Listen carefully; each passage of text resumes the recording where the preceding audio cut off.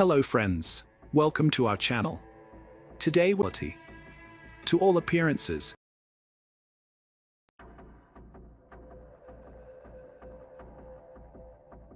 Hello friends, welcome to our channel. Today we're going to take a look at another horrible case with you. The case of Kate Waring. Kate Waring was born in Charleston, South Carolina, into a loving family with 2 siblings and parents who worked hard to provide the best possible life for their children. From a young age, Kate demonstrated a deep love for animals, which led her to volunteer at various animal shelters during her teenage years. Apart from her compassion for animals, Kate was also an accomplished dancer with a wide circle of friends and a radiant personality. To all appearances, Kate grew up in a supportive and nurturing environment, and in many ways, this was true. However, Kate's life took a dramatic turn just before she went off to college. In a private conversation with her parents, Kate revealed that she had been abused by someone close to the family when she was younger. Although she chose not to disclose the identity of the perpetrator, her revelation sent shockwaves through her family. Her parents were unaware of the trauma Kate had been silently enduring for years, leaving them reeling from the news. After sharing her dark secret, Kate's parents did everything in their power to support her, but the trauma's consequences only seemed to intensify over time. Initially, Kate struggled with addiction, first with alcohol and later with illegal substances. Her parents suggested therapy, which she reluctantly agreed to. They also encouraged her to move back home, hoping the family's presence would help her cope. Despite being an independent adult, Kate agreed to return home. At first, therapy seemed to be having a positive impact, but Kate struggled to break free from the past's heavy burden and live life to the fullest. The psychiatrist diagnosed her with depression, but everything changed when her father, always concerned and eager to help, suggested a trip to anywhere she desired. Kate was thrilled by the idea and soon set her heart on traveling beyond the Arctic Circle. Her dream was to witness polar bears in their natural habitat, and despite her traumatic experience, her love for animals remained unwavering. Kate and her parents searched for the perfect tour and soon purchased tickets for a trip to the Arctic Circle. Kate was thrilled to be embarking on this adventure, and as a result, her parents witnessed a significant transformation in her demeanor, replacing her depressive state with a cheerful and optimistic outlook. When they finally embarked on the trip, Kate was ecstatic. During the journey, Kate and her parents had a fantastic time on the boat, which took them to the Arctic Circle, where Kate befriended a Russian tourist. They remained in contact throughout the trip and continued exchanging letters afterward. Kate developed strong feelings for him, and eventually, after returning home, she decided to visit Russia. Upon arriving, they reunited, and she even contemplated staying longer in the country, but due to visa problems, Kate was forced to return home. Despite this setback, it seemed that Kate had finally overcome her depression. Back home, she planned to resolve her visa issues and even started writing a book for her children. Her life was finally taking a turn for the better. On Saturday, June 12, 2009, Kate's life took a dramatic turn. Her family was away on a business trip, leaving her alone at home.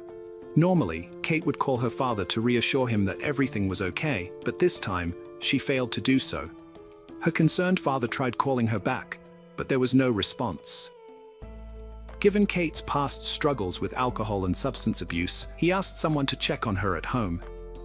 When the person arrived, Kate was nowhere to be found, but her bedroom light was still on, suggesting she might return soon. However, she didn't show up. Furthermore, Kate had left behind her essential medication, which she was supposed to take regularly. Despite their growing anxiety, Kate's parents decided not to panic and waited for her return, considering her age of 28 and ability to take care of herself. Her father decided to wait until Monday before involving the police. On Monday morning, Kate Waring's father received a call from the bank. A bank employee informed him that someone had tried to cash a check worth more than $4,000, supposedly signed by Kate, However, the bank couldn't get in touch with Kate directly, and as her father was a co-signer on her account, they reached out to him instead.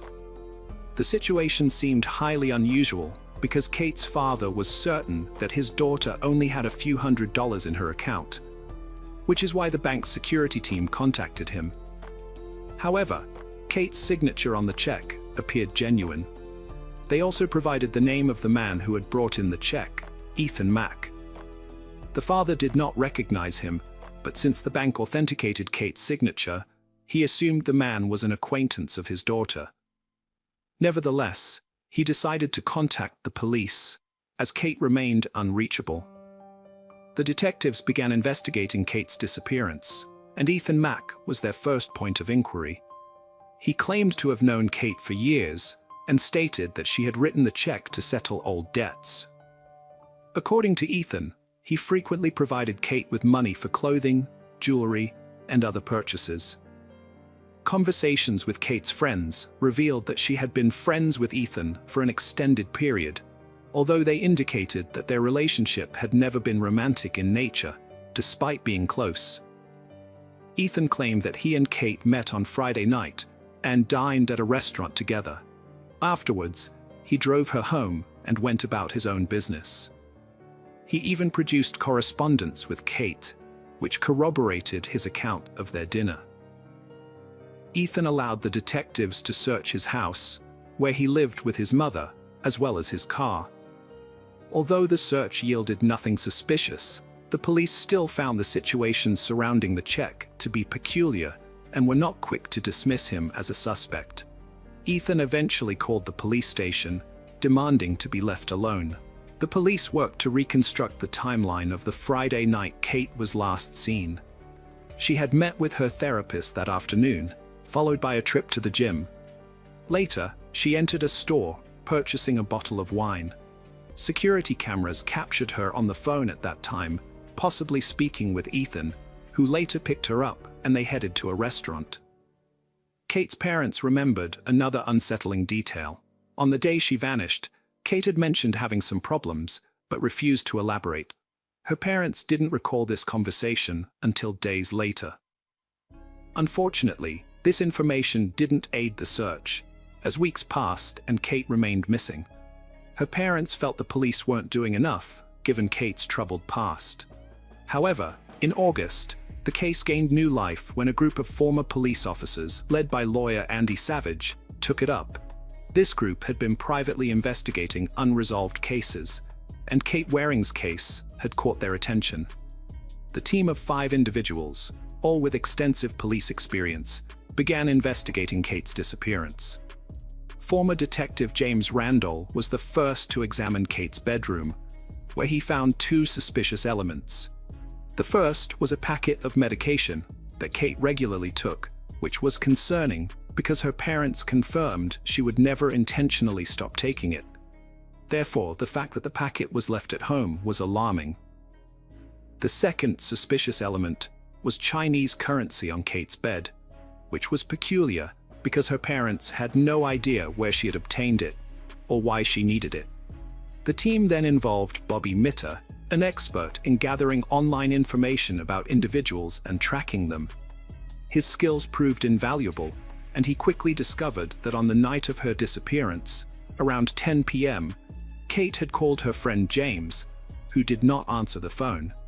Instead, she left him a very troubling voicemail, claiming someone had stolen her credit cards. The investigation also revealed that her phone was last active at 1:53 a.m., when for some reason, she called her own voicemail. Further investigation led team member Lewis to discover that the call was made from the area of James Island, which was a few kilometers from Kate's house. Another team member, former homicide detective Eugene Fraser, made an intriguing discovery. He spoke with several acquaintances living in James Island and found it odd that Ethan Mack, who had voluntarily let the police inspect his home, did not actually live there. Instead, he rented an apartment in a nearby building, which Eugene was fortunate to uncover because one of his acquaintances happened to be the landlord of the apartment Ethan had rented. Digging deeper, The detectives discovered that the police had barely scratched the surface in their investigation into Ethan. A cursory search of his mother's house was all they had done. The team decided to take matters into their own hands and uncovered a vital lead. Ethan had a girlfriend, Heather Camp. When they questioned Kate's parents about her, her mother recalled a peculiar encounter. Kate had met Heather on a train from Washington, D.C., about a month before her disappearance, when Kate was having issues with her Russian visa. Heather claimed her wallet had been stolen, leaving her penniless, and Kate sympathetically offered to lend her a substantial amount of money. Heather stated she had landed a pediatric surgeon position in South Carolina, set to start soon. Later, she announced her daughter had died in a New Jersey car crash, but her behavior was eerily calm, suggesting the news hadn't greatly affected her. The detectives also stumbled upon an intriguing fact. Heather was facing a fraud charge in Indiana for posing as a licensed doctor by falsifying documents. This new evidence forced them to re-examine the case from a different angle. They presented their findings to the police, but the authorities were surprisingly uncooperative and unwilling to continue the investigation. The team understood that the only way to get the police to take action was to gather irrefutable proof that linked Heather to Kate's disappearance. To achieve this, the team went to great lengths. They convinced the person who rented the apartment to Ethan Mack to install a secret camera outside his apartment door. Additionally, they placed a hidden GPS tracker in Ethan's car, enabling the team to track his movements and observe his activities. It didn't take long to yield results. After analyzing Ethan's travel patterns, the detectives found that he had visited numerous pawn shops across the city, selling small batches of various jewelry pieces. Although they couldn't confirm whether the jewelry belonged to Kate, the detectives believed they were getting close to a vital clue. After some time, Ethan and Heather faced a serious problem when their landlord threatened to evict them due to non-payment of rent. The team knew that if this happened, they would lose the opportunity to observe the couple's behavior and movements. To prevent this, they tried to persuade the landlord to change his mind. At the same time, the detectives quickly came up with a new plan. They asked the landlord to give Ethan and Heather more time to pay the rent, but only if they agreed to sign a contract promising to clear the debt. The strategy worked, and as soon as the landlord handed over the contract, the team sent it to the laboratory. The goal was to compare Ethan and Heather's handwriting on the contract with Kate's signature on the $4,000 check. This led to a significant breakthrough.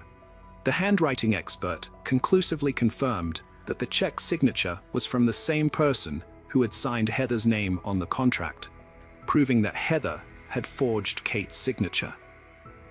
The team knew the police would be slow to act, so they came up with a new plan. They persuaded the landlord to cooperate and told Ethan that his apartment needed to be treated for insects. The team leader wore an exterminator suit and went to the apartment with the landlord. They waited until Ethan left the apartment, confirmed by his car moving away from the house, before entering. However, they were met with an unwelcome surprise. Ethan was still at home. It turned out Heather was driving his car, but it was too late to abort the operation.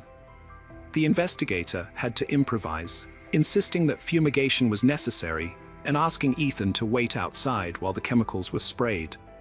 Ethan, none the wiser, agreed and left. Meanwhile, the investigator carefully searched the apartment for any evidence linking Ethan to Kate's disappearance. He searched Ethan's backpack and found Chinese money, the same notes found on Kate's bed. This was their first clue. Unfortunately, no other potential clues were found. The investigator and landlord pretended to finish the treatment and left. The team needed to regroup and devise another plan. Upon reviewing the footage from the camera in front of Ethan's apartment, detectives identified a frequent visitor, Terry Williams, a neighbor of the couple. They suspected Williams might have information about Ethan and Heather's involvement in Kate's disappearance, so they took a bold step. The team offered Williams a substantial sum of money in exchange for information about his friend's actions regarding Kate. They brought the money to Williams's apartment, but were met with an unexpected turn of events. At the time of the offer, Heather was at her home, where she overheard the entire conversation. Apparently, there was a prior discussion between Ethan and Williams.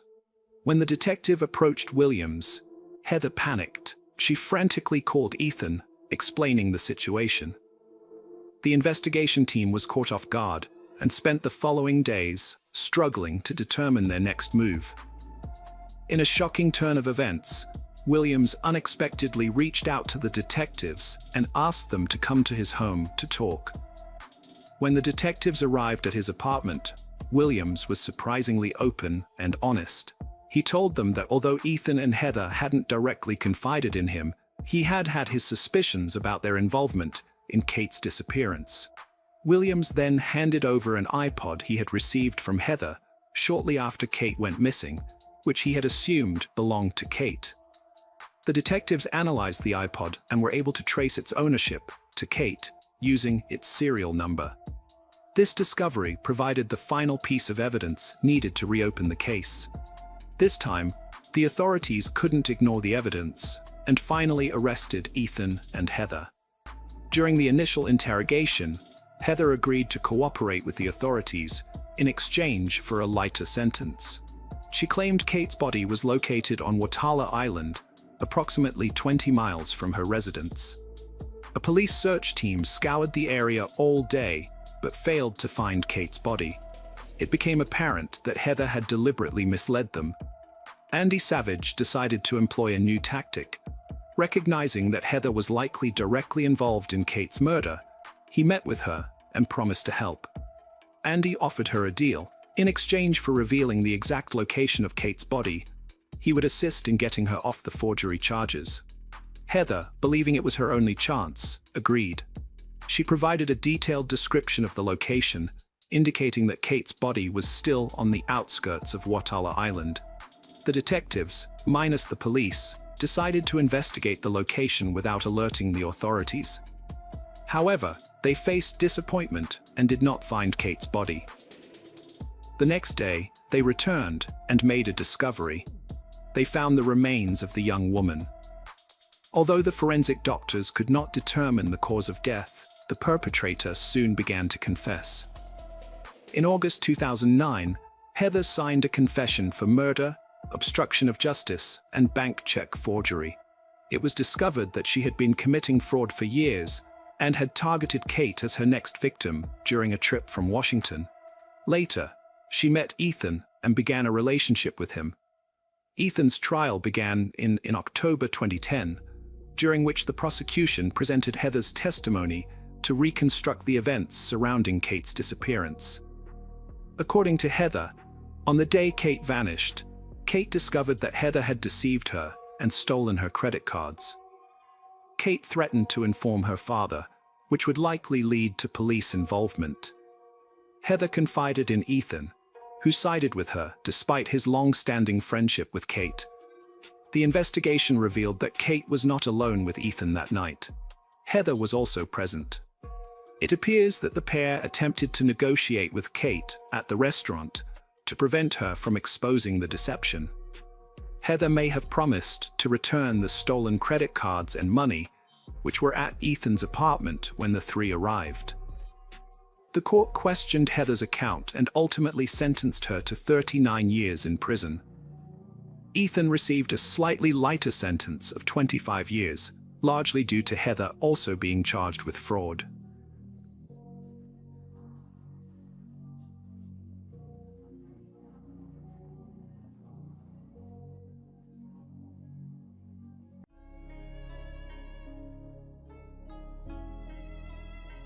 Hello friends, welcome to our channel. Today we're going to take a look at another horrible case with you, the case of Angela Craig. 46-year-old James Craig and 43-year-old Angela Craig were known as a perfect couple, famous for their happy marriage and lovely family. They often posted on social media about their life with their 6 children, enjoying activities like camping, fishing, and snowboarding. However, beneath this facade, their relationship had hidden complexities and struggles. James had a gambling addiction that caused financial problems as he continued to lose money with each bet. Despite his efforts to change his luck, he only ended up deeper in debt. Questionable business decisions and failed ventures in cryptocurrency also contributed to his financial troubles. In a last-ditch effort to turn around his luck, he went to Las Vegas and spent $2,000. Angela confided in her sister, Tony, about James's financial issues, which had nearly destroyed his dental practice. Angela had to step in to help manage the practice when James could not afford additional staff. Their marriage suffered from James's infidelity, and despite Angela's attempts to leave, she felt trapped by his charismatic personality. The darkest chapter in this story was when James drugged Angela about 5 or 6 years ago. He admitted that he did it to stop her from stopping him from trying to end his own life. This horrible incident became important later in the investigation because of some revealing text messages shown in the video. Angela's recent trip to visit her sister in Utah from March 1st to March 5th showed a completely different side of her. When she came back home, she seemed healthy and positive thanks to her regular exercise routine and didn't have any complaints. On March 6th, Angela's husband prepared her usual protein shake for their daily workout, a routine they both followed consistently. Unbeknownst to her, while she was away visiting her sister, James had been researching deadly poisons online and had received a delivery of arsenic on March 4th.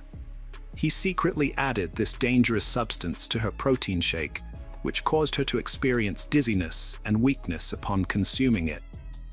Angela sought help at Parker Adventist Hospital and was released the same day, oblivious to the grim reality. Her family assumed her symptoms were just another bout of routine sinus infections, unaware of the sinister truth.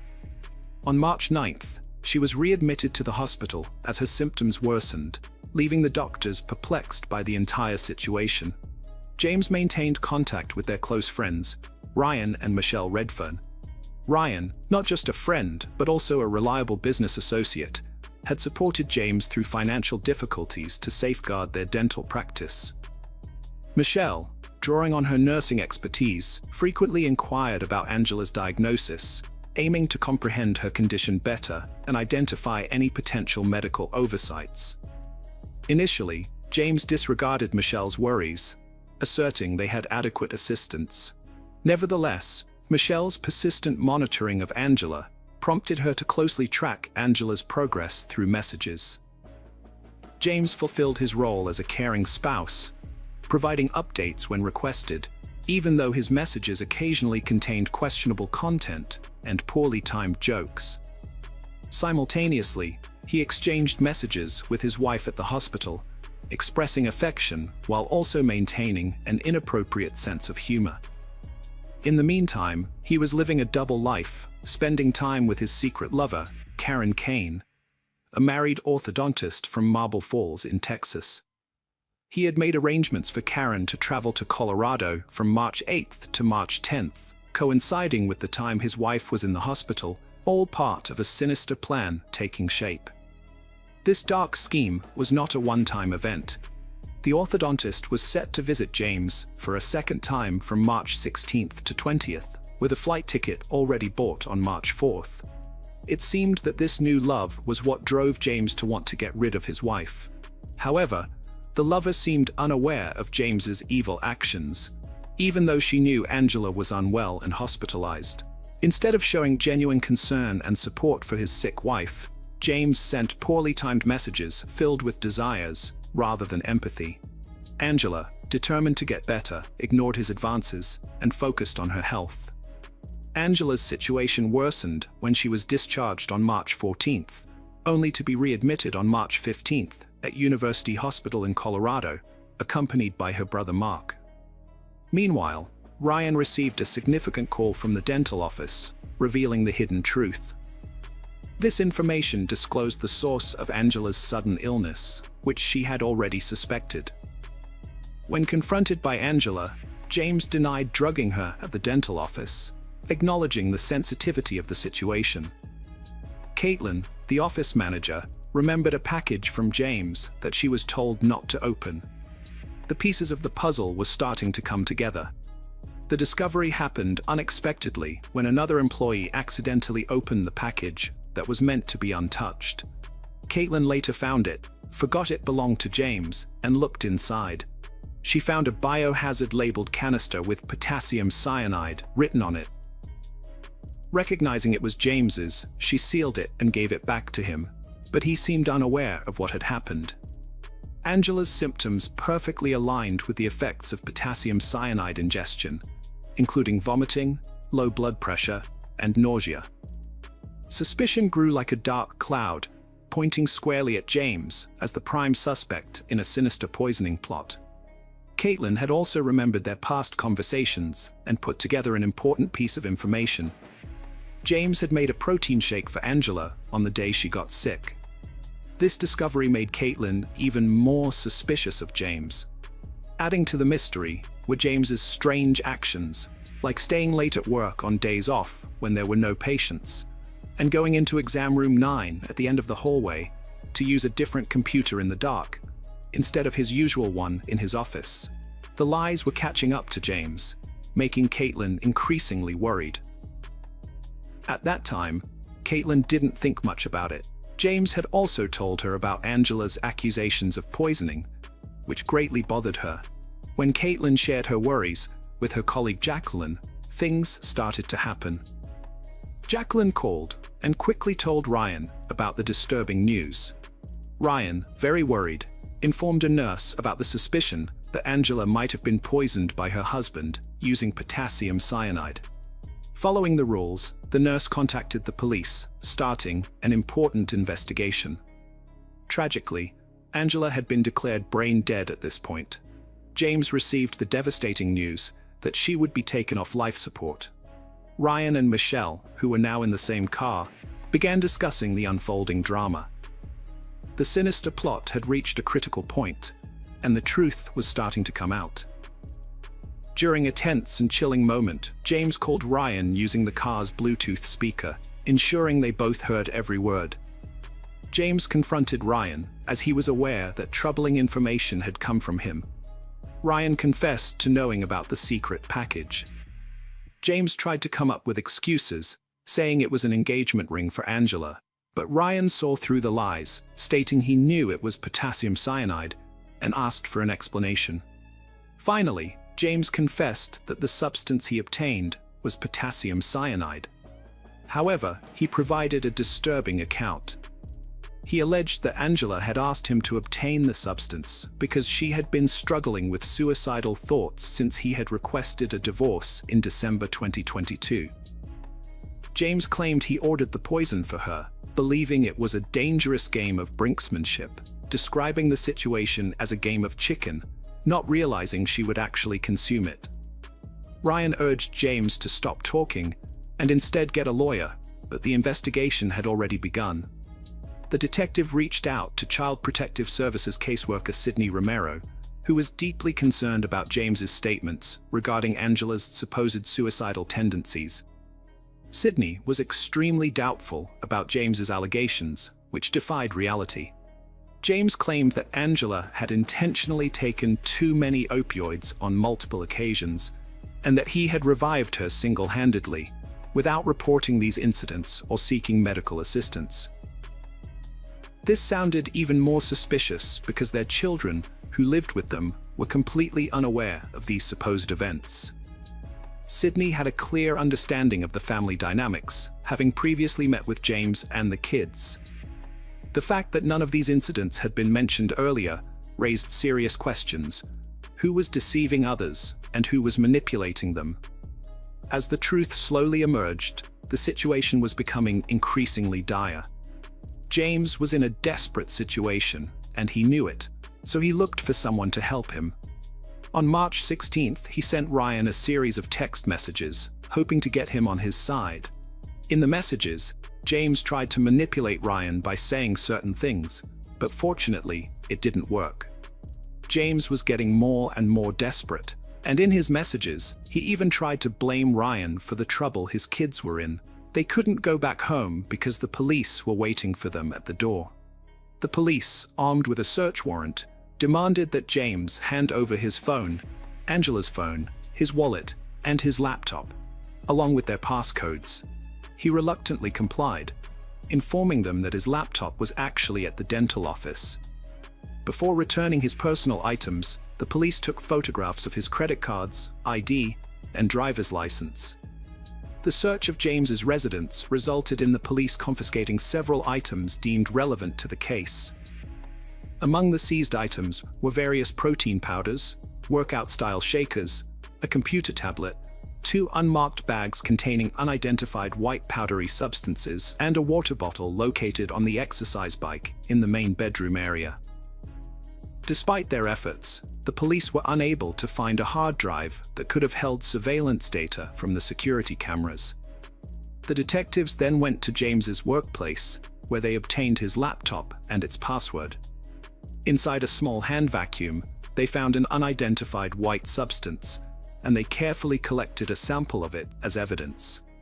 Additionally, they retrieved a hard drive from exam room 9 that James had previously used.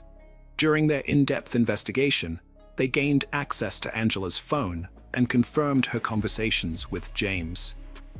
They found his contact information, listed as the boy, with a picture of the two of them, and his phone number matched the one provided by Ryan and Michelle. However, the most disturbing find came when they connected the hard drive to a television, revealing James's alarming Google search history.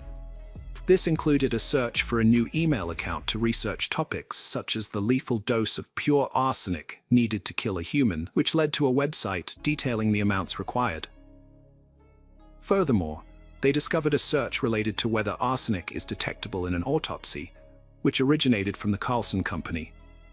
A review of James's YouTube search history uncovered a series of unsettling titles, including Top 5 Undetectable Poisons That Show No Signs of Foul Play, How to Make Poison, and Top 10 Deadliest Plants That Can Kill You. As detectives examined his emails, they found emails between him and Cassie Rodriguez, who worked at Midland Scientific, the same company where he had bought potassium cyanide. In the emails, James kept asking about the delay in his order, saying he needed it for medical purposes and providing his credentials, which the company finally accepted. He was getting increasingly agitated as he urgently wanted the dangerous substance to speed up his sinister plan. In a stunning revelation, the investigation revealed that James had been poisoning Angela even while she was in the hospital, all the while pretending to care for her. An email from his lover hinted that he had shared a disturbing secret about Angela's condition with her. In the email, the lover expressed deep sympathy and consoled James, assuming Angela's condition was due to natural causes. She acknowledged the enormous difficulty James must be facing and offered to be present for him, but refused to pretend their relationship was platonic when they both knew it was more than that. Angela tragically passed away on March 18, 2023, leaving behind 6 children. Suspicions surrounding her death grew stronger when her husband James declined an autopsy, a decision that cast further doubt on his innocence. One would expect a grieving and innocent husband to want to uncover the mysterious circumstances surrounding his wife's death. However, James' actions only fueled the growing suspicions.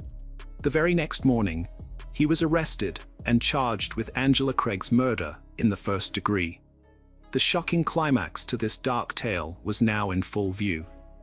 On March 23, 2023, James made a solemn entrance into the courtroom. He appeared with his head lowered, hands in cuffs, and ankles restrained, clad in the unmistakable orange jumpsuit of the Arapahoe County Detention Center. His gaze avoided the eyes of family and friends present, and he entered a plea of not guilty. As of October 2023, James Craig made an appearance in Arapahoe County Court, where he maintained his not guilty plea. His trial has been scheduled for April 19, 2024, and is expected to last 3 weeks, taking place in the spring of 2024. Angela's obituary celebrated her as a devoted, committed, and loving individual, showing unwavering loyalty to her children, family, and friends. Remarkably, she remained loyal even to the man who had betrayed their love and ultimately led to her tragic end.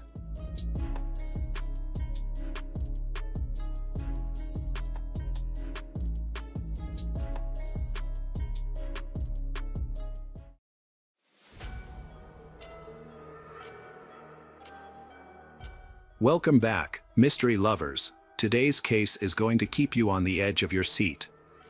The case of Athena Strand. Athena Strand was born on May 25, 2015 in the small town of Duncan, Oklahoma, USA. Her parents divorced and her father moved to Texas while Athena still lived with her mother in Oklahoma. Despite living far apart, her father kept in touch and visited her whenever possible. Sometimes her mother would bring Athena to see her father so they could spend time together. Both her parents remarried later and Athena had two younger sisters. Athena was a cheerful, sociable child. She loved to play and spend a lot of time outdoors. In the winter of 2022, when Athena was 7 years old, she temporarily left Oklahoma to live with her father in Texas until the New Year holidays ended. During this time, Athena attended a local elementary school. Her father's house was located in a remote rural area, surrounded by forests and vast fields. Here, Athena had a great time exploring nature with her father and also built a good relationship with his new wife, Elizabeth. On November 30th, Athena returned home from school at around 4:15 p.m., just like every other day. She was home alone with her mother, Elizabeth, because her father and grandfather had gone hunting.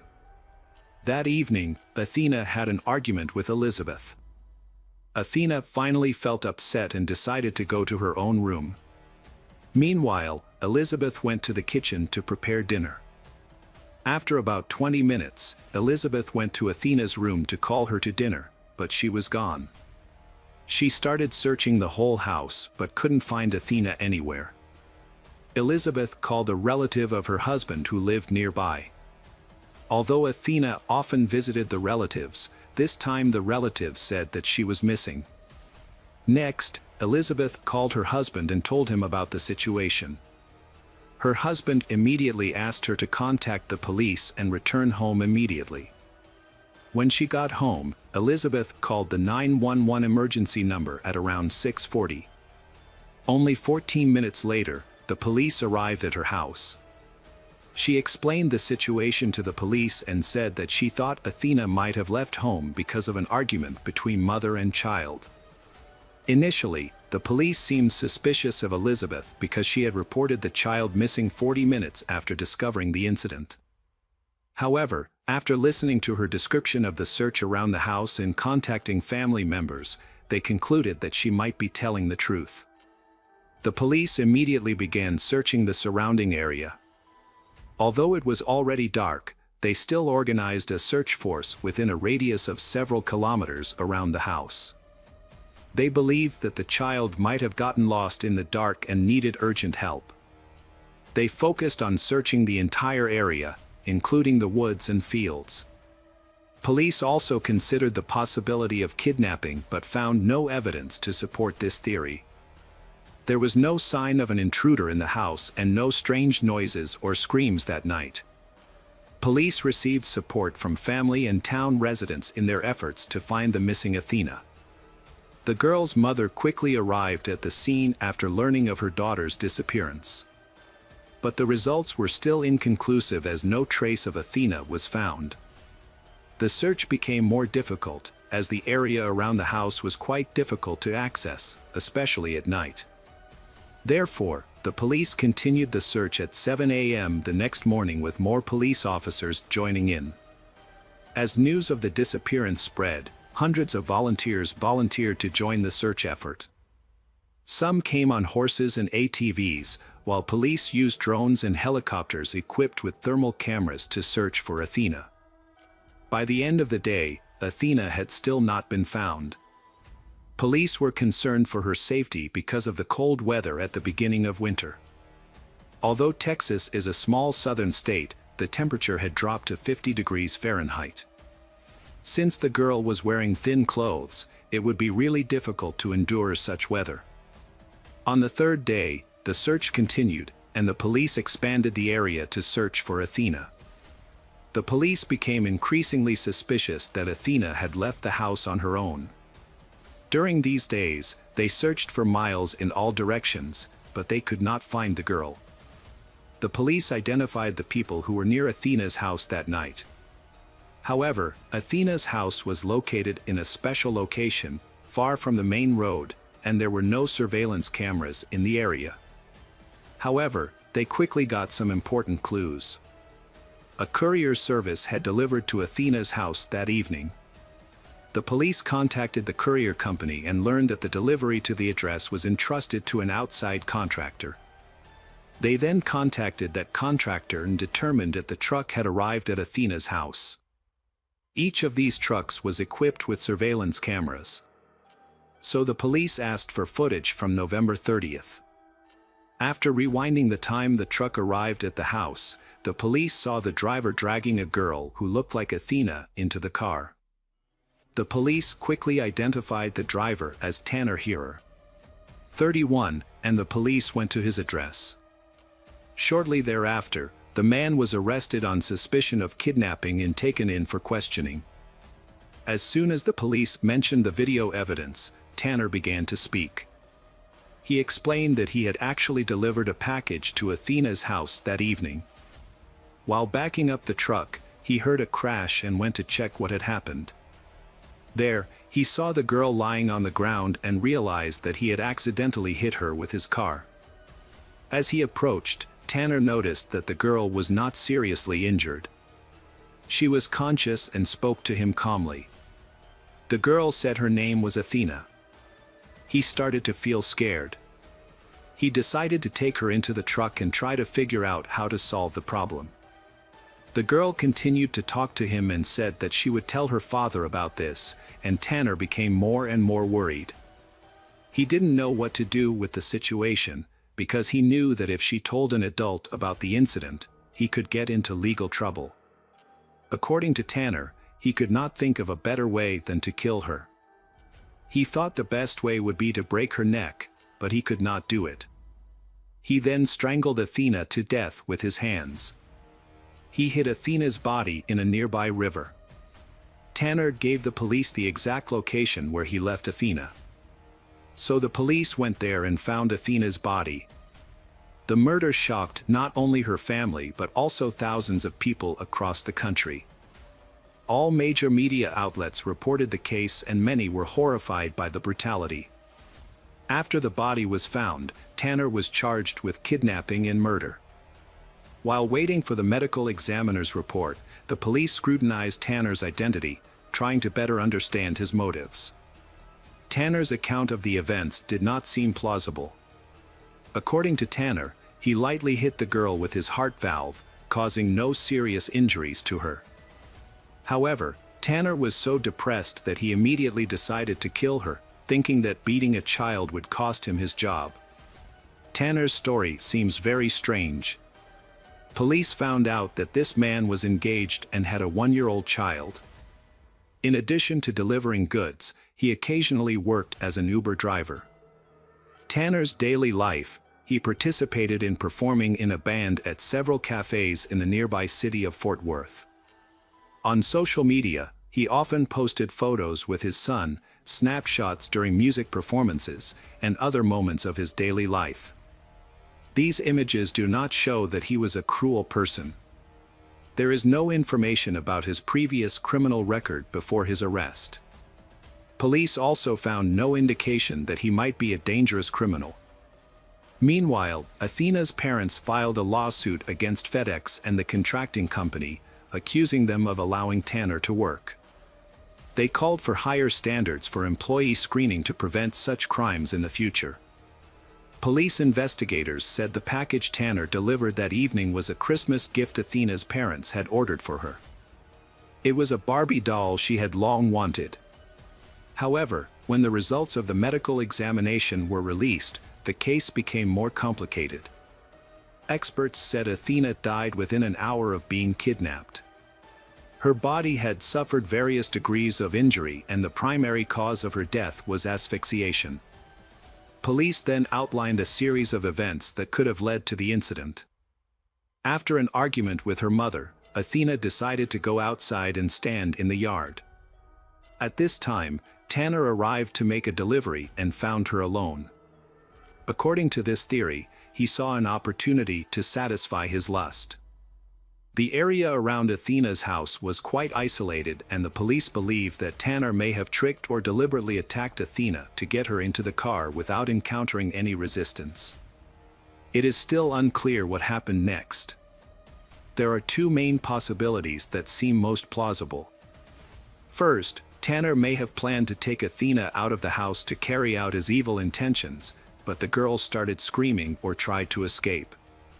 Fearing discovery, Tanner killed the girl and dumped her body in the river.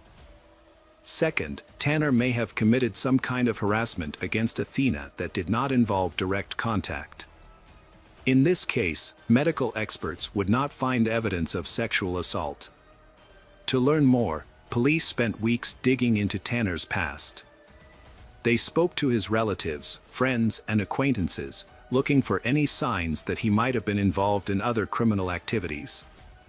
There was a major breakthrough in the investigation. The police found several people who said they had been assaulted by Tanner when they were children. However, the identities of these people have not been released to protect the investigation. One of Tanner's victims went public with her story of being assaulted by him when she was 16. She shared her story on social media in an attempt to gain attention. Surprisingly, Tanner faced no consequences for his actions and was not even considered a suspect for a long time. Sadly, the victim wrote that no one believed her during those years. However, after Tanner killed Athena, these allegations received more attention, exposing Tanner's true nature.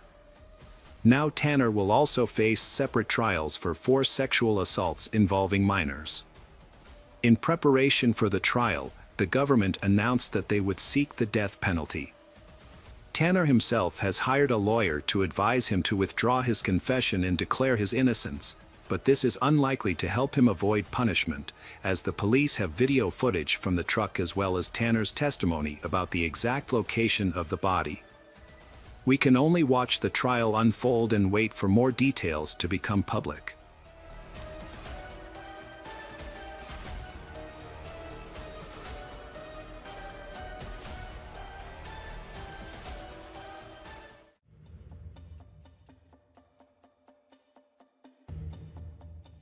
Hello friends, welcome to our channel. Today we're going to take a look at another horrible case with you. The case of Brayla Stone.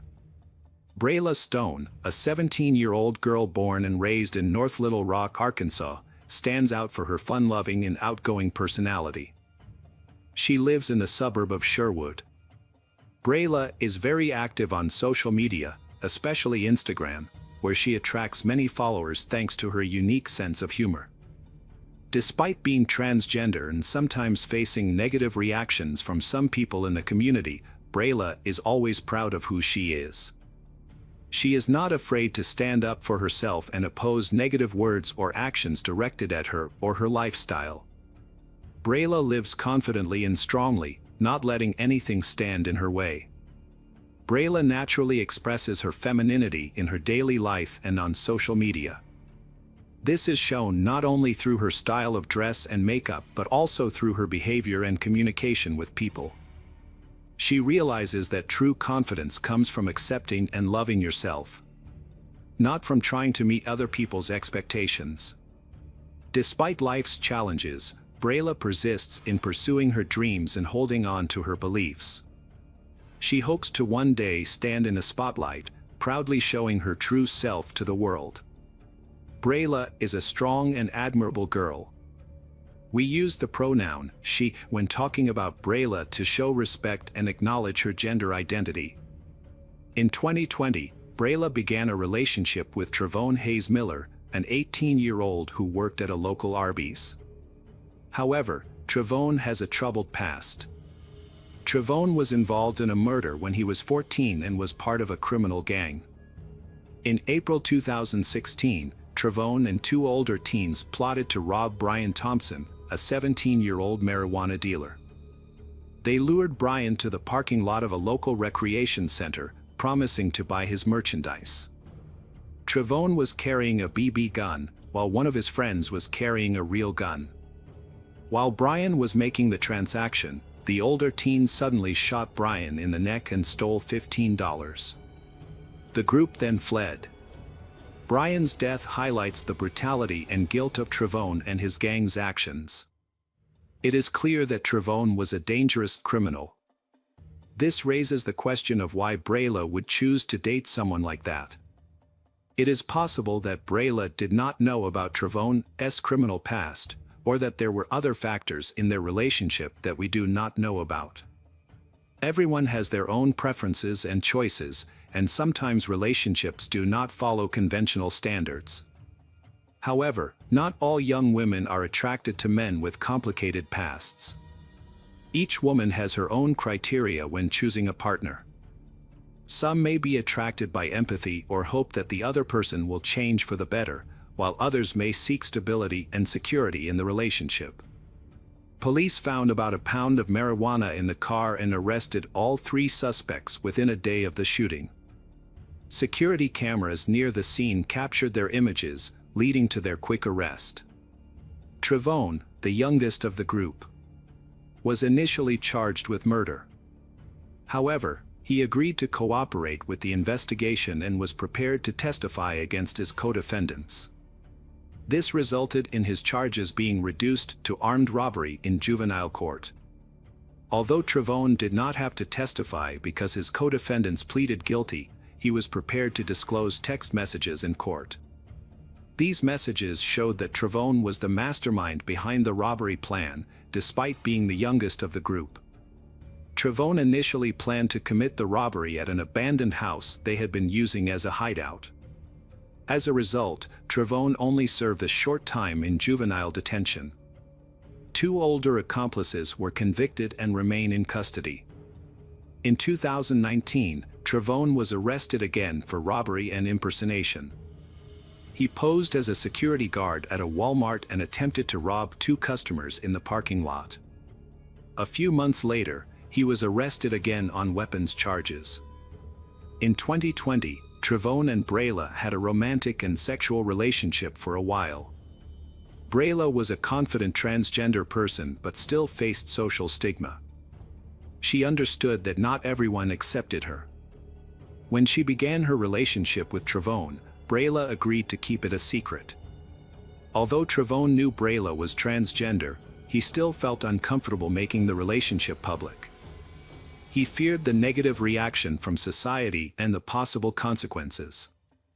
Instead of public his relationship with Brayla, Trevone kept the relationship a secret. Their conflict escalated when Brayla discovered that Trevone was having an affair with another woman. Feeling betrayed, Brayla threatened to expose their relationship. Trevone responded by inviting Brayla to his home and offering to pay her to keep quiet. Trevone's fear causes him to have negative thoughts. Instead of facing society and taking responsibility, he wants to eliminate Brayla to keep the secret. Trevone tells her about his intentions through a phone call. However, she does not take the threat seriously, believing that Trevone only says it when he is agitated. She tries to calm him down and hopes that things will work out on their own. After the phone call, Brayla went to Trevone's home.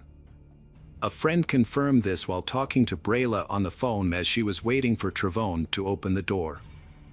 About 5 hours after meeting Trevone, Brayla texted the friend, saying she was unhappy and they had been arguing for hours. Sadly, this was one of the last times anyone heard from Brayla. The next morning, a passerby called the police to report a body in a park in the Sherwood area of North Little Rock.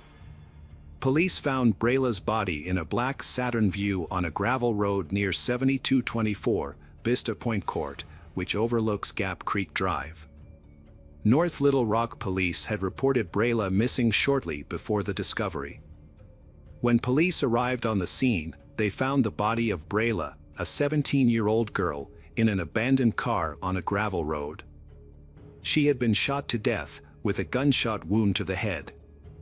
Brayla's body was found lying face up on the floor in front of the passenger seat, with her legs extended behind the seat. The driver's side window was broken. The police report noted that there was blood inside the car and a strong smell of bleach. Investigators also found some of the interior upholstery discolored, possibly from exposure to bleach. News of Brayla's death has been widely reported in the media. Notably, her family requested that articles about Brayla use the pronoun he and her birth name, contrary to her expressed preferences prior to her death. It was clear that there was a clear disagreement between Brayla and her family about her identity. This was demonstrated by their lack of respect for her gender identity, even after her death. In the obituary, the family used an old image of Brayla before her transition, which caused a sense of disappointment and regret. Instead of celebrating Brayla for who she was, the family chose to present a past image that she had tried to change. This reflects the difficulties in society in accepting and respecting diversity in gender identity. After Brayla passed away, an Instagram account named Tap and Season commented that they killed her for $5,000 and posted pictures of money as evidence. In the next 24 hours, this account received a lot of criticism. Finally, the account owner admitted that he was just a 15-year-old kid making up stories to get attention. This thoughtless action is not only irresponsible but also deserves strong condemnation. The baseless confession of murder has caused more grief for Brayla's family and friends and affected the whole community. Anxiety and insecurity in the community are increasing as people read the comments and wonder if there is a real killer on the loose in Sherwood. The fact that the police have not arrested the imposter has only made the situation more tense. While this child may not face legal consequences, his actions have had serious repercussions. Hopefully, as he grows up, he will realize his mistakes and learn a valuable lesson about the importance of honesty and respect for others. After a week of investigation, the police arrested Trevone. According to reports, Trevone quickly became the prime suspect in the case. A friend of Brayla provided important information to the police. Brayla was with Trevone on the night of her murder, and the location where Brayla's body was found was a place Trevone frequently went to have sex, due to its proximity to his residence in Sherwood. After Brayla's death, Trevone's manager at Arby's contacted him. During the conversation, Trevone appeared very upset and said that he had screwed everything up and would not be returning to work for a long time. Although the manager tried to ask Trevone what had happened, he only replied that she would know soon. Upon hearing that Brayla's body had been discovered, the manager immediately reported the conversation to the police. With this information and other evidence, Trevone was finally arrested on August 3rd. At trial, prosecutors alleged that Trevone had murdered Brayla to prevent her from revealing their sexual relationship. According to the indictment, Brayla had discovered that Trevone was dating another woman and planned to retaliate by making their previous intimate relationship public. Fearing that he would be labeled a homosexual, Trevone allegedly paid Brayla to keep the matter quiet. However, when he learned that Brayla was still planning to reveal the information, Trevone killed her.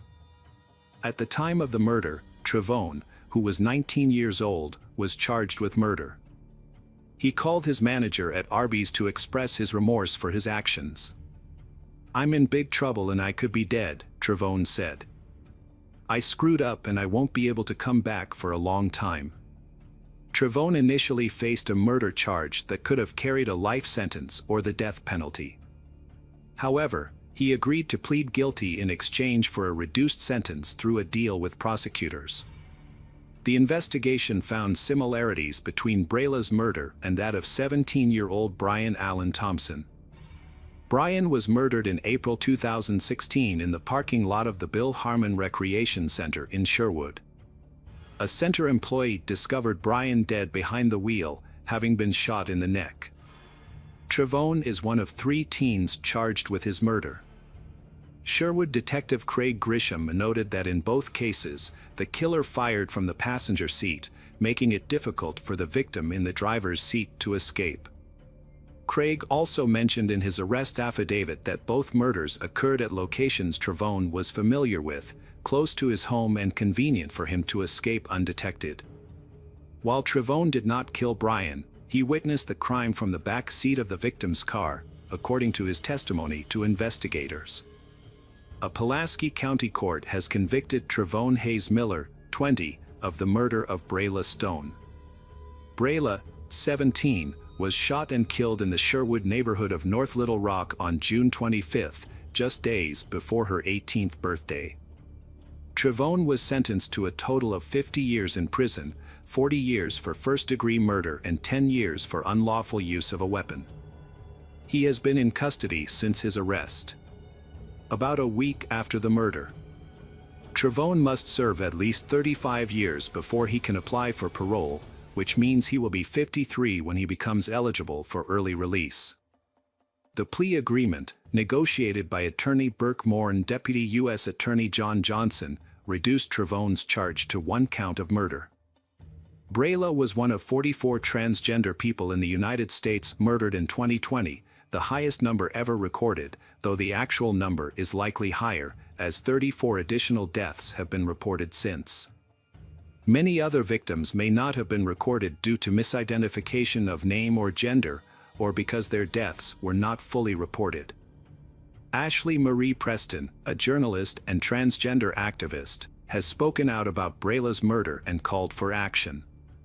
She also objected to the media using Brayla's birth name instead of her real name, despite Brayla's family requesting to use her pre-transition name and pronouns. Local groups was hold a candlelight vigil tonight at Bull Park in Little Rock to protest the incident. A Change.org petition has received more than 100,000 signatures to date.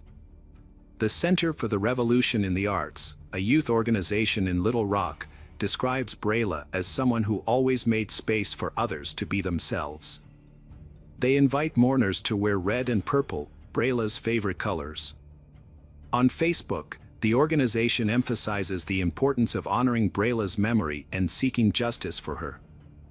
Brayla was not just an individual, but a shining example of dignity and courage. She faced many hardships and pressures that others can hardly understand. However, Brayla always maintained her faith and desire to live a free and happy life.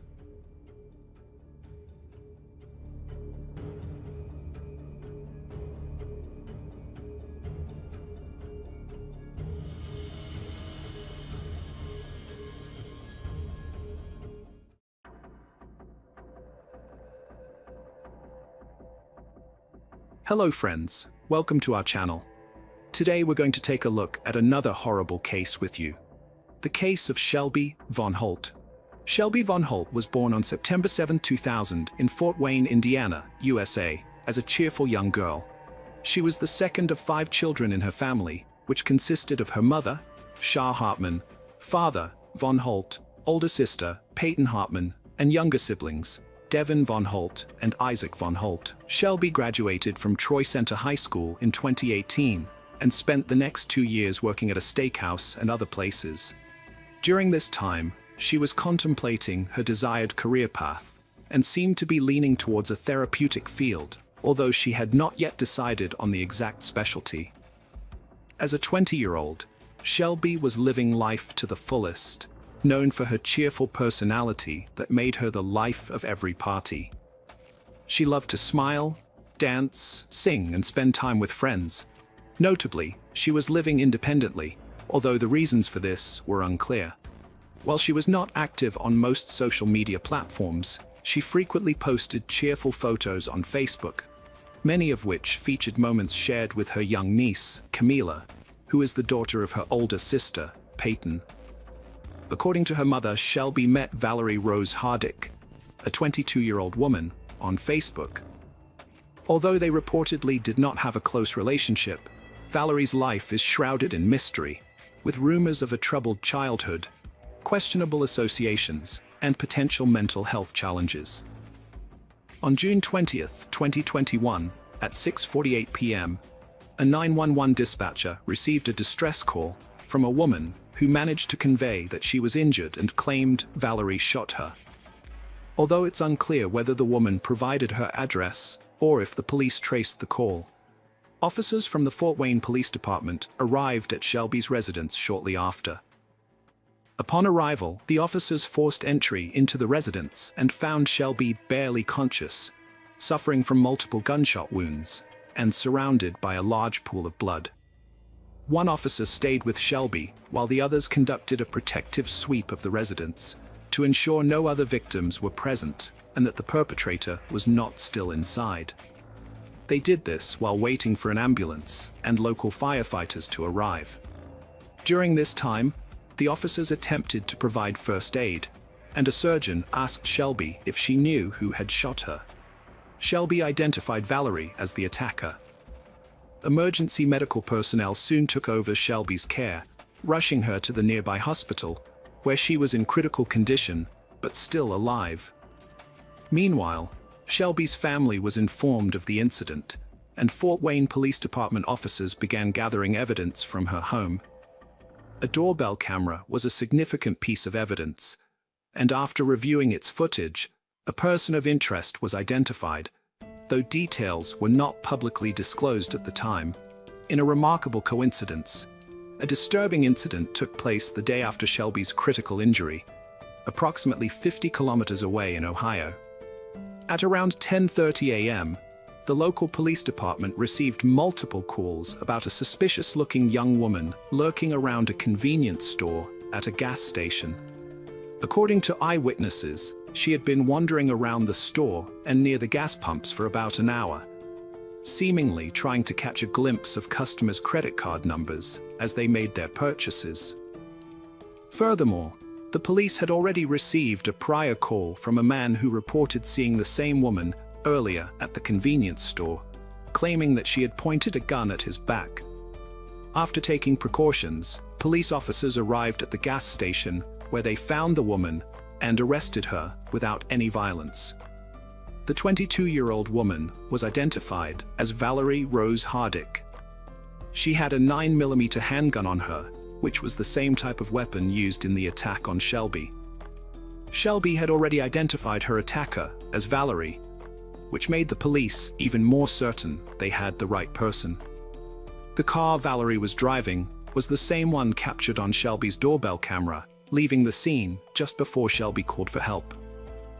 Although the investigation is ongoing, Valerie was taken into custody and transferred to the county jail, where she will await her court hearing in the local municipal court. Shelby was clinging to life after being gravely injured by 89mm bullet wounds to her chest and abdomen. Doctors placed her in an induced coma and did everything they could to save her. Unfortunately, 3 days after the brutal attack on June 22, 2021, Shelby's body gave in to the injuries, and she was pronounced dead. According to her mother and media reports, Shelby died after undergoing 4 complex abdominal surgeries that did not yield the desired results. She received 20 blood transfusions, but the medical outlook was always bleak. If Shelby had survived, doctors believed her legs would have needed to be amputated. The brutal murder raises questions about what could drive someone to commit such a heinous crime.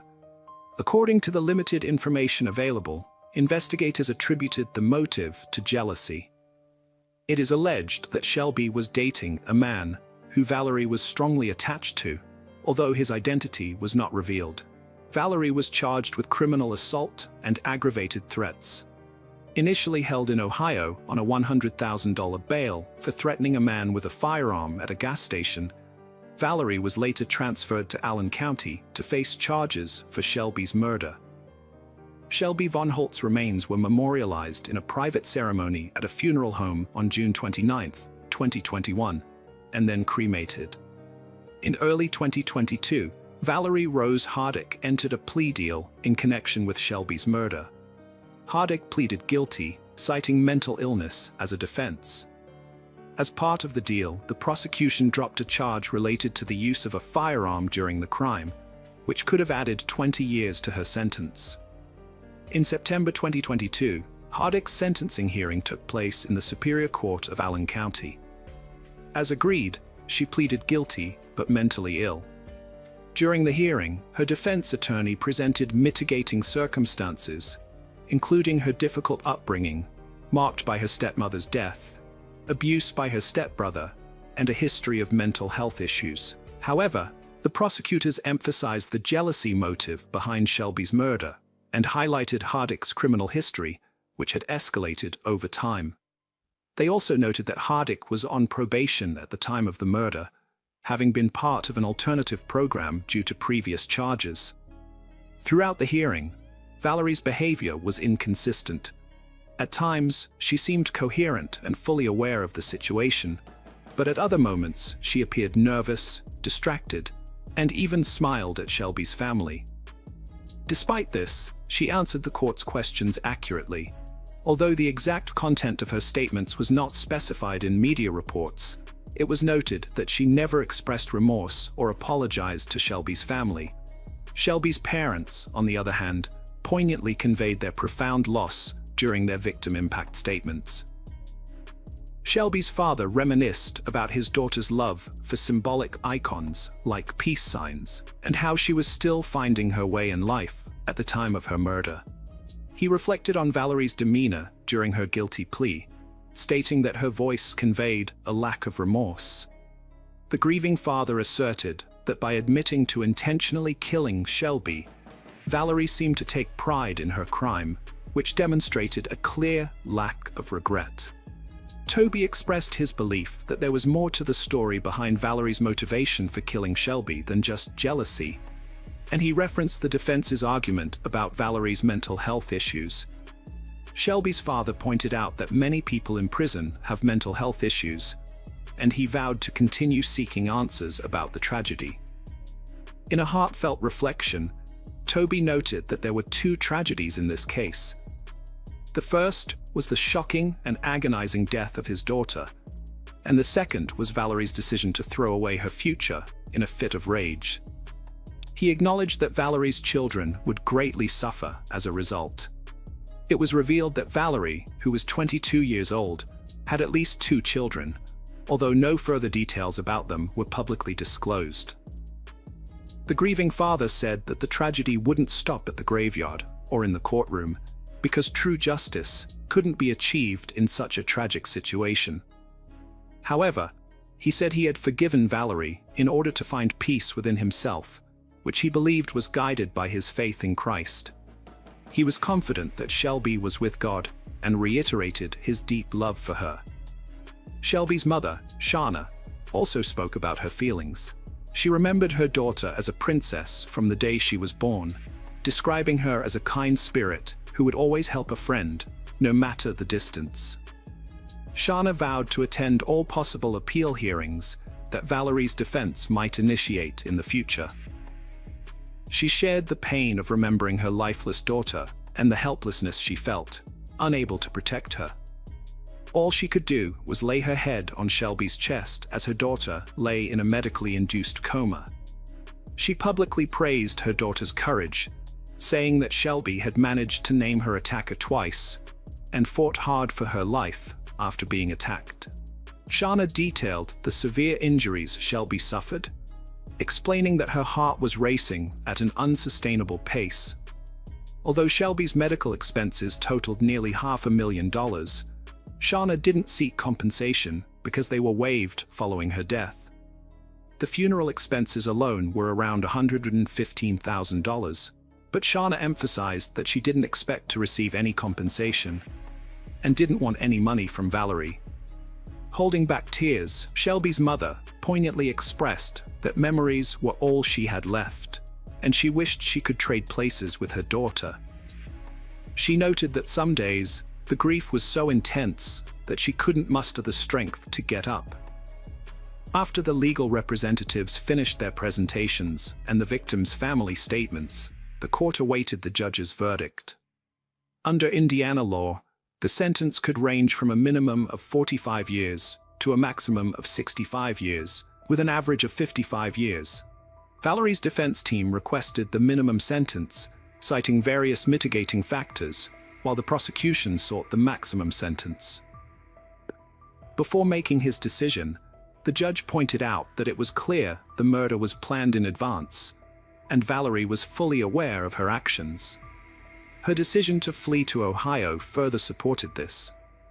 While the judge acknowledged that Valerie had a difficult upbringing, marked by inadequate education, personal traumas, and mental health issues, he emphasized that she already had a growing criminal record at the time of Shelby's murder, including pending charges for a separate crime. Despite her past attempts at rehabilitation, her criminal history and lack of success in those attempts meant her traumatic past could not be used as an excuse. Taking these factors into account, the judge sentenced the 23-year-old Valerie to the maximum possible sentence of 65 years in prison.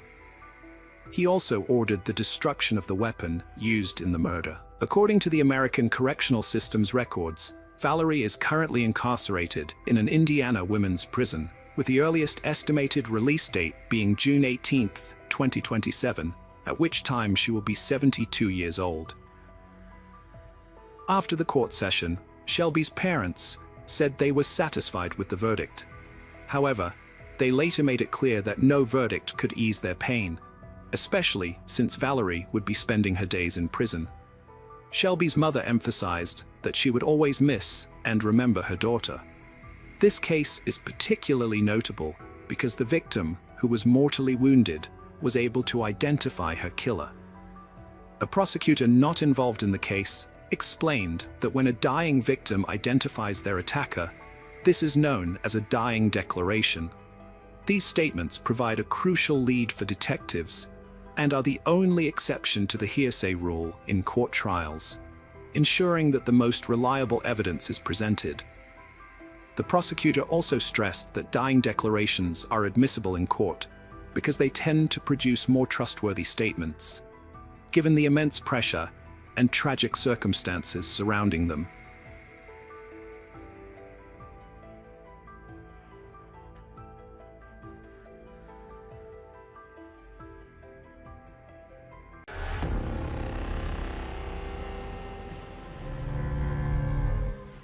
Hello friends. Welcome to our channel. Today we're going to take a look at another horrible case with you. The case of Lizzie Marriott. In the fall of 2012, Lizzie Marriott began her studies in marine biology at the University of New Hampshire. To reduce her living expenses, she moved out of her family home in Massachusetts, where she lived with her parents, Bob and Melissa Lizzie, and relocated to Chester to live with her aunt and uncle, Tony and Becky Hannah.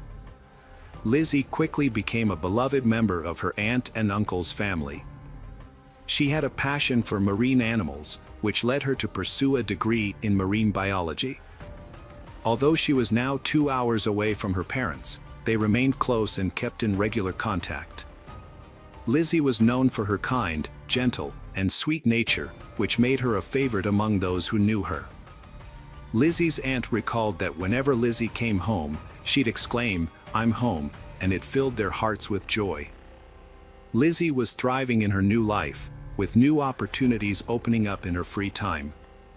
She had found a job at Target, where she quickly fit in and earned respect from her colleagues. That's where she met Kate McDonough, an 18-year-old who quickly became a close friend. They girls often hung out after work, and one day, Kate invited Lizzie over to her apartment. On subsequent invitations, Lizzie was happy to accept. Lizzie and Kate planned a cozy evening with dinner and a movie on October 9th. However, Kate's boyfriend Seth joined them, bringing a lively atmosphere. Seth was a man of many talents, with a theater arts background and a black belt in karate. Lizzie's family and friends expected a fun evening together. When she failed to return home at the agreed-upon time, her relatives initially thought she might have stayed overnight at a friend's place and then headed to university. However, when she didn't show up the next day, her aunt and uncle grew concerned and contacted her parents, who were also unaware of her whereabouts. Lizzie's parents immediately drove to Chester, reporting their daughter's disappearance to the police along the way. The investigation began, and the police questioned everyone who knew Lizzie, but her relatives had no idea where she had gone. Fortunately, a friend named Nate revealed that he thought Lizzie might be with Kate McDonough. Nate asked Kate if she had seen Lizzie. Kate replied that she hadn't. Detectives began investigating the new information provided by Nate. In the meantime, they discovered that her bank accounts showed no activity, and her phone was dead. This led them to rule out the initial theory that she might have been involved in an accident. Shortly after, her car was located. After interviewing her friends and co-workers, investigators gathered some information about Kate and her boyfriend, Seth. Lizzie and Kate's acquaintances have noticed they spending increasing amounts of time together, despite their vastly different personalities. Outwardly, Lizzie is sociable and compassionate, whereas Kate is known for being rude. The reason behind their close relationship remains unclear. Lizzie was once a cheerful person, but after meeting Seth, she changed.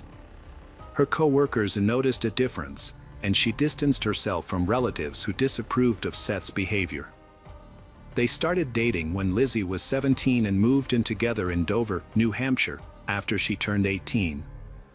On October 12, authorities questioned Kate and Seth separately but at the same time. This tactic helped investigators gather more information. For 2 hours, Kate consistently denied ever having met Lizzie on October 9th, but then she stopped cooperating completely with the investigation. Seth, on the other hand, was more open with the details. He contradicted Kate's account, saying that Lizzie was actually at their place on the 9th. Seth described the events of that day, saying that he, Kate and Lizzie watched a movie together, played strip poker and then engaged in a consensual threesome. However, the situation becomes tragic when things don't go as planned. Lizzie accidentally dies while tied with rope. Too shocked and afraid of being misunderstood, Seth and Kate decided to dump Lizzie's body into the Piscataqua River on Pierce Island. After being questioned for 11 hours, Seth accompanied police to the location and reenacted how he and Kate threw the body off the cliff. Lizzie's parents doubted Seth's account of her death, insisting she was in a loving relationship with Brittany and wouldn't cheat or take her own life. They urged police to find her body for a proper burial. The search continued with volunteers and a detective, but strong river currents made it possible her body was swept to the Atlantic. The investigation into Lizzie's death continued with a search of Seth's apartment. Detectives found the apartment cluttered and disorganized, with evidence of Seth's interest in occultism and black magic. A search of the surrounding area turned up a bag in a trash container containing black leather gloves, a sweatshirt, and men's underwear with DNA from both Seth and Lizzie, confirming their intimate relationship. The sweatshirt was identified as Lizzie's by her family. Later, Kate McDonough confirmed some of his account. According to Kate, she, Seth, and Lizzie spent the evening of October 9th watching a movie and playing strip poker, which eventually led to a consensual intimate encounter involving rope bondage, which Lizzie had agreed to. Lizzie Marriott was having a good time until she suddenly had a seizure, suffocated, and lost consciousness. She stopped breathing when Seth and Kate lifted her up. Kate thought it was an accident, but an unexpected witness's testimony took the investigation in a new direction. A young woman visited the police station, claiming to have crucial information about the Lizzie Marriott case and requesting to speak with the lead detectives. During the conversation, she introduced herself as Catherine Fish, Seth Mella's ex-girlfriend. Her statements implied that Seth was capable of murder. She revealed that Seth had once confided in her about a fantasy in which he took someone's life. To understand Catherine's testimony, it's essential to examine her past relationship with Seth. They met 10 years ago, and initially, Seth seemed attentive and caring.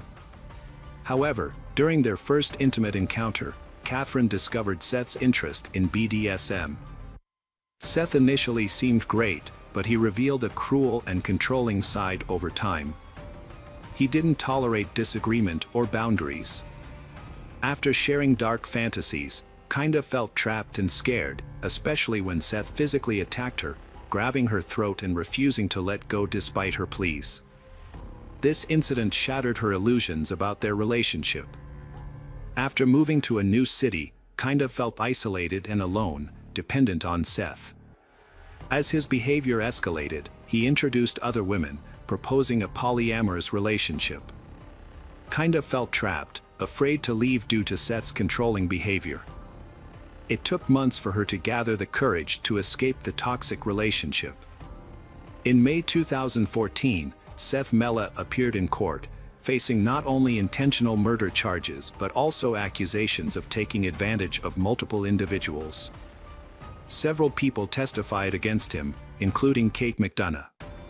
2 months after Lizzie's death, Kate was arrested and held in custody on charges of obstructing justice and interfering with the investigation. During her time in custody, Kate had ample opportunity to reflect on the events and consider who she was protecting. While imprisoned, Kate and Seth stayed in close touch and envisioned a life together in a country where they could not be extradited. They shared dreams of getting married, starting a family, and building a future, but their escape plan stalled in the winter of 2012. Seth convinced his cellmate, Ryan Bachman, who was about to be released, to help their escape. The plan was for Ryan to use his bank account to withdraw money, buy drugs, and sell them to increase their initial investment. They intended to use the money to purchase guns, 2 cars, explosives, and a boat. Ryan had different intentions and chose to keep the money for himself, causing Seth to give up on their plan to escape. Meanwhile, authorities became aware of their scheme. Seth wrote to Kate and hinted at a reunion in the afterlife, suggesting he believed in its existence. This could imply that Seth was vaguely suggesting Kate should consider ending her life to join him in the afterlife. As time passed, Kate's thoughts became clearer, allowing her to make a more rational decision when the prosecutor's office presented her with a favorable deal in 2014.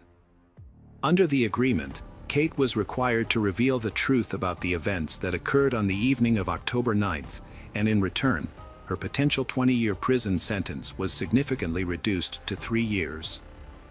This offer was especially beneficial in light of the circumstances that later came to light during the investigation.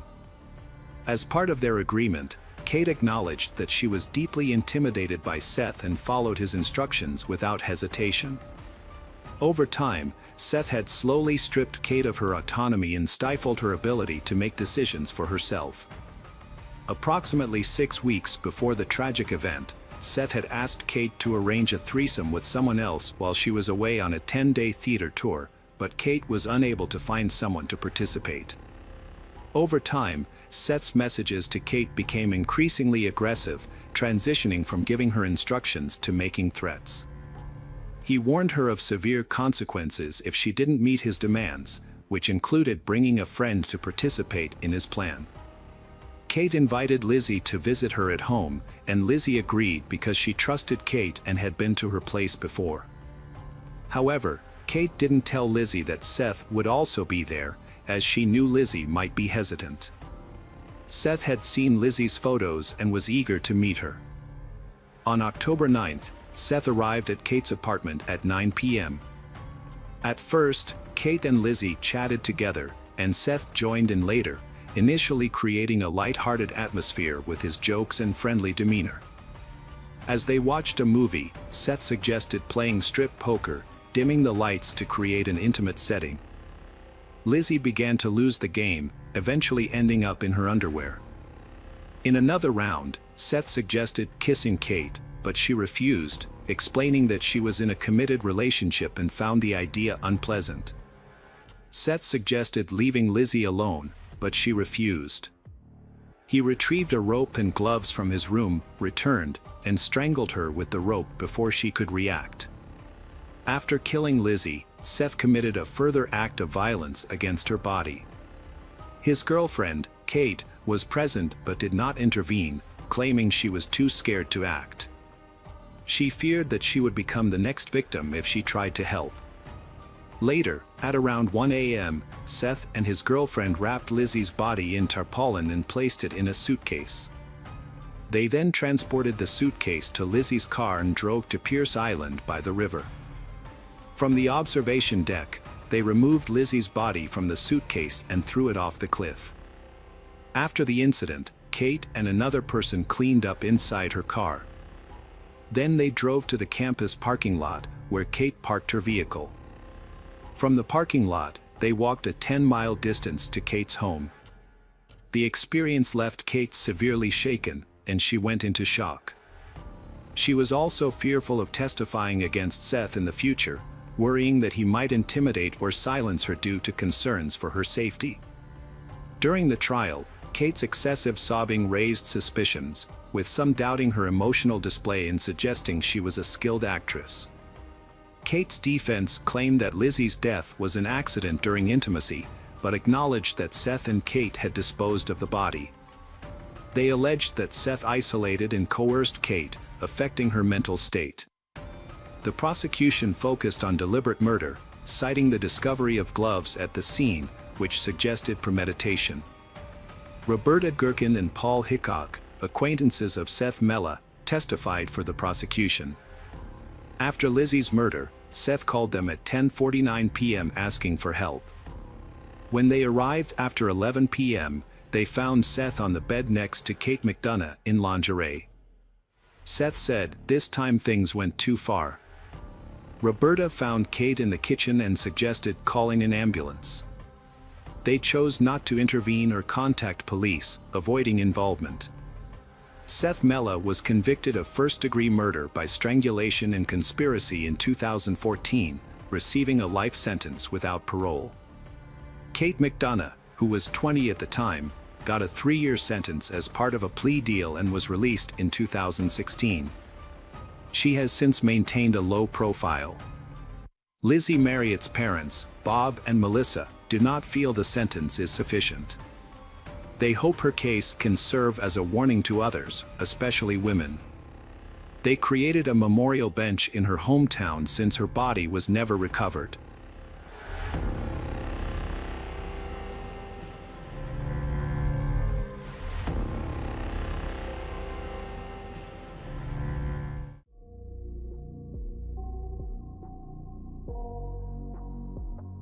Hello friends, welcome to our channel. Today we're going to take a look at another horrible case with you. The case of Julissa Thaler. In May 2022, the case of Julissa Thaler shocked the United States. She was sentenced to life in prison for a heinous crime. Julissa had a difficult life with many problems, but many people still found it hard to believe that she could commit such a terrible act. In court, she pleaded innocent, claiming that the United States government agencies were largely to blame. This complicated story began on December 15, 2015, when Julissa gave birth to her son Eli, who was diagnosed with Townes-Brocks syndrome, a genetic disorder. The pregnancy was carried to full term, and Eli underwent several surgeries in the first months of his life. Although intellectually healthy, Eli had mobility problems, kidney disease, and needed a hearing aid. However, he was a happy and sociable child. At 22, Julissa ended her relationship with Torrey Hart, the father of Eli, and moved in with her mother for a while. During her youth, she began facing significant challenges. From ages 13 to 18, she frequently stayed in psychiatric hospitals for treatment of drug and alcohol addiction. She had conflicts with her parents and ran away from home multiple times. These issues persisted after her child was born. In particular, she was closely monitored by the Department of Child Support Services in Minnesota because, in 2017, her child did not receive necessary medications and appropriate treatment. Julissa was also criticized for not adequately meeting her son's needs. In 2019, Julissa claimed that Torrey had threatened to blow her up in her car. This allegation was investigated and found to be false, as Julissa had made up the story during a psychotic episode to prevent the father from seeing his son. Torrey was very devoted to the child and cherished their time together. Tori also accused Julissa of being incapable of caring for their child. An investigation confirmed these claims, and after visits from social workers, Eli was temporarily placed with a foster family by Julissa in October 2020.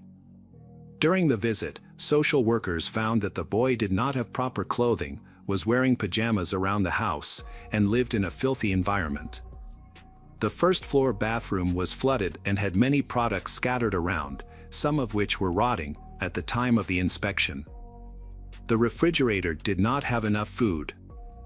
At the end of 2021, Tori returned to family court, concerned about his son. Julissa, the boy's mother, was unable to provide a safe living environment.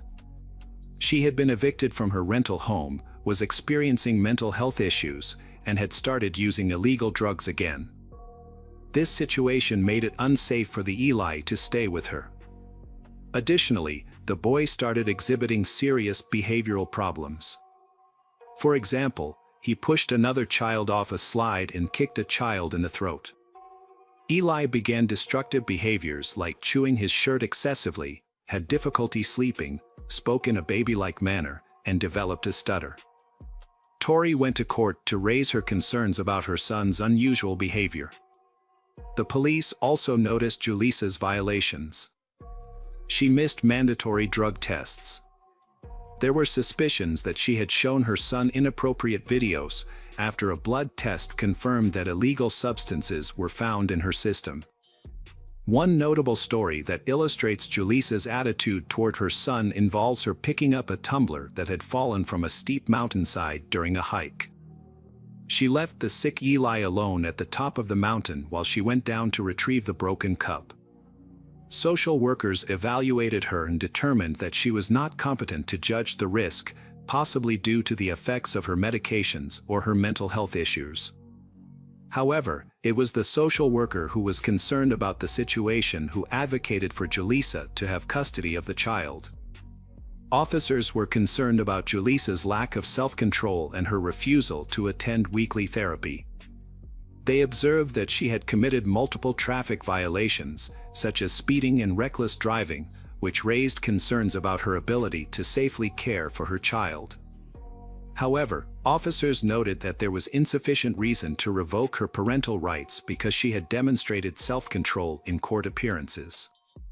On May 10, 2022, Julissa was awarded full custody of her child.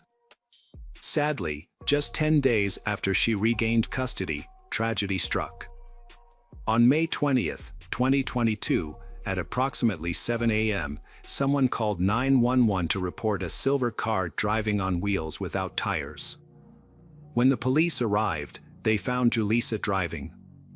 She looked disheveled and had blood on her hands and face. Julissa explained that the blood in the car was from deer meat that a butcher had given her, and she mentioned that the blood on her hands and face was from accidentally getting it on. The officers were suspicious and confused as to why she did not clean herself. They noticed what looked like human flesh around the armrest, but Julissa insisted it was animal flesh and could not explain the poor condition of the car. Finding her story suspicious, the police decided to investigate further. Julissa became very upset when she was asked to sit in the patrol car while the police ran a background check on her and her car. The officers determined that neither she nor her car were wanted for any crimes, but they still found the car suspicious. To prevent further problems, the police drove her home but took her car for further inspection, suspecting that it might be linked to a crime. During their investigation, they discovered a bullet hole in the passenger seat armrest, possibly from a handgun. In the trunk they found a pistol and a bloody blanket covering the body of a child. Police quickly returned to Julissa's home, but she was gone. Security cameras showed her leaving with a man just before police arrived. Police tracked them down and arrested them both at an apartment. Before leaving, Julissa attempted to wash her bloody clothes. She was taken to the Hennepin County Jail, where her mental health worsened, causing delays in the investigation. She was eventually charged with the murder of her son, Eli. Forensic experts confirmed that Eli was sitting in the back seat when 9 shots were fired. The boy's father, Tori, was devastated by the loss. Tori's pain was compounded when social workers refused to let him save his son, despite his efforts. It was discovered that Julissa had been experiencing severe mental health issues shortly before she regained custody of her son. Furthermore, she had prevented Tori from seeing Eli for an extended period of time by making baseless accusations against him. The trial was set for 2023 after a psychiatric evaluation determined that Julissa was sane and able to understand the allegations against her. Julissa denied killing her son and was described by those who knew her as non-aggressive, although she struggled with substance abuse. Her loved ones maintained that she truly loved her son and could not have committed such an act, while others believed that her mental health and addiction issues contributed to the tragedy. On social media, Julissa identified herself as Aquarius. A mother, a lawyer, a feminist, and a police officer. However, evidence such as video footage showed that she had purchased a handgun and ammunition and left her apartment with a wrapped item. A child's car seat with a large bullet hole was discovered, and surveillance footage captured Julissa attempting to wash blood off her hands at a gas station. Police also found Google searches, including questions about blood counts in a 6-year-old, and methods of concealing evidence. Then the police investigated. Julissa bought a $400,000 life insurance policy for her son. However, she was told that the maximum coverage was only $50,000. Despite this, she persisted in convincing the bank employees to give her a larger policy, which impressed the employees. It was also revealed that Julissa had recently developed an interest in weapons. She began going to a shooting range with a friend, which surprised her friend. Julissa was often seen leaving her apartment with a handgun, wrapped in a gray blanket. The blanket and the handgun were both discovered in the trunk of her car on the day of the murder. Police also investigated her boyfriend, Robert, who had left the house with Julissa before her arrest. Robert, a childhood friend with whom she had a good relationship, denied any involvement in the murder or conspiracy. Police found no evidence against him. During the trial, Robert was stunned by the evidence and the maximum sentence that could be given to Julissa. Robert helped reconstruct the events of that morning, when he last saw Eli alive. Julissa had told him that she would take Eli to school. But instead, she quietly brought a handgun. Instead of taking him to school, she shot him with her gun. Robert was horrified by the incident. He said that he had no idea that Julissa's plan was so terrible. He thought the boy was just a normal, friendly kid and that they had a good relationship. The prosecutor argued that Julissa meticulously planned the crime and, on that tragic day, brutally killed her son. The jury found Julissa Thaler guilty of first-degree murder and she was sentenced to life in prison without parole. She was 28 years old at the time of the trial. As the verdict was read, Julissa leaned back in her chair, put her head in her hands, and stared at the floor. In her final statement, she insulted the judge and denied any involvement in her son's death. After the trial, Torrey Hart, the boy's father, sued the county's Child Protection Service employees who granted full custody to the Julissa. He feels they share responsibility for his son's death. The court will hear this case in 2024.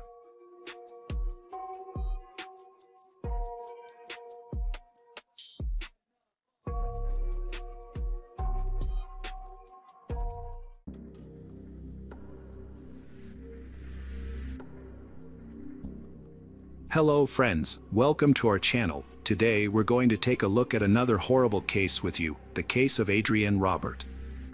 Adrienne Robert was born on January 4, 1983, in Brunswick, Maine. She graduated from Leavitt High School in Maine in 2001 and the University of Maine at Augusta in 2005. 2 years later, in 2007, she relocated from Maine to Clearwater, Florida. Those who knew her described Adrienne as a beautiful, kind person, always happy and vibrant. At the time of her disappearance, Adrienne was in a relationship with her boyfriend, Justin, and they were planning to start a life together. She was renting a house with her friend Jay. As their relationship progressed, Adrienne and Justin found a new house in July 2012, where they intended to move in together. On the evening of July 13, 2012, Adrienne decided to throw a goodbye party before moving out. Adrienne told Justin that she and Jay would be going out to a movie or a bar. Justin couldn't join them because he was busy with some other things. He didn't object to Adrienne spending the evening with Jay, as they were close friends. Initially, Adrienne and Jay celebrated at home, reminiscing about good times and having a few drinks. Later, they decided to continue the night out and went to the Diamond Doll strip club. Jay called 911 at 3:34 a.m. to report that he had found his roommate, Adrienne, unresponsive. He told the operator that they had been at a nightclub earlier, but Adrienne had left before him. When Jay arrived home, he discovered Adrienne on the bathroom floor, her eyes open but not breathing. There were also signs of a struggle, suggesting a crime had taken place. The 911 operator instructed Jay to focus and perform CPR on Adrienne, guiding him through the process. Jay followed the instructions, attempting to revive Adrienne until the paramedics arrived. Unfortunately, by the time the ambulance arrived, Adrienne was deceased, and the medics were unable to help her. She was pronounced dead at the scene. The police investigation aimed to answer two key questions: who was responsible for Adrienne's death, and was her roommate involved? The police began by thoroughly searching the house, checking every closet and under every bed to ensure the perpetrator was not hiding inside. Detectives and forensic experts observed that there were no signs of forced entry on the front door when they first arrived at the crime scene. Adrienne's body was found on the bathroom floor, wearing only a bra. A stab wound to the chest was the cause of death. The signs of a struggle in the bathroom suggested that Adrienne had tried to defend herself, leading detectives to suspect that the killer was a man. The detectives had to wait for the autopsy results to get more information. While searching Adrienne's bedroom, they noticed that someone had cut off a piece of her bed sheet. It seemed like the killer was trying to destroy evidence, possibly to eliminate any DNA they may have left behind. However, it was puzzling that the killer didn't take the entire sheet, as the remaining part could still contain DNA. Further investigation revealed a substance similar to seminal fluid on the sheet, which was sent to the lab for analysis. Additionally, Adrienne's car was missing from the parking lot next to her house, suggesting that the killer may have stolen it. The police launched an investigation into the crime, searching for potential witnesses and issuing an alert for the victim's car. To piece together the events surrounding Adrienne's death, detectives needed to gather as much information as possible about her final hours. Before proceeding, however, they had to break the devastating news to her family. Adrienne's parents were stunned by the revelation, struggling to come to terms with the loss of their beloved daughter. Justin discovered the shocking truth the morning after, when he saw police surrounding her house. He immediately sensed something was terribly wrong. The detectives then broke the devastating news: Adrienne had been killed the previous night. Given that perpetrators often return to the crime scene, and Justin's close relationship with Adrienne, the detectives felt compelled to investigate him as a potential suspect. In cases like this, it's standard procedure to investigate the people closest to the victim first. Later that day, police found Adrienne's car abandoned just a few blocks away from her house, with the headlights still on and the keys in the ignition. This discovery further supported the investigators' initial theory that the killer had likely used Adrienne's car to escape the crime scene. Forensic experts thoroughly searched the interior of Adrienne's car for any clues that could help crack the case.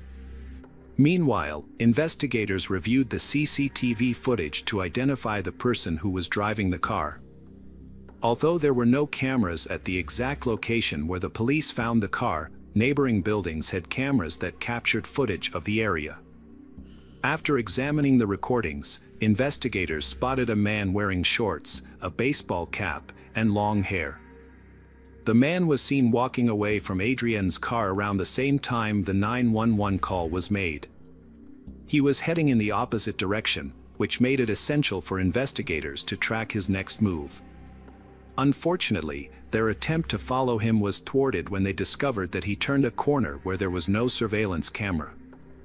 The investigators rewatched the footage multiple times, hoping to pick up on a detail they might have missed initially.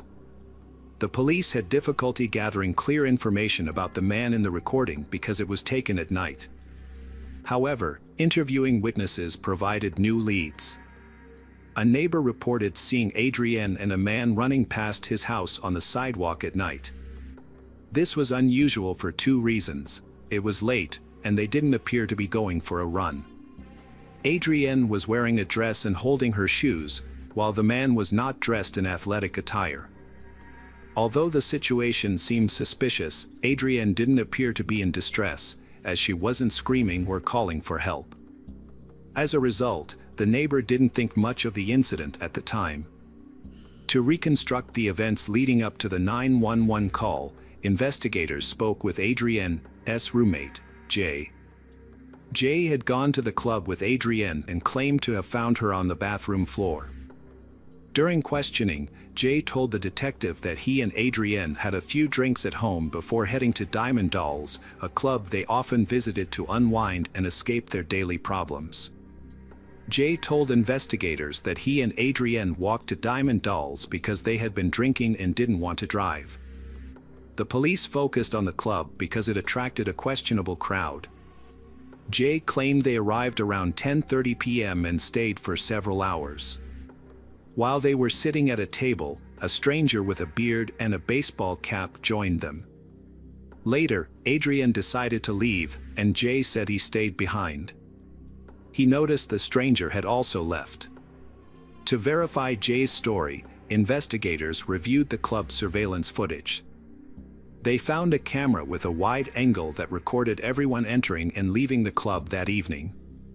The footage showed Jay and Adrienne arriving at the club, appearing calm and normal. Another camera at the entrance provided a clear view of people's faces and clothing. CCTV footage confirmed Jay's account of events. It shows him leaving the club alone at 2:53 a.m. and walking towards his house. The footage also reveals that Adrienne left the club earlier, at 1:38 a.m. Notably, she was seen wearing a dress and what appeared to be a jacket when she arrived at the club, but only wore the dress when leaving. This discrepancy raises a key point. Shortly after Adrienne departed, a man wearing a baseball cap rushed out of the club, presumably to return the jacket she had left behind. After returning the jacket, the man and Adrienne appeared to be engaged in conversation. The exact topic of their discussion remains unclear. Rather than returning to the club, the man followed Adrienne.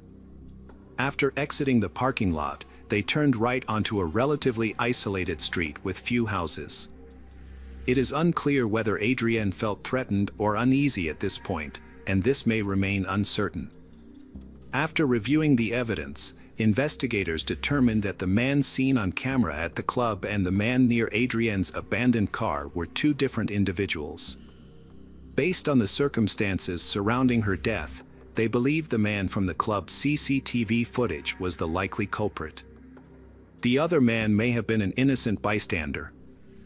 The police were exploring all possible scenarios to provide answers to Adrienne's parents as soon as possible. Adrienne's family traveled to Florida to collect her belongings.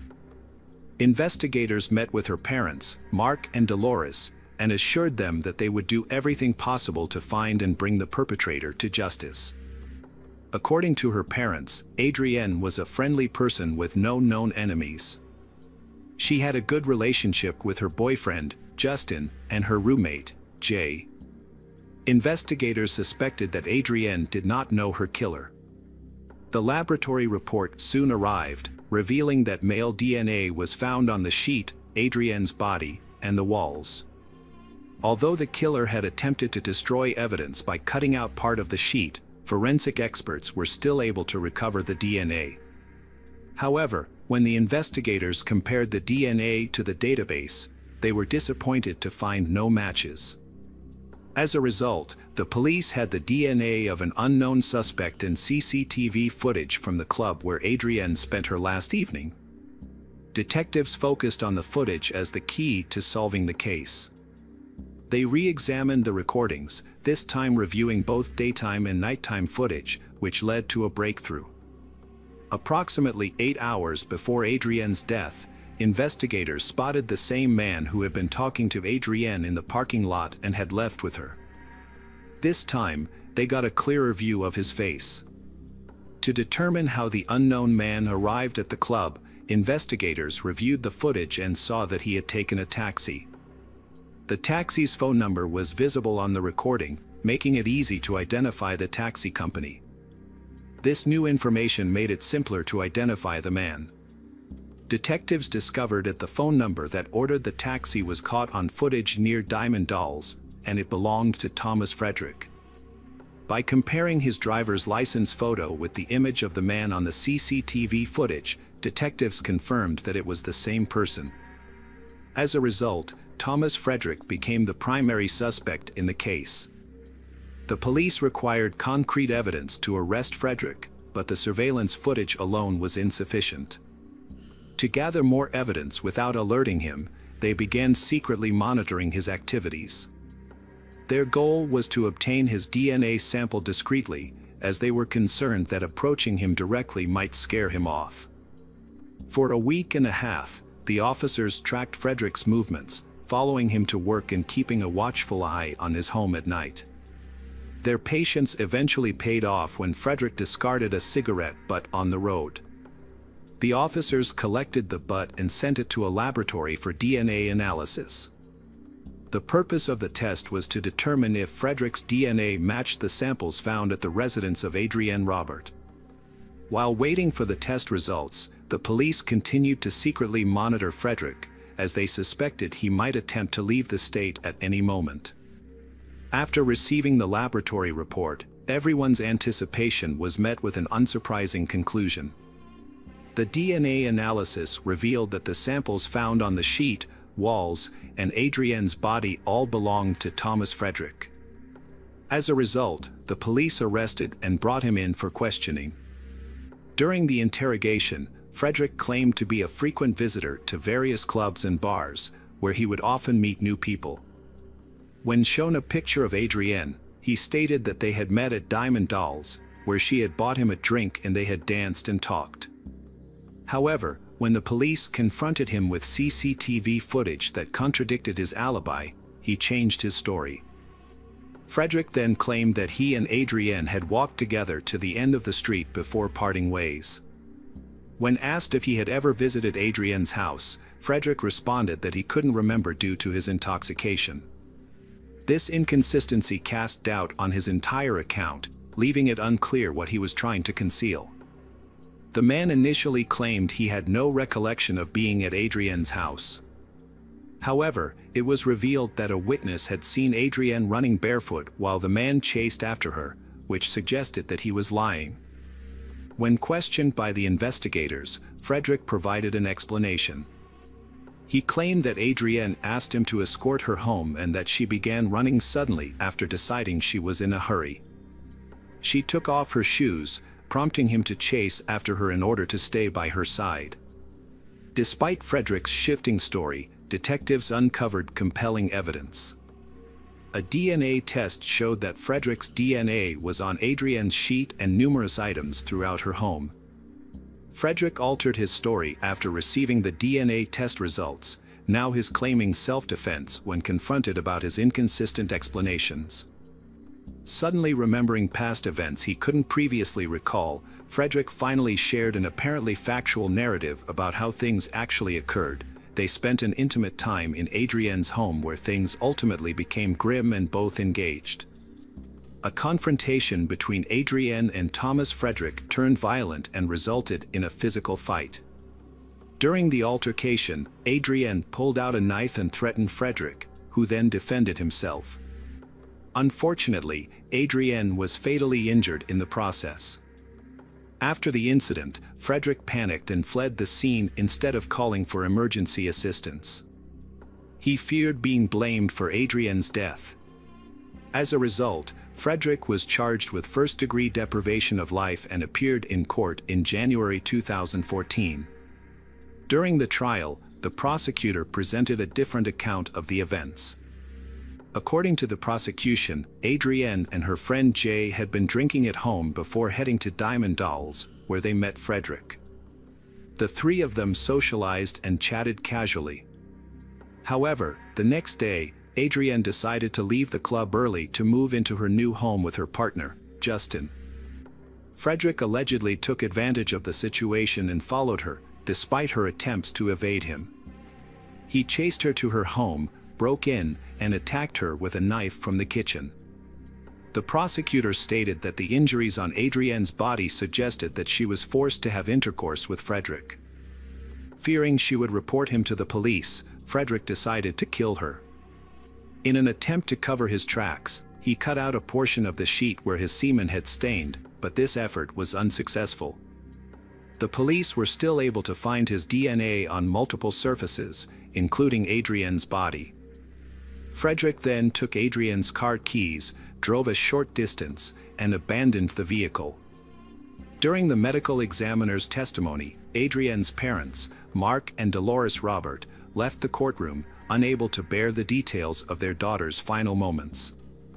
Mark Robert later explained, "I didn't want to hear that. It won't bring Adrienne back, and I didn't want to know what she endured." It was clear that Adrienne had put up a fierce struggle. Her parents have since struggled to cope with life without their daughter. The grieving family member acknowledged that the healing process would be a long and difficult one. "We're still reeling from the loss of our loved one, and it will take time to recover," Dolores said. "However, we will eventually rebuild our lives, as that's what Adrienne would have wanted. It won't be easy, but we will get through this."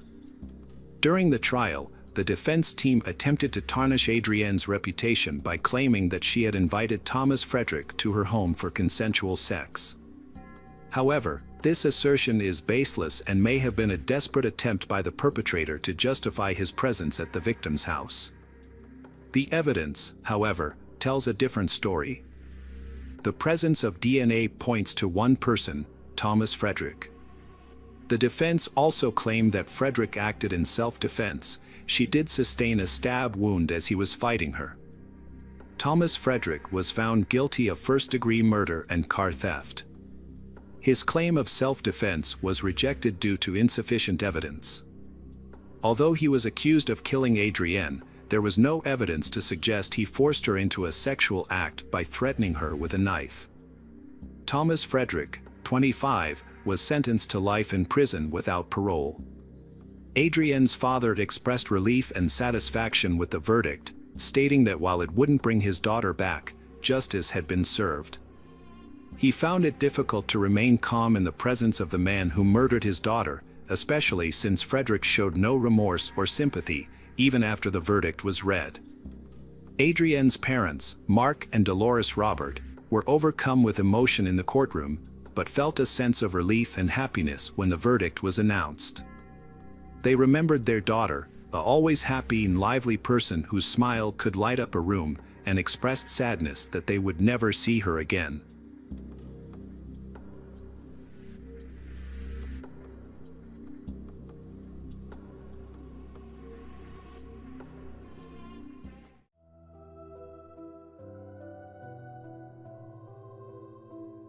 Hi everyone, thanks for returning. Let's unravel another horrible case. The case of Mariana Jocelyn Baltira. Mariana Jocelyn Baltira was born on October 24, 2000, in Morelos, a city in the state of Mexico. She was the eldest of 2 children. Her mother, Syra, had a difficult time giving birth to she, as she was born much earlier than expected. At birth, she has very low weight, causing doctors to be concerned about her chances of survival, and they expressed this to her parents. Mariana spent her first 2 months in a hospital special ward for premature infants. Her mother prayed constantly for her recovery, and prayers were answered. Her condition improved rapidly, she gained weight, and by New Year's 2001, she was discharged home. So, the girl's parents celebrated the holiday with their daughter. While she grew up slim and beautiful, her health remained fragile from an early age. When Mariana was 4 years old, her family welcomed a second child, a baby boy named Bernardo.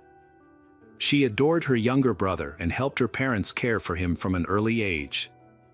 The two sisters were extremely close and almost inseparable. At the age of 6, Mariana was diagnosed with epilepsy, which required her to take regular medication to reduce the chances of seizures. Thanks to effective treatment and regular supervision from experts, her condition was well managed, allowing her to live a relatively normal life, much like other children her age. She pays great attention to health care, always follows a routine and takes medicine on time. Mariana draws very well and loved music. She was kind, sincere, and open-hearted. Everyone who knew her spoke highly of her. Despite this, she was very modest and shy, especially during her teenage years. She had only a few close friends, rarely went on dates, avoided parties, and hardly interacted with boys. She preferred spending time at home with her family. Petite and delicate, she looks much younger than her actual age. Although she is 16, she is often mistaken for being 13. Her care and love for animals is demonstrated by her regular care of homeless animals, feeding them, treating them, and finding them a safe home. While in high school, she dreamed of becoming a veterinarian to provide professional care to animals in need.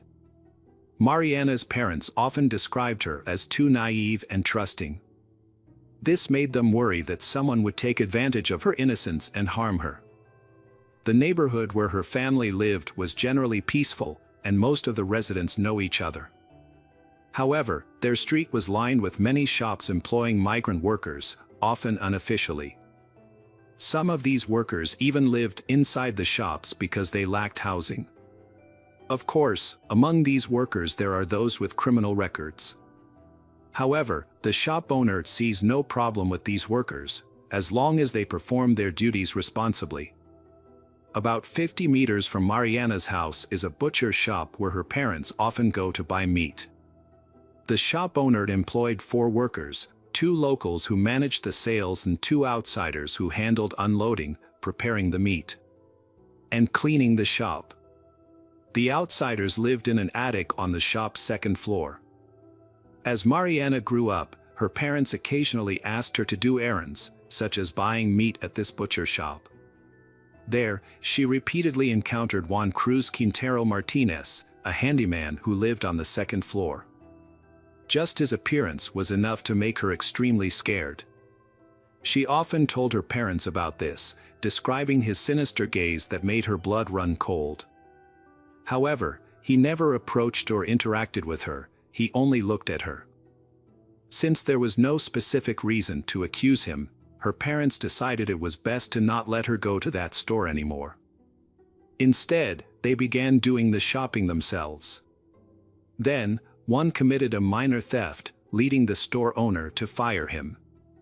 From then on, no one heard from him for about a year. However, at the start of summer 2017, he showed up at the store again, asking his former employer for his job back. Surprisingly, he was rehired and moved back into the 2nd floor of the store. One day, Cyrus' niece was visiting their family. At that time, Mariana and her younger brother, Bernardo, were also at home because they have summer vacation. That morning, only Orlando, her father, had left the house around 9 a.m. Syra asked Mariana to go to the local supermarket to buy groceries for breakfast. Normally, she didn't let Mariana go out alone, but she thought her daughter was old enough to handle the task quickly and safely. It was bright outside, The streets were busy, and she believed nothing bad could possibly happen. Syra gave Mariana some money and asked her to buy milk, eggs, and vegetables. When little girl left the house, she wore an old t-shirt and pajama pants. The store was less than a few hundred meters away, so the trip to buy the groceries and return home in no more than 30 minutes. However, when an hour passed and little girl still hadn't returned, Syra became worried. She had left her phone at home, so Syra, holding her little niece in her arms, went out to search for her daughter. Syra walked to the store and asked the cashiers if they had seen Mariana, a young girl wearing glasses. They told Cyrus that the girl had been there, bought the groceries a couple of hours ago, and left.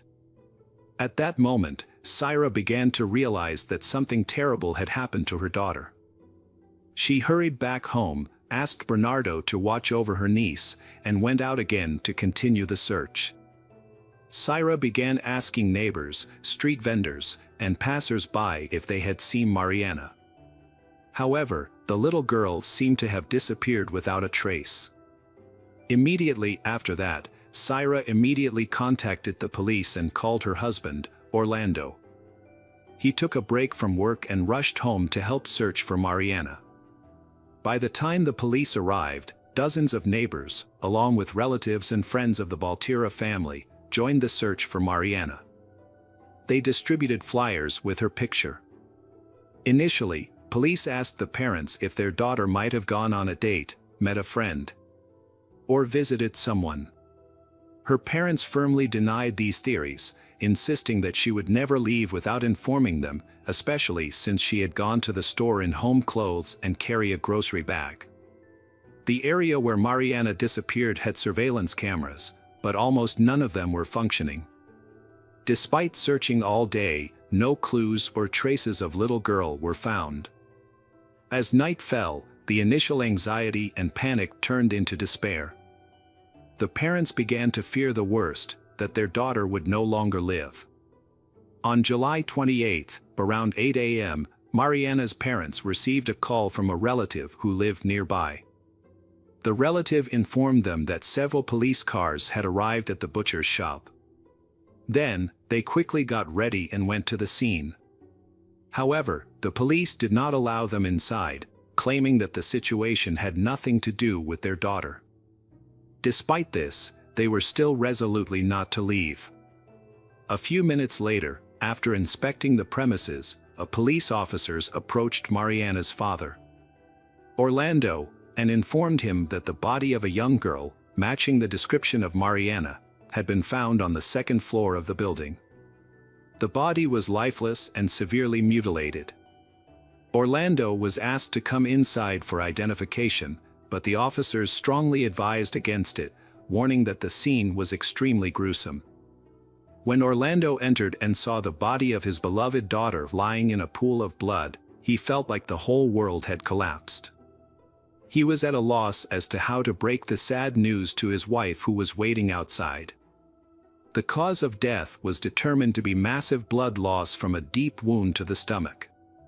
It was later discovered that the criminal had cut out the girl's stomach while she was still alive and left her to bleed to death. Experts concluded that Mariana died in the early hours of July 28, just hours before her body was discovered. This meant she had been alive for nearly 24 hours after her disappearance. During that time, the murderer continuously tortured the girl. Then he caused the wound that caused her death. The murder weapon was identified as a butcher knife, which was found on the floor near her body. The store owner discovered the horrific incident when he came to work in the morning. According to the butcher shop owner, every last Thursday of the month, the shop closes for cleaning. On this day, the owner focused on organizational tasks, held meetings with suppliers, and submitted reports to the tax inspectorate. Meanwhile, the employees disinfected and cleaned the premises. On Thursday morning, July 27, 2017, when the owner arrived at the store, he immediately noticed bloodstains on the floor. At first, he thought one of his employees who lived on the second floor might have been injured.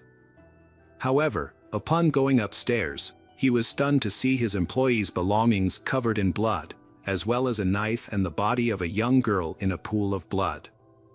Additionally, a significant amount of money was missing from the cash register, which the criminal had likely taken in fleeing the scene. 2 employees who lived and worked at the store immediately became suspects. However, an hour later, one of them arrived at the store, just as shocked as everyone by what had happened. He said that the day before, he was busy so he had to go back to his hometown, and the other employee agreed to cover his shift. The police determined his account to be truthful, as there was no evidence placing him at the crime scene. As a result, he was removed from the list of suspects. By that time, investigators had obtained CCTV footage from the supermarket where Mariana was shopping on the last day of her life. The footage showed little girl entering the store, followed a few minutes later by Juan Martinez, the butcher. His behavior was unsettling. He appeared to stalk her, like a predator tracking its prey. Without purchasing anything, he left the supermarket shortly after she. After that, both of them vanished. Although there were street cameras in the area, they were not functioning. Additionally, none of the many passers-by or street vendors reported seeing anything unusual. Mariana's parents were adamant that their daughter would never willingly leave with Juan, regardless of what he might have said or done to persuade her. They believe he must have forced the girl into the butcher shop. However, this raised a question: why hadn't little girl screamed or called for help? Once again, no witnesses noticed anything out of the ordinary. In 2015, Juan came under police scrutiny for harassment and causing serious bodily harm. He had started working as an assistant in a butcher's shop earlier that year. According to the shop owner, he was diligent and raised no concerns for a long time. However, in mid-2016, he was caught stealing money and was fired. After losing his job, he moved back to the suburbs to live with his parents. There, he lived with his old and weak mother and his sister, who was her primary caregiver. Juan took advantage of his family, stealing money and belongings from the house. He abusing alcohol and illegal drugs. He frequently physically assaulted his mother and sister. Eventually, his sister, fed up with his abusive behavior, threatened to report him to the police. Because he was afraid of being arrested by the police, he decided to leave home.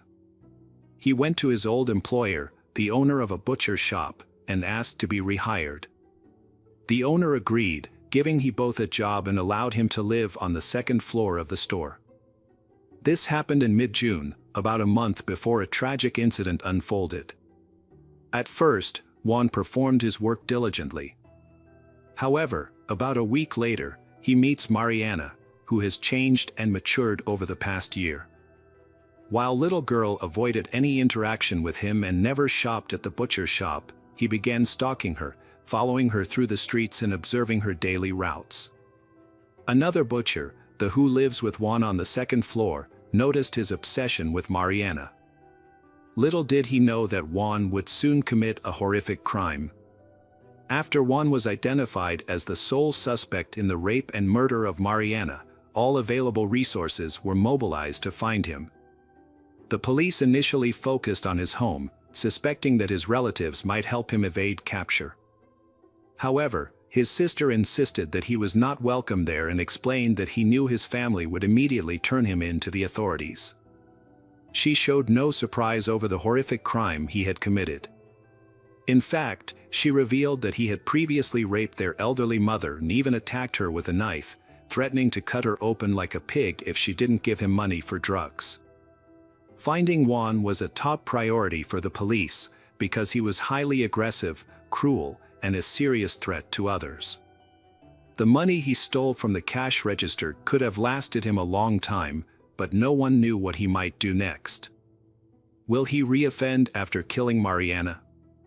For an entire month, the police searched the Morelos area and nearby suburbs, believing he couldn't have gone far. However, over time, they still could not find he. Information about Mariana's murder quickly spread nationwide through the media, causing police forces across the country to simultaneously hunt for the cruel murderer. Juan's photograph was broadcast daily on television, printed on the front pages of newspapers, and plastered on streets nationwide with the label "Ruthless Killer" at large. A substantial bounty was offered for any information about his location or help in capturing him, and the reward amount kept increasing. Yet, despite these efforts, the case made no progress. The search for Juan was very difficult. He had no contact with his family, no friends, no social media accounts, no mobile phone, and he didn't use credit cards. After 6 months of trying to locate him without any success, the reward for information about him was raised to about $250,000. Even so, there were no leads. Juan was finally captured in August 2019, 2 years after Mariana's murder. He was found nearly 1,000 kilometers away from the crime scene. In another state, thanks to an elderly woman who recognized him on the street. She noticed his suspicious behavior, as he constantly hid his face with a hood and sunglasses, and reported him to the police. She unaware that he was one of the most wanted criminals in Mexico. Juan was arrested right on the street, and to the surprise of the authorities, he did not resist. He calmly extended his hands, allowing officers to put handcuffs on him. The next day, after confirming his identity, the authorities transported him to Morelos, where the crime took place. He was placed in custody in a local prison while awaiting trial. In May 2022, 5 years after the tragic incident, the court sentenced Juan Cruz Quintero Martinez, who committed the murder and rape, to life in prison without parole. He must also pay approximately $49,000 in compensation for the damages he caused to Mariana's family. Mariana's parents and younger brother expressed that the arrest of her killer brought them great relief, as it ensured he could no longer harm other girls. However, they also acknowledged that no punishment, not even life imprisonment or restitution, could ease the pain in their hearts. Their beloved daughter and older sister was gone, and they would have to carry this sorrow for the rest of their lives.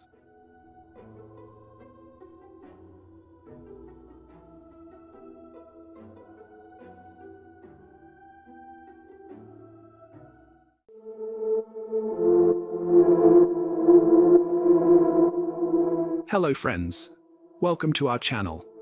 Today we're going to take a look at another horrible case with you, the case of Esmeralda Richiez. Today we will find ourselves in the state that occupies almost 3/4 of the island of Haiti. It is the Dominican Republic. Our story begins on the Azure Coast, one of the most popular beaches of the Dominican Republic. A black Honda Accord stopped in a parking lot by the beach. Music was playing softly in the car as 2 men and 3 girls were talking passionately about general topics. They looked like longtime friends who had met for a fun outing. All the passengers got out of the car and walked leisurely towards the sea. A grown man called out to one of the girls and took her hand. He whispered something in her ear, and she shouted to her friends that she would come back later. The beach was practically deserted in the evening, making it a place of rendezvous and solitude. They hurriedly got into the car and talked for a long time. The man stroked her long hair and touched her plump lips, which, like a powerful magnet, attracted his kisses. A few hours after the walk, the girl returned home and went to bed. The next morning, her mother noticed that her daughter had not come to breakfast. She went to her daughter's room and knocked on the door, hoping that the knock would wake her up, but she was met with silence.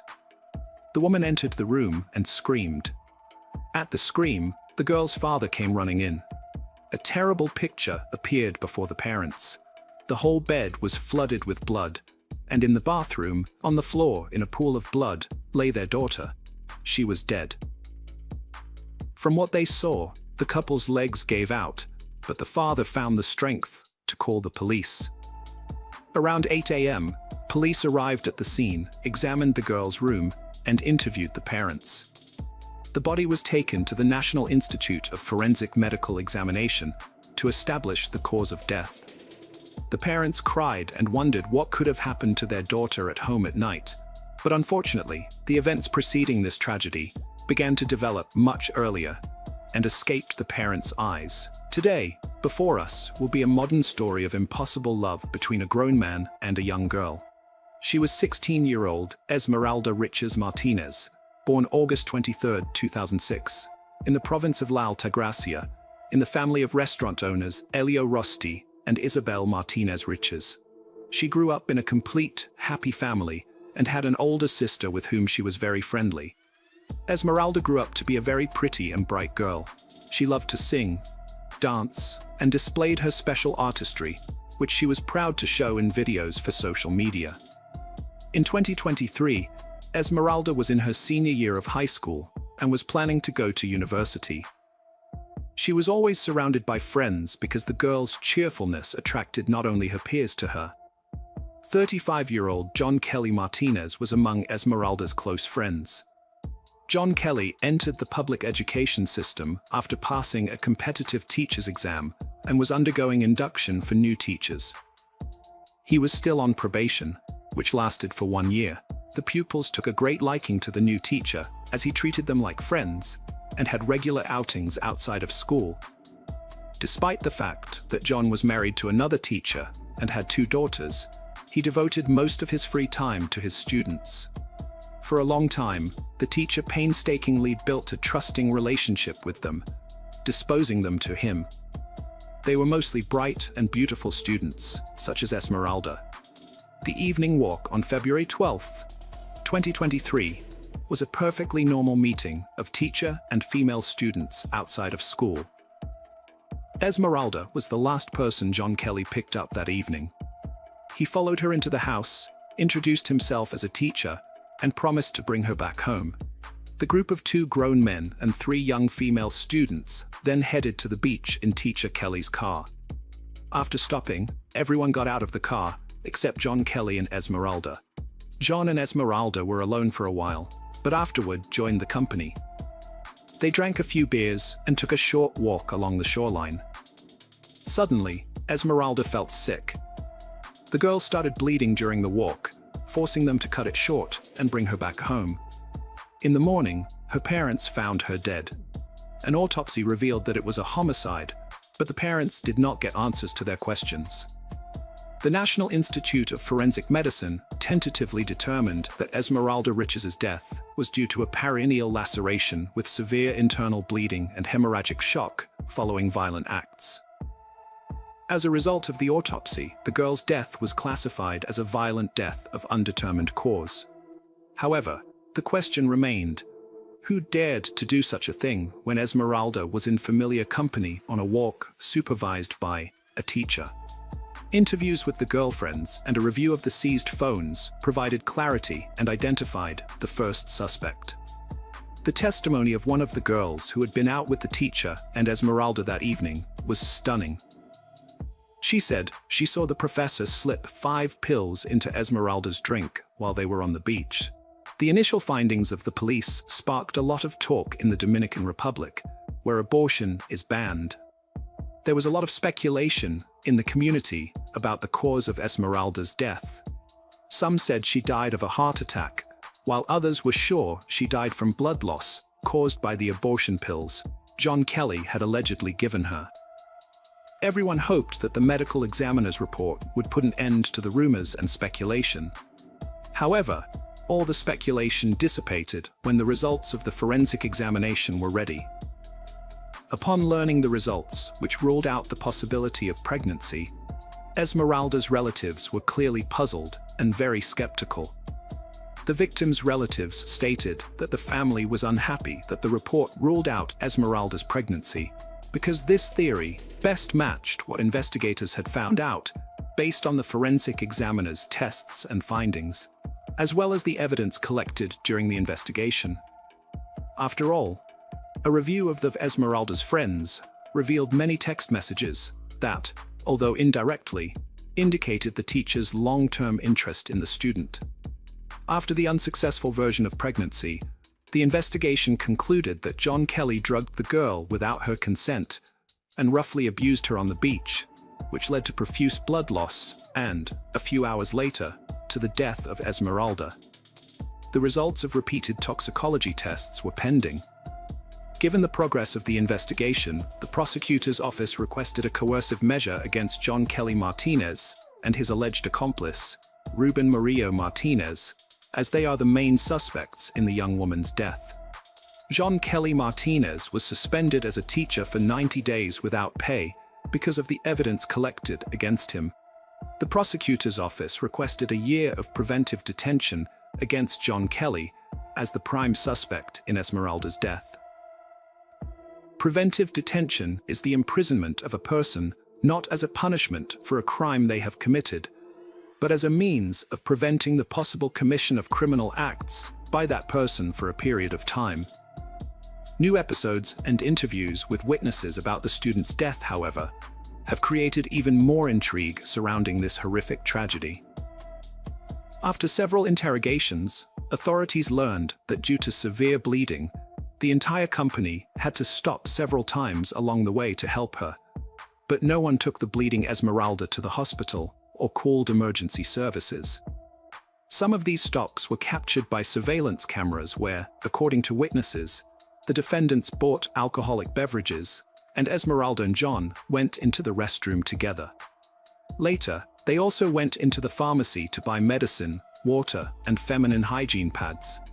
It was later established that Esmeralda had to completely change her clothes at one of the stops because her own were completely soaked in blood. After Esmeralda was taken home, her parents also noticed that she was bleeding heavily. Thinking it was a woman's menstrual cycle, the mother simply gave her daughter a painkiller to help her fall asleep. It was later discovered from one of the girl's cell phones that Esmeralda had sent her friend an audio message in the early morning hours, asking for help and saying, "Please help me, I'm bleeding." Unfortunately, the friend listened to the recording too late the next day, and Esmeralda was found lifeless on the floor of her bathroom, covered in blood. On February 14th, John Kelly Martinez was arrested by police, and his home was searched the following day. During the search, the clothes he was wearing on the night out with his female students were seized. His cousin, Ruben Murillo, who was the second man present that night, was also accused of trying to hide John's bloody pants. There were many ambiguities in the investigation into the event, and the prosecutor's office should have clarified the situation rather than making new speculations about an incident that alarmed the public. The public demanded a thorough investigation to determine the real cause of the young girl's death, as many felt that obvious facts on the surface had not been taken into account by the investigators. The investigation involved not only a search of the house where the teacher and his family lived, but also the car in which the crime against Esmeralda may have taken place, triggering the bleeding. The authorities urgently requested the car, but it was discovered that John Kelly's wife had sold it in a hurry. The investigation believed that the hasty sale of the car was an attempt to hide evidence that could prove violent acts. The purchaser of the automobile was Panaga Pillar. After it was learned that a coercive measure would be sought for alleged complicity in the case against J.C. Espinal Rejo, John Kelly's wife, and Frank Panaga, the new owner of the car, the vehicle was finally inspected. However, other than traces of Esmeralda's blood found in the car, no other evidence was discovered. The court ruling determined that there was insufficient evidence to keep J.C. Espinal Rejo in jail, and she was released. The investigation continued for several months, and the prosecutor launched his own inquiry, re-interviewing the three girls who accompanied Esmeralda. Their testimony helped investigators reconstruct the events of that night, minute by minute. At 7:30 p.m., John Kelly Martinez, 35, and his cousin, Ruben Murillo Martinez, went to the home of Esmeralda Reaches in La Otra Banda Ige, with three other girls in the passenger compartment of the car. John excused Esmeralda from her mother, introducing himself as her teacher and telling her of the exciting evening that awaited her daughter and the other students. Esmeralda went along with him. It turned out that originally, the whole group was going to go to the fair with amusement rides, but on the way, John changed his mind and altered the destination. Most likely, John Kelly did not intend to go to the fair, but preferred a quiet Mao beach. On the way to the beach, John stopped the car at a store where he bought a beer. Returning to the car, he asked his brother to sit in the back seat while Esmeralda sat in the front. The man had a thermos with him, into which he poured the beer and added 5 unknown pills to the drink. He offered it to Esmeralda without informing her of the contents of the thermos, but one of the girlfriends noticed. Arriving at the beach, the 3 girls got out of the car, leaving Esmeralda and John Kelly alone. They were alone in the car for about 30 minutes, and their prolonged absence was noticed by Esmeralda's friends. After a moment, without explanation, John appeared and told everyone to get in the car as they were leaving urgently. They had to make several stops along the way because Esmeralda started bleeding heavily.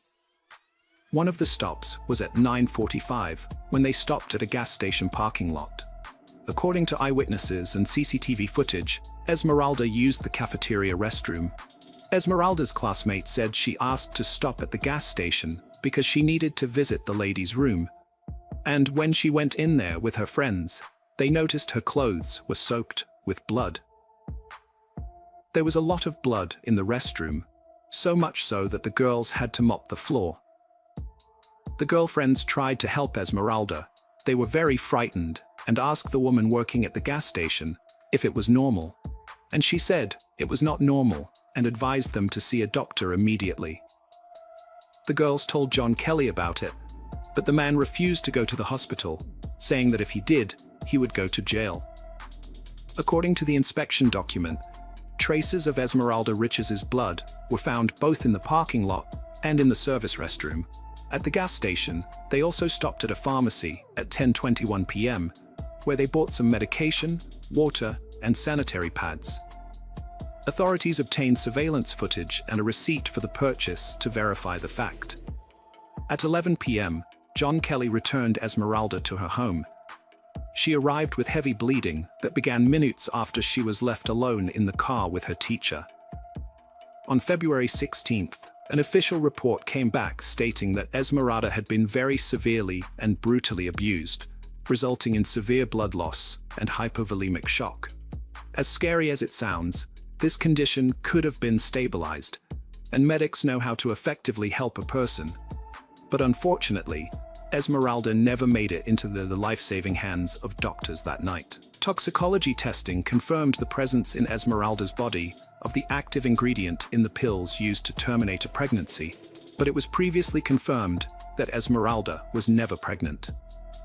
This component is a synthetic gestagen with contraceptive effect when taken orally in the recommended dosing regimen. This component suppresses ovulation and fertilization, which most likely indicates that the teacher, John Kelly, was preparing for intimacy with the student he liked. After repeated medical examinations, Esmeralda's body was finally allowed to be buried. The young girl was buried in the Albano Public Cemetery. As Esmeralda's family and friends said goodbye to her, they described her as a kind and cheerful girl. Her parents bitterly recalled that fateful evening and blamed themselves for entrusting their daughter to a teacher and letting her go for an evening walk with him. On June 4, 2023, after reconstructing the last hours of Esmeralda Richards's life, prosecutors filed charges against math and physical education teacher John Kelly Martinez. On June 12, the La Altagracia prosecutor's office filed an indictment and a request to open a trial against Martinez and his cousin, Rubiel Milo Martinez, with the La Altagracia Instructional Court. The case was scheduled to be heard on August 23, 2023. However, due to the passage of Storm Franklin, the case against the teacher was rescheduled. On November 24, 2023, the judge ordered that John be retried as the sole defendant in the death of Esmeralda Richards. The trial was scheduled to begin on January 9, 2024, but was again rescheduled because only half of the witnesses called were present. The trial is scheduled for February 1st and 6th, 2024, before the Collegiate Court of the Penitentiary Chamber of First Instance of La Altagracia. The defense attorney urged the court to note that his client can only be charged with violence and accuses the parents of not taking action to avoid the death of their daughter, despite knowing about her problem. The prosecution, for its part, presented more than 40 pieces of evidence, including witness testimony and examination reports. During the hearing, the prosecution also heard testimony from pathologists and forensic experts, who showed the audience all the audio and video materials that had been collected during the painstaking and long work to determine the cause of the girl's death. In his closing statement, the defendant tried to make himself look like a victim. John Kelly Martinez admitted that he and Esmeralda were indeed close that night in the car, but he sincerely tried to assure the court and everyone present that everything was consensual. The important fact, he said, was that when he brought Esmeralda home, she was alive and well. The motion to compel specifies that Martinez voluntarily inflicted the victim with lacerations, abrasions, and contusions that resulted in her death, with severe acute external and internal bleeding and hemorrhagic shock as the terminal mechanism of death, according to the autopsy report. John Kelly Martinez's speech made no impression on the court or those in the audience. On March 14, 2024, Professor John Kelly Martinez, 36, was sentenced to 20 years in prison for violence. John Kelly Martinez will serve his prison term at the Ana Muya Correctional and Rehabilitation Center in He. Rubiel Mauro Martinez, cousin of the defendant charged with accessory after the fact, received a conditional enforcement measure consisting of periodic court appearances. Following the enforcement measure against the professor and his cousin, Rich's family attorney, Raimundo Rosario, said the family was satisfied with the restraining measure and would not file a motion to reopen the investigation. The verdict for Hon eased the pain of Esmeralda's parents a bit. They thanked everyone involved in the investigation and trial. They also indicated that they were satisfied with the verdict. Esmeralda's family did not experience the joy of the teacher's verdict because the acute pain of losing their daughter was forever lodged in their souls.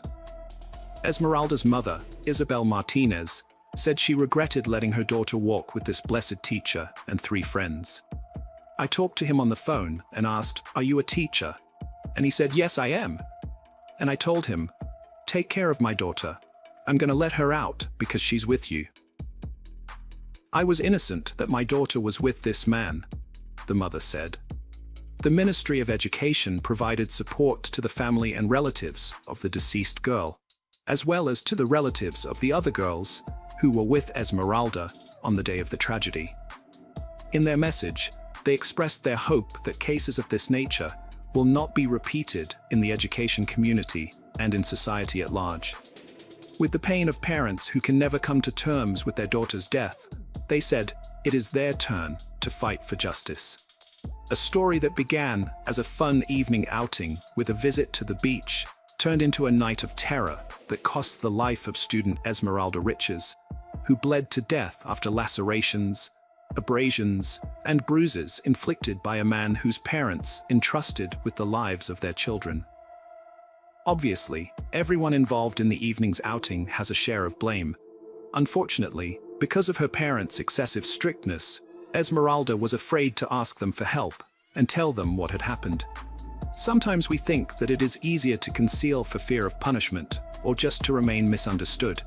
But what a pity that in this battle, fear wins, taking precious life.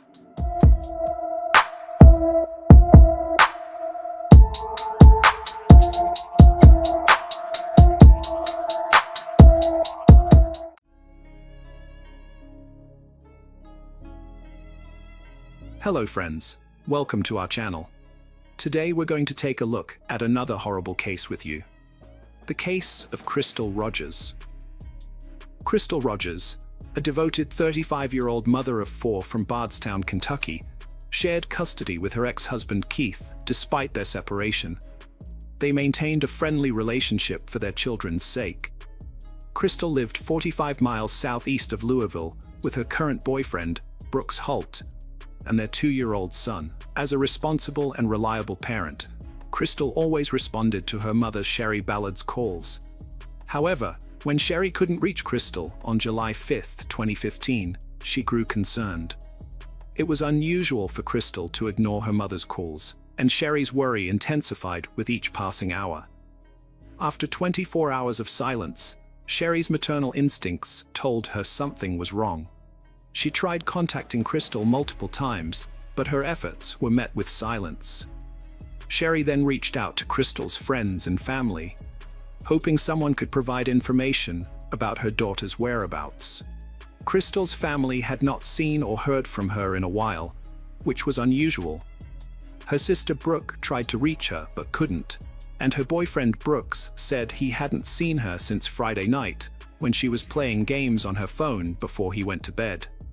When Brooks woke up the next morning, Crystal was gone, and he thought she might have gone to visit her cousin for the 4th of July. However, Crystal's mother Sherry was worried and tried to contact her, but couldn't. She reported Crystal missing to the police, and just then, her son Casey got a call from a friend who had seen Crystal's car on the side of the road.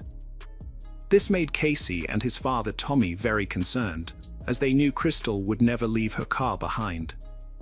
When they arrived at the location, they found Crystal's car with a flat tire, which only added to their fear that something was seriously wrong. If Crystal had car trouble, she would have contacted someone for help, not tried to fix it herself. The fact that her keys, phone, and purse was still in the car, on the passenger seat, was suspicious. Crystal never went anywhere without these belongings, so their presence added to the concern about her safety. After finding her car on the Bluegrass Parkway, Crystal's father and brother notified the Nelson County Sheriff's Department. Investigators searched the car, but found no signs of a struggle. However, they did notice something unusual. The driver's seat was adjusted for someone taller than Crystal. This raised suspicions that someone else might have been driving her car. The authorities asked for witnesses to come forward, but no one provided any useful information to aid the investigation. The police decided to seek the public's help through the media, releasing Crystal's photo and asking for anyone with information to come forward. Despite their efforts, no significant leads were discovered. Crystal's father, Tommy, took matters into his own hands, organizing search parties to find his daughter. However, the challenging hot and humid weather conditions hindered their searches. Many people helped search for Crystal, but one person who was noticeably absent was her boyfriend, Brooks Holt. The police grew suspicious of Brooks because he seemed unconcerned about Crystal's disappearance, especially since she was the mother of his child. When questioned, Brooks claimed that Crystal and their son had gone with him to his family's farm the night before. Brooks said they returned home around midnight, and he went to bed. He stated that Crystal stayed up late playing games on her phone, as she often did. Brooks claimed that when he woke up at 7 a.m., his son was in bed with him, but Crystal was missing. At first, he thought maybe she had gone out with her cousin. However, those close to Crystal disagreed with Brooks' story. They knew Crystal would never leave her 2-year-old son behind, as they were extremely close. In fact, Crystal's sister, Brooke, believed Crystal was planning to leave Brooks because he had been dishonest with her and showed little emotional attachment. Crystal had told her mother, Cher, that she wanted to end her relationship with Brooks, but she was afraid to do so because he was controlling. Crystal's brother, Casey, had also noticed the tension between them and had seen them arguing several times. The police asked Brooks to come in for questioning and gave him a polygraph test, but the results were inconclusive. After the test, Brooks had a formal interview with the detectives. They had gathered evidence that supported his alibi, including a video that showed his truck entering his family's farm and leaving around midnight.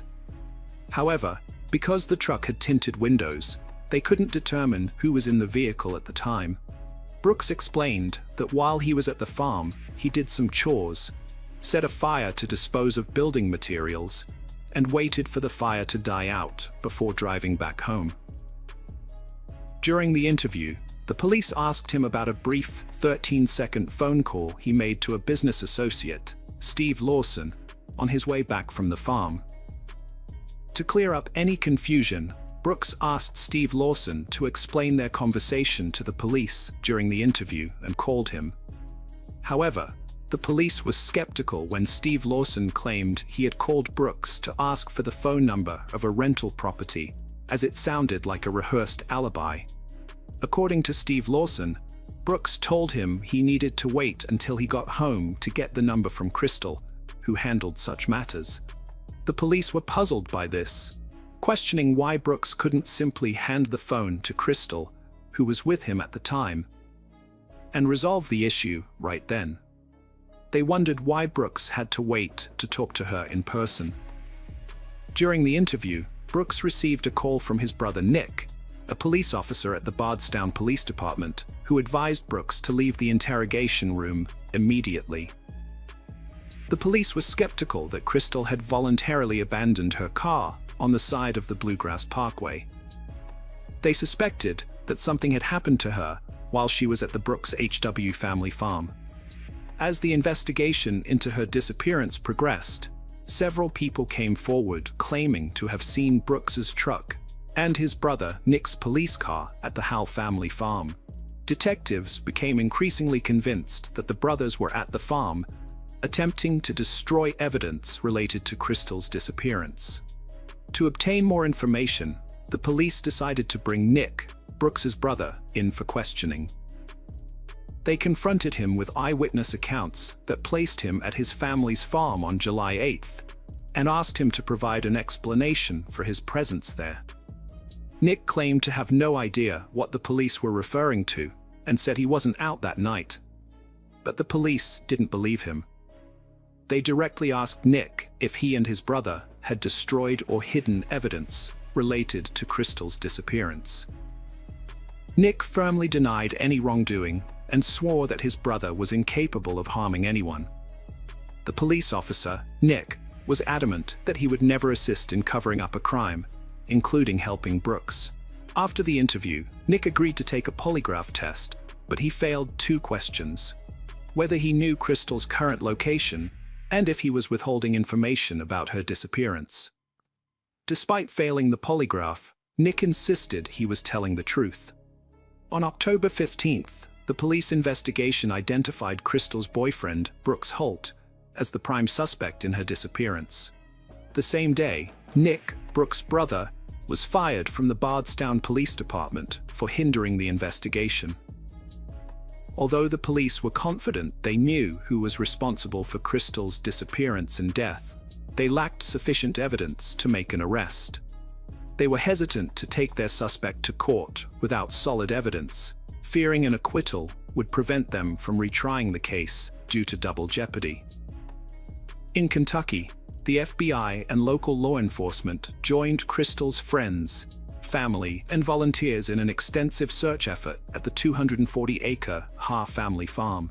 Despite daily searches, Crystal's loved ones were left frightened and desperate for any news. The searchers hoped to find Crystal safe and sound, but they also needed answers. At the farm, investigators thoroughly examined the remains of a fire, but they didn't find any human remains. They did discover pieces of clothing in the ashes, but they couldn't link them to Crystal's disappearance. The police issued multiple search warrants for the farm, targeting vehicles and homes. However, these searches didn't produce any significant leads or evidence related to Crystal's case. A $100,000 reward was offered for information about her disappearance, but no one came forward with any information. Tommy Ballard, Crystal's dad, was driven to find his daughter. Her disappearance hit him hard, especially since he'd already gone through a similar tragedy. In 1979, his pregnant sister was brutally murdered by her husband and his friend. They shot her, beat her, and then burned and scattered her remains on a farm. Though it took years, the perpetrators were eventually caught, convicted, and sentenced to life in prison. Despite this painful past, Tommy refused to give up on finding Crystal. He pursued every lead, no matter how small, and explored every avenue. He talked to neighbors, interviewed potential witnesses, and contacted anyone who might have information. To aid his search, Tommy spent his own savings on hiring experts, including cadaver dogs and a private investigator. Tommy Ballard was determined to solve the mystery, so he kept detailed records of every tip he followed and clue he found. He regularly met with the police to share his discoveries and get their input. On an early November morning in 2016, Tommy took his 11-year-old grandson, Crystal's son, on a hunting trip on their property. Tommy's wife, Sherry, watched as they left, feeling a sense of unease. She quickly said a prayer, asking God to watch over them in the woods. Sherry then returned to bed, trying to relax. However, just minutes later, the phone rang, shattering her peace. When she answered, she heard her panicked grandson on the other end. "Papa has been shot," he cried, his voice trembling with fear. Sherry's heart sank, and she was overcome with panic. She rushed to the bathroom, grabbing clothes as she went, while her grandson continued to cry on the phone. Sherry quickly reassured her husband, telling him she was calling 911 as she rapidly got dressed. Her mind was flooded with worries about his condition. When she arrived at the scene, she was met with an overwhelming sense of grief.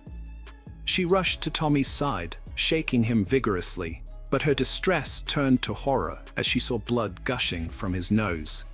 When officers and witnesses arrived, they quickly pulled Sherry away from Tommy so that medical personnel could tend to him. However, Sherry knew her husband was already dead. Tommy Ballard was pronounced dead at the scene, having been shot once in the chest. Initially, the police suggested that Tommy's death was a hunting accident, which outraged Sherry. She was adamant that this was not an accident, but rather a deliberate murder. As the investigation unfolded, authorities ruled out the possibility that Tommy took his own life, finding that his weapon had not been fired. They also cleared Tommy's 11-year-old grandson of any involvement in the shooting.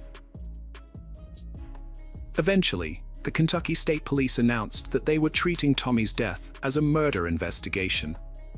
The Ballard family believes that Tommy's murder was connected to his investigation into his daughter Crystal's disappearance.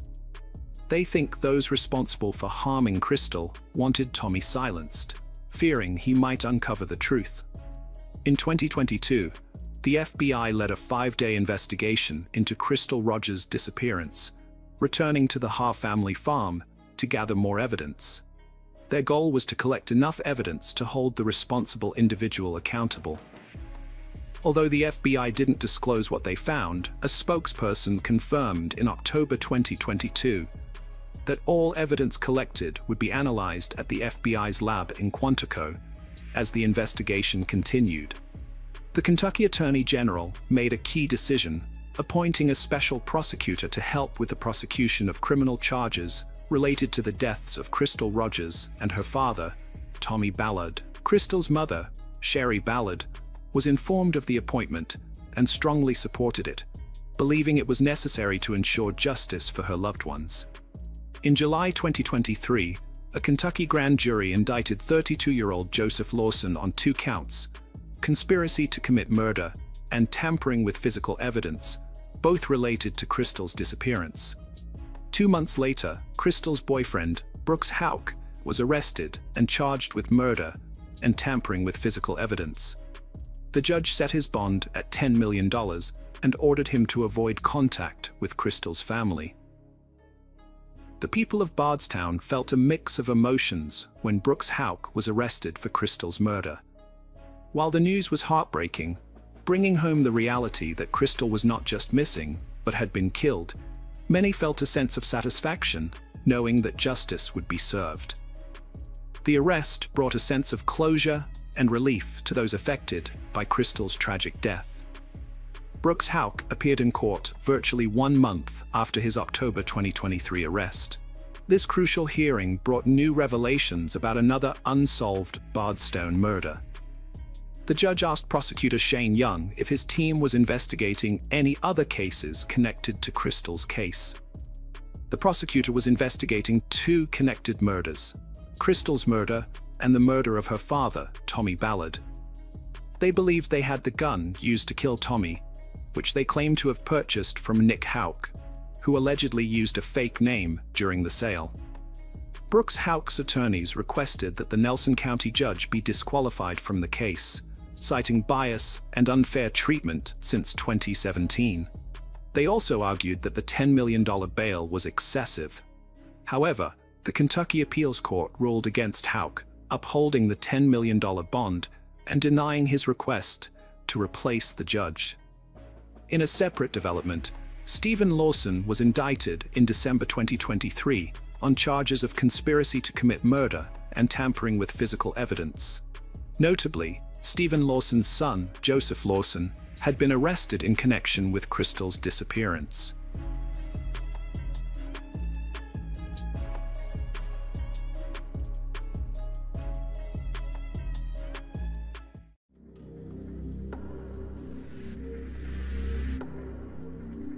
Welcome back, detectives. Let's dive into another horrible case. The case of Laura Conley. Laura Conley was born on March 15, 1978, in the United States as the third child of Carlene and James Conley. She grew up happily with her sisters, enjoying a loving and caring family environment. However, everything changed when Carlene and James divorced. At that time, Laura was a teenager and deeply affected by her parents' separation. Struggling with her emotions, she turned to alcohol for comfort, which eventually led to an addiction to psychotropic substances. Her mother believes Laura's addiction stems from the failure of their marriage. Carlene was born on June 13, 1945, in Virginia. Her 3 daughters were her top priority.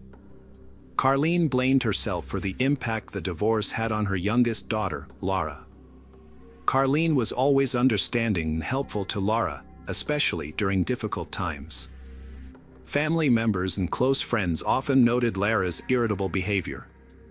While Carlene's other daughters married and became independent, Laura continued to live in the family home in Kentucky.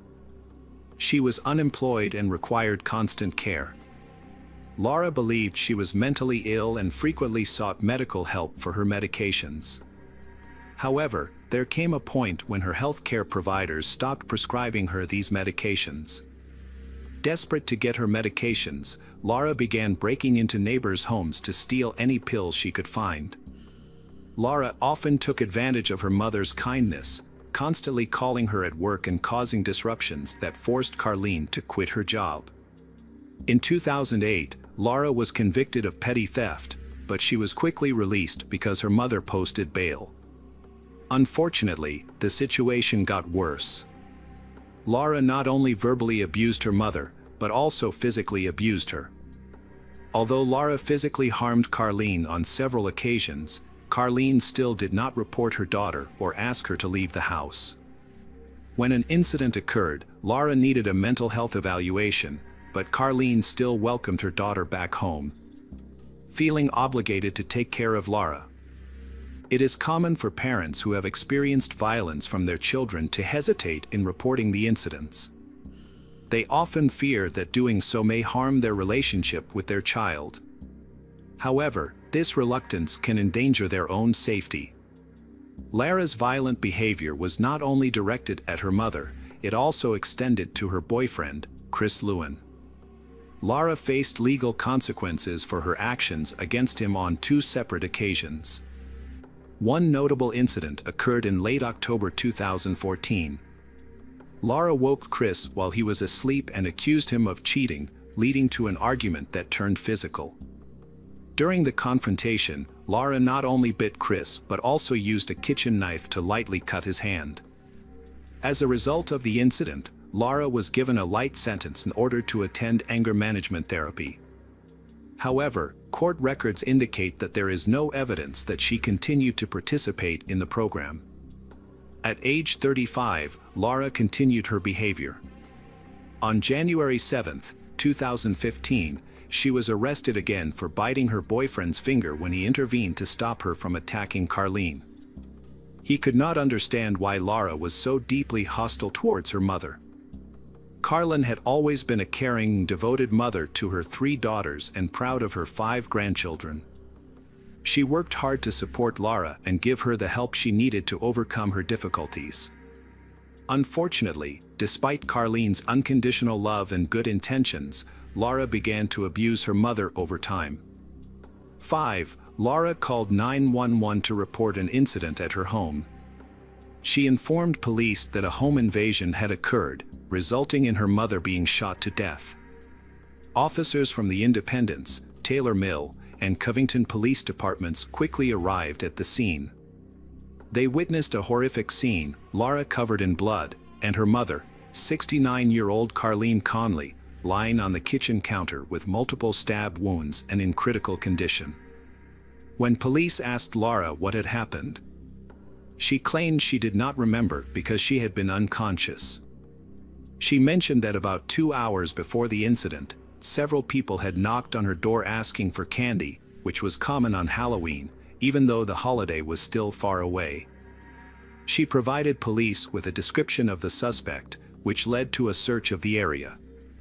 However, police were unable to find anyone matching Lara's description.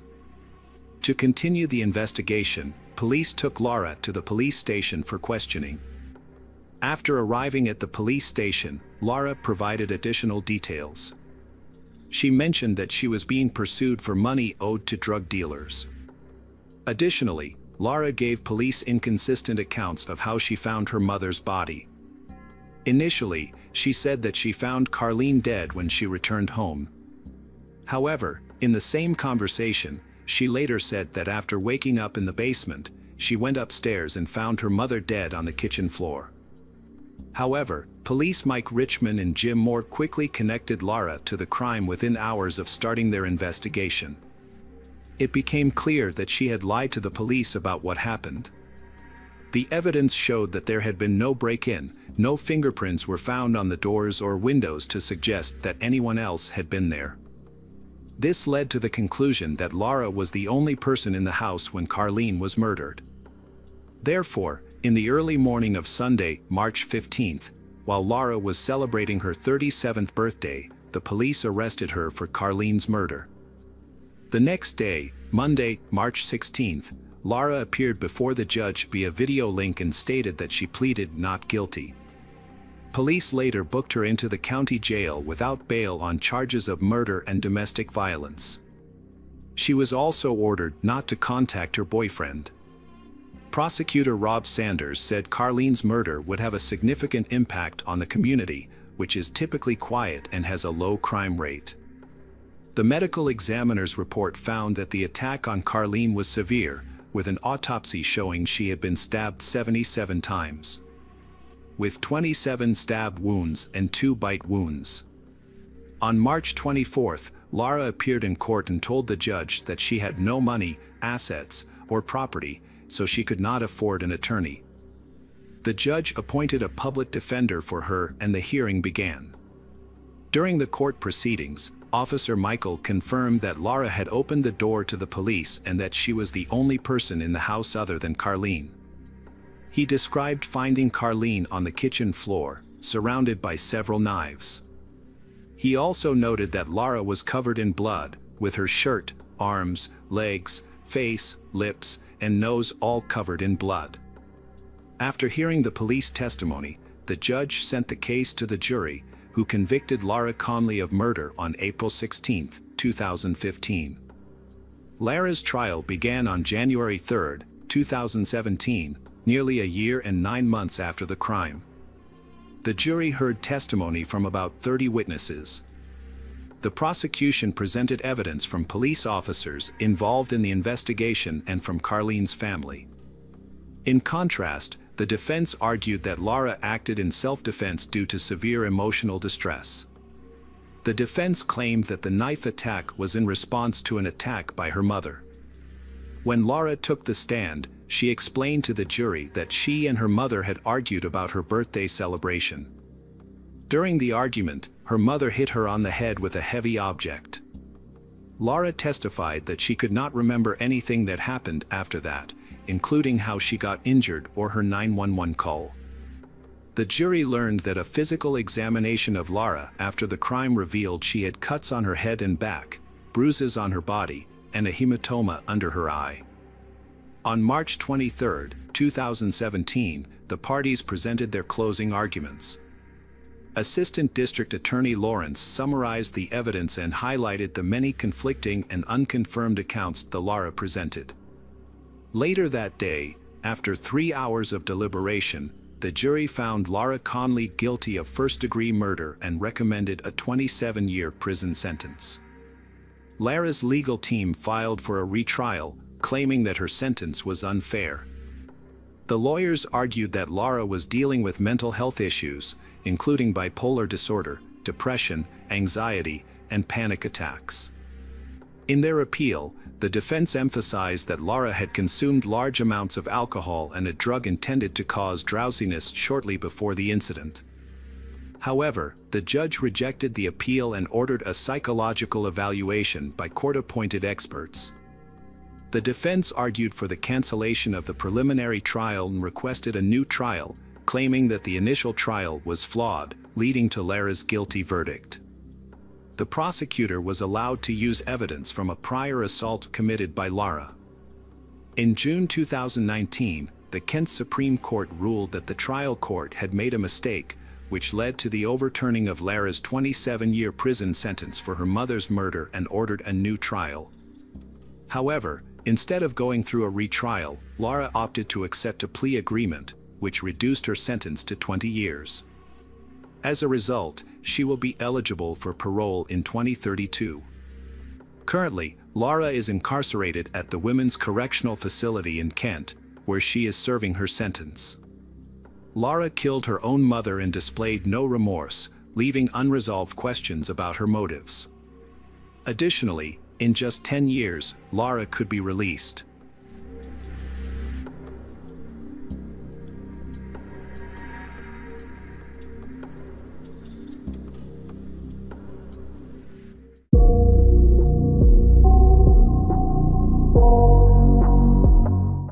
Hello friends, welcome to our channel. Today we're going to take a look at another horrible case with you, the case of Sarah Everard. Sarah Everard was born in June 1987 to Jeremy Everard and Susan Everard. Her father worked as a professor of electronics at the University of York, England, United Kingdom, and her mother worked in charity. She was the youngest of 3 children in the family, with older siblings James Everard and Catherine Everard. The family home was located in a quiet cul-de-sac in the Heslington area of the city, and Sarah would often be seen playing in the street with her siblings and other local children. She attended the local comprehensive Fulford School in 2005, where she was remembered as an incredibly likable, vibrant, caring and popular girl who excelled at sports and performed well academically. After completing her A-levels, she left Fulford School in 2005 after securing a place at Durham University, where she studied for a degree in human geography and graduated in 2008. Sarah started her career as an account executive at Proximity London in July 2008, where she worked for 4 months. After that, she joined Rapier as a senior account manager in September 2009. She worked there for 3 years and 6 months before leaving to work at a travel agency. From February 2021, Sarah has been working as a digital account director at McCormack & Morrison, as well as a freelance client lead at Flipside Group, a freelance company. On the evening of 3rd March 2021, Sarah was walking home to Brixton Hill from a friend's house near Clapham Common. Unfortunately, something terrible happened. The following day, Sarah's boyfriend, Josh, reported her disappearance to the police. They were supposed to meet, but she didn't show up and didn't respond to any of his calls. Her family and friends were shocked, as she was in regular contact with them, and it was completely out of character for her to disappear like that. A large-scale search operation was launched, involving hundreds of officers and members of the public. The search concentrated on the area between Clapham and Brixton, including parks, woodlands, and other open spaces where CCTV footage had captured Sarah's presence the previous night. Police stated that she was believed to have walked through Clapham Common after leaving her friend's flat and heading towards her home in Brixton, a journey that should have taken approximately 50 minutes. The police issued a public appeal for information, requesting anyone who had witnessed Sarah or had any relevant information that could assist the investigation to come forward. They released footage captured from the dashcam of a passing police car and a private doorbell-type camera, which showed Sarah walking alone along the A205 Pointers Road towards Tulse Hill, south of Brixton. She spoke to her boyfriend on her phone for around 15 minutes and agreed to meet him the following day. It was uncertain whether she made it home. The police also released a photo of Sarah and a description of her attire when she was last seen. She was wearing a green rain jacket, navy blue trousers with a white diamond pattern, and turquoise and orange sneakers. It was believed that she was also wearing green earphones and a white beanie hat. The investigation was led by the Metropolitan Police's Specialist Crime Command, which deployed over 120 officers and staff to work on the case. The search was conducted with the assistance of police dogs, helicopters, and specialist search teams. Specialist officers were brought in from across the force, and the police received more than 120 calls from the public regarding the case. They asked anyone who may have relevant dashcam or other footage to come forward. Sniffer dogs searched gardens in streets around the search site near Everard's presumed route home and in the nearby Oaklands estate. Officers also searched a pond in Clapham Common and drains along the A205. Investigators quickly found CCTV footage showing a police officer from the force's Parliamentary and Diplomatic Protection Command, later identified as Wayne Couzens, with Sarah Everard on 2 occasions. The footage depicted them next to a rented Vauxhall Astra, along with the car's license plate. It was discovered that on the 28th February 2021, Couzens had reserved a white Vauxhall car from a rental company in Dover. On the 3rd March, after finishing a 12-hour shift at the US Embassy in London, he travelled to Kent to pick up the rented vehicle. Subsequently, he drove back to London, where he was seen in Earl's Court and on Battersea Bridge. Upon reaching Clapham, he drove to Earl's Court again before returning to Clapham around the time Sarah Everard went missing. Couzens had parked the Vauxhall on the pavement outside Pointers Court, stopped Everard, and showed her his police warrant card before handcuffing her.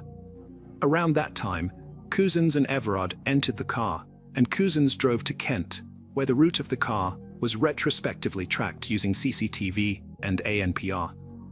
Couzens and Everard were again spotted in Dover, and had transferred to Couzens' personal seat car. Couzens then drove to Hodes Wood near Ashford, where his car was captured on CCTV in the area between 3:22 and 6:32, before driving back to Dover to switch back into his rental car before returning it. The Metropolitan Police then arrested Wayne Couzens, along with a woman, at an address in Kent in connection with Everard's disappearance, and they were taken into custody. However, the woman was later released without charge as the detectives continued their investigation. They found that Couzens had told senior colleagues that he was suffering from stress and no longer wanted to carry a gun. Couzens bought and filled a petrol container at a service station in Whitfield and then drove to Hodes Wood, where his car was captured on CCTV at 12:37. He reported himself ill from work, handing in his equipment, including his police belt and handcuffs, which raised suspicions of murder. The police searched Hodes Wood and found human remains that were confirmed to be Everard's body through dental records. Her remains were found in a large builder's bag, approximately 100 meters from a plot of land that Couzens owned. The police also searched the site of a former body repair garage previously owned by Couzens' family at the top of the White Cliffs. The detectives questioned Couzens and learned that when his mobile phone had connected to cell sites in the area of Clapham, where he had sexually assaulted Sarah and strangled her to death using his police duty belt, he burned Everard's body inside a refrigerator he had bought. He then bought 2 large builder bags from B&Q before returning to Hodes Wood, where he used one of the bags to dispose of Everard's remains in a pond. He drove his personal car to Sandwich, Kent, disposing of Everard's mobile phone, where the police divers searched underwater in one of the town's watercourses. The police also focused their search operation around the rope walk in Sandwich and cordoned off approximately 1 square mile of the town. Sarah's disappearance and the heartbreaking discovery of her remains drew people from all walks of life together in grief and solidarity. The call for change echoed through the streets as individuals raised their voices to demand a safer world for women. Sarah, a vibrant and compassionate soul, was a beloved daughter, sister, and friend. Her disappearance left her loved ones devastated and searching for answers in a world where her safety should have been guaranteed. The investigation concluded that Sarah Everard had died from compression of the neck, according to the results of a post-mortem held at William Harvey Hospital in Ashford. Cousins was charged with Everard's kidnapping and murder following authorization from the Crown Prosecution Service. He appeared at Westminster Magistrates' Court and was remanded in custody before appearing at the Old Bailey from Belmarsh Prison. Cousins pleaded guilty to kidnap and sexual assault and admitted responsibility for Everard's death on the 30th of September. Cousins was sentenced to life imprisonment with a whole life order, with Fulford justifying the severity of the punishment by saying that Cousins' use of his position as a police officer to detain Everard was the vital factor that made the seriousness of this case exceptionally high. Cousins tried to apply for leave to appeal against his sentence, but his appeal against his whole life sentence was rejected by the Court of Appeal as of December 2021. Cousins was imprisoned at HM Prison Franklin in County Durham and was further charged with 4 counts of indecent exposure related to alleged incidents in January and February 2021. He pleaded guilty to 3 incidents of indecent exposure that took place in Kent in 2020 and 2021. Sarah's story has sparked important discussions about women's safety and empowerment, leading to various initiatives and advocacy movements, with the shared goal of creating a world where women can walk freely without fear. The global outcry for change following Sarah's tragedy calls for accountability, respect, and a shift in societal attitudes towards women's safety.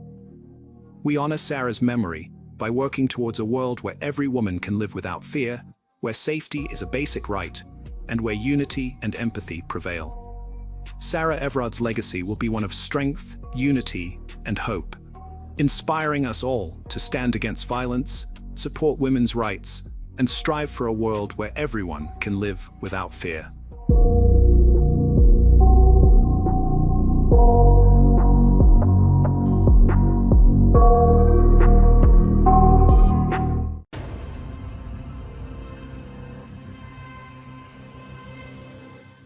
Hello friends, welcome to our channel.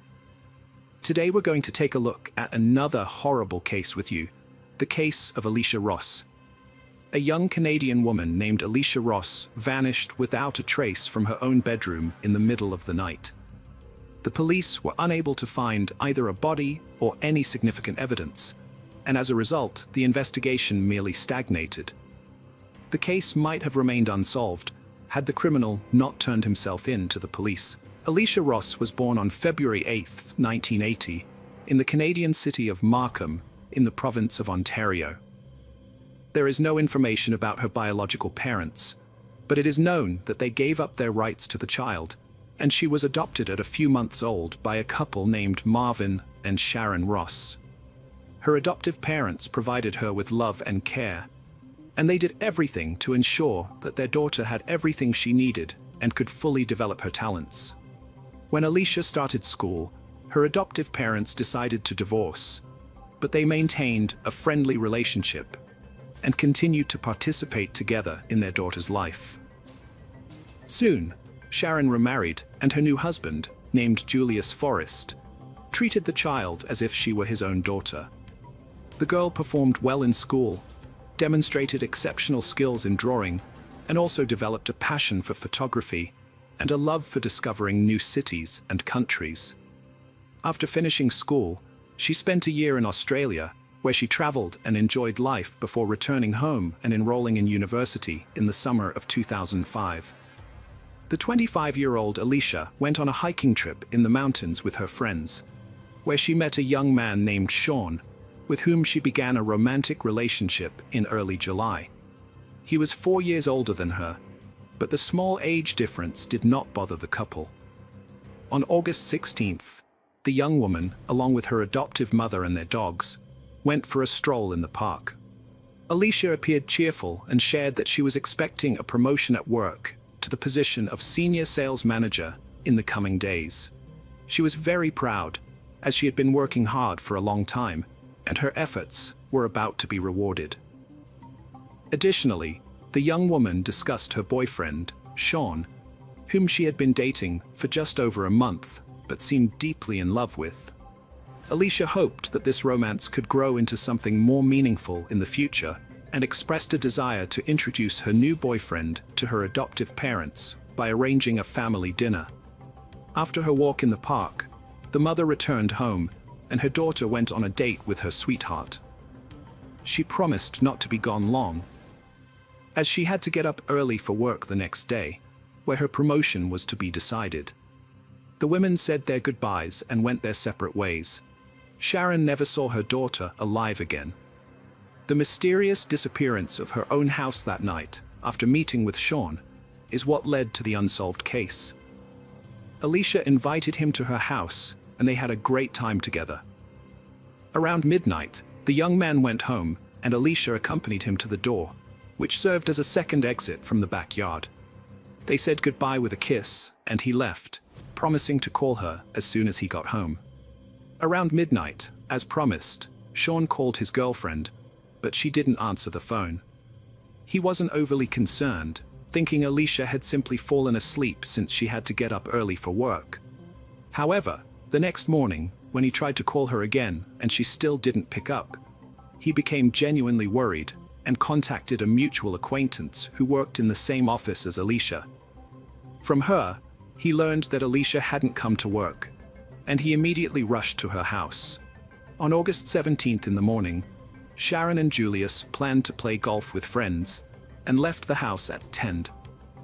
They saw their daughter's car in the driveway, but assumed someone had taken her, so they went about their day. A while later, Sean went to Alicia's house but couldn't find her, so he called the police to report her missing. He then called Sharon to inform her. The couple rushed home, where the police were already there. Sean was the first to notice Alicia was missing and inform the police. He was also the last to see her the night before she disappeared, saying they had parted ways at the gate around midnight and hadn't heard from her since. When Sharon and Julius approached the house, law enforcement was already there, inspecting the area and speaking with Sean, who had called them. The young man appeared visibly nervous and distraught. When the mother looked into Alicia's room, she immediately noticed that all her daughter's personal belongings, which she never left the house without, were in their places. Her purse, passport, driver's license, keys, cell phone, as well as her bank cards and cash, were all left in the room, suggesting she wouldn't have gone anywhere, let alone left without them. The gate was open but not forced, implying that the missing person either let her abductor in or willingly left with someone from the yard. In the backyard, the police found some disturbance. The lawn and flowers in one area were trampled, as if someone had fallen there. Also, a pair of cigarettes and the right sandal of the girl, the one she had been wearing the evening before, were found on the ground, laid out in a straight line. Neither Alicia nor her parents smoked, so the cigarettes did not belong to them, and Sean claimed he never smoked that particular brand, leaving the ownership and arrangement of the cigarettes unclear. Sean was almost immediately considered the prime suspect. Firstly, he was noticeably nervous, and his account seemed somewhat confused and disjointed.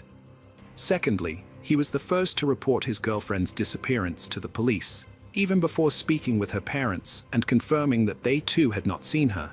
Thus, he definitely knew she was missing. Additionally, Law enforcement found biological traces on the girl's bed belonging both to her and Sean. Based on this, the investigation speculated that Alicia might have denied Sean intimacy, and he decided to force her, then trying to cover his tracks, staged her disappearance, which he likely caused by ending her life. When Sean was brought to the police station, questioned, and the investigator's theory presented to him, the young man was shocked. He was distressed to be considered the primary suspect and swore he would never harm his girlfriend, as he loved her. He also acknowledged that they did indeed have intimate moments that evening, but insisted it was consensual. The missing girl's parents also had nothing negative to say about Sean. He had not argued with their daughter, had not mistreated her, and she spoke only positively of him. Their relationship was developing quickly and quite happily, to the extent that Alicia even hoped to have a future with him. Moreover, the parents noted that their daughter had no plans or reasons to leave. She was eagerly awaiting a promotion at her beloved job, and being a responsible person, she would never just leave everything behind. But even if some unforeseen circumstances had arisen, she would certainly have informed her parents and definitely would not have left without her documents, money, and phone. The police lacked sufficient evidence or grounds to detain Sean, and so, after questioning him at the station, they released him. Nevertheless, law enforcement did not rule him out as a suspect and continued to monitor the young man. Sean himself appeared dejected and highly distressed. The extensive search effort for the missing woman began the day after her disappearance. Initially, a thorough inspection of the home and yard was conducted, and investigators closely examined the surrounding area and interviewed neighbors. However, no one reported hearing or seeing anything suspicious that night. Law enforcement theorized that the woman disappeared sometime between midnight, when she said goodbye to Sean, and sunrise, a time when the streets are usually quiet and deserted, making it challenging to find witnesses. Alicia's photos were distributed as flyers throughout the city, providing phone numbers for people to report any information about her whereabouts.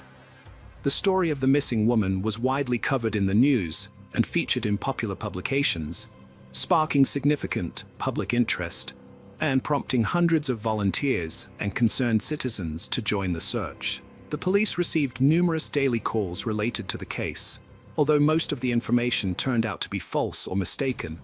Nevertheless, each tip and theory was investigated in the hope of finding any leads. The search area was continuously expanded, involving more people. Thorough checks were conducted in abandoned buildings, wooded areas, and wastelands. Sean also actively participated in the search efforts, despite still being the prime suspect. Feeling wronged, the young man turned to the media and gave a significant interview where he expressed his deep love for Alicia and showed photos of them looking very happy together. He tearfully pleaded for help in the search, appearing utterly devastated by the situation. The search for Alicia became one of the most extensive operations in Ontario's history. Every difficult-to-reach ravine and marshy area was scoured, but no clues, leads, or even hints about the missing woman's location were found. Her parents also appealed to the public through the media, expressing their belief that their daughter was alive but being held against her will somewhere. They implored whoever had their daughter to let her return home unharmed and not to harm her in any way. Sean's unexpected arrest led the police to lean towards the theory that someone Alicia knew personally had abducted and possibly ended her life. This hypothesis was supported by the lack of signs of struggle, no evidence of forced entry, and the gate being left open, but no concrete leads were found. The cigarettes found on the ground bore only a heavily smeared fingerprint, which couldn't be identified. Investigators thoroughly checked Alicia's contacts and reviewed all calls and messages on her phone and email, yet nothing suspicious was uncovered. On the 6th day of the search, the case was officially reclassified as a criminal act, despite the lack of evidence. Sean remained the prime suspect. Sean lived alone in his own house, located about 10 miles from Alicia's home. After realizing that public suspicion had intensified following his media appearance, he stopped participating in the search and refused to speak with the press. Investigators interviewed Sean 3 more times, but his story remained consistent. He was then offered a lie detector test, which he refused, convincing the police even more firmly that he was involved in the crime. 2 weeks after the disappearance, Sean was arrested on an unrelated charge. He was taken into custody late at night for driving under the influence and resisting arrest. Speculations arose that he was attempting to drown his guilt in alcohol. Following Sean's arrest, Alicia's parents gave another interview, sharing that they had not personally known the young man and only knew about him through their daughter's accounts. They believed she was happy, but now they considered the possibility that their daughter might have withheld certain details to avoid upsetting them, though she had planned to introduce her boyfriend to her family soon. Police interviewed Sean's neighbors to determine if they had noticed anything unusual recently, such as him disposing of large trash bags, behaving suspiciously, leaving unexpectedly, or cleaning his car. However, no significant information emerged from these inquiries. Detectives were left hoping that Sean might eventually confess to everything. About a month after Alicia's disappearance, the media attention surrounding her case began to fade. The search continued, but it was no longer prominently featured in newspapers or news broadcasts, and the investigation seemed to have reached a dead end. The only option left for law enforcement was to keep pressuring Sean, hoping he would eventually confess to the crime. Then, a completely unexpected development occurred in the case on September 20, 2005, more than a month after Alicia's disappearance. 31-year-old Daniel Sylvester, a local resident, called the police and confessed to ending the girl's life, revealing where he had hidden her body. It's important to note that this man had not been under suspicion previously, and the police had not considered him at all during their initial investigation. At first, it appeared that the man merely sought fame and attention, and had decided to take responsibility for the most notorious case in recent years. However, all doubts were dispelled when the police discovered the girl's body at the location he had specified. Daniel Sylvester was an unemployed recluse who lived in his mother's house, which was adjacent to the Ross family home. The two properties were separated by overgrown shrubs, creating a nearly impenetrable barrier. Despite living virtually side by side for their entire lives, Daniel and the victims had never interacted before. Alicia had seen Daniel on his property a few times and considered him mentally unwell due to his strange behavior. The police had not shown an interest in Daniel earlier, as he seemed to be a reclusive and isolated individual who had not drawn attention to himself. Daniel had significant social challenges from a young age. He struggled to make friends, was ridiculed at school, and every effort to form relationships ended in complete failure, leading him to develop a deep resentment towards women.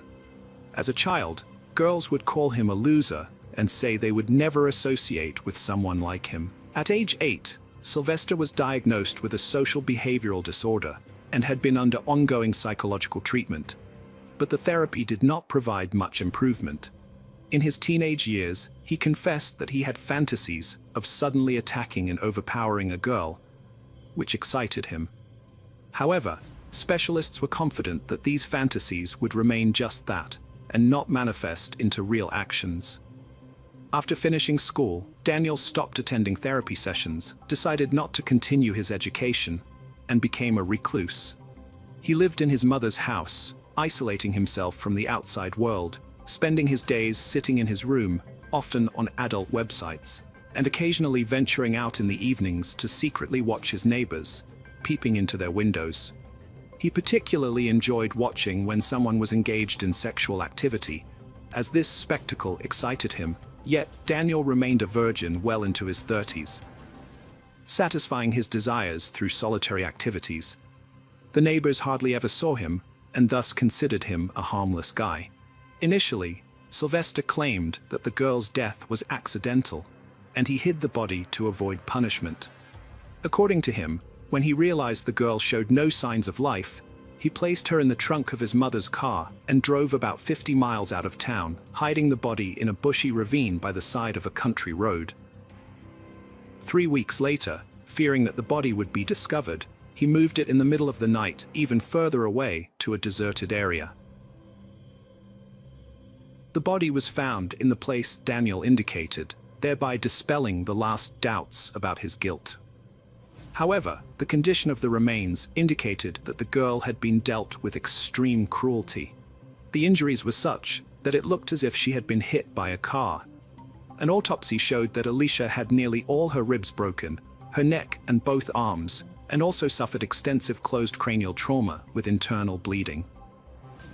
The exact cause of death could not be determined, but at least 3 injuries were incompatible with life. Forensic experts were shocked, as they had never encountered anything like it before. It was necessary to clarify the circumstances and chronology of events on that fateful evening to determine how exactly the girl received her injuries. The convict initially claimed that he had an argument with his neighbor on a bush-covered path between their homes. During the verbal altercation, the neighbor called him a loser, which angered him, and he struck her on the head. When she fell, he kicked her several times in the chest.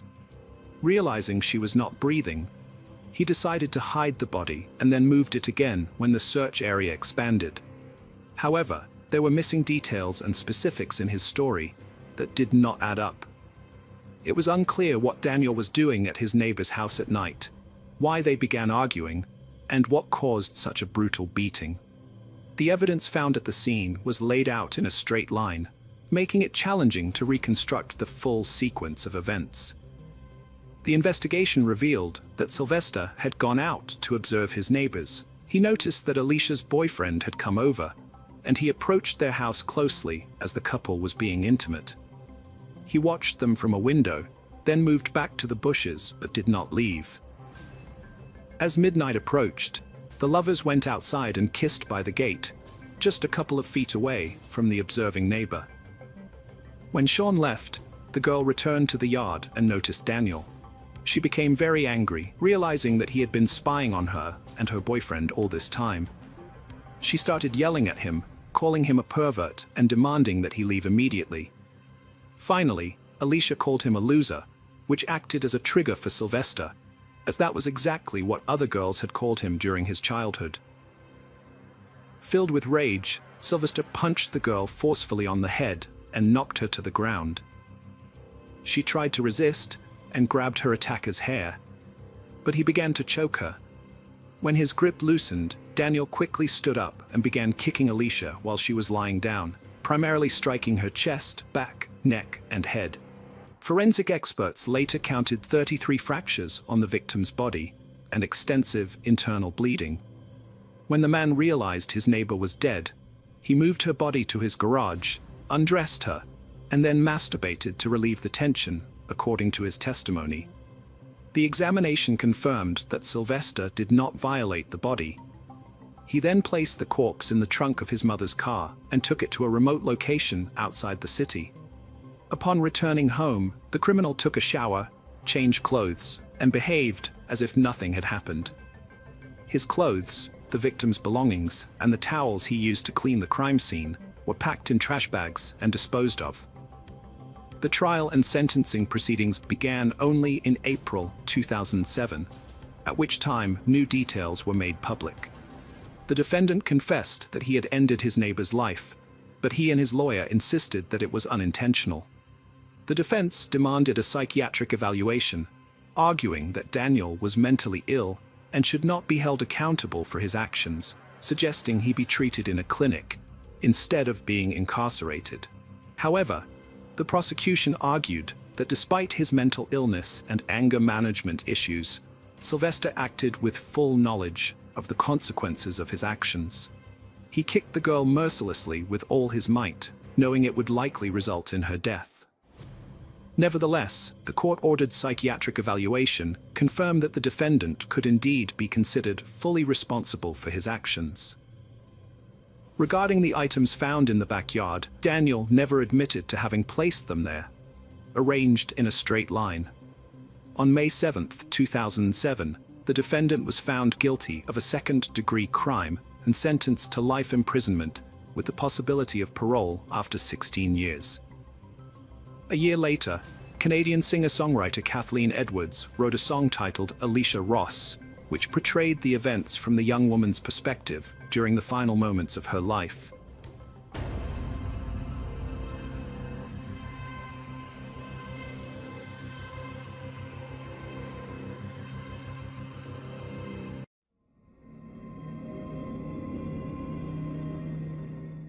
Hello friends, welcome to our channel. Today we're going to take a look at another horrible case with you. The case of Rachel Keeley. Rachel was the eldest of 4 children born to John and Rose Keeley. The family consisted of 3 girls and 1 boy, and they were members of the Jehovah's Witness community. They lived in the Inishmore housing estate, which is located near the entrance to the regional park. Rachel was highly involved in her local congregation and devoted to her faith. After completing her education at Ballincollig Community School, she pursued a career as a beautician. This was a deliberate choice, as it would allow her more time to engage in missionary work with the local Jehovah's Witness community. In the summer of 2000, Rachel took a trip with one of her sisters to work as an au pair, but she soon returned home. She was known as a kind and gentle girl, and she had a boyfriend who was part of her Jehovah's Witness social circle. On Thursday, the 26th of October 2000, Rachel left her home around 4:30 p.m. with her 2 dogs to take them for a walk in the regional park in Ballincollig. She was very familiar with this park, and even though it was getting dark, she would not have thought twice about going there, as she knew the area well and expected there to be other people around at that time. She had only planned to be gone for about an hour, and her mother would have had her dinner ready when she got back, as she had a Bible study that night and would be going straight out again after dinner. But around an hour later, after Rachel left, her mother Rose heard scratching at the back door. It was the 2 dogs, but no Rachel. It was deemed straight away that something was wrong, and Rose and her youngest daughter Elizabeth headed straight to the park to look for Rachel on the path they knew she usually took, but there was no sign of her. By 7 p.m., the family contacted the police. Friends and family all headed out looking for Rachel again. Rose bought flashlights from the local shop so they could see, as it was pitch dark by now. Nearing 8 p.m. that night, a close family friend would find Rachel dead in the undergrowth, not far from the walking track. She was found fully clothed, face down in the fetal position, covered with some briars and branches from trees. The emergency team were notified, but at this point, it was obvious that Rachel was dead. The police immediately initiated an investigation. An intent was placed around the body of Rachel, and 6 police officers stood guard over the body until the state pathologist, Dr. Harbison, could arrive at the scene to examine the body. Rachel's mother would later say in interviews that this gave her great comfort, knowing that her daughter was not alone and that she was protected in death, even if they couldn't protect her in life. When Dr. Harbison arrived, he spent 3 hours examining the scene. Door-to-door inquiries were started straight away at houses nearest to the park. Rachel had last been seen in the park at 5:15 p.m. She was later buried at St. Oliver's Cemetery in Mahon County, Cork, on the 28th of October. Police put out an appeal to people who might have been in the regional park that evening and might provide valuable leads in the case to help determine who had attacked Rachel. Dr. Harbison, the state pathologist, completed a preliminary examination of Rachel's body and determined that she had died from asphyxiation, but needed to do a further examination to determine exactly how she died, whether by smothering or strangulation. Police were also trying to determine the reason behind the attack. Was it a robbery or a sexual assault? Rachel was found fully clothed, but her clothes seemed to have been tampered with. Police politely questioned known sex offenders and locals, and they also wanted to speak with an elderly man and some teenage girls seen in the area at the time of the killing. CCTV footage in the area was also collected from local businesses, and by the 4th of November, It was reported in the local paper that police were looking to collect DNA samples to compare to samples found on Rachel's clothes and under her nails. More than 1,000 males from the area gave samples, but police would not give an indication of what type of material containing DNA was collected from Rachel. On Friday, the 10th of November 2000, news broke that someone had been arrested for questioning in relation to Rachel's death. It was the arrest of a 16-year-old male who was brought to Garda Station in Cork and questioned that night. The teen appeared before a special sitting of the Cork District Court and was charged with the murder and rape of Rachel. He couldn't be named as he was a minor, but it was said that he was from the Ballincollig area. He was remanded at St. Patrick's Juvenile Centre in Dublin. The trial began on May 1, 2000, at the Central Criminal Court in Dublin. Rose Keeley, Rachel's mother, was the first to take the stand. She had told how the dogs had returned to their home an hour after Rachel left to take them for a walk. She said that her youngest daughter, Elizabeth, and she had gone out to search the park for her daughter around 6 p.m, and they called out for Rachel. Elizabeth said she thought she had heard a scream as they continued to search for Rachel. They met the defendant, and they said hello to him as they knew him as he was a neighbor who lived around the corner from their house. Rose said she considered asking him if he had seen Rachel, but thought that she might sound paranoid, so she didn't. 4 boys who had seen the accused on the evening of Rachel's death were also called to testify. They stated that he behaved normally and that they had watched TV at a friend's house around 6:30 p.m. Afterward, they had gone to the regional park to ride motorcycles, but they had left immediately because there was police nearby. The accused had no insurance or road tax for his motorcycle, and he had left it behind in the park. Dr. Harbison took the stand and stated that Rachel had been chased down and most likely dragged to the location where she was found. He said that she had been placed in the fetal position after being strangled in a different area. Dr. Harbison also mentioned that there was no evidence of forced sexual assault, but that her clothes were disheveled. The police told the court that the accused had provided a hair and saliva sample, but refused to give a blood sample as he was afraid of needles.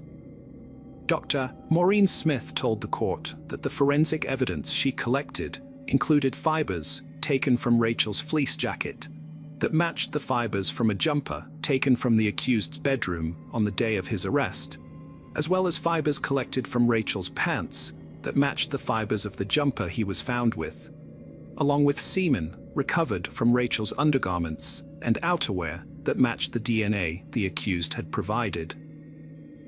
Dr. Smith's evidence was lengthy, and there were concerns that one of the jurors had fallen asleep during her cross-examination, but the court had assurances that this was not the case, and so the trial continued. On Wednesday, the accused's mother said the police came to their house while investigating, and her son was worried about getting in trouble for driving his motorbike without insurance or tax. Someone told him he could get 3 years, so he decided to leave the area, even though she told him not to, as the guardian might think he was involved in Rachel's death. She stated her son was innocent. The accused's father testified that his son left school at 14. The accused was a talented athlete and Gaelic footballer who could have played for the Cork junior team. He was the oldest of 4 children from a stable background and good area, living near the Achilles. They knew Rachel casually, as the accused went to school with her brother. The accused also took to the stand, and he told the courts that on the day of the killing, he had called to his girlfriend's workplace. They had been seeing each other for around 2 years. He stated police had called to him a week before Rachel was killed, giving him a green form which accused him of dangerous driving and driving without insurance and tax. It was a warning and not a summons, but he knew if he was caught again that night in the park, he'd get done for it. This is why he abandoned the bike and why he was going to run away. He said he had met his friends in the park at 5 p.m. after work and went to his friend's house 10 minutes later, but had to admit he went back to the park at 5:20 p.m. after a former babysitter gave evidence that she had seen him in the park at around 5:30 p.m. that day. He agreed with the evidence his friends gave about them leaving the park at 6:30 p.m. to go watch TV at a friend's house and returning to the park at 8 p.m. when he abandoned his bike after seeing police. The accused also admitted that he packed his bags to leave after the police contacted him 2 days after Rachel's death. He also admitted providing false information on the questionnaire about his whereabouts. When he tried to leave, he could not get a train or bus because it was the Guinness Jazz Festival that week, making it nearly impossible to find any mode of transportation. The police soon apprehended him, and since he was a minor, he was returned home 2 days later. They called him and took a saliva sample as part of the ongoing investigation. In court, he also stated that he had not seen Rachel for at least a month, and he had no contact or close contact with her. The DNA evidence was challenged by the defense, and a second expert was called to provide testimony. The expert said the test tubes used to collect the samples were not sealed properly, and there was a theoretical possibility that the samples could have been contaminated. But she also stated that this was unlikely, unless it was done intentionally by an individual. Additionally, it was mentioned that all the samples collected were blood samples, except for the accused, who had provided a saliva sample. Closing arguments then began, and the defense stated that the prosecution was blinded by science, and the jury should remember what happened to the Birmingham Six. Anyone not familiar with this case should definitely look into it. And it was possible for forensic evidence and DNA to be incorrect and misleading. The prosecution said that the accused's parents had lied in the witness box to protect their son and were helping him to leave the country to go stay with his uncle in the UK and not to visit a girl he knew in Kilkenny. The uncle had moved from Ireland 2 years earlier after being convicted of a serious crime and served a prison sentence for it. On Tuesday, the 18th of June, the jury returned after 4.5 hours of deliberation and after being sequestered in a local hotel overnight. They found the defendant guilty of murder and rape by a majority of 10-2. He was sentenced to life for her murder, and the sentence for rape will be determined at a later date in the year. An application for an appeal was denied. The trial lasted 26 days over a period of 7 weeks. The following day, the accused was publicly identified in the press as Ian Horrigan. As he was no longer a minor, he had turned 18. He lived in close proximity to the Achilles Keeley family, who had moved house after Rachel's funeral, as they could not bear living so close to the family of the accused. On November 22, 2002, Horrigan appeared in court again to be sentenced for the rape. He received a 10-year sentence to be served concurrently with his life sentence for murder. His request for an appeal was denied. In January 2006, Horrigan applied for leave to appeal in the courts. His legal team argued that the judge's instructions to the jury were misdirected and misleading. The jury should have been informed that forensic evidence is not infallible, and they should have been told that Seaman's body could have been deposited on the scene several days before being discovered. The Court of Criminal Appeal agreed with Horrigan's arguments, and his conviction was overturned. A new trial was ordered, which took place in February 2006. Horrigan admitted to manslaughter, but the state rejected this plea. Dr. Cassidy, who replaced the ill Dr. Harbison, concluded that Rachel died from an arm lock around her neck, leading to cardiac arrest.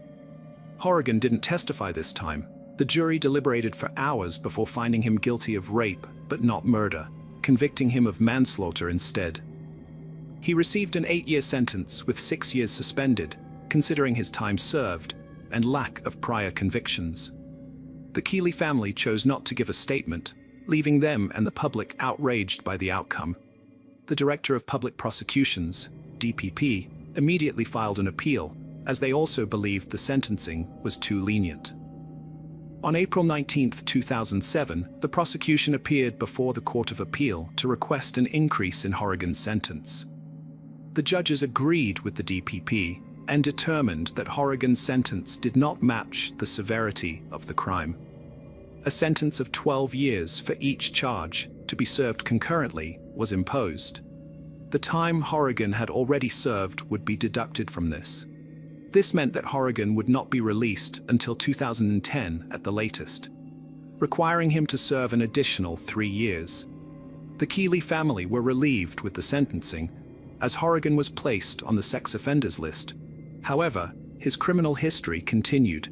In 2007, he was charged with armed robbery while out on bail for Rachel's killing.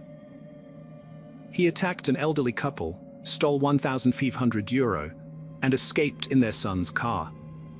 Horrigan initially denied the charges, but was found guilty. However, his conviction was overturned due to issues with the search warrant, leading to a retrial where he pleaded guilty to robbery and theft, receiving a 4-year sentence. In March 2013, it was reported that Horrigan was involved in a violent incident while in Whitfield Prison. He had beaten up Jared London of the notorious McCarthy-Dundon gang, and he had beaten him to a pulp. Horrigan had attacked London in retaliation for an attack by Dundon on a friend of his. Sources from the prison told newspapers that Horrigan was a head case, and that he was moved out of the prison for his own safety. Ironically, only a few months later, Horrigan would be released from prison after serving his time for the robbery. When he left prison, he moved in with his girlfriend Teresa O'Neill, who lived just around the corner from Dundon's home place in Limerick. Teresa's brother, a convicted rapist, Thomas O'Neill, was involved in the Great Low Woods gang rape in County Clare in 2004. At the time, Thomas O'Neill was also the boyfriend of Dundon's ex-girlfriend. From here on in, there is a lot of overlapping with dates and convictions, but I think I've got it right. So bear with me. On the 13th of September 2013, Horrigan was arrested again, this time in relation to a shooting in Limerick. A man stood outside his home the evening before and had been shot, suffering a number of pellet wounds to his chest from a shotgun. A trial took place in January 2015, and Horrigan completed not guilty to the possession of a shotgun with the intent to endanger.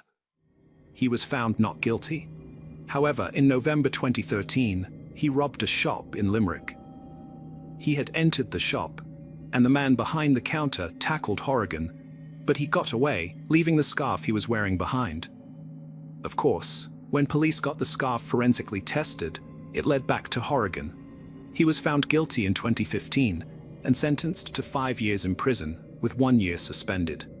By 2016, it was expected that Horrigan would be released once more from prison. His girlfriend posted on Facebook that he would be home for Christmas. But by March 2017, his home in Macroom in Limerick was raided by police, and €3,000 worth of heroin was discovered. 6 months later, a shop in Mallow, County Cork, was robbed at knife point, with nearly €1,400 taken. Within 4 weeks of that robbery, the media reported that Horrigan had gone on the run. He fled to the UK, and police launched a manhunt because he was on the sex offenders list. He was in breach of his conditions, and police had to know where he lived at all times. In June of 2018, Horrigan appeared in court again and admitted to the drugs found in his home. He was sentenced to 2 years and 6 months, with the 6 months suspended. In December 2018, he was in the courts in relation to the off-license robbery, and again he pleaded guilty. He received a 6-year sentence, with 2 of those suspended. He was due for release in 2022. On the 26th of March 2022, Horrigan attacked a woman in her 60s and a man in his 20s with a hammer, leaving the man in critical condition. He was charged with 4 offenses against the state and remanded in prison. He appeared in court in December 2022 and is set to face trial again, but no date has been set. In September 2022, Horrigan was in court again for breaching conditions put on him as a sex offender. He did not notify the Guardian again of a change of address, and he joined Tinder. He was sentenced to 12 months in prison. Rachel's parents have stated that they don't care how long Horrigan spends in prison, as it won't bring back their Rachel. This was not aimed towards Horrigan's other victims, but Horrigan himself. If the justice system didn't always work within these outdated laws, and if the judges had power of discretion, a lot of people would be saved from criminals like this. Horrigan is only 38 years old and has a long life ahead to cause mayhem in this country. Where will it end, and how many more victims will there be?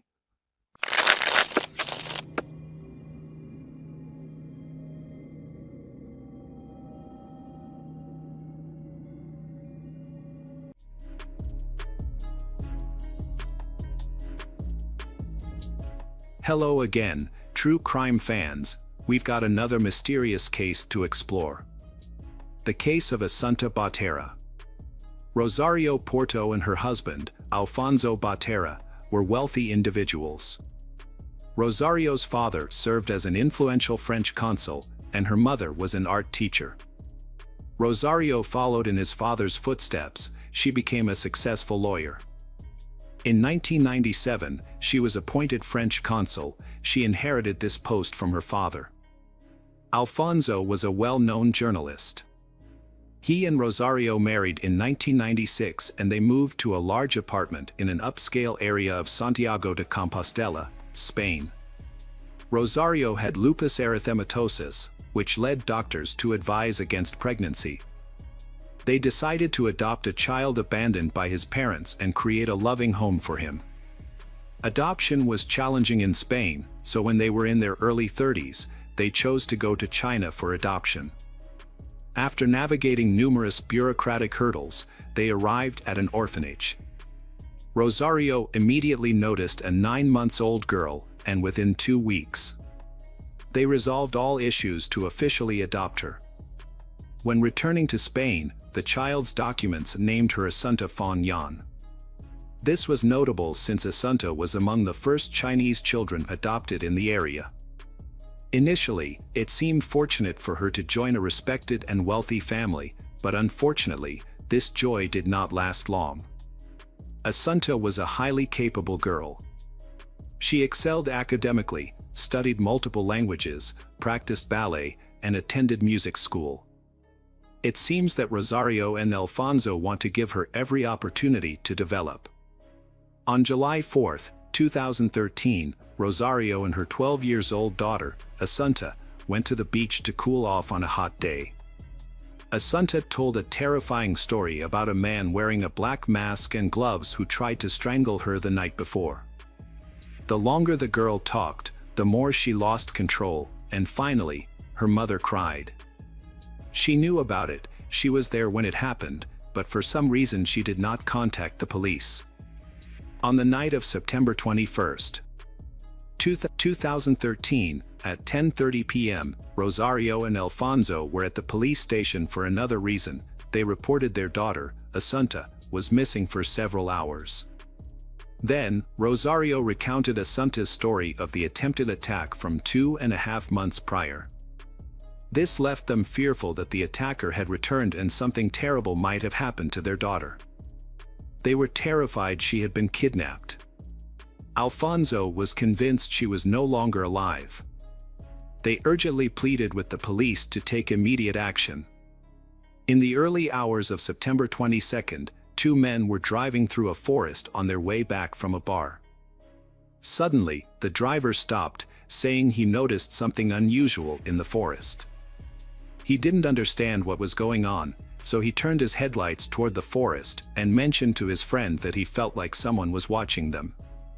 Despite this, he wasn't scared, likely due to the alcohol he had consumed, so he got out of the car and walked a few steps into the forest. In the light of the car's headlights, he saw something on the ground that looked like a doll. As he approached, he realized it was a girl. She was tied up, and her clothes were dirty. He checked for a pulse and found that the girl was dead. Then, they quickly contacted the police. The police identified the body as Assunta, who had died just a week before her 13th birthday. While examining the area near her body, they discovered her mobile phone, which contained some disturbing photographs. There are several photos of she wrapped tightly, lying with her eyes wide open. Some forensic experts suggested her dilated pupils indicated possible drug use. Even more distressing were photos of the girl in revealing clothing, with bright makeup, fishnet stockings, and posing provocatively on a couch. Her eyes remained wide open, and her pupils were dilated. These photos later appeared on the internet, were widely circulated and making people angry about how a child was treated like that. Asunta's last day was described by her parents as ordinary. However, then little girl suddenly went missing and was found dead a few hours after they reported her disappearance. On that day, the girl went to visit her father, Alfonso, at his work, and then hurried back home, so she not wanting to miss The Simpsons at about 7 p.m. After she returned home, Rosario, her mother, came back from work and saw her daughter in her room, where she had her books spread out on the floor for homework. Rosario didn't notice anything unusual and left to go to their country house, which was about half an hour away, to pick up bathing suits and other items for a planned beach outing the next day. Rosario returned around 9:30 p.m., and by then, Asunta was no longer in the apartment. Rosario became worried because little girl hadn't called or mentioned any plans to go out, which was unusual for her. Thinking maybe she had gone to see friends, Rosario started calling the girl's friends and Alfonso, but nobody had seen she. Rosario was the last person to see Asunta alive, making her one of the first individuals the detectives focused on, and she was questioned at the station. During her discussion with the police, Rosario recalled the incidents of July 4th, the night of the first attack. When they returned from the store that evening, Asunta closed the front door but left the key in the lock. Her mother didn't notice, and they went to bed. Around 3 a.m., Rosario was awakened by cries for help. Rosario rushed to her daughter's room and saw a large man pinning little girl to the floor, seemingly trying to strangle her. She attacked the intruder, but he was very strong and easily threw her against the wall. Fortunately, no one was harmed, and the attacker fled. Rosario described him as a strong, middle-aged man dressed in black, wearing a mask and gloves, so it is not possible to give a more detailed description. Asunta told her friend about what happened and even sent several photos showing red marks on her neck. Asunta's father, Alfonso, mentioned that little girl had struggled with depression for a long time and was taking medication prescribed by doctors. This was confirmed because Asunta talked to friends and shared her experiences. Recently, she had been speaking more positively about her situation, saying she felt much better. However, after Asunta was first attacked, Rosario did not investigate to find out what was happening to her daughter. She cited Asunta's fragile emotional state and said she feared contacting police would upset Asunta. This explanation was not very convincing. Over the years, Asunta had been admitted to a psychiatric hospital because she often expressed end-her-life thoughts. Besides, she is very tired because of the overload of knowledge at school and extra classes. The nanny also said that Rosario had recently become very frustrated with Asunta, as little girl was no longer meeting Rosario's expectations, and her academic performance had declined.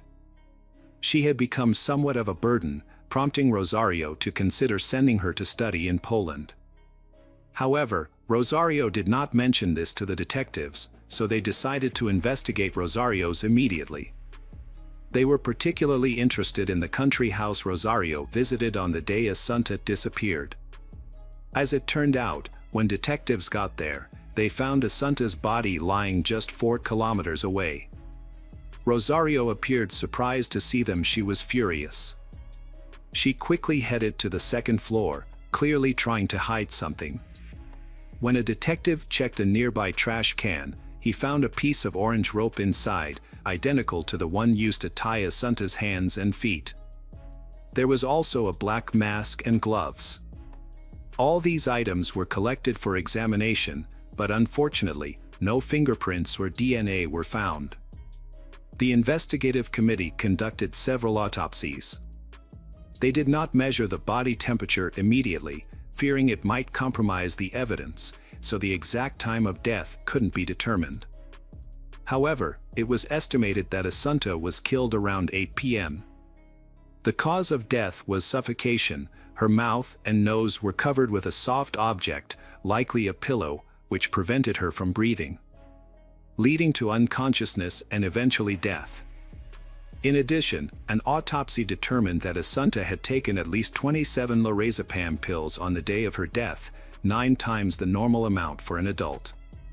Hair tests revealed this was not the first occurrence. Little girl had overdoses 3 months before her death, starting when the attacker first breaks into the home. It's important to note that overdoses of this drug can cause amnesia and loss of muscle control. The drug was used to treat anxiety disorders and insomnia.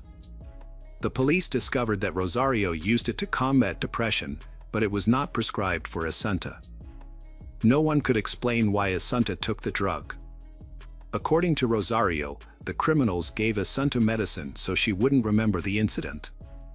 Detectives conducted a review of CCTV footage in the area to track Assunta's movements that day. Around 2 p.m., she visited her father, Alfonso.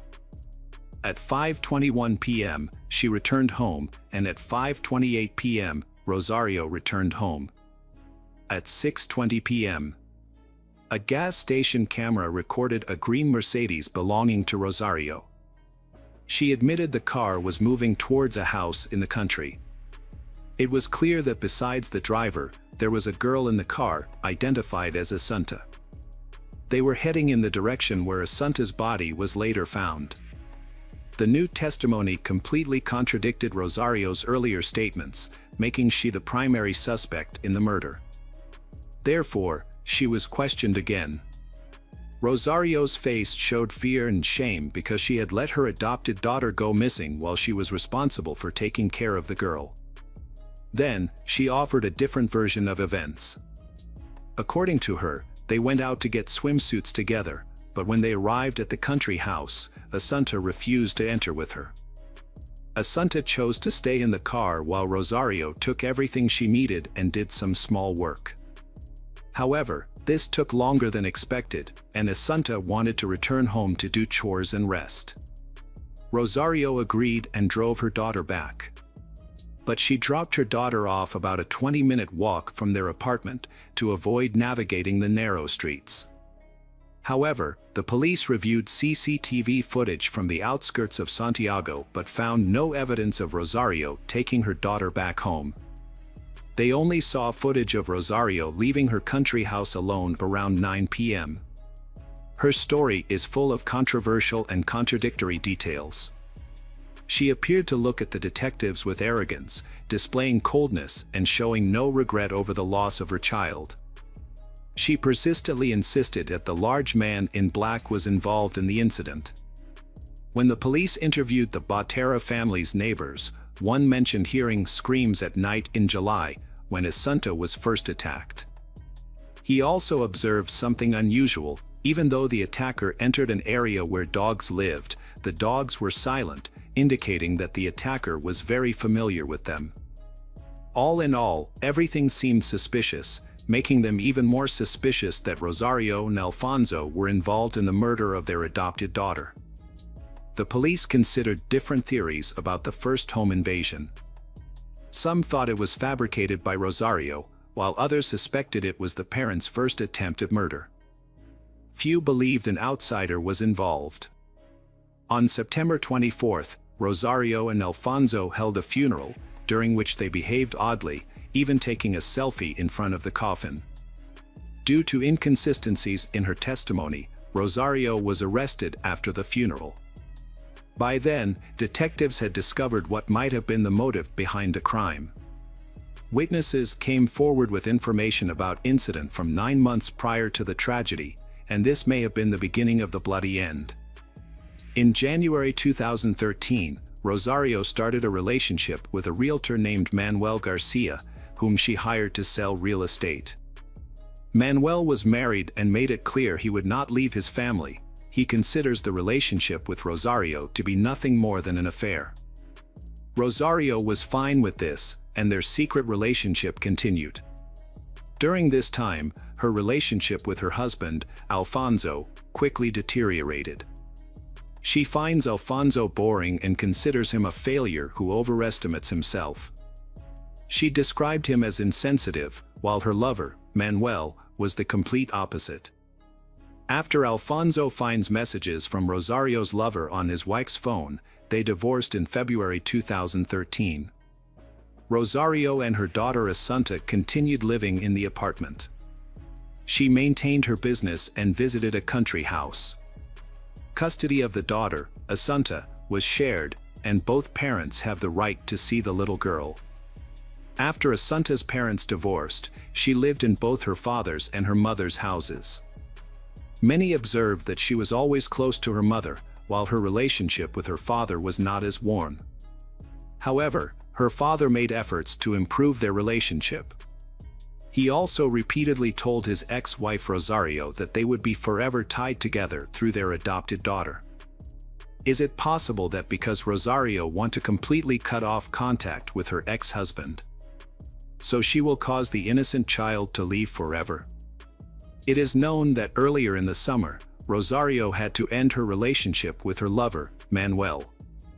Alfonso took advantage of the opportunity, he convincing Rosario to end her relationship with Manuel in exchange for his help with their daughter while she was in the hospital. And Rosario agreed to this request. However, it was revealed that on September 21st, Rosario broke her promise, she spending most of the day with Manuel and only returning home in the evening. This is very suspicious, because soon after, Assunta was killed. During the investigation, numerous assumptions were made, including one significant point emphasized by the defense. They argued that male DNA was found on the clothes Assunta's, indicating a man's involvement. While it was considered possible that the mother was not involved in the crime, this scenario was deemed unlikely. Police have stepped up their investigation, collecting documents for analysis, focusing on identifying male DNA on Assunta's body. Several options were considered during the investigation. At first, Alfonso was suspected, but then all attention turned to Manuel. However, he had an alibi and had no motive to harm Assunta, so he was quickly dismissed as a suspect. Surprisingly, the DNA was identified as belonging to a stranger named Ramra, a Colombian citizen who lived in Madrid, about a 6-hour drive from Santiago, where the incident occurred. This may seem strange. When questioned, Ramra fervently denied any connection to the case, claiming he had never been to Santiago and had no involvement in the murder. Indeed, Ramra had an alibi. He was having dinner at a restaurant in Madrid with his girlfriend and was captured on CCTV footage there. Why had Assunta been taking prescription drugs in the months leading up to the incident without any prescription? Further examinations revealed that only a portion of the DNA traces found belonged to Ramra. The lab staff suggested that the match could be due to poor quality samples or contamination. There were even suggestions that someone might have intentionally tampered with the sample's DNA to mislead the investigation. At this stage, many questions remained unanswered, and detectives considered even the most unlikely scenarios. Rosario and Alfonso seemed indifferent to what happened to their adopted daughter. Rosario was the last person to see Assunta alive, and the press speculated that she could have acted alone. Despite her fragile appearance, but investigators doubted she could physically manage Assunta's body. Using cell phone towers, police tried to determine the whereabouts of Rosario and Alfonso at the time of the incident. On that day, their phones were turned off. This makes the police even more suspicious of them. However, Rosario explained it was a coincidence, and their phones just run out of battery at the same time. They don't have any bad intentions. After talking to a local pharmacist, who was also a friend of Rosario's, they discovered that Rosario first contacted the pharmacist on July 5th. The day after an intruder broke into the house and attacked Assunta. After that, this drug lorazepam was purchased in large quantities by Rosario. Considering all the circumstances, the detectives decided to arrest Alfonso Botera. Some of Assunta's teachers had noticed unusual behavior in her. One day, Assunta attended her violin lesson with her father, Alfonso, and she seemed unable to control herself. Alfonso explained that his daughter was just under the influence of allergy medication. The teachers observed that she was usually very reserved and did not share her problems. The drowsiness incident occurred repeatedly, but the parents always had excuses, typically citing her health condition. The teacher was suspicious and distrustful of the girl's parents. When the police interviewed Assunta's teacher, she described Assunta's symptoms and behavior, which matched many side effects of the medication. 2 days before the tragedy, the last suspicious incident happened. On that day, Rosario informed the teacher that her daughter couldn't attend class due to a severe reaction to prescribed medications. After hearing this, the detectives were convinced that the adoptive parents knew about the medications and attempted to poison Assunta. Although Rosario and Alfonso were divorced, but Alfonso was determined to reconcile with she. In June 2013, 3 months before the tragedy, Rosario experienced a nervous breakdown and was hospitalized. During this time, Alfonso moved back in, feeling optimistic as his wish to reunite with his family seemed to be coming true. During this period, Rosario ended her relationship with her lover. Alfonso visited her in the hospital and cared for her after her discharge. It seemed like family matters were improving, but later it was revealed that she had lied, she continuing her affair and meeting her lover on the day of the murder. Given the new information, the investigation believes that Alfonso sought revenge. Perhaps he wanted to cause Rosario more pain than he had to endure from her betrayal. This could explain why the orange rope ended up in the trash at the country house. It was simply tossed there by Alfonso. However, why was Rosario so alarmed when the police arrived, and why did she immediately check the trash? She likely knew about these items and was an accomplice. The police have discovered a new clue. Whenever Alfonso was at home with Rosario and Assunta, the little girl be drugged with lorazepam. However, Alfonso refused to comment on this, claiming he was not guilty. After the arrest, Rosario's behavior was unstable, alternating between hysteria and depression. Meanwhile, Alfonso remained quiet and calm, he constantly trying to reassure Rosario's by saying they just needed to love and support each other, and that everything would soon be over. Despite his soothing words, the police noticed his cold demeanor. Eventually, the police found the storage media Alfonso used. It turned out that the hard drive on his laptop had been completely replaced. Experts discovered that over 500,000 photos and videos had been stored on it, likely compromising material. The police also found that he had an unhealthy interest in Asian girls on his social media page. Evidence showed he had dozens of interactions and correspondence with Asian girls, and according to investigators, the photos suggested these girls were minors. Additionally, he often showed interest in adult Asian women with very youthful appearances. Later, a woman who owned an escort agency approached the police. She confessed that Alfonso was a regular at her establishment, always requesting only Asian women and insisting they dress as schoolgirls. Even his wife was aware of this preference. Photos of the murdered Assunta in revealing clothes made the situation even more serious. The prosecutor focused on how the seemingly calm and quiet Alfonso had cruelly treated his adopted daughter Assunta. The charges suggested that Rosario and Alfonso were criminals covering for each other, with both involved Assunta's death. What could have motivated the crime? Rosario and Alfonso refused to cooperate with the investigation and wouldn't communicate without their lawyers. Later, on their attorney's advice, they completely stopped commenting on the tragedy. Forensic psychiatrists were crucial to the investigation. They analyzed Rosario and Alfonso's behavior and identified them as narcissists with personality disorders. It appeared they adopted Assunta to present a loving family image, pressured by Rosario's parents. Sadly, Assunta became a mere pawn for them, and once she was no longer needed, they first exploited her and then decided to eliminate her. a 15-year-old acquaintance of Assunta, testified for the prosecution. Although Alfonso claimed he stayed home all day until the evening on the day of the murder, this was proven false. The girl saw him around 6 p.m. near Rosario's house, a fact later confirmed by camera footage.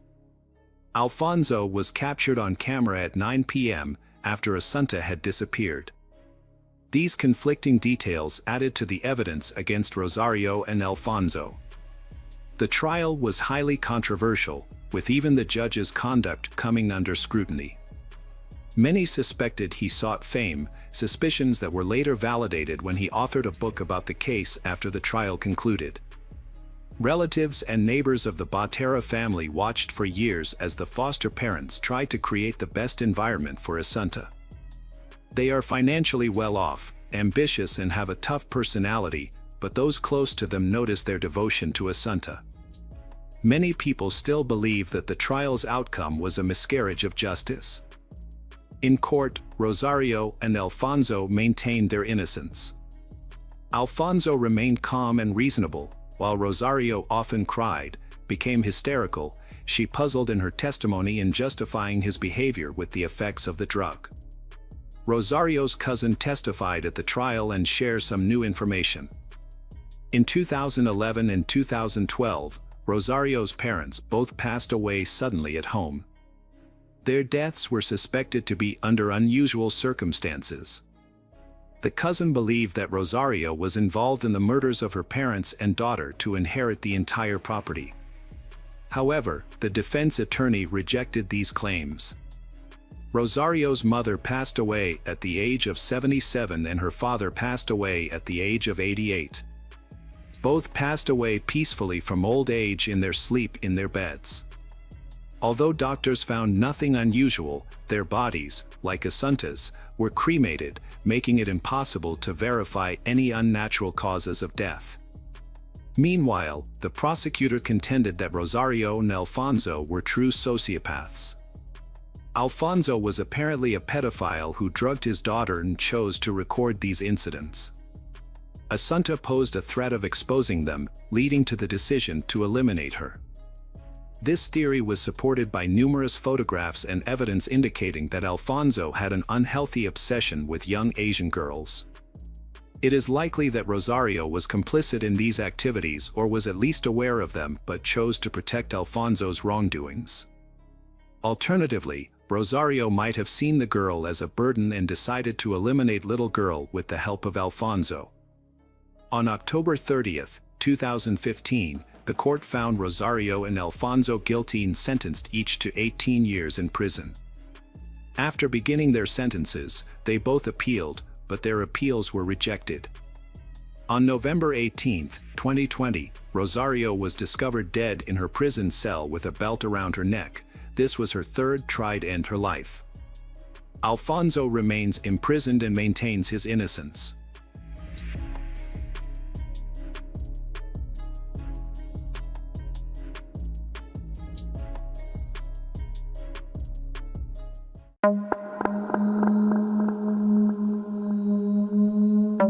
On the afternoon of June 8, 2018, while navigating the waters near the Long Island Strait, a group of fishermen aboard a commercial vessel stumbled upon an unsettling sight. Bobbing in the waves was the lifeless form of a man. Drawing closer, they discerned unmistakable signs of distress on the body. Waste no time, they promptly alerted the Coast Guard to their grim discovery.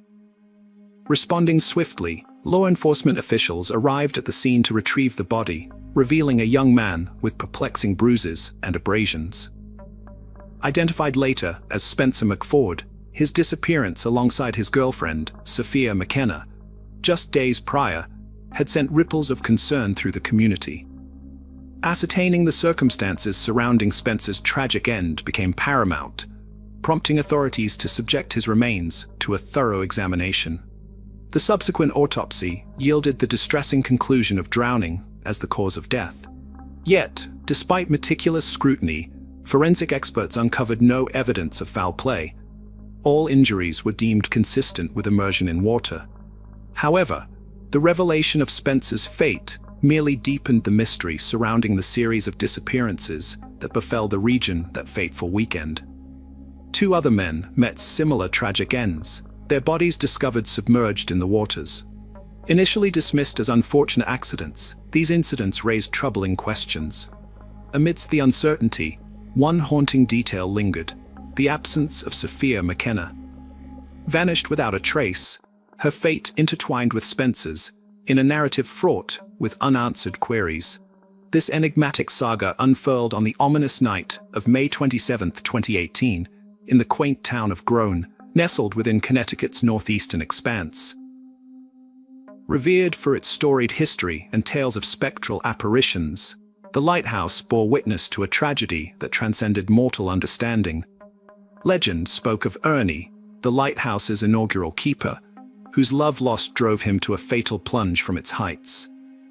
It was to this hallowed ground that Spencer and Sophia ventured, their fates entwined with the mysteries that shrouded the ancient structure. Ever since the rumors began circulating about strange happenings at the lighthouse, both locals and tourists alike have recounted peculiar occurrences. Reports range from doors and windows mysteriously opening to bed sheets slipping off beds without any logical explanation. Sailors have recounted tales of radios switching on autonomously and ships inexplicably becoming unmoored from the shore. These stories have propelled the lighthouse into the spotlight, featuring prominently in numerous television programs dedicated to the paranormal. Despite the speculative nature of these claims, the allure of the lighthouse's enigmatic atmosphere continues to draw people in. Spencer and Sophia were no exception. They had harbored a long-standing desire to explore the mysteries of this iconic landmark. Setting out on the eve of Memorial Day, they embarked on an adventure that would soon take a troubling turn. On Saturday, the 27th, Sophia's friend Austin attempted to reach her, only to be met with silence. Initially unconcerned, he assumed she was simply sleeping in. However, as hours passed without any response, worry crept in. Contacting Sophia's mother, Michelle, Austin discovered a string of missed calls from an unfamiliar number on Michelle's phone. Upon attempting to return the calls, they reached Spencer's voicemail instead, sparking further concern. With anxiety mounting, Michelle and Austin sprang into action, scouring the area for any sign of their missing loved ones. Austin called local hospitals, while Michelle wasted no time in filing a missing persons report with the authorities. Meanwhile, Spencer's family shared in their apprehension, noting his absence from a family gathering and his failure to respond to their attempts at communication. Their search led them to Spencer's apartment, but it yielded no clues. Spencer's mother recalled their conversation at 10 p.m., hinting at his intentions to meet Sophia, despite previous plans.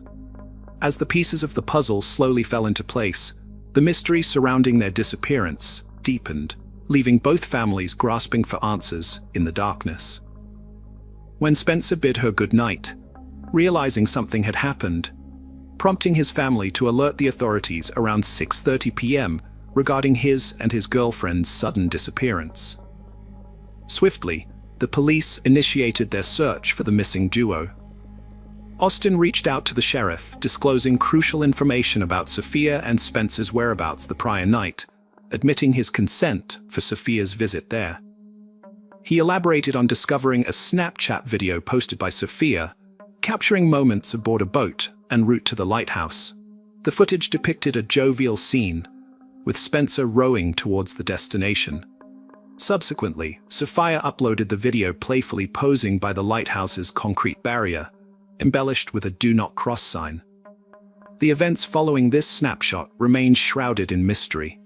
Mere minutes after the upload, at 2:05 a.m., Spencer's phone initiated a series of calls to Michelle, Sophia's mother, persisting at intervals of 2:06, 2:08, and culminating at 2:09.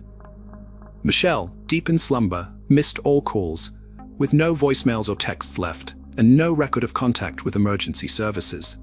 The visual evidence confirmed the couple's presence at the lighthouse, prompting the dispatch of 20 Coast Guard units. A coordinated effort ensued, with the Coast Guard, firefighters, and police scouring the area by air, sea, and land. The first significant discovery was Sophia's abandoned car on the university campus, accompanied by her cell phone. Simultaneously, the Coast Guard recovered Spencer's t-shirt, as seen in the video, hinting at its use for securing the boat. The search persisted relentlessly through the night and into the following day. As the storm rolled in, state authorities made the difficult decision to halt the search for the missing young couple, Spencer and Sophia, until new leads or signs surfaced. This announcement sent shockwaves through their families and friends, who refused to give up hope. They took matters into their own hands, plastering the city with posters and spreading the word about Spencer and Sophia's disappearance. Their plea to the public for any information fell largely on deaf ears, despite the bustling streets at the time of their vanishing yielding no witnesses. In the midst of the family's relentless search efforts, questions swirled unanswered. Why did Sophia repeatedly call her mother? And why the hesitation to leave a voicemail or contact the authorities? Speculation ran rampant. Could their disappearance be tied to their recent brush with the law, having stolen a boat and ventured to the forbidden lighthouse?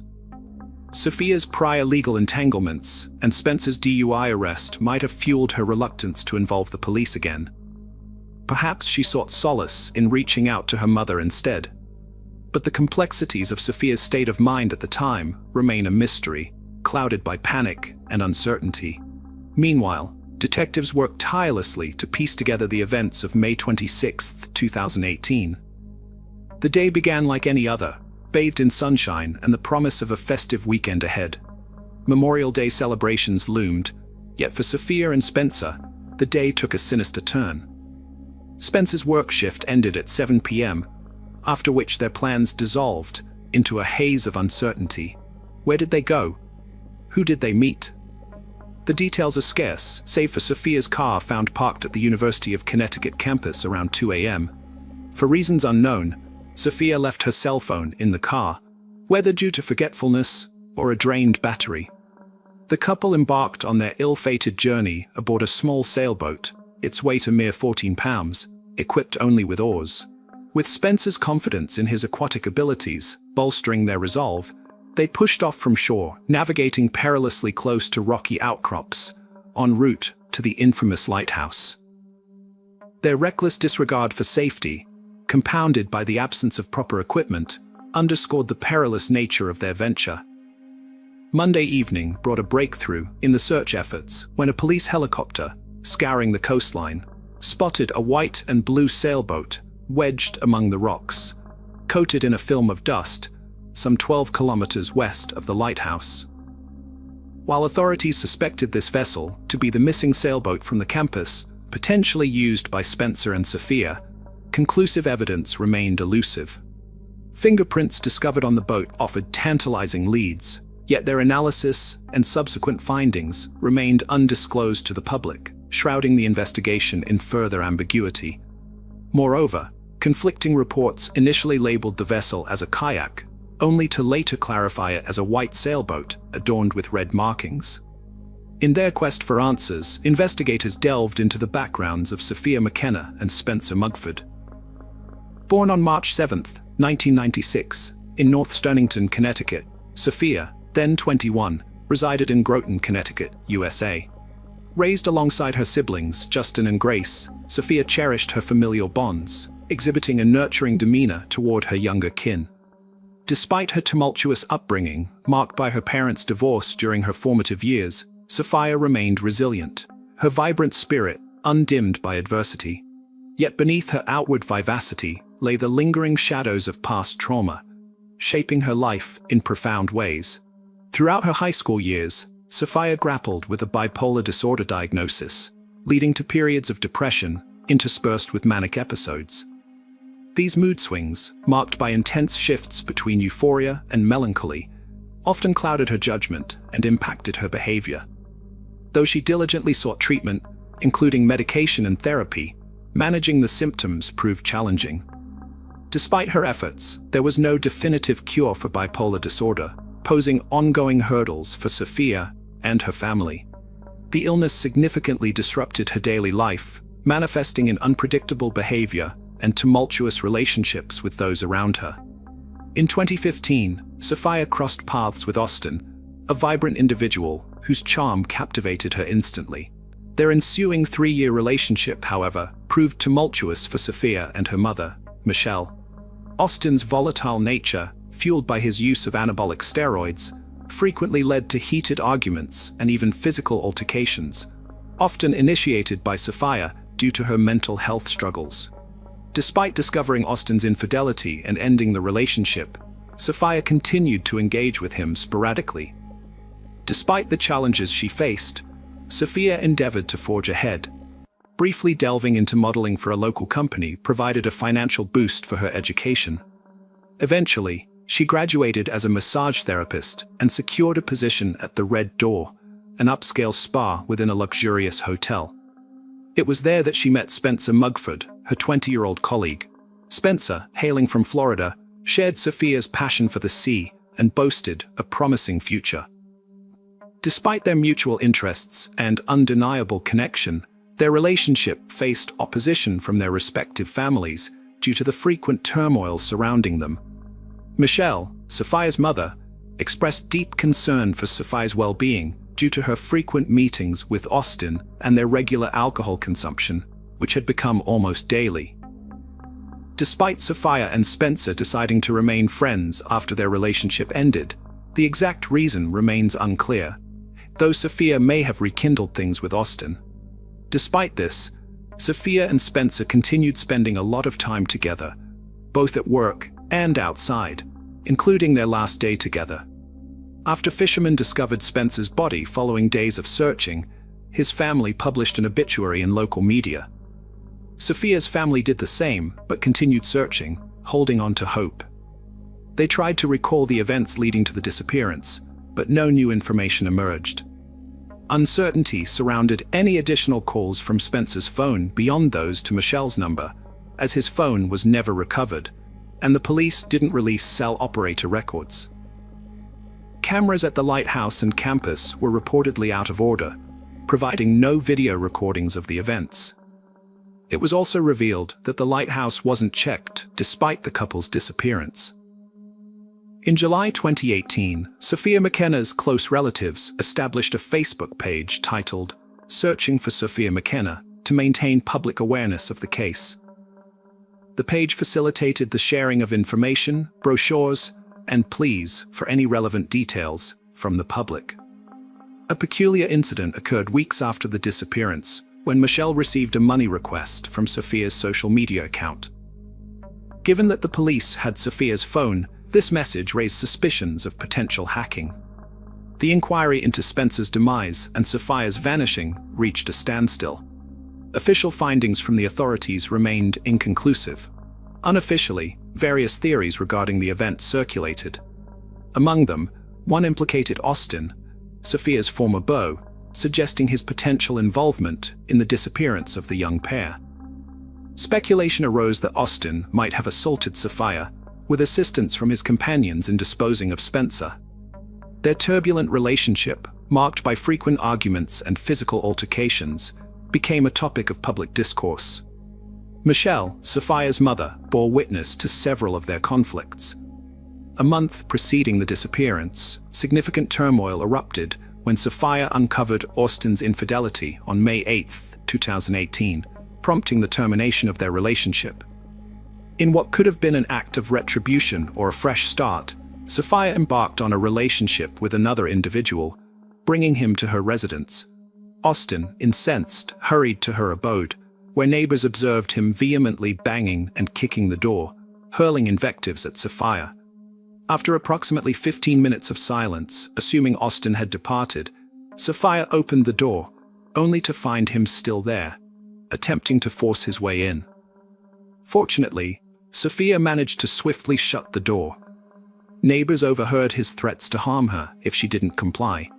By then, law enforcement and Michelle had arrived, and Austin was apprehended. The following day, May 9th, a restraining order was put into effect. In her testimony, Sophia recounted prior assaults by Austin and presented photographic evidence of her injuries. She expressed apprehension for her safety due to his stalking. The restraining order prohibited Austin from being in close proximity to Sophia, However, Sophia later experienced remorse, leading to a revision of the restrictions. Now, Austin was only forbidden from entering her residence. The individual accompanying Sophia at the time declined to divulge his identity and initially refused to cooperate with the authorities. Michelle initially asserted it was Spencer with Sophia, but later recanted her statement.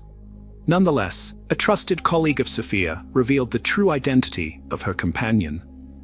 Colleagues of Sophia and Spencer confirmed their romantic involvement, behaving as a couple both at work and in social settings. Witnesses also recounted an incident at a hotel where Austin, Sophia's ex, made a public threat against her. Nevertheless, Austin and his father joined in the search efforts for the missing duo, employing a private helicopter and distributing flyers featuring their images throughout the city. Austin took to social media, proclaiming Sophia as his girlfriend of 3 years, and clarifying that her relationship with Spencer was purely platonic. This focus on their relationship, rather than her disappearance, struck many as peculiar. On July 10th, a memorial in Sophia's honor was arranged by her loved ones. Austin attended the gathering, accompanied by Michelle, and later shared a since-deleted post online. "Rest in peace, baby. We'll meet again soon." According to Austin's account to the authorities, he spent the entirety of May 26th with Sophia, even defying a court order to meet with her, and they had plans for the following day.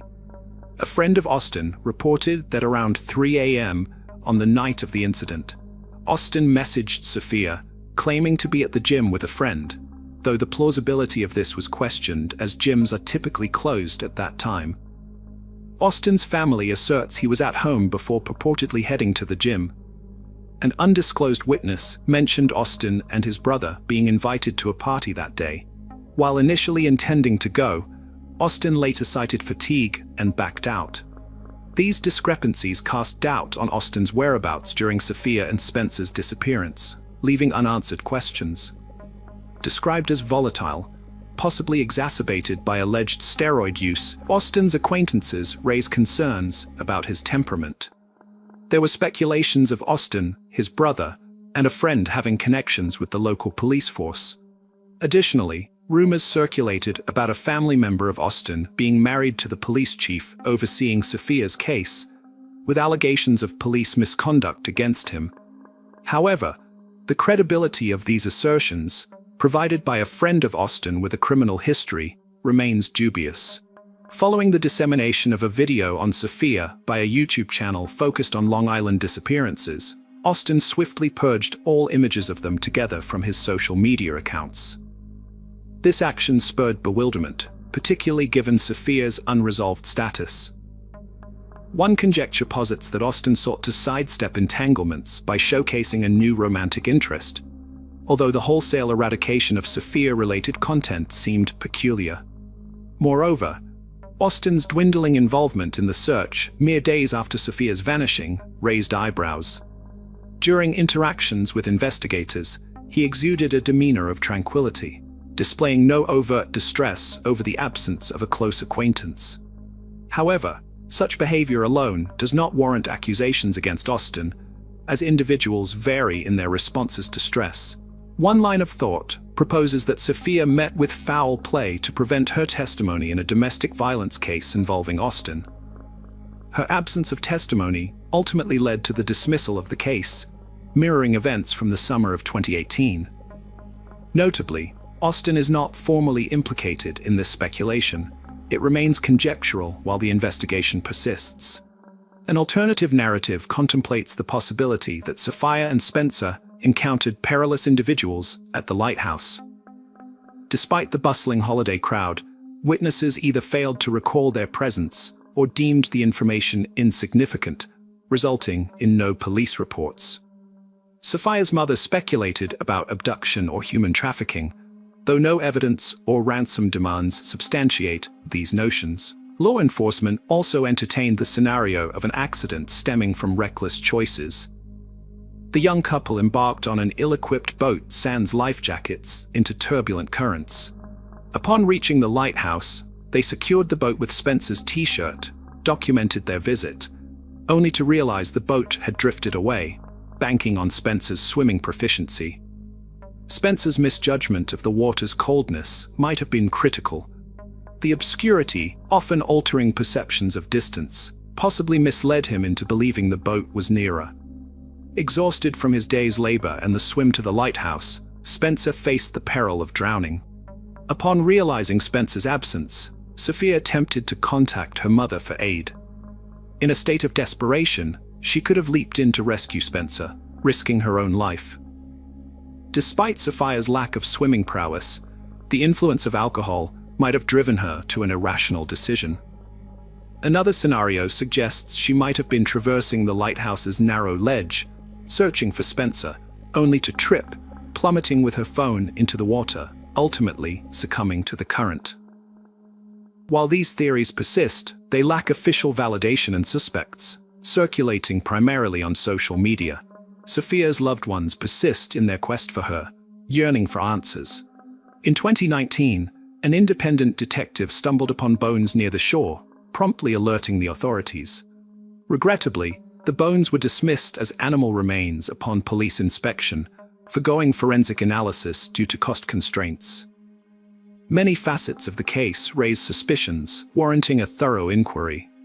The unresolved disappearance of Sophia, a cherished member of a grieving family, demands relentless search efforts.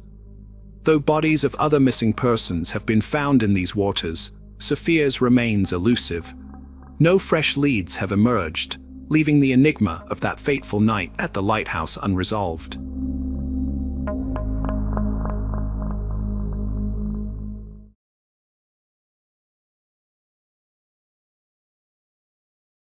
On July 18, 2020, Maria Luisa Assadino checked into the Lam Mission Hotel in Manuel Antonio, situated in the Costa Rican province of Punta Arenas.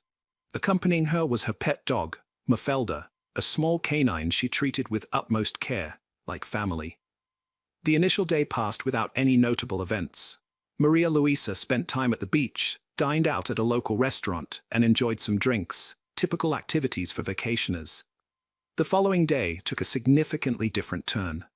At precisely 16:30, Maria Luisa requested a bottle of wine, mineral water, and 2 glasses to be delivered to her room. She didn't mention expecting any guests, which led everyone to assume she was planning to relax alone. Throughout the afternoon and evening, there were no recorded movements from her room. By July 20th, hotel staff tried to contact her, but got no response. A staff member who had spoken to Maria Luisa earlier revealed that she mentioned living alone due to a recent separation from her partner and was traveling solely with Mafelda. She also mentioned that the ongoing pandemic had adversely affected her mental health and stressed her need for a break. With these factors in mind and their inability to reach her, hotel staff decided it was necessary to perform a routine safety check. They found the main door locked from the inside and then approached the emergency exit door leading to the patio, an exit specifically designed for guests with pets. This door was partially open when they approached it. Upon entering the room through this exit, they were immediately confronted with an unpleasant odor and visible bloodstains in several areas. Mafelda was discovered alive but visibly frightened in a corner of the room and avoided contact with staff members, likely due to trauma or fear.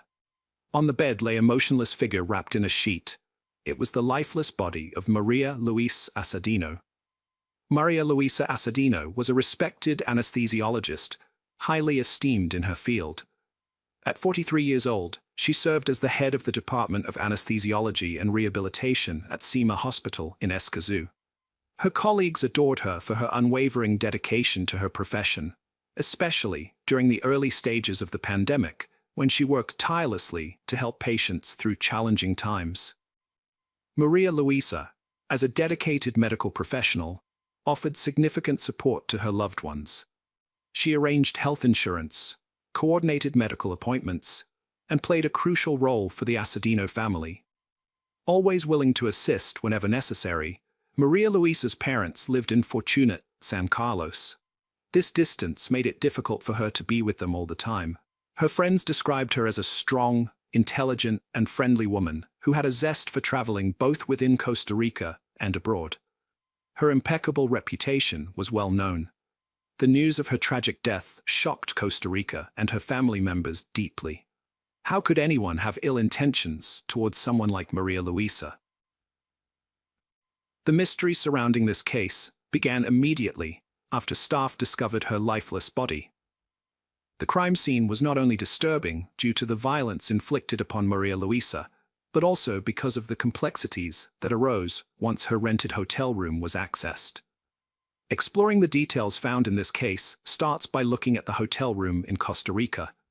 Let's begin with access protocols.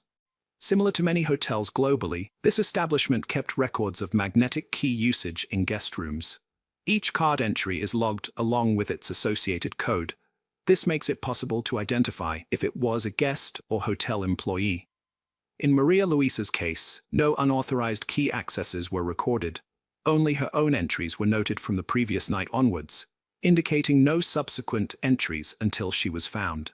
Yet, there was another potential entry point, a sliding glass door at the rear side of the room, which could only be locked from inside. This meant that while there wasn't any loggable entry through this door, since it didn't use a magnetic key system, it remained possible someone could have entered if Maria Luisa had either permitted them entry or accidentally left it unlocked after opening it herself. This scenario remained feasible, that someone may have gained access through that sliding door or taken advantage of an unlocked state to carry out this tragic act against Maria Luisa. After finding the body, hotel staff quickly called the police. When authorities examined the scene, they swiftly determined that Maria Luisa Assadino had been murdered. Her body showed significant damage, and it was clear she had suffered severe torment from a very angry assailant. Forensic experts gathered evidence, established the cause of death, and scrutinized all details to identify the suspect. Due to the nature of the injuries, officials suggested Maria Luisa's family hold a closed casket funeral. The autopsy exposed bite marks scattered across her body and noted 2 broken fingernails, pointing to an attempt at self-defense. An additional detail revealed during the autopsy was that the perpetrator had washed her body. According to the criminalist's report, Maria Luisa was killed on the bed, indicated by a large amount of blood found there. Afterward, the killer moved her body to the bathroom, cleaned it, dried it, wrapped it in a sheet, and returned it to the bed.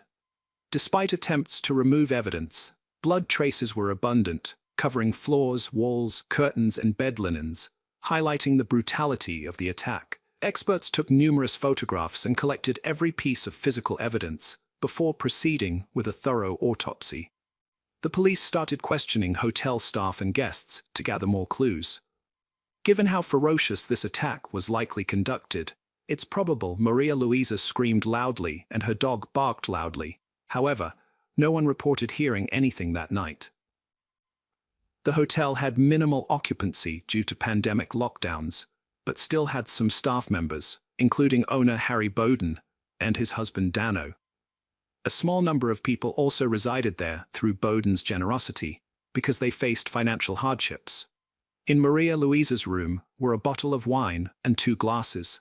Checking her cell phone revealed she sent a picture of these glasses to a friend, but did not mention being with someone or awaiting any company.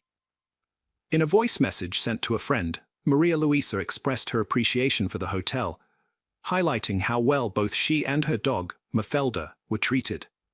She recounted dancing with various individuals, including the bartender, another guest, and the owner's assistant. Despite acknowledging the hotel's somewhat run-down condition and understaffed situation, she still had a fondness for it. Friends and relatives observed that Maria Luisa often ordered 2 glasses when by herself, one for alcohol and another for water, indicating she likely wasn't expecting company. This observation led to the hypothesis that the attacker was someone who had seen Maria Luisa at the hotel and noticed an open back door before attacking her. However, the extreme brutality involved in the attack suggested a deeper personal animosity. It seemed likely that the murder was committed by someone who knew her well and harbored significant anger towards her. Although there was no evidence suggesting Maria Luisa was accompanied or seeing anyone, Another detail from the autopsy revealed she had been subjected to abuse. Signs included strangulation marks, as well as bruises on her cheeks, lips, arms, and chest. Authorities reviewed autopsy results alongside interviews from family members, friends, and hotel staff. They concluded that a single individual could not have executed this attack alone, particularly because no one reported hearing her scream. Therefore, they speculated at least 2 attackers must have been involved in subduing her completely. There was even consideration of a possible third person involved, since Maria Luisa had clear signs of abuse. According to this theory, 2 attackers restrained her while a third person assaulted her. There were no indications of ropes or bindings found on her body. Officers also speculated that something might have been placed into Maria Luisa's mouth to prevent her from screaming or making any noise during the attack, explaining how such an atrocious act could occur without anyone hearing it. The cause of death was found to be related to a head injury, which could have stemmed from various factors. It might have resulted from a violent blow to the head, as there was evidence of fractured vertebrae. Alternatively, it could have been caused by an object strike or a heavy fall. Overall, what the perpetrators did to Maria Luisa was an egregious act, senseless and lacking any clear motivation. The first suspect was identified quickly due to numerous fresh wounds on his body, resembling scratches and bruises indicative of self-defense efforts. This suspect turned out to be Tor Martinez, an exotic dancer performing at the city's nightclubs who had been staying at the hotel during the incident. He was detained while connections to the case were explored. His footprints matched those found at the crime scene, particularly in front of the bed on the black porcelain floor. Shortly thereafter, a second suspect, Luis Carlos Miranda, was detained based on a hotel security guard's report of seeing him in the hallways at night alongside the first suspect. Following Torreira's arrest, Luis Carlos was interrogated for any potential linkage to the crime. Additionally, dental records revealed that his teeth matched bite marks on Maria Luisa's body.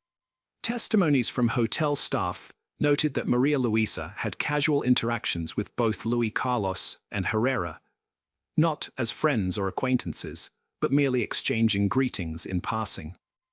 This may have occurred because there were only a few guests in the hotel at that time, leading them to encounter each other multiple times.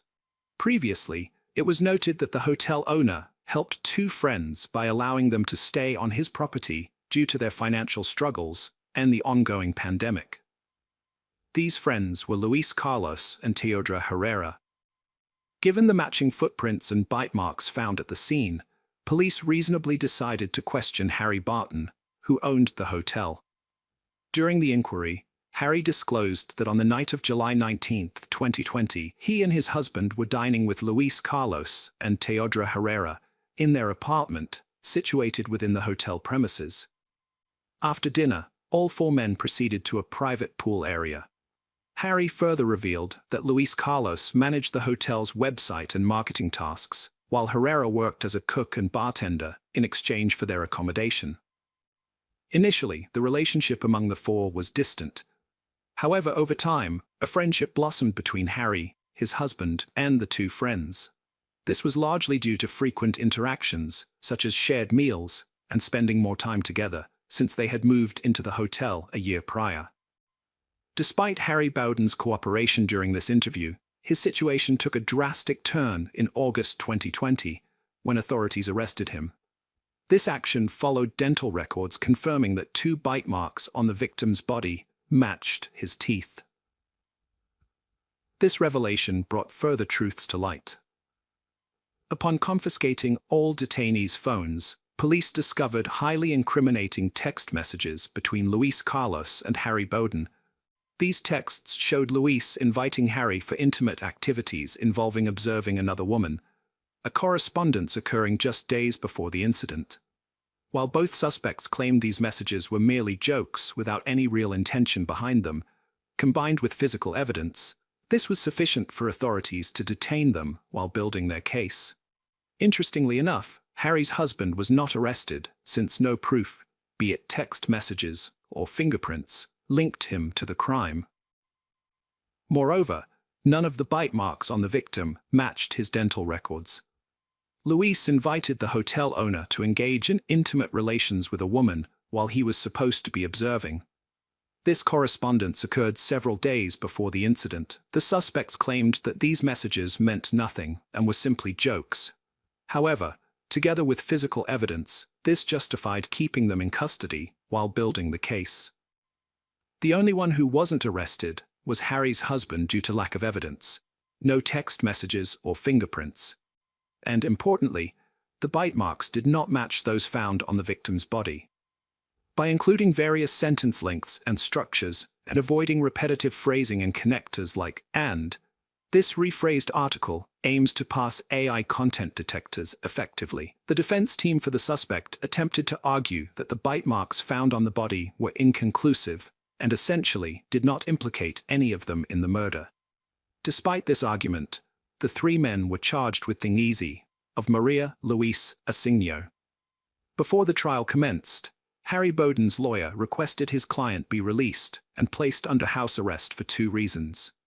Firstly, due to a pandemic in the country, and Harry being 69 years old, making incarceration risky. Secondly, Harry had difficulty walking following knee surgery. The defense noted that Harry had been using a cane for an extended period and appeared in a wheelchair when the trial began. Consequently, he was placed under house arrest and allowed to return to his hotel where he resided. Though unable to leave the hotel, he had access to all amenities, such as a staff of servants, restaurants, and a swimming pool. On September 13, 2022, the public trial for the detainees commenced with evidence being presented against them. The prosecution faced challenges proving Harry Bowden's and Luis Carlos's involvement. Although there was text correspondence between them and alleged bite marks on the victim's body, these elements failed to conclusively establish their involvement in the crime. The bite marks could only rule out suspects rather than confirm guilt definitively. Hence, all hotel employees were ruled out as suspects. However, Harry Bowden and Luis Carlos remained under scrutiny, though absent conclusive evidence from dental records. In contrast, significant evidence was collected against Theodore Herrera. There was a blood trail, along with wounds on his body, inflicted by Maria Luisa in her self-defense attempts. Her blood was found under Herrera's fingernails, as well as on his shoes, watch, and cell phone located in his room during the search. Given this compelling evidence against him alone, and not against Bowden or Miranda, Herrera received a 50-year prison sentence, while Harry Bowden and Luis Carlos Miranda were acquitted due to insufficient physical evidence, linking them directly to the crime. Many believe these two men were also involved in the murder because the hotel security cameras mysteriously stopped working on that fateful. This suggests someone orchestrated this situation. Another individual, a hotel security guard, came under suspicion. Yet like the other two suspects, he couldn't be arrested due to insufficient evidence. Strangely, this guard left for another country post-murder, despite the police requesting his presence at the trial as a witness. Several aspects of this case hint at wider involvement. For instance, two guests reported a significant power outage at the hotel the night of the murder. Such an event might have been deliberate, to disable security cameras and magnetic keys. Another odd detail is that investigators only searched the hotel owner's private office 9 days after the murder. This delay could have provided ample time to remove any incriminating evidence. Additionally, suspects' social media accounts were scrutinized, revealing conversations about some sort of fantasy, which directly tied to how Maria Luisa's body was found. Legally speaking, Harry Bowden and Luis Carlos Miranda are innocent. There is no accusation directed at them here. The sole person imprisoned for this crime is Herrera, who is also awaiting a new trial to possibly reduce his sentence. Although this case is technically resolved, the Asigno family believes there are lingering issues, some kind of concealment or defense mechanism in play. They mentioned receiving Maria Luisa's belongings soaked in blood from authorities, but couldn't comprehend why, since they hoped to preserve this evidence if new findings emerged. Despite being content with Herrera's conviction, they remain unsatisfied with the acquittal of Harry Bowden and Luis Carlos Miranda.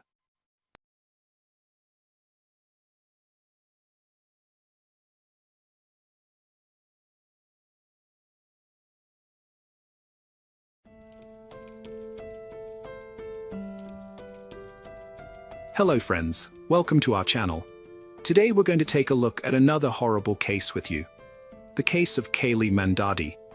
Kaylee Anita Mandadi was born on August 26, 1998, in Webster to Tak Mandadi and Allison Steele. The family was well off, with Allison being a scientist and Tak working as an international executive director at MGM Resorts. After her parents divorced, Allison remarried NASA engineer Lawrence Butin, who lived in Houston. Despite her parents' separation, Kaylee maintained a strong relationship with her father, regularly communicating with him. Her stepfather also adored Kaylee and became like a second dad to her. Kaylee was not only a grateful and loving daughter and granddaughter, but also an excellent student, team member, sister, and friend, known for her infectious laughter and kind heart that could light up any room. Kaylee excelled academically and was actively involved in various extracurricular activities in school, including horseback riding, piano playing, and theater performances. She was also a dedicated Girl Scout and enjoyed spending time with her friends and family, whether it was hiking with her parents or running around the neighborhood.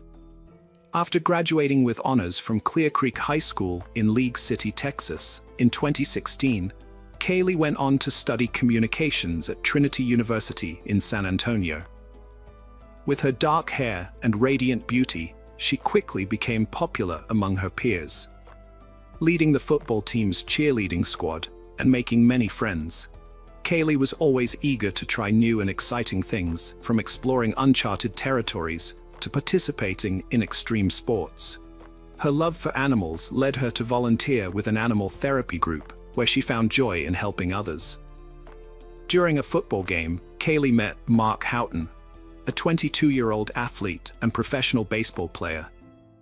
At first, she didn't notice him as she was already smitten with someone else. However, Mark was immediately captivated by her charisma and striking features, particularly her large black eyes. Mark and Kaylee's first two meetings didn't go smoothly, but Mark didn't give up.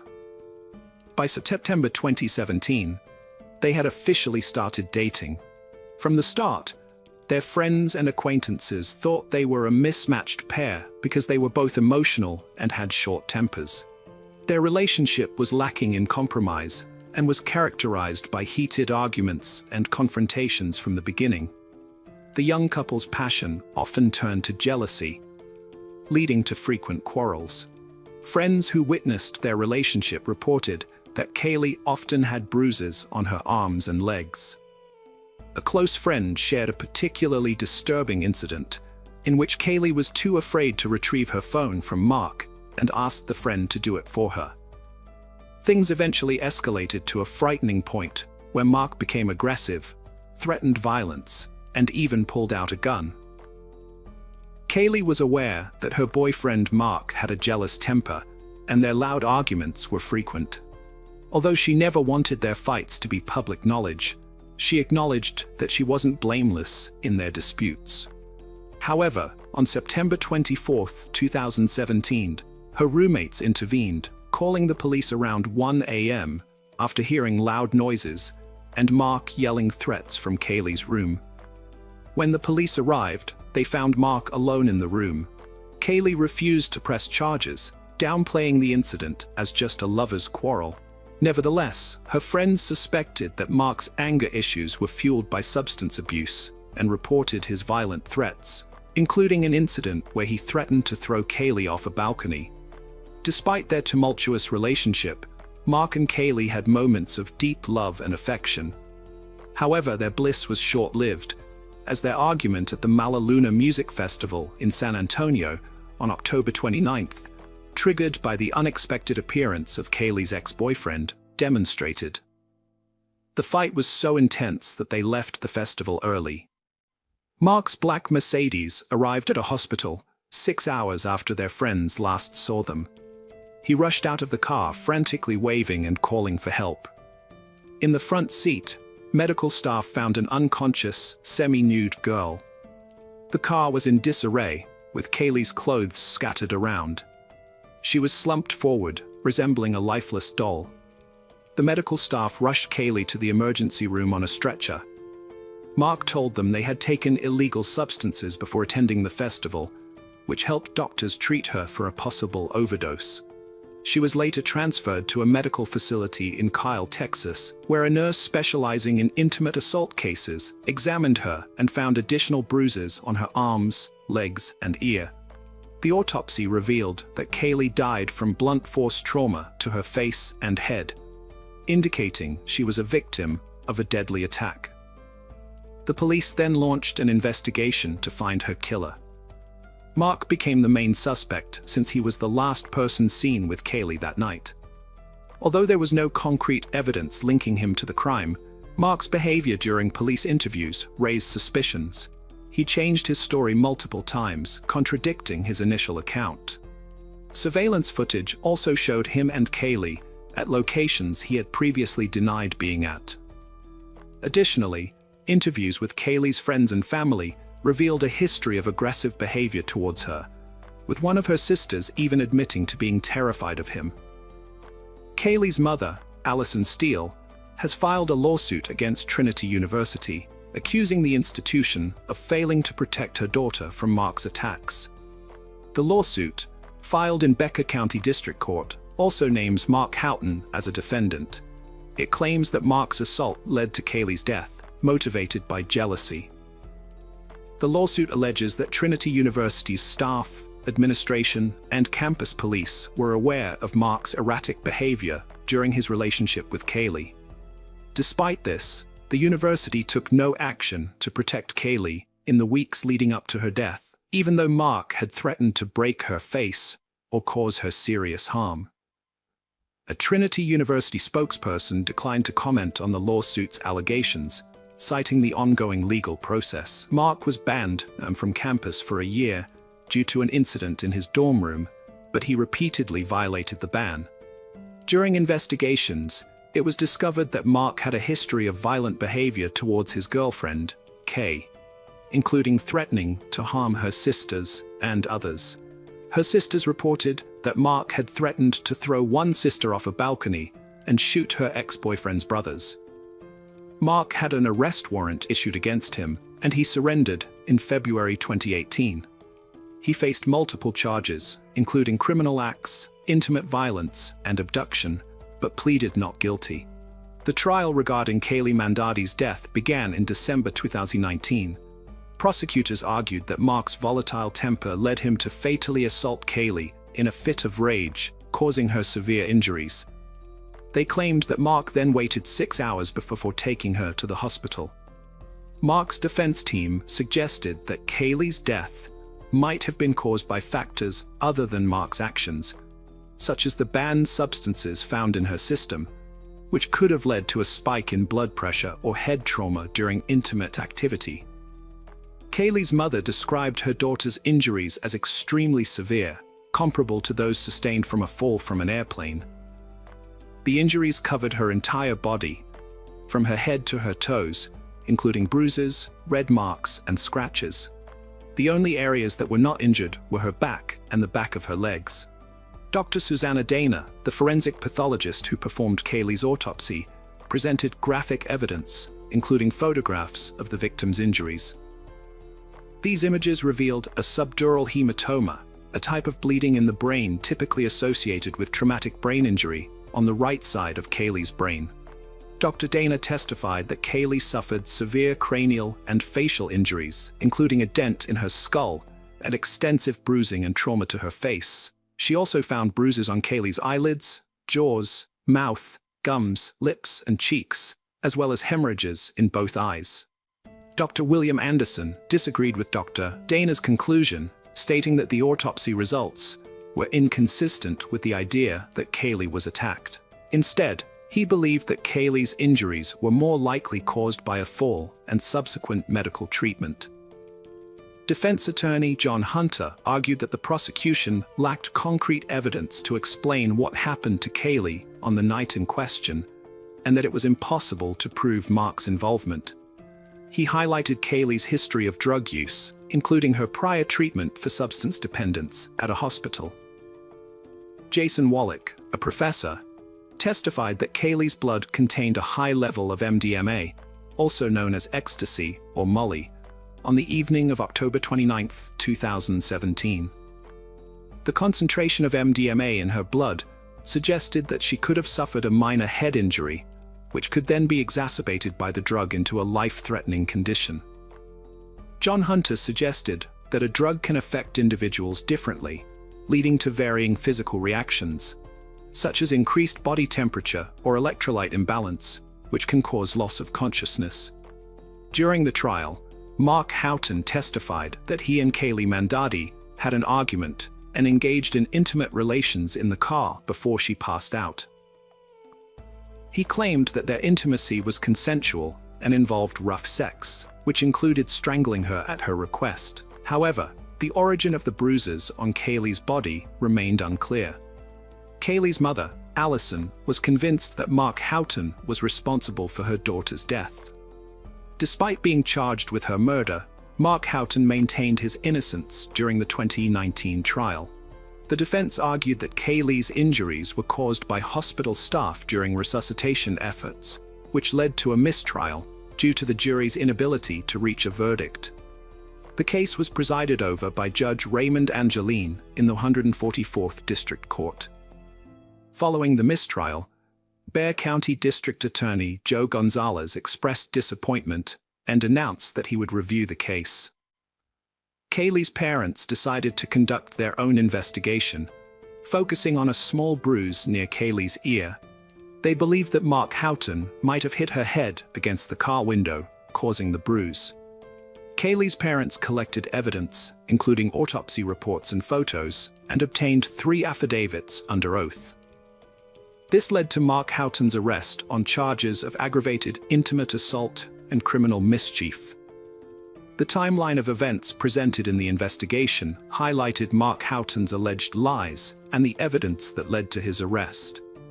During the trial, prosecutors portrayed Mark Houghton as a manipulative and controlling boyfriend who constantly called Kaylee and took her phone away. 2 weeks before her death, Mark Houghton pushed Kaylee against a brick wall and trashed her dorm room. Kaylee then asked for space, and Mark Houghton began sending her dozens of messages, threatening to end his life. The couple attended a festival where they argued over Kaylee's ex-boyfriend. Mark Houghton then took Kaylee to a deserted parking lot, where they stayed for over an hour. Prosecutors suggested that it was there that Mark Houghton attacked and killed Kaylee. Kaylee's family thanked the Texas Rangers for their work in bringing criminal charges against Mark Houghton. The prosecution considered presenting a video recorded by Kaylee's parents, but ultimately withdrew it due to potential complications. Mark Houghton was convicted of aggravated assault, causing harm that led to the death of Kaylee Mandadi. He was sentenced to 20 years in prison, with a $110,000 fine and restitution to Kaylee's family. He was also barred from contacting over 20 individuals involved in the case. Now over 30 years old, Mark is serving his sentence in Wilsey County Jail, eligible for parole in 2033. Although the conviction brought some closure to Kaylee's family, they felt the sentence was not enough for their loss. In the second trial, Mark faced additional charges, including aggravated assault and criminally negligent homicide. The prosecution presented a more comprehensive case against Mark, but the family was still dissatisfied with the outcome and sought a retrial. Kaylee's tragic story highlights the devastating impact of violence on young people and her family's quest for justice. Despite the conviction, Kaylee's family felt that the verdict did not serve justice for their daughter. In 2019, Kaylee's mother, Allison Steele, successfully lobbied the Texas legislature to expand the missing persons alert system in Texas. She also founded the nonprofit organization Kaylee's Calling, aiming to consolidate missing persons alert systems. Additionally, she established a nonprofit organization dedicated to providing public information about the Clear Alert, an emergency broadcasting alert in Texas for individuals aged 18 to 64. In 2021, Allison filed a civil lawsuit against Trinity University, alleging negligence in protecting her daughter. She claimed that none of Kaylee's guardians were informed that Mark Houghton had trashed her dorm room, giving him continuous access to her and making her vulnerable to manipulation. Despite being acquitted of the charge of ending a life, Mark was found guilty of aggravated assault, causing bodily harm. The family expressed satisfaction with the verdict, feeling relief that the legal proceedings had concluded, allowing them to begin the healing process. Losing a child is an agonizing ordeal, and sadly, it was a heart-wrenching journey that Kaylee's parents had to endure.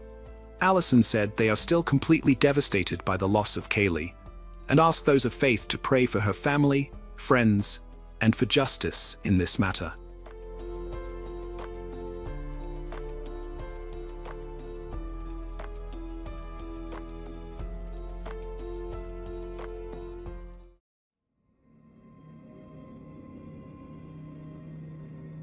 Hello friends, welcome to our channel.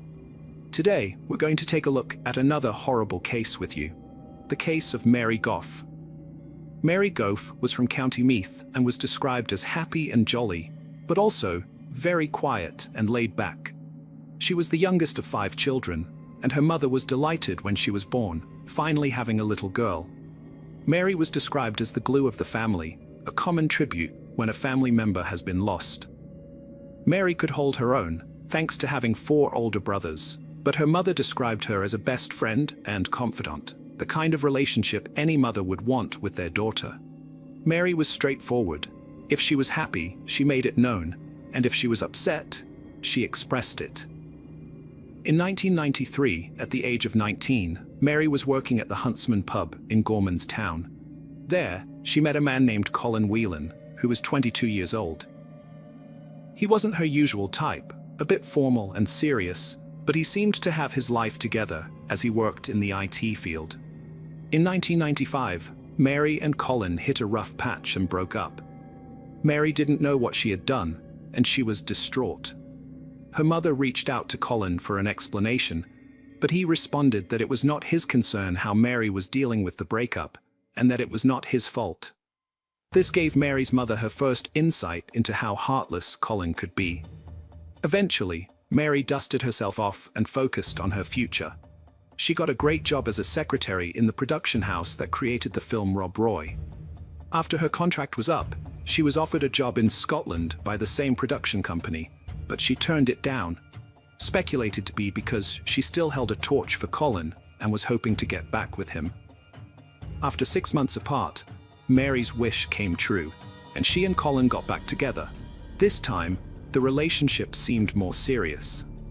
In 1997, Colin bought a house in Balbriggan on the outskirts of Dublin, and not long after, Mary and Colin moved in together and seemed very happy. In 1998, Mary and her partner got engaged while on holiday. Mary was overjoyed and ready to get married straight away, but the wedding did not take place for another 2 years. On September 9th, 2000, the big day finally arrived.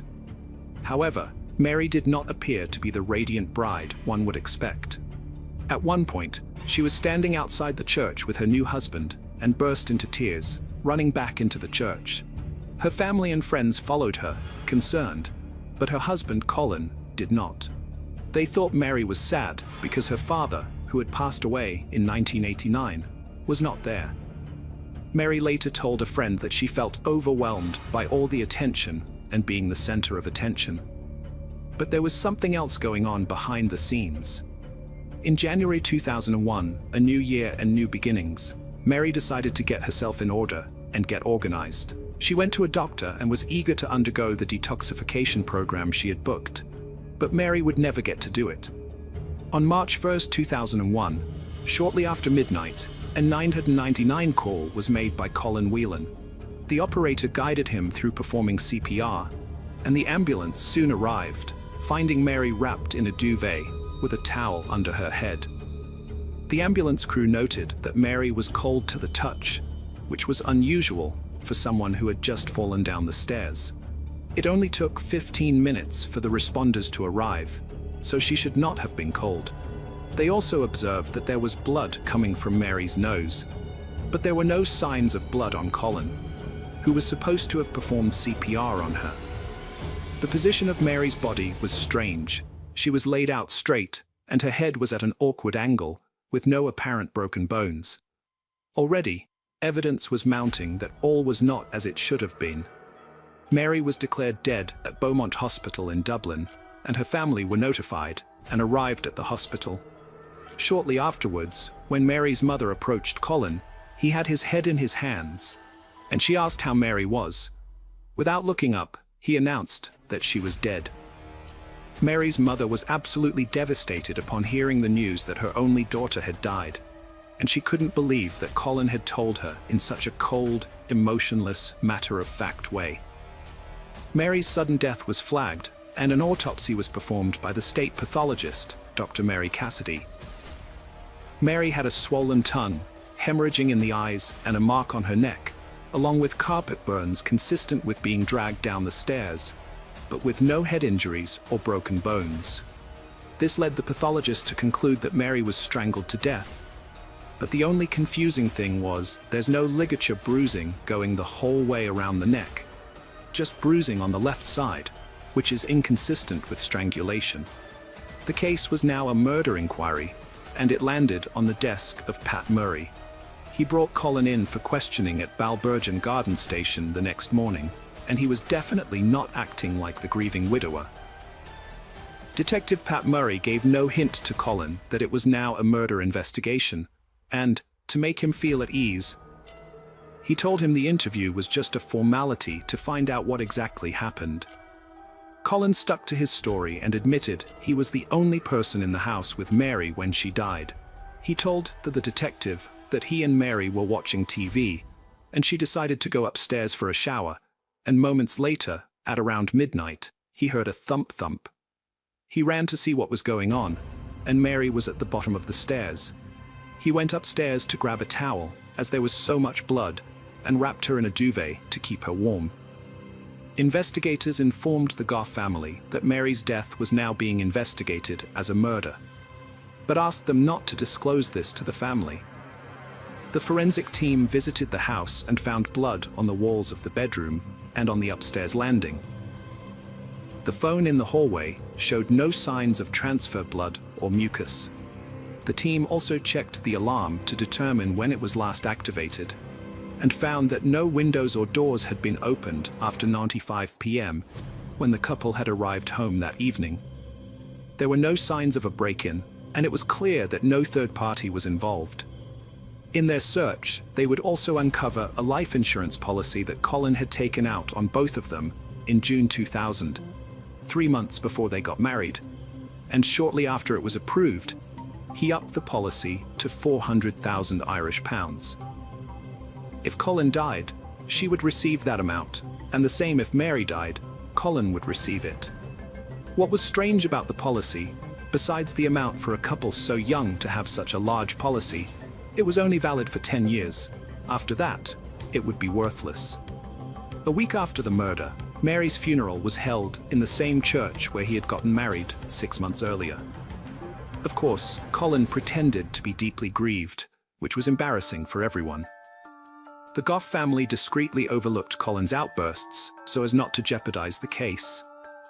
The detective soon moved on to Colin's work computer in the bank and completely wiped its history. Fortunately, the bank had backed up all the computers in the office on a secret server, and what the detective found was a mountain of evidence. Searches had been made on strangulation, asphyxiation, and the effects of lack of oxygen. Colin had made no less than 22 searches on how to kill Mary weeks before their wedding. They also discovered that Colin was very active on chat sites, using the name Celtic Tackler and describing himself as a widower, a true red-blooded Irish male. One particular contact was with a divorced woman in Wales, to whom he had claimed that his wife had died in a car accident. They were supposed to meet in March 2001, and he had told her he was coming into a large sum of money. This poor woman had fallen hard for Colin, and when the detective interviewed her and told her the real story, she would be left devastated. Also, they discovered on Colin's computer research into American killers, and one in particular, Henry Wallace, who was active in the 1990s. Wallace's method to kill his victims was to use a towel to wrap around a cord to strangle them, as it left no ligature marks. He also kept his victims warm, so forensics couldn't determine time of death.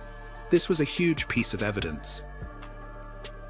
The detective combed through Colin's house once again, looking for something that he may have used as a ligature. They tested numerous pieces in the home, but when it came to Colin's dressing gown, they noticed it was overstretched, and tests came back positive for Mary's blood in the fibers of the cord. Imagine Colin wearing the murder weapon around his waist as paramedics worked to save his wife. Meanwhile, the towel he used to disguise the ligature marks was most likely resting under Mary's head.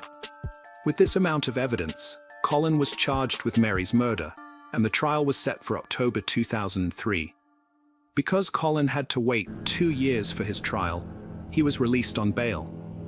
As part of his bail conditions, he had to live with his parents, report to the guard station daily, pay a bail bond, and surrender his passport.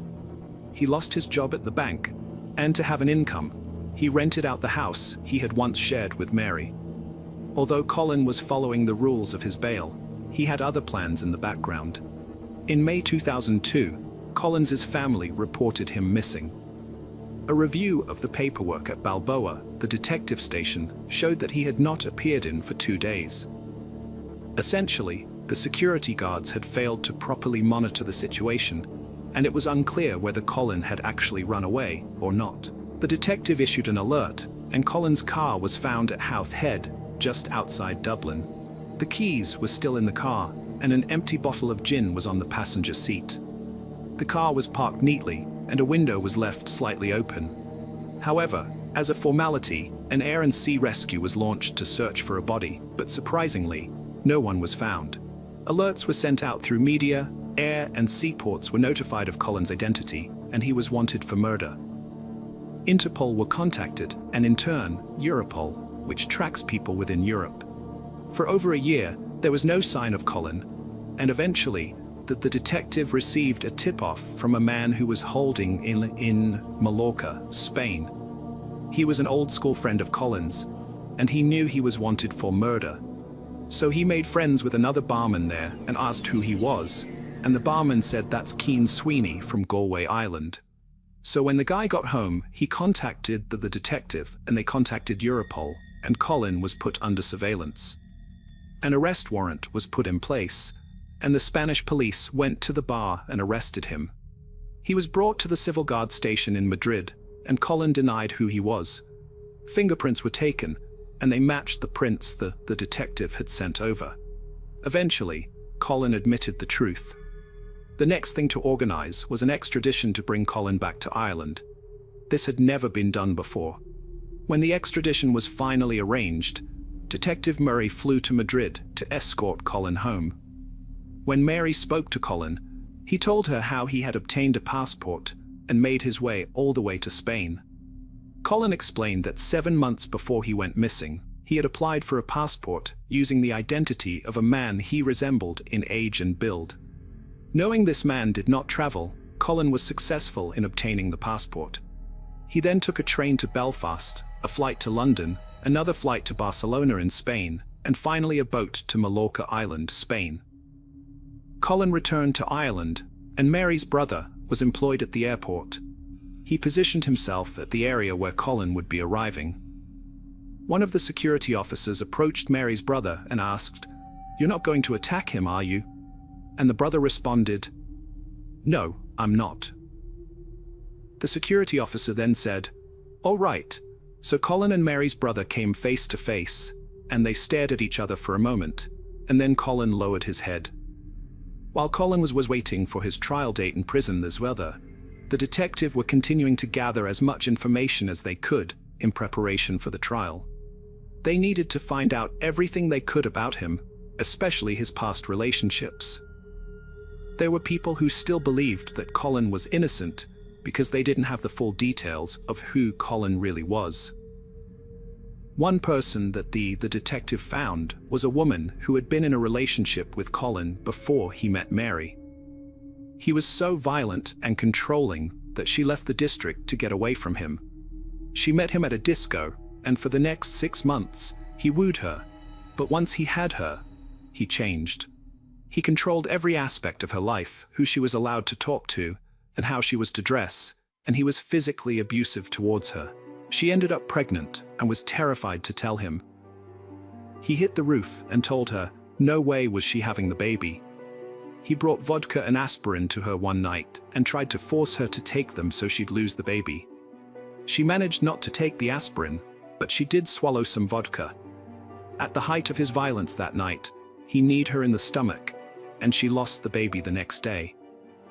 On the 12th of April 2005, Colin appeared for the first day of his trial. All the families were there. The Goff family. The Whelans were sitting there believing Colin was innocent. They had no idea what was coming. They thought the guards were out to get Colin, and that it was all lies. They really did not have a clue who Colin was. The judge asked Colin to stand and asked him the question, "Did you kill Mary Goff?" And he answered, "Guilty." The Whelan family in the gallery were in shock when he answered guilty. Their jaws hit the floor. It took everyone's breath away. The Goff family was so relieved that they wouldn't have to go through the trial, and Mary's brother said he finally did something right. Colin's counsel read out a letter of apology at the sentencing, but we all know it was self-serving. The only thing Colin Whelan was sorry for was that he got caught. Colin Whelan was sentenced to life in prison, where he still is today. He is supported by his English girlfriend, who he met when he was living in Mallorca. She has recently returned to her home in England, so it's easier to visit him. She says she will be with him until the end. Oh, give me strength. Colin Whelan never loved Mary. In fact, he probably hated her. He took her life so he could start a new one and have the money to do it. If you look at his history, he probably hates all women, and they are only there for his use. The guard he said when he gets out, which will be soon, he will be a very dangerous individual to any woman he meets. It's 2022 now, and it's been over 21 years since Mary was murdered. She was a beautiful woman, and her death had a massive impact on the community. Because of Ireland being so small, we have these little communities, so when something like this happens, it's remembered for life.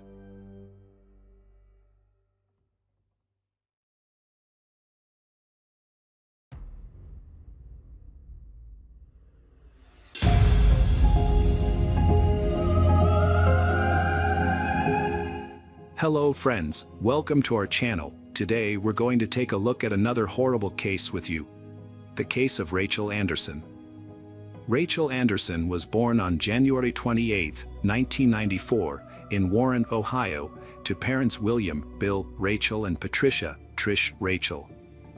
She grew up with a younger brother, John, with whom she shared a close family bond. Rachel graduated from Warren Harding High School in 2012, where she excelled academically as a member of the National Honor Society. She was also an active athlete, participating in soccer and volleyball. Despite the unconventional nature of her career aspirations, Rachel had always dreamed of becoming a funeral director since childhood. This passion led her to pursue a degree in mortuary science at Youngstown State University. Her hard work and dedication earned her recognition as one of the top students in her field and secured a scholarship. Following her undergraduate studies, Rachel enrolled in the Cincinnati College of Mortuary Science, graduating in 2016 with a Bachelor of Science in Mortuary Science. She became a member of the Ohio Funeral Directors Association and moved to Columbus, where she completed an internship at Shaw Davis Funeral Home. Rachel approached her work with great respect and saw it as her duty to support and care for families during difficult times. Rachel's internship was nearing its end, and she had high hopes of becoming a permanent employee at the Bureau. On January 26th, Rachel Anderson celebrated her 24th birthday. The next day, her brother John visited her from Warren. Before he left to return home on January 28, Rachel gave him the key to her apartment. However, John accidentally took the key with him when he left. Later that day, Rachel realized she had misplaced her key and contacted John Kennedy, who had a spare, to arrange a pickup. After speaking with her mother around 6:30 p.m., Rachel retrieved her key from Kennedy. Since her apartment door could only be locked from the outside with a key, she had to leave it unlocked. Rachel stopped for dinner at her favorite restaurant and arrived home around 7:30 p.m. As she entered her apartment, she was confronted by a man who was waiting for her. He abducted her, taking her to the top floor of the building, where he restrained her using various objects. The man bound Rachel's feet and ankles with a hair dryer cord, tied her hands with a belt and blinds cords, and used a curling iron cord to restrain her wrists. He also gagged her to silence her. A man then forced Rachel to reveal her PIN numbers and subjected her to torture, abuse, and physical harm. Ultimately, he strangled her with a cord from an electric blanket, causing blunt force trauma, and the stab wound to her head. After the attack, the man hid Rachel's body in a closet, leaving her partially naked with the electric blanket cord still tied around her neck. He then stole her car and used her bank cards to make purchases at several stores in Columbus. Forensic evidence revealed that bruising and red marks on Rachel's ankles and wrists suggested she was alive when the perpetrator restrained her. A DNA sample was discovered on the rope used to tie her up and on Rachel's body. The coroner's autopsy report concluded that Rachel's death was caused by a stab wound to the head and neck, contradicting the initial theory of strangulation. After interviewing Rachel's co-workers and her ex-boyfriend, who had an alibi, detectives explored alternative explanations for the attack. They returned to Rachel's apartment to search for clues, hoping to identify the perpetrator. During this search, they found Rachel's purse, which was missing her wallet, on the living room floor. 2 weeks later, Rachel's mother discovered the 9-inch steak knife used in the stabbing in a box in the apartment. Detectives initially thought the crime was a robbery, but the brutality and torture inflicted on Rachel suggested that the perpetrator was not just a thief, but a skilled and sadistic individual who took pleasure in exerting power over his victim. The investigators considered various motives but had no suspects and kept the investigation details secret to avoid compromising the case. Later, DNA samples were found on Rachel's body and at the crime scene, but unfortunately, they did not match anyone in the Special Services database. Fortunately, a surveillance video showed 2 people using Rachel's car to drive around the city after her death, and cash was withdrawn from her debit and credit cards. An investigation revealed a crucial lead when a phone number linked to the night of January 28, 2018, at Rachel's apartment was identified. Location data analysis led authorities to the suspect. Anthony Perrin, a 54-year-old convicted offender, was arrested. He had spent 33 years in prison for violent crimes, including rape, robbery, kidnapping, and attempted murder. Anthony Perrin had a turbulent past, beginning with his upbringing by grandparents, then living with his mother. Mental health diagnoses, including conduct disorder and antisocial personality disorder, indicated serious social problems. He entered a youth commission facility at age 14, then transitioned into foster care. At 15, Anthony faced his first charge in 1980 for abusing a young foster brother he babysat. A year later, he threatened his girlfriend's mother with a knife and attempted to drown her before fleeing. In 1982, Anthony Perrin was convicted of crimes in Franklin at 17 and served 24 years. After release in 2006, he moved to Georgia, was charged with forgery in 2007, and spent 9 more years in prison. Released in 2017, he returned to Ohio, required to check in with the sheriff's department every 90 days. On August 21, 2017, Anthony was caught with a woman in his car. 6 days later, He was stopped for driving without a license and found with a knife and shotgun, but wasn't arrested. Later, CCTV footage showed Rachel's car outside a store, with a man getting out of the passenger side. The driver wasn't visible, but police identified the man as Anthony Slits. He was questioned and revealed he was approached by a man who offered him money to cash in his ex-girlfriend's cards.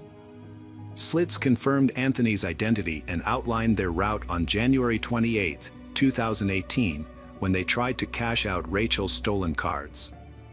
Anthony Perrin remained at large until his capture on February 9, 2018, when he was taken into custody following a multi-day stakeout of his sister's home.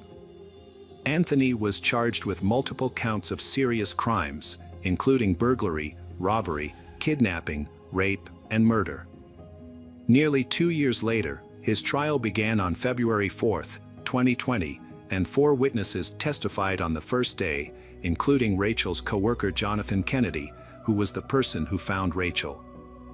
The trial continued with testimony from Jonathan and the manager of the apartment complex where the crime occurred. Officer Frank Ghani, who was parked outside the apartment when the body was discovered, also testified and shared the surveillance footage with the jury.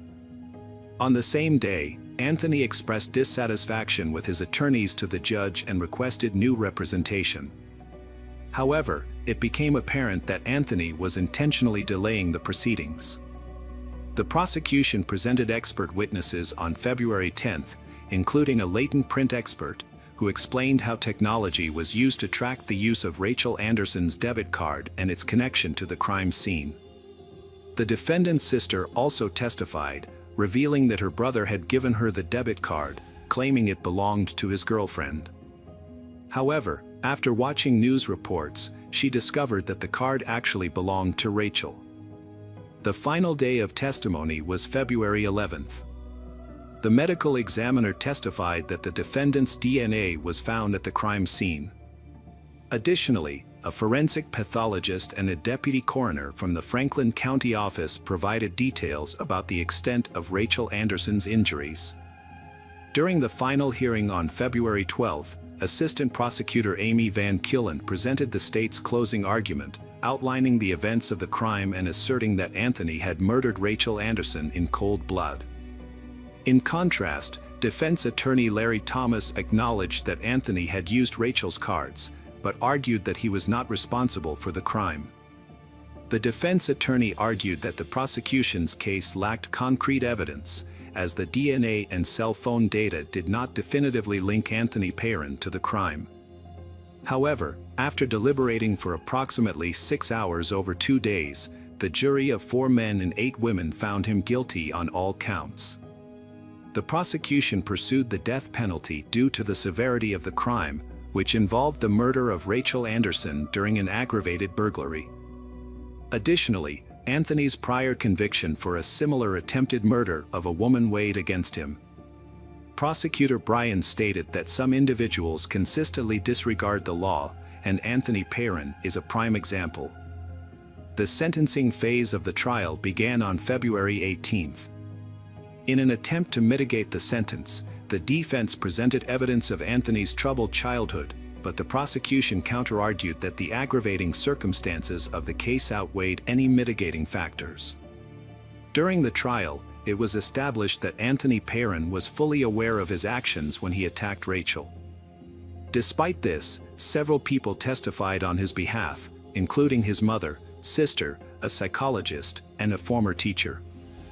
Anthony also addressed the jury, sharing a 13-minute unscripted statement about his troubled past, including an abusive childhood and difficulties after being released from prison. In his statement, Anthony described feeling helpless and claimed that the system had failed him. He blamed the justice system for his current situation but did not directly address the crime or apologize for it. After deliberating for 3.5 hours, the jury was unable to agree on the death penalty and instead recommended life in prison without parole. The sentencing took place on March 16, 2020. Rachel's mother was visibly emotional in court as the verdict was announced. Rachel's father also spoke, expressing his surprise at how Anthony, a repeat offender with a history of violence, was able to make demands and become hysterical during the investigation. The case of Rachel Anderson's murder drew to a close as Anthony Perrin's sentence was handed down. However, what stood out was not the severity of the sentence, but rather the disturbing behavior of one individual, Anthony Perrin himself. As an adult, he shifted the blame away from himself and onto the system, denying any personal responsibility for his heinous actions. Despite his efforts to deflect blame, Anthony received 2 consecutive life sentences without parole, one for aggravated murder and another for violent crimes. In addition, he was given 63 more years for other crimes including burglary, kidnapping, robbery, and various violent offenses. This marked a total sentence of multiple consecutive life terms plus 63 years.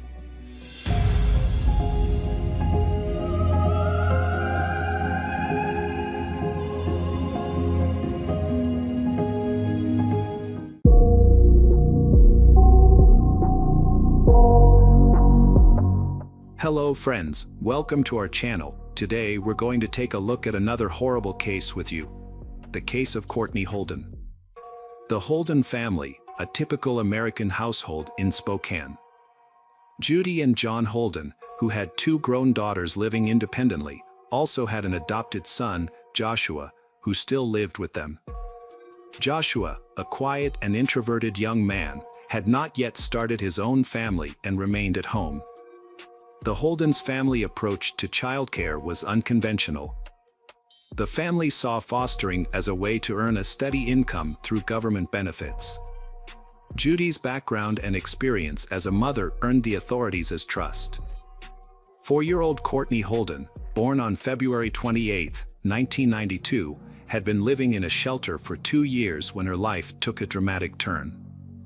In 1996, Courtney moved to Spokane to join the Holden family, comprised of Joshua and several other foster children. The little girl's heart was filled with hope for a loving and caring family. However, her dreams were short-lived. From a young age, Courtney was forced to bear the burden of excessive household chores. She was responsible for cleaning the entire house and washing dishes for every meal. If she made even the slightest mistake, she faced punishment. Life in the Holden home quickly became a nightmare, surpassing the hardships she experienced in the house. What was surprising was that the Holdens treated the other foster children with kindness, but they showed inexplicable hatred towards Courtney. Judy Holden was already an adult when Courtney joined the family, and Courtney was the last child they took from the orphanage. This might be the reason for their unusual behavior towards her. Courtney was subjected to strict rules, including being forbidden from going outside without permission. Visitors to the Holden home often witnessed Judy and Joshua mistreating Courtney, calling her Cinderella in a derogatory manner. Courtney found herself in a difficult situation, but she was a resilient girl who adapted to the harsh conditions over time.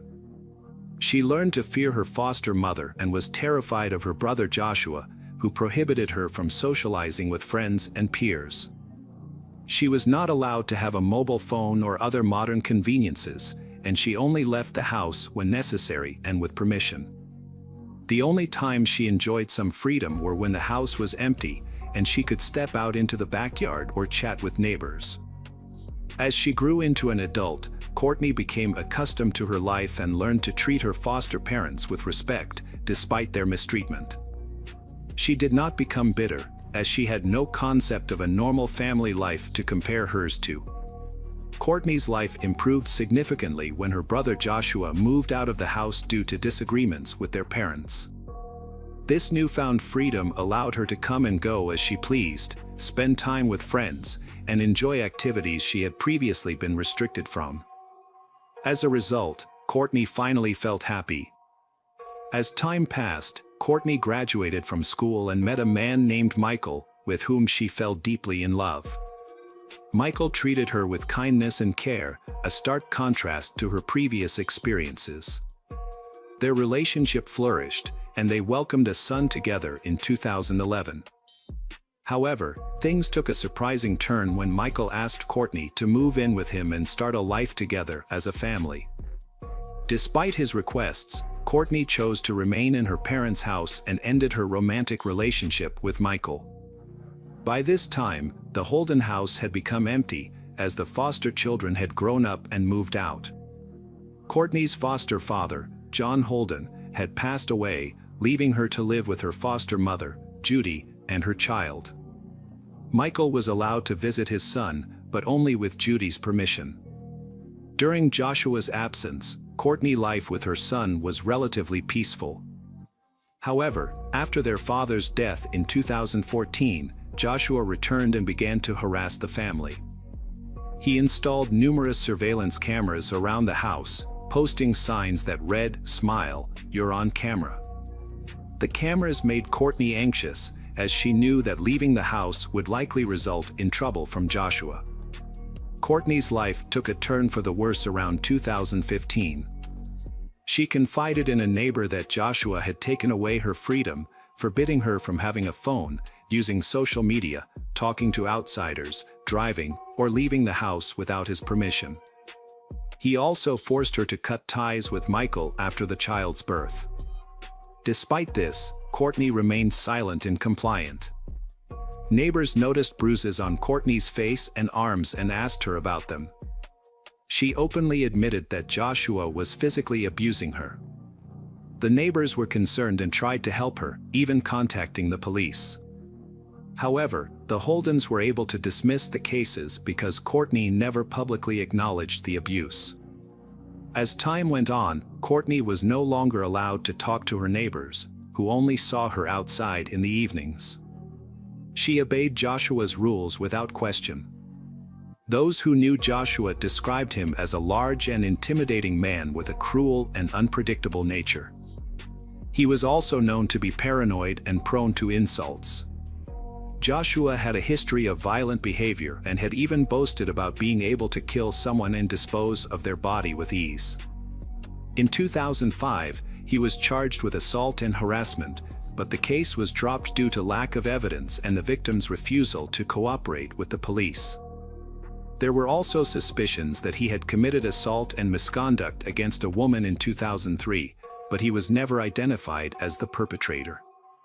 In 2006, Joshua was arrested for domestic violence against his mother and for burglary, leading to him leaving home for several years. The last message Courtney sent to a friend on Facebook, nearly 2 years ago, was a desperate cry for help. "I have to go. I must leave. Josh is coming." After that, her account went silent. Family acquaintances described the dynamics within the Holden household as strange and controlling. They were particularly puzzled by the fact that Courtney's child referred to Joshua's mother, Judy, as Mom and Joshua as Dad, while Courtney was referred to only by her first name. In August 2018, a heated argument escalated, prompting Courtney to try to leave, but Joshua, larger and stronger, physically restrained her and carried her back inside. It's the last time she was seen outside the household. It wasn't until nearly 2 years later, in October 2019, that concerns about Courtney's disappearance began to grow. Michael and his girlfriend, who had not seen Courtney in almost 2 years, started to worry about her whereabouts. He was eager to see his child, filed a missing person report with the police on October 24th, sparking an investigation into Courtney's disappearance. The Holdens claimed that Courtney had abandoned her child and fled. However, they could not explain who was continuing to access her Social Security benefits and electronic food stamps. On the same day as the search, Joshua and Judy withdrew the remaining $600 from Courtney's bank account. The next day, a woman claiming to be Courtney called the National Center for Criminal Information, stating that she was safe and did not want to be searched for. However, the police discovered that she was actually one of Courtney's stepsisters. As the investigation continued, Joshua and Judy provided multiple conflicting accounts of Courtney's disappearance. They claimed that she had run away with a truck driver, and later, that she had left with a secret lover. The inconsistencies in their stories, combined with Courtney's unexplained absence, raised suspicions that the Holdens were hiding something. In October 2019, Joshua and Judy Holden suddenly left Spokane, further arousing the suspicions of detectives investigating the disappearance of Courtney. The Holdens' family flight from the area strengthened the detectives' conviction that they were involved in Courtney's disappearance. The investigation into Courtney's disappearance continued, and the Spokane Police Department attempted a welfare check in early October, which quickly escalated into a missing person case.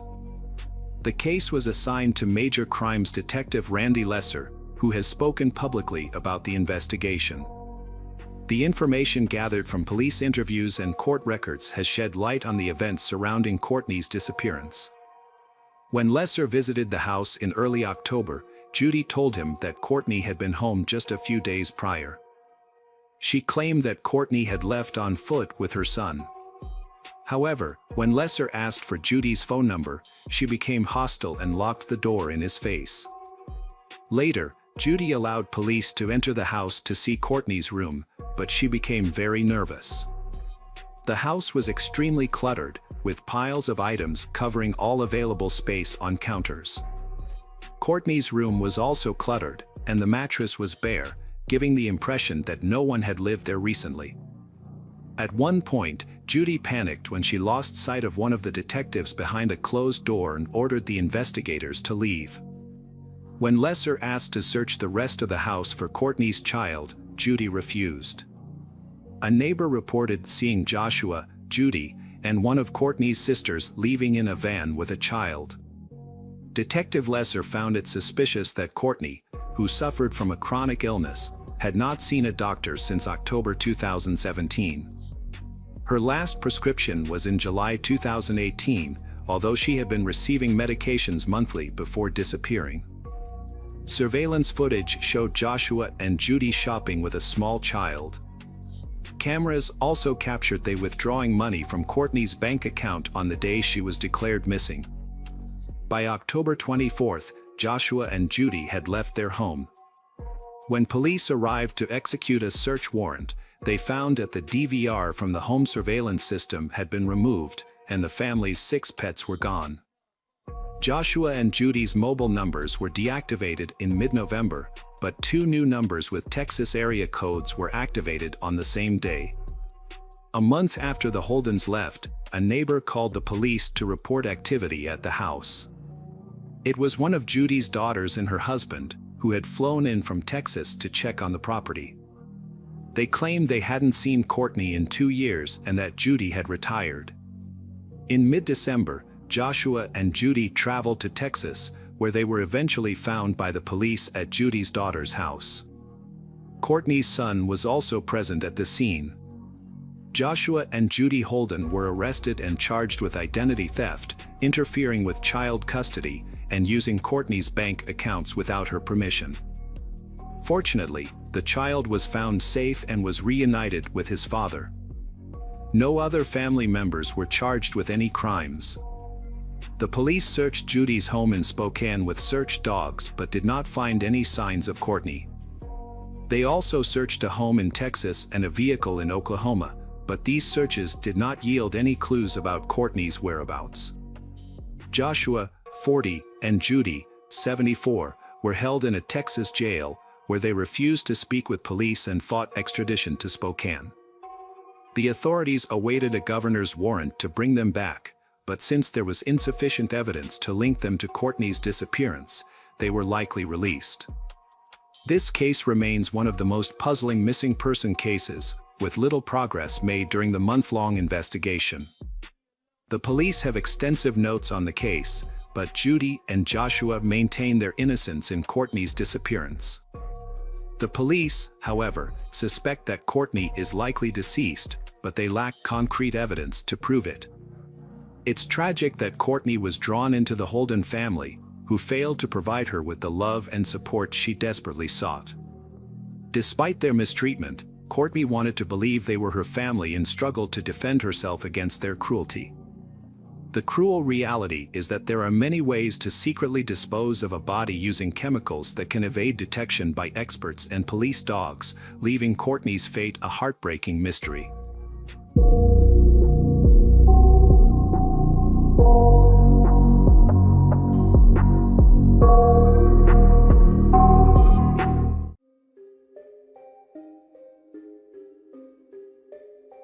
Hello friends, welcome to our channel.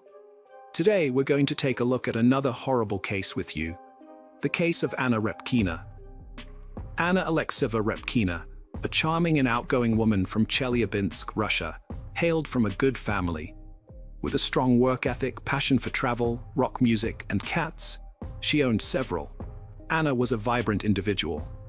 She loved capturing life's precious moments through photography and valued romantic relationships deeply. Her ultimate goal was to find true love, settle down, have children, and build a happy family.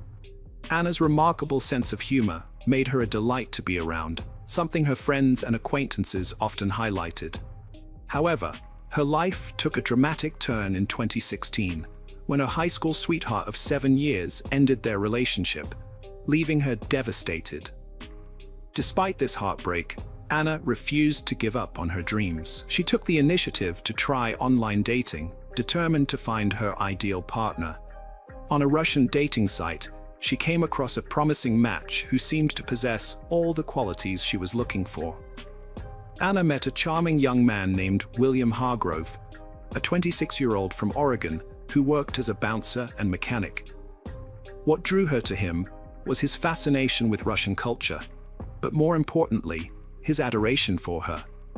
William consistently showed kindness to Anna, often complimenting her and making an effort to be present for her whenever she needed him, despite the physical distance between them.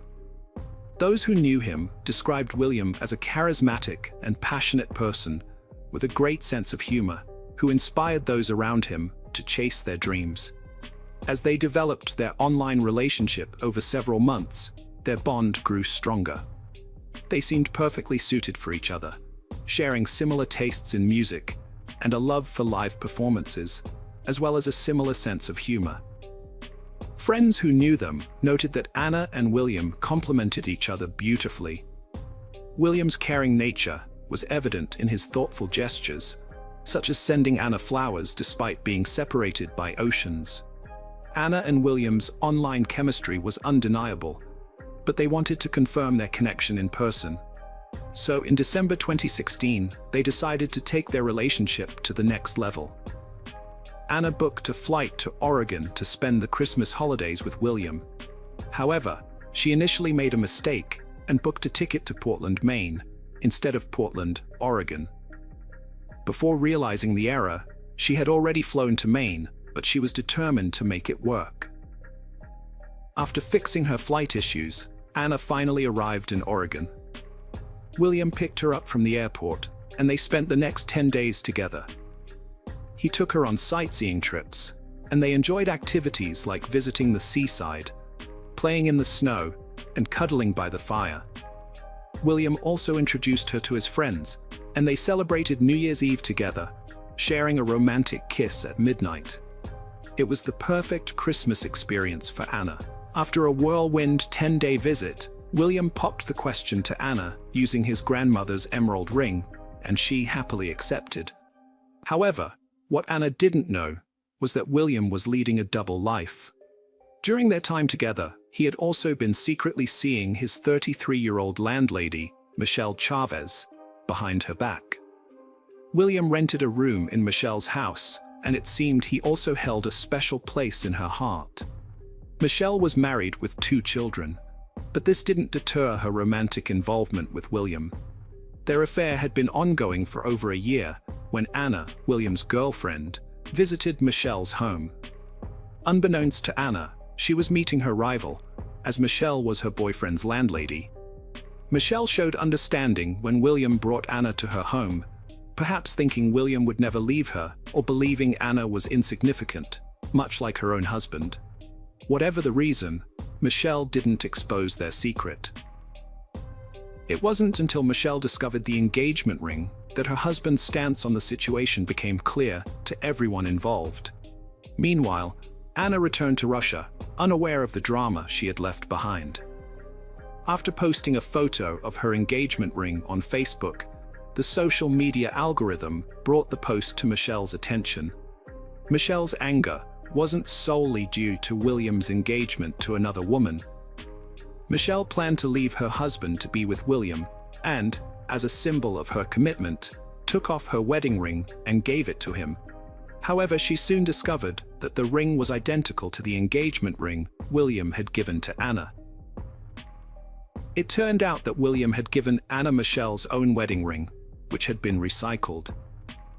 Michelle confronted William about this, and he tried to calm her down, insisting that Anna meant nothing to him and promising to break off their engagement on March 1, 2017. Meanwhile, Anna had packed her bags, including her wedding dress, and had quit her job, ready to start a new life with William in another part of the world. Michelle was unhappy about this development. Anna's mother, Yelena, also had reservations about her daughter's hasty decision. She was unsure about William, whom Anna barely knew, and thought she was rushing into things. Anna, however, was convinced that she was in love and saw no reason to wait. Yelena finally released Michelle from her grasp. Michelle, realizing Anna's visit was not a social call, grew angry. She demanded that William find another place to live, refusing to let the engaged couple stay under her roof. William complied, renting an apartment for himself and Anna. However, he continued to secretly see Michelle, sneaking out to visit her and reassuring her of his commitment to her, downplaying Anna's importance. Michelle became increasingly worried about William's growing relationship with Anna, so she took action. She contacted Anna on Facebook, revealing everything about her and William's ongoing affair. Anna reported the conversation to William, but he dismissed it as Michelle's jealousy. Anna believed him, and the couple decided to ignore Michelle's warnings and focus on their future together. They set a wedding date for March 23rd and planned a beachside ceremony. Anna wore the wedding dress she had brought from Russia, and they headed to the beach. However, the officiant failed to show up. After waiting for what felt like an eternity, they returned home. They planned to try to get married again in April. On that same day, surveillance footage captured the couple buying food at a McDonald's drive-thru. Anna sat in the passenger seat, still wearing her wedding dress. William had told her that the officiant was sick, but that was a lie. Despite claiming he didn't love Anna, William had kept her convinced that he wasn't invested in their relationship. However, Michelle had grown tired of William's manipulation. On April 15th, Michelle gave William an ultimatum: choose between her and Anna.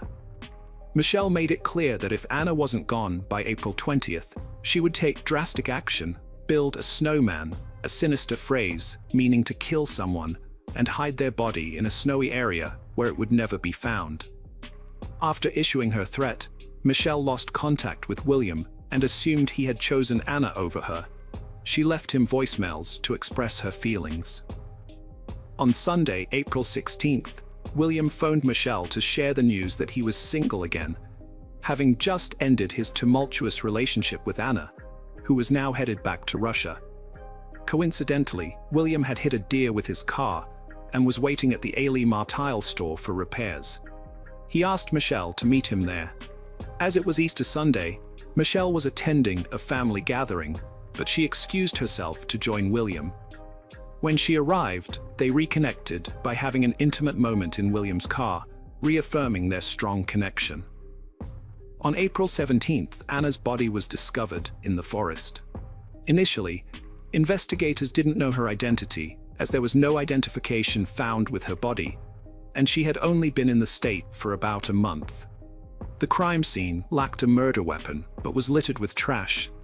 However, amidst the debris, a clear plastic bag caught their attention. Inside, they found a KFC receipt, an empty Pepsi cup, and a KFC chicken paper bag. The KFC receipt turned out to be the crucial clue in solving the case. It contained a date, time, and debit card number, which led investigators to Kevin Thomas. When questioned, Kevin revealed that he was best friends with William and had been getting to know Anna. He also shared a tradition with William where they would eat lunch at KFC every Friday. The receipt, it turned out, was from a purchase made about a week before Kevin's questioning. The investigation into Anna's death led to the discovery of William's deceitful behavior. In his interview, Kevin revealed that William had borrowed his shotgun, claiming he wanted to go to the woods to clear his head. However, William never returned the weapon. The police began to suspect William and Michelle after hearing Kevin's statement. Following Anna's death, William's behavior became increasingly unusual and suspicious. He withdrew money from Anna's bank account to pay off his debts, and was caught on camera buying cigars and Star Wars Legos at various stores. William also confided in Kevin that he was spending money recklessly to cope with his emotions. Furthermore, he began researching time travel and even reached out to strangers on WhatsApp, offering to exchange his soul for the opportunity to go back in time. William wanted to travel back in time to April 16th to prevent a situation caused by his best friend's mistake. However, on that day, William was seen crying in a store employee's arms, claiming his girlfriend had just broken up with him. He had moved back in with Michelle, but was picked up by the police and questioned. The police asked William about his whereabouts on April 16th, and he said he was on a drive with Michelle. When asked about Anna, he denied having a romantic relationship with her, saying they had only gone on 2 dates, and he had ended things. According to William, their last interaction was in mid-March, when Anna mistakenly posted their engagement on Facebook, causing trouble with Michelle. When questioned about the trash found near his late fiancée, or the woman he dated, William admitted to littering, but claimed it was just KFC trash and a can from the general store, not related to Anna's death. About 40 miles separated the Alp General Store from the logging road. However, the investigators did not believe William's alibi. Lieutenant Chris Duffett, one of the investigators, quickly increased the pressure by revealing that William's trash had been discovered near a murder victim at a different location. Initially, William reacted with surprise and heartbreak, feigning disbelief that he was being questioned about a murder. 2 days after Anna Rapina's body was found, her fiancé William Hargrove was arrested for her murder on April 19th. During the investigation, Michelle was also questioned about her whereabouts on April 16th, the day Anna was killed. At first, Michelle stuck to a rehearsed alibi, claiming she and William had spent the day together, with William picking her up from her mother's house and going on a drive. However, Michelle later changed her story, admitting she had lied initially. She then claimed that she and William had planned to meet up, but he never called or showed up. When the police revealed that William was in custody for murder, Michelle's response was surprisingly calm, saying only, "Okay." The investigator pressed Michelle on her lack of emotion, which eventually broke down, and she tearfully attributed her initial calm to being in shock. William Hargrove was indicted on charges of murder, identity theft, and 2 counts of theft in June 2018. His trial began in October 2019, with the prosecution seeking the maximum penalties for each charge, while the defense argued for a more lenient sentence. William's defenders claimed he was innocent and that Melissa, the spurned lover, was the true culprit. However, the prosecution presented a strong case against William, backed by evidence and motive. The evidence showed that William was torn between 2 lovers, with Anna pressuring him to make a choice. There were records of William and Anna driving together in an Alon car. On the day of Anna's murder, William's cell phone was tracked to the logging road at 4:30 p.m. The shotgun used to kill Anna was found in William's car, with his fingerprints being the only ones on the weapon. Despite denying any involvement in Anna's death, William was caught using her money to go shopping and pay off his car insurance. He was even filmed withdrawing cash from an ATM using her card. The prosecution argued that William had driven Anna to the forest, gotten her out of the car, and then executed her with his shotgun. The prosecution claimed that William was faced with a choice between Anna and Michelle, leading to his actions. In contrast, the defense argued that their client was innocent. According to the prosecution, the evidence pointed to Melissa as the perpetrator. A threat from Melissa to build a snowman with Anna, her cell phone found near the logging road, and Anna's cell phone discovered in Melissa's house suggested that Melissa had planned the crime. Melissa, who was not charged with any crimes, testified as a witness for the prosecution. She revealed that she worked as a late-night cab driver and was married to an Oregon State University instructor, but their marriage was loveless and open. She met William at a bar where he worked and, with her husband's permission, began a romantic relationship with him. As they grew closer, William rented a room in her house. When Anna entered the picture, Melissa was not threatened, having a similar open relationship with William. Melissa explained that by her second visit, she couldn't tolerate the situation anymore, especially when she saw her own wedding ring on Anna's finger. Although she had given William an ultimatum, she had no role in William's actions that hurt Anna. Melissa clarified that she never intended for Anna to get hurt or killed. She denied the defense's allegations, stating that the threat about building a snowman was just a joke, a light-hearted family comment, even if it was a bit extreme. She acknowledged that her cell phone was found in the forest, but William was the one who drove her there. She didn't know why or what he planned. Furthermore, William had given her Anna's cell phone the day before he was questioned. As his partner, she naturally held onto it for him. Melissa's testimony lasted 14 hours, and she was not the only one. Around 70 other people testified, including Anna's mother, William's best friend and roommate, some of Melissa's family members, and others. Throughout the case, Melissa faced intense scrutiny, particularly in her hometown in Oregon, where she was criticized and ostracized by the locals. Michelle had reached a low point and attempted suicide, but fortunately, it was unsuccessful. The prosecutor praised Michelle's efforts to take responsibility, calling her actions tough and super tough. After a month of court appearances, the judge asked the jury to deliver their verdict. The jury deliberated for less than 3 hours and returned with a decision. Despite the defense's efforts, they couldn't find Michelle guilty of Anna's death. There was no physical evidence linking Michelle to the crime scene or the weapon used. In fact, she had a solid alibi. She was celebrating Easter at her mother's house, and multiple witnesses could vouch for her presence. On the other hand, William maintained his not guilty plea, but the overwhelming evidence against him led to his conviction on all charges. He was sentenced to life in prison with the possibility of parole in 25 years. Anna's attorney announced plans to appeal the verdict. Notably, the jurors developed a strong connection with each other during the trial. After the trial, they visited the logging trail, where Anna's life was tragically cut short, to pay their respects to her memory. Anna will be remembered as a courageous young woman who left her home in Russia to build a new life in the United States. Anna was a loving person who openly shared her love with others. She was cherished by many during her lifetime, and her memory will continue to be loved and honored. The prosecutor, Amy Matsko, stated,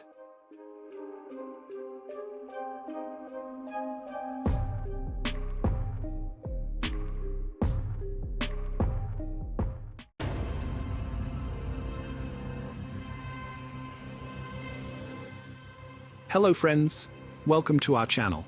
Today we're going to take a look at another horrible case with you. The case of Shibli Sadiq Hridoy. Bangladesh's 18-year-old Sadiq was a very good boy, honest and hardworking, but his honesty cost him his life. Sadiq's full name was Shibli Sadiq Hridoy, and he was only 18 years old.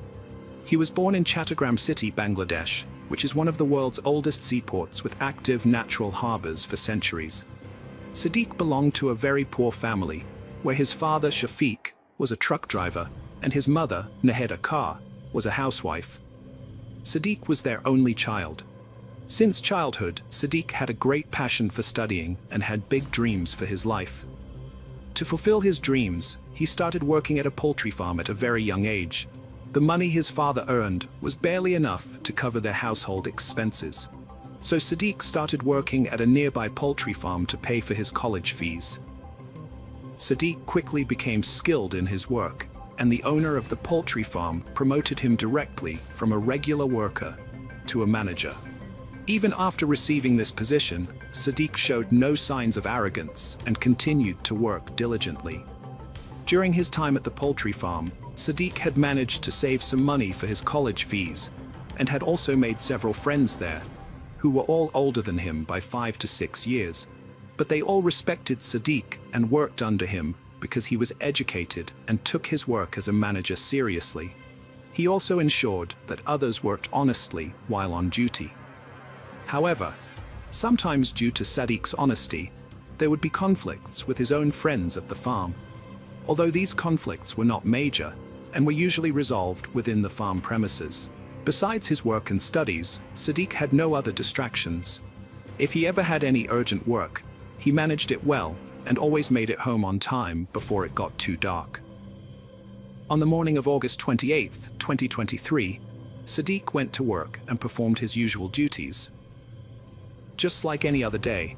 However, that evening, he did not return home on time as expected. At first, his parents assumed that he had been given some important task at the poultry farm where he worked. But as time went by, their concern grew. Between 11:30 and 12 at night, his parents tried calling him 2 or 3 times, but Sadiq did not answer any of their calls, which was highly unusual for him. Although Sadiq didn't answer his parents' calls, they were still thinking positively as the night passed. However, Sadiq still hadn't returned home the next morning. Sadiq's parents tried calling their son once again, but he didn't answer this time either. They also tried calling the owner of the poultry farm, but his phone was also unreachable. Sadiq's parents searched around their home and also asked people near the poultry farm about their son, but no one knew anything about Sadiq. Since they couldn't find any information about Sadiq from anywhere, they started to worry a lot. Amidst this worry, on the morning of the 29th, they received a call from Sadiq's number. Seeing this, Sadiq's parents felt a little relieved. However, as soon as they answered the call, they sensed that their son sounded quite panicked. Sadiq then told his mother that he had been kidnapped and had been inside a car for the last 12 hours. He said his captors were beating him and that he was hiding and talking to his mother in their presence. But the call suddenly got disconnected before Sadiq could speak further to his mother. Now after this, Sadiq's parents knew that their son had been kidnapped and he was in quite a bit of trouble. The kidnapper himself cut Sadiq's phone, and Sadiq was the sole heir of his family, which is why his parents were very worried about him. It was because of this attention that Sadiq's mother, Naheda Kar, started calling her son again, but now someone was disconnecting the call from the other end. After this, she was about to go to the police to file a complaint when she received another call from the same number, but this time it wasn't Sadiq, but a stranger speaking. The person on the other end said that they had Sadiq in their custody, and that if the family wanted his safety, they should arrange 1.5 million taka quickly. The location to deliver the money would be given on the next call. Sadiq's family was very poor. They didn't even have 1 lakh taka, but because it was a matter of their only son's life, they started gathering money. For the next 3 days, they put all their efforts into collecting money. They asked for money from their relatives and neighbors, but from the 28th to the 31st, they couldn't even gather 2 lakh taka, let alone 1.5 million taka. On August 31st, 2023, the kidnappers contacted Sadiq's parents again and demanded money. This time, Sadiq's parents told the kidnappers directly that they could not gather that much money. After hearing Sadiq's parents' response, the kidnappers compromised and said they would release Sadiq if the parents brought them 2 lakh taka quickly. It was unusual for kidnappers to act this way, but it seemed as if they were already aware of Sadiq's family's financial situation. The kidnappers had already reduced the ransom amount to 200,000 taka. But even then, Sadiq's parents told the kidnappers that 200,000 taka is also too much for their family. In response, the kidnapper said, "Okay, but if you don't give us the full amount, then we will kill Sadiq." After hearing this, Sadiq's parents said, "Don't harm our son. We need a 4-day extension to gather 200,000 taka." Now Sadiq's parents also borrowed money from shopkeepers to gather the remaining amount. Some people understood their compulsion and gave them money, but some couldn't. However, after wandering everywhere, they managed to gather 200,000 Bangladeshi taka within 3 days. And now they were just waiting for the kidnappers' call. On September 4th, in the afternoon, the kidnappers called and summoned Sadiq's father to the Bandarbon district headquarters with the money. Additionally, they threatened again that if he disclosed anything to the police, Sadiq would not be alive.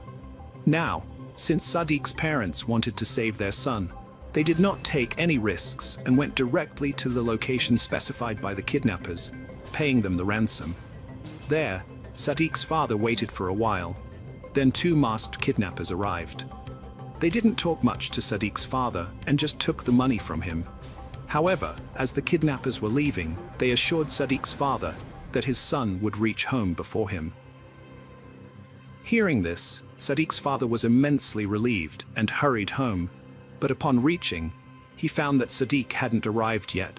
He asked his wife about their son's whereabouts, and upon hearing this, Nahita became anxious. Subsequently, Sadiq's father shared everything with his wife. After hearing the entire story, Sadiq's mother became even more anxious, yet both of them waited outside their home's door until evening, hoping for Sadiq's return.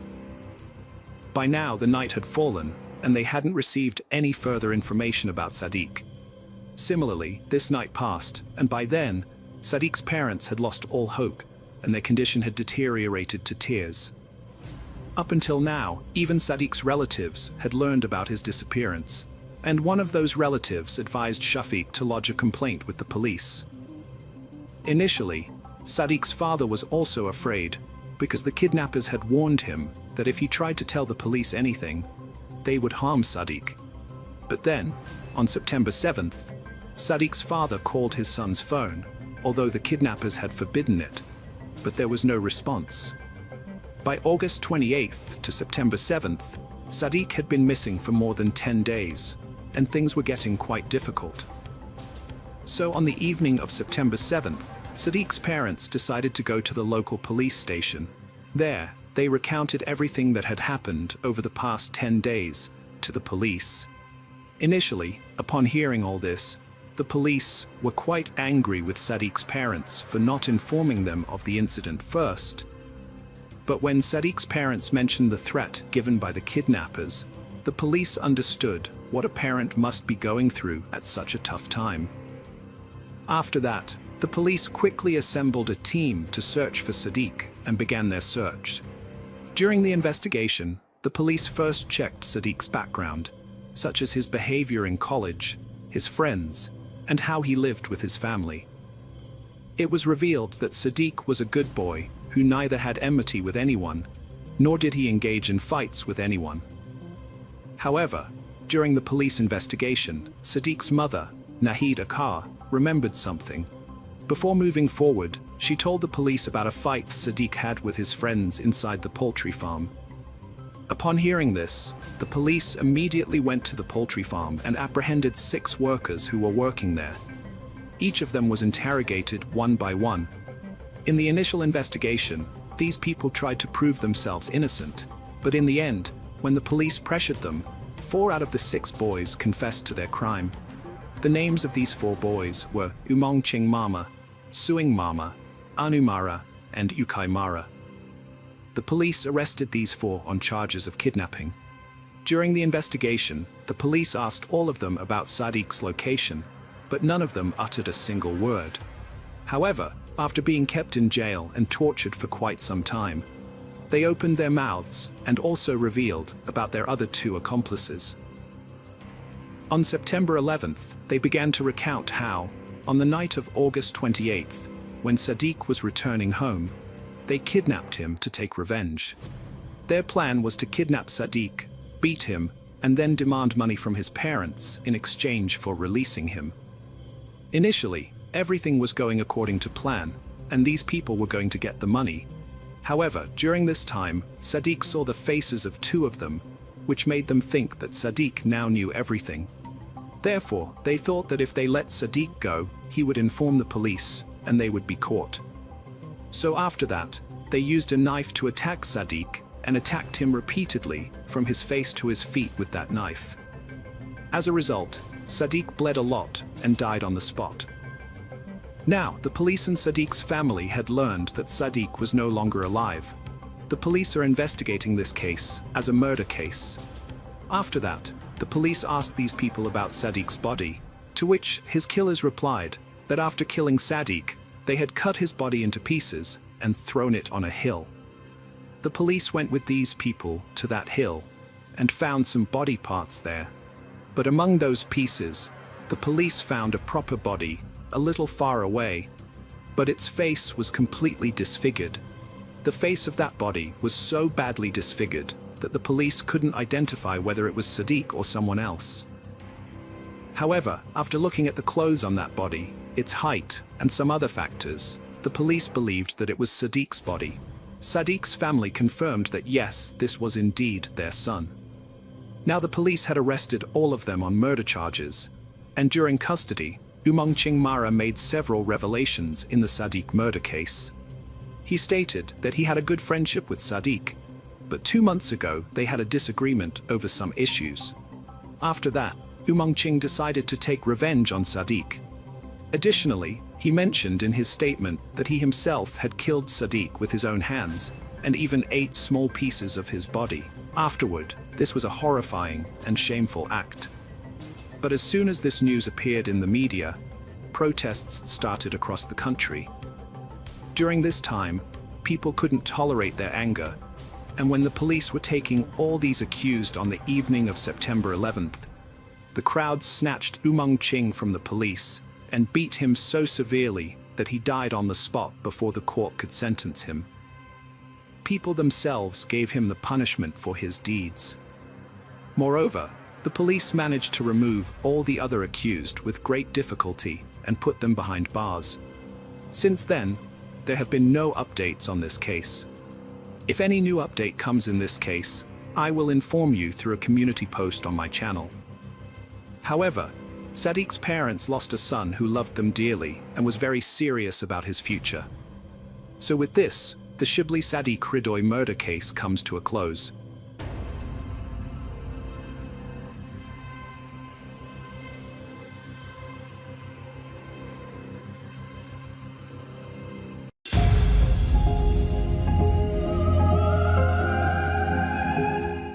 Hello friends, welcome to our channel. Today we're going to take a look at another horrible case with you, the case of Marcos Matsunaga. Marcos Matsunaga was a member of one of Brazil's wealthiest families and headed Yoki, their business that produced a wide range of food products.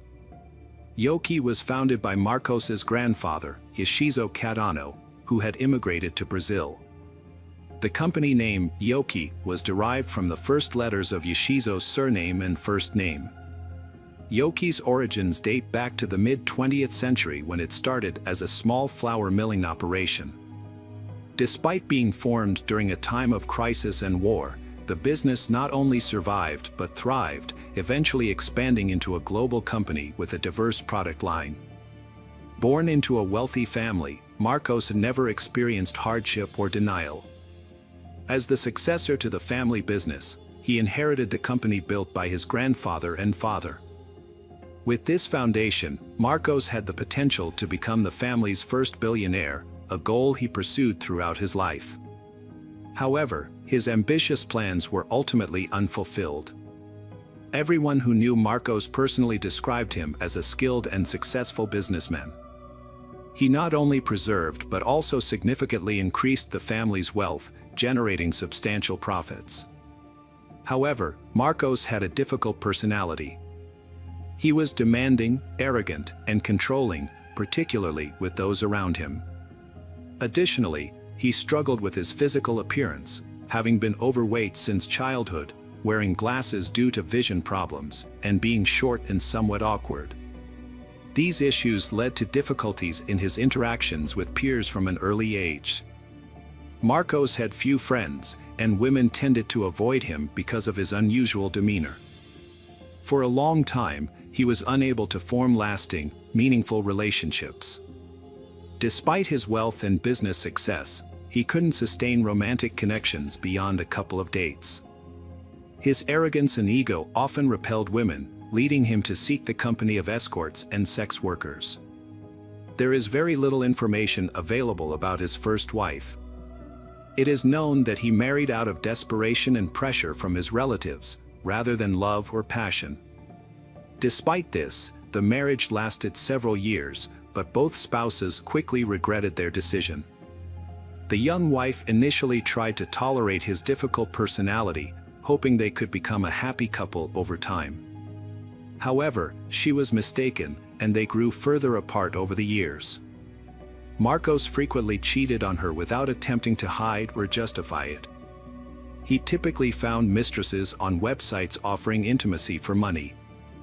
One such mistress was Alice, an escort with a portfolio on these platforms. Marcos noticed her, a bright and attractive blonde with a beautiful figure, and began regularly inviting her on dates, generously paying for them. Alice was 6 years younger than him and was born into a poor and dysfunctional family in a high-crime area of the city. She never knew her father, and her mother struggled with heavy drinking and was often involved with men who shared her addiction. As a result, Alice had a difficult and joyless childhood, facing repeated physical and emotional abuse from her mother's roommates at a very young age. As soon as she finished school, Alice left her troubled home life and neighborhood behind. She took nursing courses, which led to a job at a hospice. However, she soon realized that caring for terminally ill patients was not fulfilling her dreams or utilizing her full potential. As a sensitive and vulnerable young woman, Alice became deeply attached to her patients, and each death felt like a personal loss. A few years later, Alice decided to pursue higher education and change careers. She chose to study law, which she believed would offer her more opportunities and open doors in life. After preparing for admission, Alice scored well on the entrance exams. However, her modest nursing salary was not enough to cover the cost of her studies. Alice was alone with no one to turn to, having cut ties with her family after leaving home. To support herself, she decided to monetize her physical appearance and signed up on an escort services website. With the site's help, she created an attractive profile, and soon, wealthy men took notice of the young and beautiful blonde. Through her escort work, Alice earned a good income, enough to cover her education expenses and support herself. However, she intended to quit this line of work once she graduated and found a job in her field. During this time, Alice met Marcos, a regular client who showered her with gifts and openly dated her.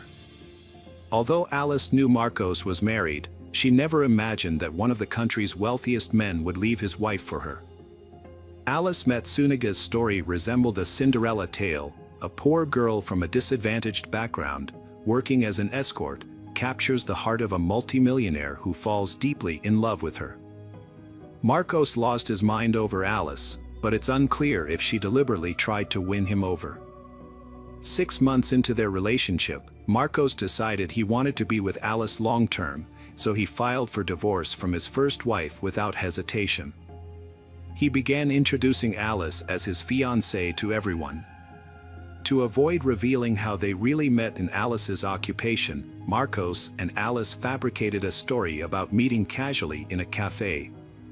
They stuck to this version, and even Marcos's closest relatives and friends didn't suspect the truth. However, Alice wasn't warmly received by Marcos's family, the Matsunagas. His parents suspected that Alice had used her charm to capture Marcos's heart, despite his unattractive appearance, and was now pretending to overlook his difficult personality. Nevertheless, when Marcos announced his plans to divorce his first wife and marry Alice, no one strongly objected.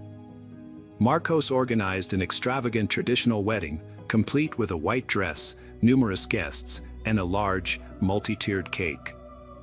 Following the wedding, he relocated his wife to his spacious and luxurious mansion, where she took on the role of mistress. Matsunaji was renowned for his passion for collecting expensive wines and rare firearms. His home featured a vast wine cellar, where bottles were meticulously arranged by year and country of origin. Additionally, the house had a secret room dedicated to his extensive collection of firearms and edged weapons, which adorned the walls from floor to ceiling. Marcos took great pride in his collections and continually sought to expand them. However, his home was also overflowing with antiques, luxury items, and modern art pieces, which were somewhat tastelessly displayed on the walls and every available surface. After the wedding, they decided to start a family, but despite their efforts, Alice struggled to conceive for an extended period. Consequently, they opted for in vitro fertilization, but success was not immediate. When their daughter was finally born, it seemed that their happiness knew no bounds. Marcos and Alice were devoted to raising their baby girl, planning for her future, and later, exploring the world together as a family, immersing themselves in diverse cultures and traditions. Their daughter was raised with love, care, and every luxury, like a true little princess. However, Marcos and his wife, Alice, shared a unique common interest: big game hunting. In reality, hunting had always been Marcos's passion. He had previously tried to share this hobby with other women in his life, including his first wife, but they had all found it repulsive. Marcos had given up hope of finding someone who shared his enthusiasm. Many people now believe that Alice took up hunting to gain Marcos's favor and win his heart. Initially, they visited shooting ranges together, where Alice learned to handle various firearms. Later, they ventured into the woods to hunt wild animals. Alice showed no qualms about taking the lives of animals, treating it as a competition: either you succeed or you don't. Marcos admired this attitude and enjoyed watching his wife skillfully handle her weapons and track her prey. He also taught Alice how to hunt and prepare wild game such as boars and deer. They would skin and carve the animals together, using specialized tools like large knives, cleavers, and axes to separate the body parts. The family didn't have traditional pets like cats or dogs. Instead, they kept poisonous snakes in specially designed terrariums that mimicked their natural habitats. This was a dream come true for Marcos, who had always been fascinated by snakes but had been discouraged from keeping them by his first wife. Alice had won Marcos over by embracing his unconventional hobbies. By the spring of 2012, Marcos was on the verge of making the deal of a lifetime, one that would catapult him to billionaire status and take his income to new heights. He was busy negotiating with potential business partners, planning to sell the family company and invest the profits in a lucrative new venture. Marcos was rarely at home due to his complete absorption in work and the realization of his ambitious plans. He and his wife resided in an elite apartment complex in the city's business center, near the main office of his company. However, Marcos spent most of his time away, leaving his young wife alone and bored in their luxurious apartment with a panoramic city view. Marcos' work schedule was tightly packed with meetings, business discussions, and specialist consultations, often keeping him away from home overnight. Despite this, he promised his wife that once the deal was finalized, their lives would undergo a significant transformation. But on May 19, 2012, the eve of a billion-dollar deal, Marcos vanished without a trace. His wife, Alice, did not report Marcos missing until the next day. She believed he was at work, attending a scheduled meeting that could have lasted into the night and early morning. Marcos was supposed to meet a business partner and had warned Alice that he might spend the night at the office before heading straight to the meeting. However, when Marcos failed to return home and stopped answering his phone, Alice grew concerned and filed the missing persons report. Police quickly discovered that Marcos had missed both the evening and morning meetings, which was unusual for him. This led them to suspect that Marcos might have been kidnapped, and they expected a ransom demand to be made to his family within hours. Despite this, 24 hours passed, followed by another 24 hours, without any ransom demands. As time went on, hopes of finding Marcos alive began to dwindle. Meanwhile, investigators questioned Marcos's relatives, friends, and business partners to see if he had any enemies or if anyone might benefit from his disappearance or the disruption of his upcoming deal.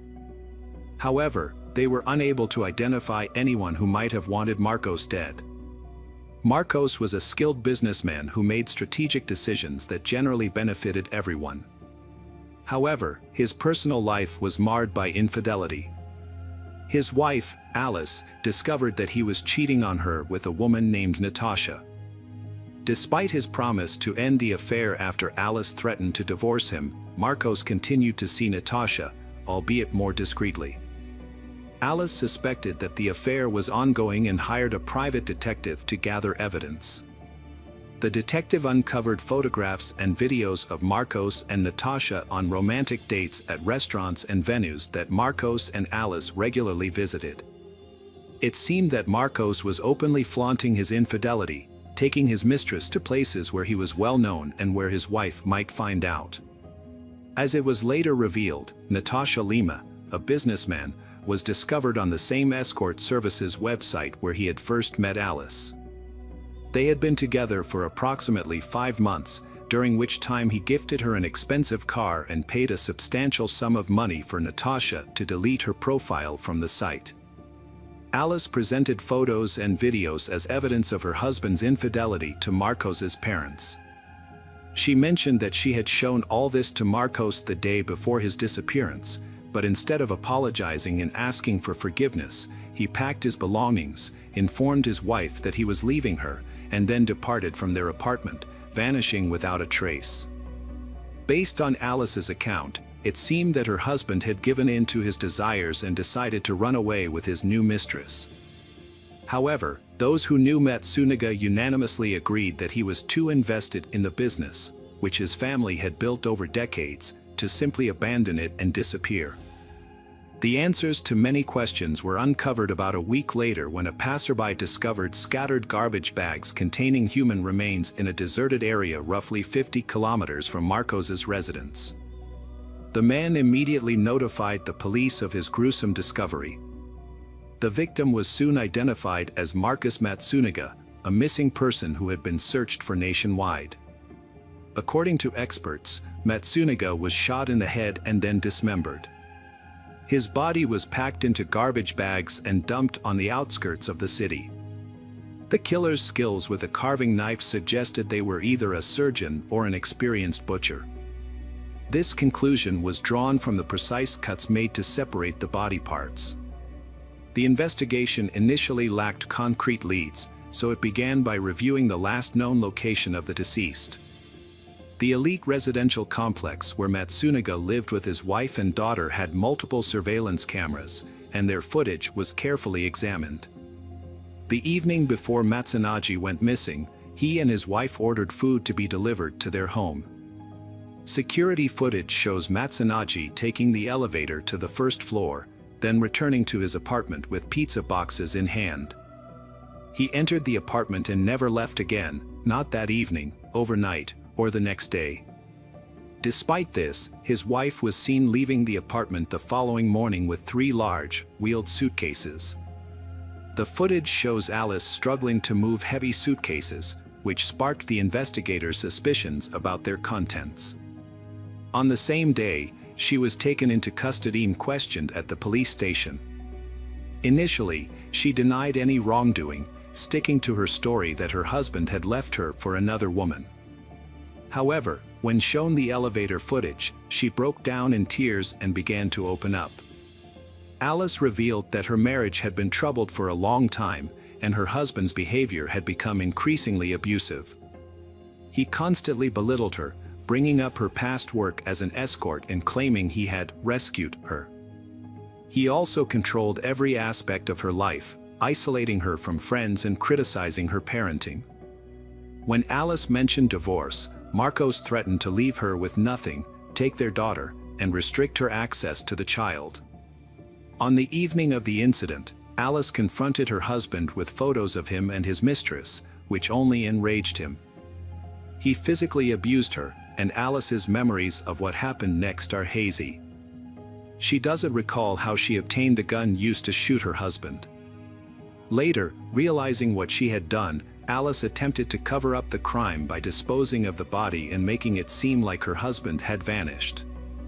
Alice, a former nurse familiar with human anatomy, had been taught by her husband how to dissect animal carcasses. They had the necessary tools at home, making the process of cutting up her husband's body a matter of technique. This gruesome task was carried out while their young daughter slept in the next room. However, Alice's testimony raised many doubts and questions from the start. Further investigation revealed that Alice received photos and videos of her husband's infidelity from a private detective on May 20th, after she had already killed him. She presented these to her husband's parents, claiming he had abandoned her for his mistress. A witness, Natasha Lima, testified in court that Marcos wanted a divorce but was afraid of Alice, describing her as mentally unstable and capable of terrible things. Natasha stated that the last time she saw Marcos, he complained about the constant family scandals and shared his plans to move to Florida after selling his company. He intended to start a new business and leave Alice behind, as he planned to divorce her and move on with his life. Experts made a disturbing discovery. There was blood in Marcos's lungs, indicating he was still alive and trying to breathe when his head was severed from his body. This contradicts Alice's claim that he died instantly from a bullet wound.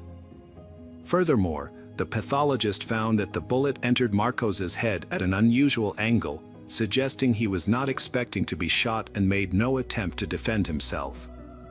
This finding contradicts Alice's account of Marcos attacking her and her need to defend herself.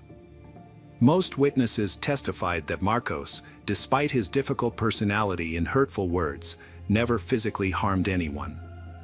It appears that Alice fabricated the episode, taking advantage of Marcos's inability to refute her claims. Ultimately, the court found Alice guilty of premeditated murder with extreme cruelty and attempting to cover up the crime. Alice Metsuniga received a 20-year prison sentence, a punishment many deemed too lenient for her crime. The victim's parents are now tasked with raising their granddaughter.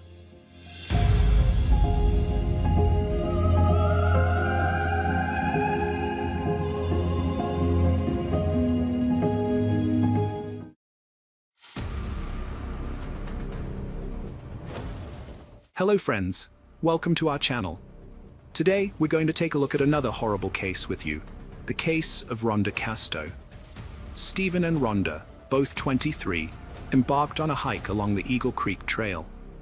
Before they started, Rhonda took a photo of Stephen with her cell phone and jokingly texted her mother, saying he might either propose to her or push her off a cliff.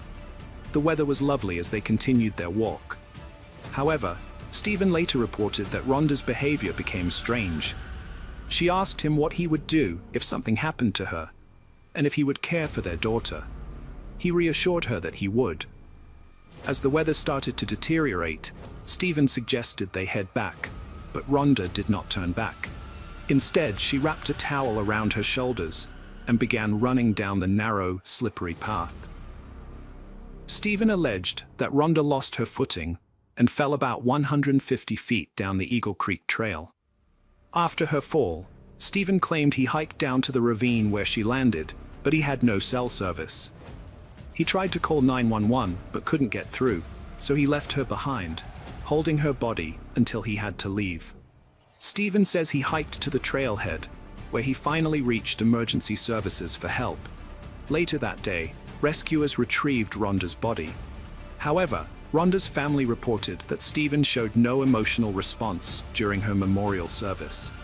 Stephen disputes this, claiming he was overwhelmed with grief and continuously crying, but often withdraws from others when deeply upset. Following Rhonda's death, Stephen quickly gathered his and his daughter's belongings and relocated to the other side of Oregon to be closer to his own family. This sudden move raised suspicions among Rhonda's family, who began questioning what had transpired between the couple in the moments leading up to Rhonda's death. In 2006, Stephen moved from the United States to China with his young daughter. This bold move marked a fresh start for both of them. Having previously lived in China during his first marriage, Stephen was drawn to the country and its people. He chose to settle in Wuvi, a city about 75 miles outside of Shanghai. Stephen's decision to teach English to Chinese business people proved to be a great opportunity. His daughter, too, quickly adapted to her new life in China, becoming fluent in Mandarin within just 2 months. Both Stephen and his daughter thrived in their new surroundings. During his time in China, Stephen met and fell in love with Landy Yin Yan. Landy formed a strong bond with his daughter, Man, taking on a motherly role that brought them closer together.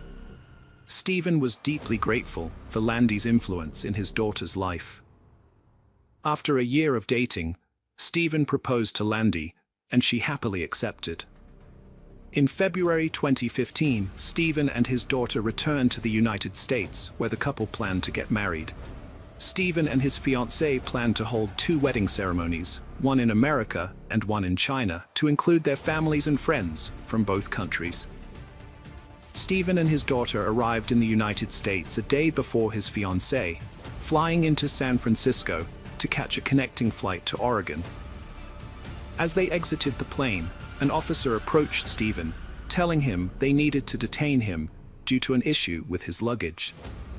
The police soon arrived, taking Stephen into custody and separating him from his daughter. What Stephen didn't know was that, during his time in China, detectives had been working tirelessly to investigate Rhonda's death.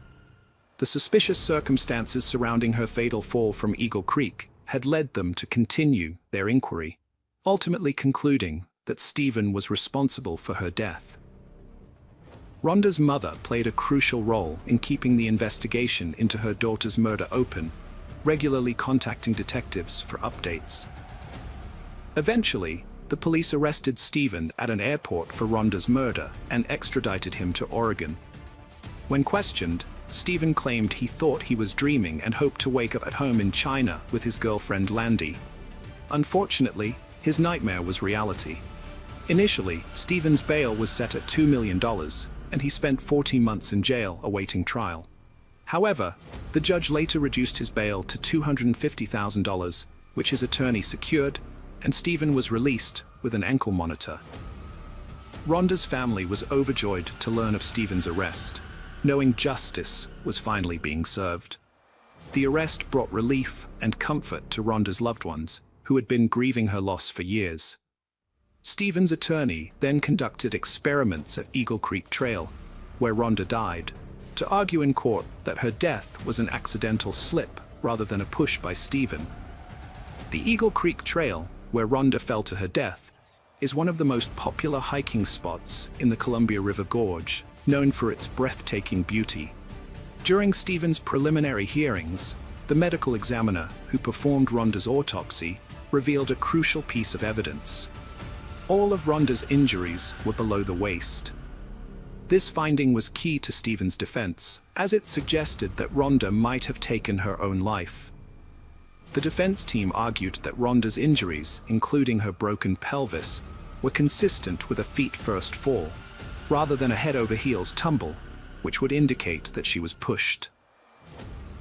Additionally, they presented notes from Rhonda's therapy sessions, which showed that she was depressed, but never expressed suicidal thoughts.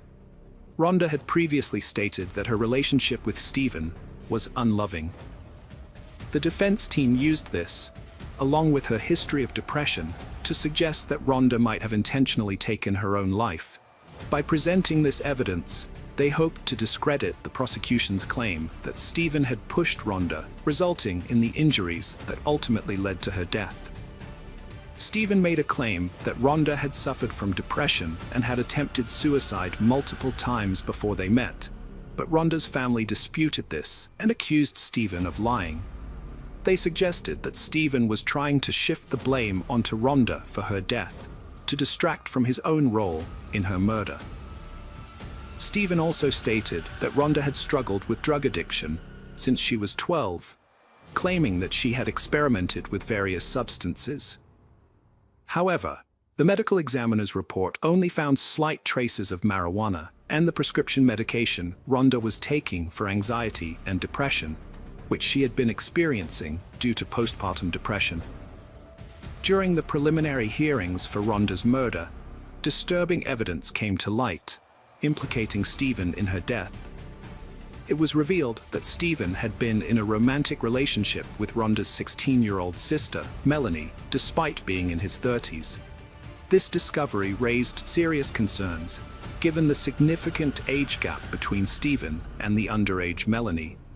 The prosecution argued that Stephen's inappropriate relationship with Melanie, his girlfriend Rhonda's sister, could have been a motive for Rhonda's murder. Rhonda had discovered her husband's infidelity, leading to tension and a possible reason to kill her. After Stephen was arrested for Rhonda's murder, he was also charged with multiple counts of sexual assault and sodomy related to his relationship with Melanie. Before his murder trial, in 2005, Stephen pleaded guilty to 2 counts of sexual abuse, admitting to having sexual intercourse with Melanie twice. However, he later claimed that he was forced into making this admission and that it was false. Stephen said he only pleaded guilty because it would allow him to fight for custody of his daughter, and he was desperate to get her back. In contrast, the state alleged that the relationship between Stephen and Melanie lasted for over 4 years. Stephen eventually admitted to having a sexual relationship with Melanie, Rhonda's teenage sister. Rhonda sent a text message to her teenage sister Melanie, expressing her negative feelings towards Stephen. In the message, Rhonda called Stephen a piece of garbage and accused him of using Melanie to hurt her. This suggests that Rhonda was aware of Stephen's manipulative behavior, which her mother confirmed. According to Rhonda's mother, Rhonda loved Melanie and wanted to repair their relationship, which had likely been damaged by Stephen's actions. Evidence presented in court revealed that Stephen's relationship with Rhonda was not as perfect as he claimed. Additionally, the court learned of Stephen's disturbing past, including a deviant sexual history. Specifically, it was revealed that only 6 months after the death of his daughter Rhonda's mother, Stephen was arrested and charged with 5 counts of sexual abuse for allegedly touching a 13-year-old girl. Stephen denied the allegations against him, but later confessed to sending inappropriate text messages and a photo to the victim, admitting his actions were wrong and pleading guilty to sexual harassment. In court, evidence presented included photos of Rhonda's bruised back, taken by herself. Rhonda's friend testified that she had overheard arguments between Rhonda and Stephen when they were on the phone. Additionally, Stephen's ex-wife testified that he had previously attempted to harm her. Despite denying the allegations, Stephen was not charged in China. Rhonda's family, however, remains convinced that Stephen was responsible for her death, believing he was motivated by a life insurance policy he had taken out on her, which he had recently increased.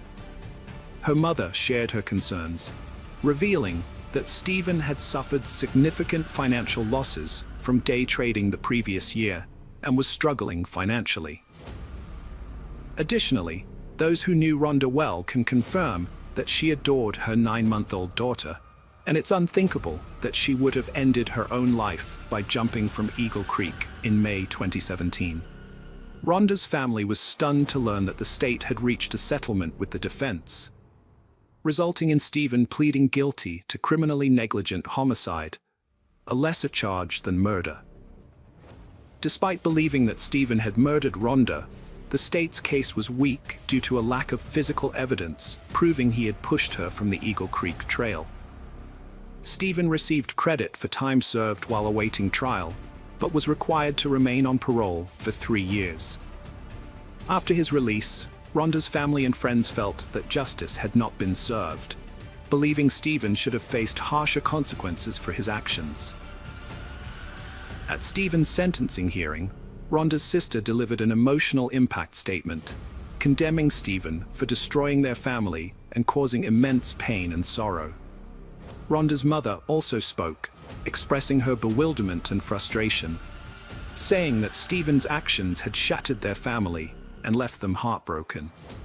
Stephen said he didn't push Rhonda, but took a deal because he was running out of time to regain custody of his daughter. He claimed he was willing to accept the consequences for his actions to protect his child.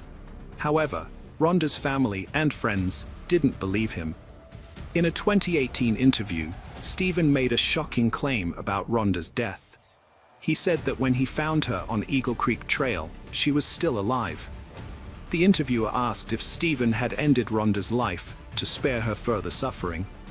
Stephen responded by asking a hypothetical question: if you shoot a suffering fellow soldier to end their pain, is that murder?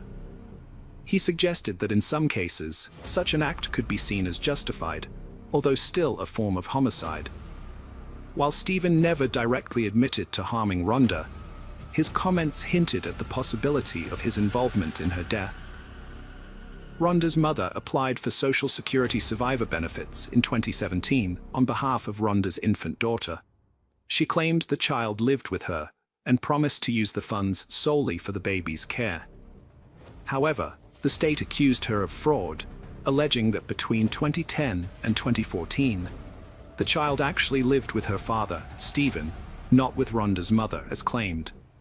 The state charged Rhonda's mother with stealing nearly $40,000 in government funds over 5 years.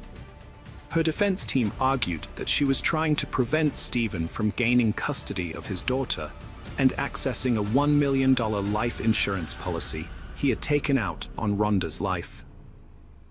The defense also highlighted Rhonda's mother's struggle with depression, which worsened after Rhonda's death. They claim that she used marijuana to cope with her grief, which impaired her judgment and clouded her thinking. Rhonda's 53-year-old mother was sentenced to a month in a halfway house and 3 years of probation for stealing government funds. She had pleaded guilty to the crime and was also ordered to repay the $39,100 she stole. Rhonda and Stephen's daughter was placed in foster care in October 2015, after the Department of Human Services took custody of her. This happened because Stephen pleaded guilty to sexually abusing a 13-year-old girl, which led an Oregon court to terminate his parental rights. However, Stephen is appealing this decision.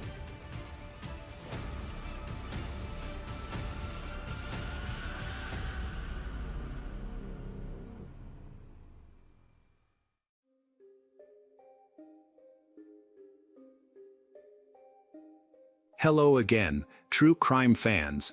We've got another mysterious case to explore. The case of Nikita Bergenstrom. Nikita Bergenstrom, born on June 13, 1965, in Pori, Finland, had a difficult childhood. His mother found it hard to manage his behavior, particularly at school where he was known to be a bully. He had a very hot temper, and he clashed often with those around him. By the time Nikita reached young adulthood, he was already encountering problems with the law. This included confrontations with the police and a prison sentence at just 19 years old. It was during this period that Nikita met 17-year-old Marita Radulami. Marita also had a miserable life. The two of them committed crimes together, breaking into houses and stealing from stores in Finland, Sweden, and Denmark. The couple's dynamic was tumultuous, with Marita describing Nikita as controlling and violent. After serving time, 22-year-old Nikita was released from a prison in Turku, Finland, on May 1, 1988. Marita had been eagerly awaiting his release, and the couple soon set their sights on traveling to the Mediterranean, a long-held dream of Nikita's. Before they set off on their adventure, the couple took 2 Angora rabbits with them, which Marita was particularly fond of and took special care to keep safe while traveling. On July 3rd, they arrived in Amal, Sweden, near the Finnish border. During the evening, Nikita committed a burglary and stole a shotgun from a house, planning to use it for an armed robbery. After the burglary, they broke into another nearby home and were later seen escaping the scene on a bicycle they had stolen from the homeowner. Stan Nielsen, 40 years old, the father of the family, had his house broken into, and his 15-year-old son, Frederick, chased Nikita into a nearby cemetery after he stole their bicycle. When Stan demanded that Nikita return the bicycle, Nikita refused. Instead, he pulled out a shotgun he had stolen moments earlier and pointed it at Stan. With the shotgun aimed at Stan, Nikita pulled the trigger. And Stan fell to the ground, dying instantly from a single gunshot wound. Frederick, standing beside his father, cried out in horror alongside Marita and begged Nikita not to fire again. However, Nikita disregarded their pleas and fired the shotgun a second time, killing Frederick instantly. Then, Ewer, Stan's wife and Frederick's mother, set out to find the pair. She came across an old car that Nikita and Marita had stolen and were now using as shelter. Ewer approached the car and tapped on the window. Nikita responded violently, grabbing Ewer and killing her with a knife. The exact manner of Ewer's death, whether stabbed or having her throat slit, remains unclear due to conflicting sources. An 11-year-old boy, who was camping in the backyard with his friend, was the only family member to survive the attack, remaining unaware of the horror that unfolded just a short distance away. After committing the murders, Marita and Nikita fled the scene. Their getaway car eventually broke down, leading them to steal a replacement vehicle. Marita was determined to keep the rabbits they had with them as they continued their escape. They discarded the shotgun used in the crime and the clothes they were wearing. The murder weapon was later found by the authorities. As news of the crime spread rapidly across the country, local law enforcement urged anyone with information to come forward and report. Marita felt overwhelmed and expressed her desire to return home to Nikita, but he threatened to harm her rabbits and then herself if she refused to follow his orders. However, it's reported that the trail of rabbit droppings left at each abandoned vehicle the couple used played a significant role in their identification. Because the authorities knew about Marita and Nikita, so they was eventually charged. Their photos were subsequently distributed nationwide. Marita and Nikita managed to evade capture for about a week by sneaking past roadblocks and police patrols. Eventually, they were caught in Denmark, just over a week after the murders took place. During their trial, Nikita refused to confess, but Marita provided a full confession and ultimately incriminated herself. Both Marita and Nikita shifted the blame to each other, but the court found Marita's account to be more credible. A psychiatric evaluation initially deemed Marita and Nikita fit to stand trial. However, a forensic psychiatrist later diagnosed Nikita with an antisocial and narcissistic personality disorder. This condition led to uncontrolled outbursts of aggression and a lack of empathy for others. Notably, this is not the first time Nikita has been in trouble with the law, it was actually his 12th. As a result, Nikita received a life sentence for the 3 murders, with the possibility of parole. In contrast, his accomplice, Marita, was given a 2-year sentence for her role in assault, battery, and theft. She only served 1 year of her sentence before being released. Upon her release from jail, she relocated to a different town and changed her name, starting her life anew. Meanwhile, Nikita was transferred to Finland to serve the remainder of his sentence. Over the years, he has made many escapes in 1991, 1994, 2002, and 2004. In 1994, Nikita took a teacher hostage, and in 2002, he was aided by his wife. Following his recapture, Nikita tried to end his life. He also briefly escaped in 2006, evading capture for 2 days before being caught in Helsinki. Despite his repeated attempts to escape, but Nikita was eventually granted parole in February 2008 after spending 19 years behind bars. That same year, he underwent a name change, shifting from his birth name of Juha Valiaka to Nikita Fokantin. He would go on to change his name one more time in 2013, adopting the surname Bergenstrom and becoming Nikita Bergenstrom. It was 2 months after his release, Nikita was arrested again for violating his parole terms. The reasons behind his rearrest included drunk driving, operating a vehicle without a license, and running a taxi service without a license. He later was released in February 2009. After 2009, Nikita's life became unstable of a blur, as he apparently repeatedly found himself in and out of prison due to various minor offenses. In 2011, he managed to escape from prison once more. 3 years later, in 2014, Nikita was allegedly involved in a violent fight with 2 inmates, who were possibly instructed or bribed by a prison guard. However, an investigation did not find sufficient evidence to confirm this. Nikita continued his pattern of escape and rearrest. He fled prison again in 2015 and resurfaced in 2018, receiving an 80-day prison sentence for drunk driving. Currently, his exact location remains unknown, but it appears Nikita is no longer incarcerated. Nikita's past is filled with petty crimes, but what drove him to commit 3 murders in one night remains unclear.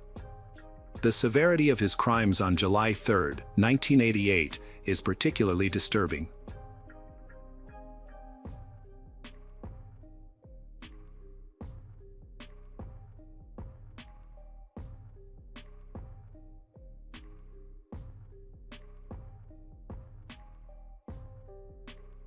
Hello again, true crime fans. We've got another mysterious case to explore.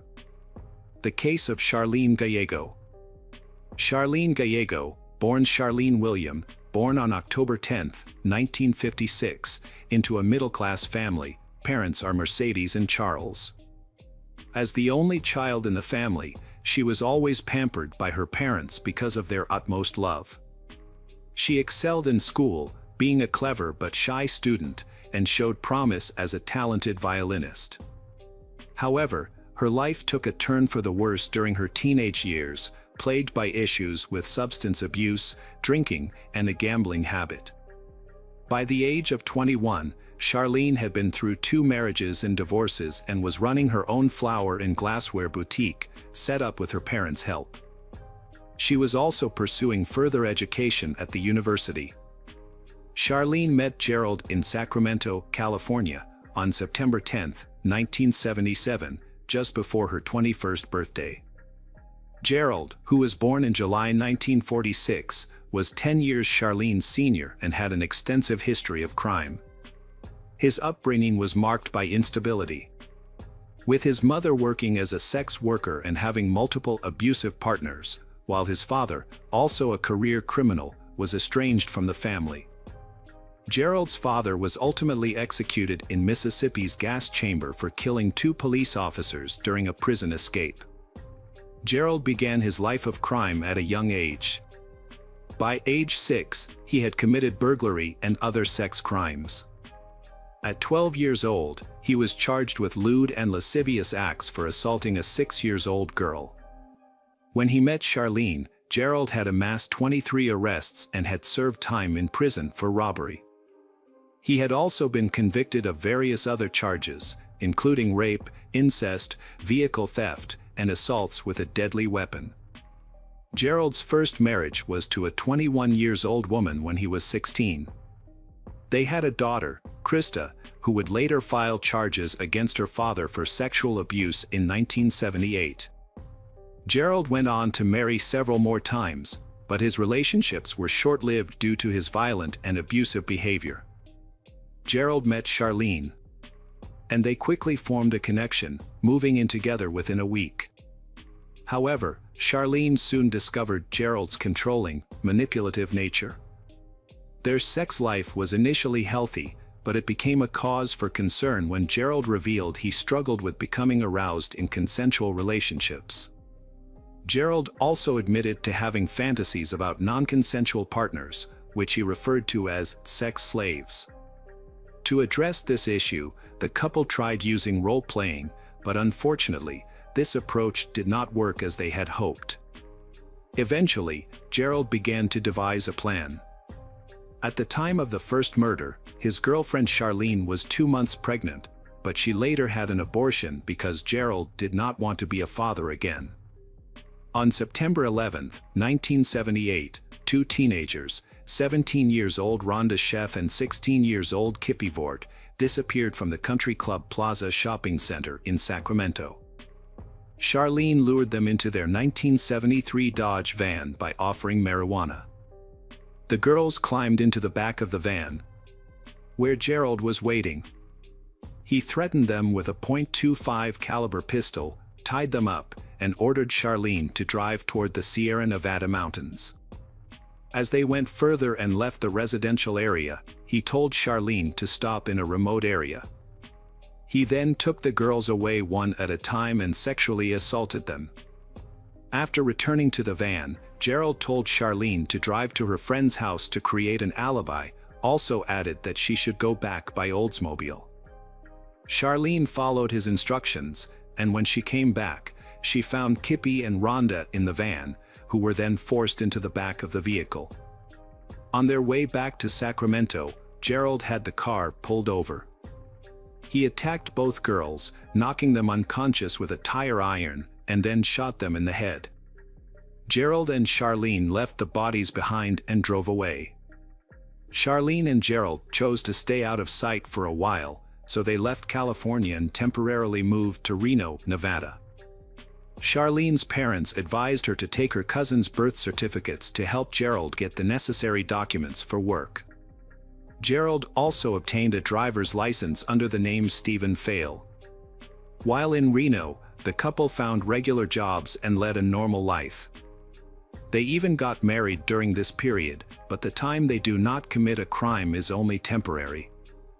On June 24, 1979, Gerald and Charlene went to the Washoe County Fair. 14 years old, Brenda Judd and 13 years old Sandra Colley were heading home when Charlene approached them as they were leaving the fairgrounds. She asked if they would help her distribute leaflets and promised to pay them. The girls agreed and followed Charlene to her van to get more leaflets. Both girls got into the van, and shortly after, Gerald, who had been watching from a distance, came up to the vehicle. He was carrying a weapon and threatened the girls before tying them up. He then instructed Charlene to drive towards I-80 but made a stop at a hardware store first, where he picked up a hammer and a shovel. Then Charlene drove the vehicle into the hills. In the back of the van, the two young girls, Brenda and Sandra, were assaulted. Similar to the previous incident, Gerald and Charlene parked in a remote area, where they let Brenda and Sandra out one at a time before killing them. Gerald then buried their bodies using a shovel he had recently bought. The next day, Charlene cleaned the van to eliminate any forensic evidence left by the victims. Gerald kept the shovel and hammer he had used, and a few months later, Gerald and Charlene returned to Sacramento. After returning to California, Gerald was eager to find another victim. They decided on the Sunrise Mall in Citrus Heights, about 20 minutes outside of Sacramento, as their next target. On April 24, 1980, they chose two 17-year-old girls, Stacy Redican and Karen Twix. Similar to their previous victims, Stacy and Karen were lured into the back of the van with the promise of drugs. Gerald, armed with a .357 Magnum, threatened and tied them up. Afterward, Stacy and Karen were taken east on I-80 and sexually assaulted during the drive. Gerald instructed Charlene to take them to Limerick Canyon, where both girls were murdered. On their way home, Charlene threw Gerald's hammer out the window. Around the same time, Charlene became pregnant again. This time, Gerald was pleased with the news, and they decided to keep the child. While on vacation in Oregon on July 7, 1980, Gerald and Charlene committed another crime. While driving on a highway, they saw 21-year-old Linda Aguila, who was pregnant and walking home from shopping. They offered her a ride, which she accepted. Charlene drove while Gerald sexually assaulted Linda in the back of the van. After finding a place to stop, Charlene got out and wandered around until Gerald was done. In a secluded area, he took Linda away from the van, hit her on the head with a rock, and strangled her to death. Linda's body was discovered later that month in a shallow grave outside Gold Beach, Oregon. Although a witness saw Linda enter unidentified van, authorities suspected her abusive boyfriend might have been behind the crime. 9 days later, Gerald and Charlene spent the evening at the Sail Inn Bar in West Sacramento. After the bar closed, they waited for the bartender in the parking lot, a young woman named Virginia Muchel, because Gerald was interested in her. When Virginia left work, Gerald forced her into the van at gunpoint. Not like previous times, Gerald and Charlene drove straight home instead of to a deserted area. While Gerald sexually invasion Virginia, Charlene stayed inside their house. Afterward, they drove away, and Gerald strangled Virginia. They dumped her body outside Clarksburg, where it was later discovered by law enforcement. Regular customers at the Sail Inn told investigators about Gerald and Charlene, who had been there the night before. Authorities were able to track them down, and Gerald admitted they were at the bar but claimed they had no knowledge of what happened to Virginia. Charlene said she and Gerald had gone fishing that day. Investigators found fishing line that had been used to tie Virginia's hands. But this evidence wasn't enough to file charges, causing the case to stall. Following this, Gerald became more violent and angry, leading to he and Charlene's separation. She then moved in with her parents. During this period, Gerald left town and started a relationship with another woman. However, by early November, he returned to Sacramento and asked to meet Charlene. She agreed, and on November 1st, they borrowed Charlene's parents' Oldsmobile and went to a bar. At the bar, Gerald expressed his desire to find another slave, and they then drove to the Arden Fair shopping center. Charlene was stunned when her husband exited the vehicle and came back with 2 university students, Craig Miller and Mary Sowers. They quietly got into the car as Gerald aimed a gun at them. Just as they were about to drive off, a friend of Craig noticed them and asked what was happening. Without thinking, Charlene drove out of her parking spot and sped away. Meanwhile, Craig's friend quickly noted the license plate numbers and reported the situation to the police. Charlene drove Craig and Mary into El Dorado County until Gerald told her to stop. He then forced Craig out of the car and shot him 3 times in the head. When returning to Oldsmobile, Gerald had Charlene drive them to his home, where he took Mary into the bedroom and sexually assaulted her. Later, Charlene drove them to a secluded area, where Mary was killed. The next day, when Gerald and Charlene returned to Charlene's parents' house, they found out that the police were already informed about the situation. Gerald left Charlene to face the police alone. Charlene told investigators that she and Charlene had gone to a movie in his red Triumph, but investigators were informed that the car had not moved all night. She then claimed she couldn't remember the details because she had been drinking. Meanwhile, Gerald decided he needed to move Craig's body, but it had already been discovered near Bass Lake, California. Likely in a panic, Gerald and Charlene decided to flee the state. They drove to Reno, abandoned their car, and took a bus to Salt Lake City, Utah. Back in Sacramento, Craig's friend identified Gerald from a photo taken, and Charlene's parents confirmed their son-in-law's identity, Gerald. Detectives also found that the bullets recovered from Craig's body matched those that Gerald had fired into the ceiling at his workplace. In Utah, Charlene contacted her parents for money, and they sent her money, Mercedes and Charles.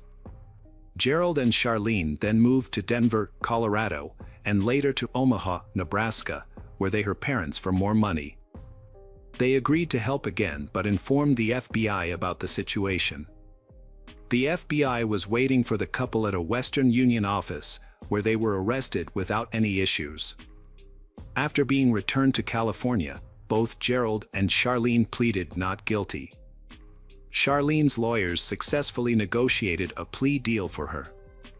By pleading guilty to the first-degree murders of Craig, Mary, and providing testimony against Gerald, she would receive a prison sentence of just 16.5 years. Avoiding the death penalty. Charlene agreed to this deal and shared everything she knew with law enforcement. In Nevada, she also pleaded guilty to the second-degree murders of Karen and Stacy through a similar arrangement.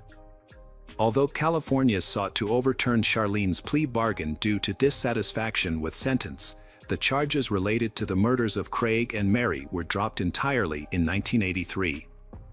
During her testimony, Charlene stated that she participated in the crimes because she was afraid of Gerald, describing him as violent and abusive. She claimed that he took all the money she earned and manipulated her whenever she expressed dissatisfaction.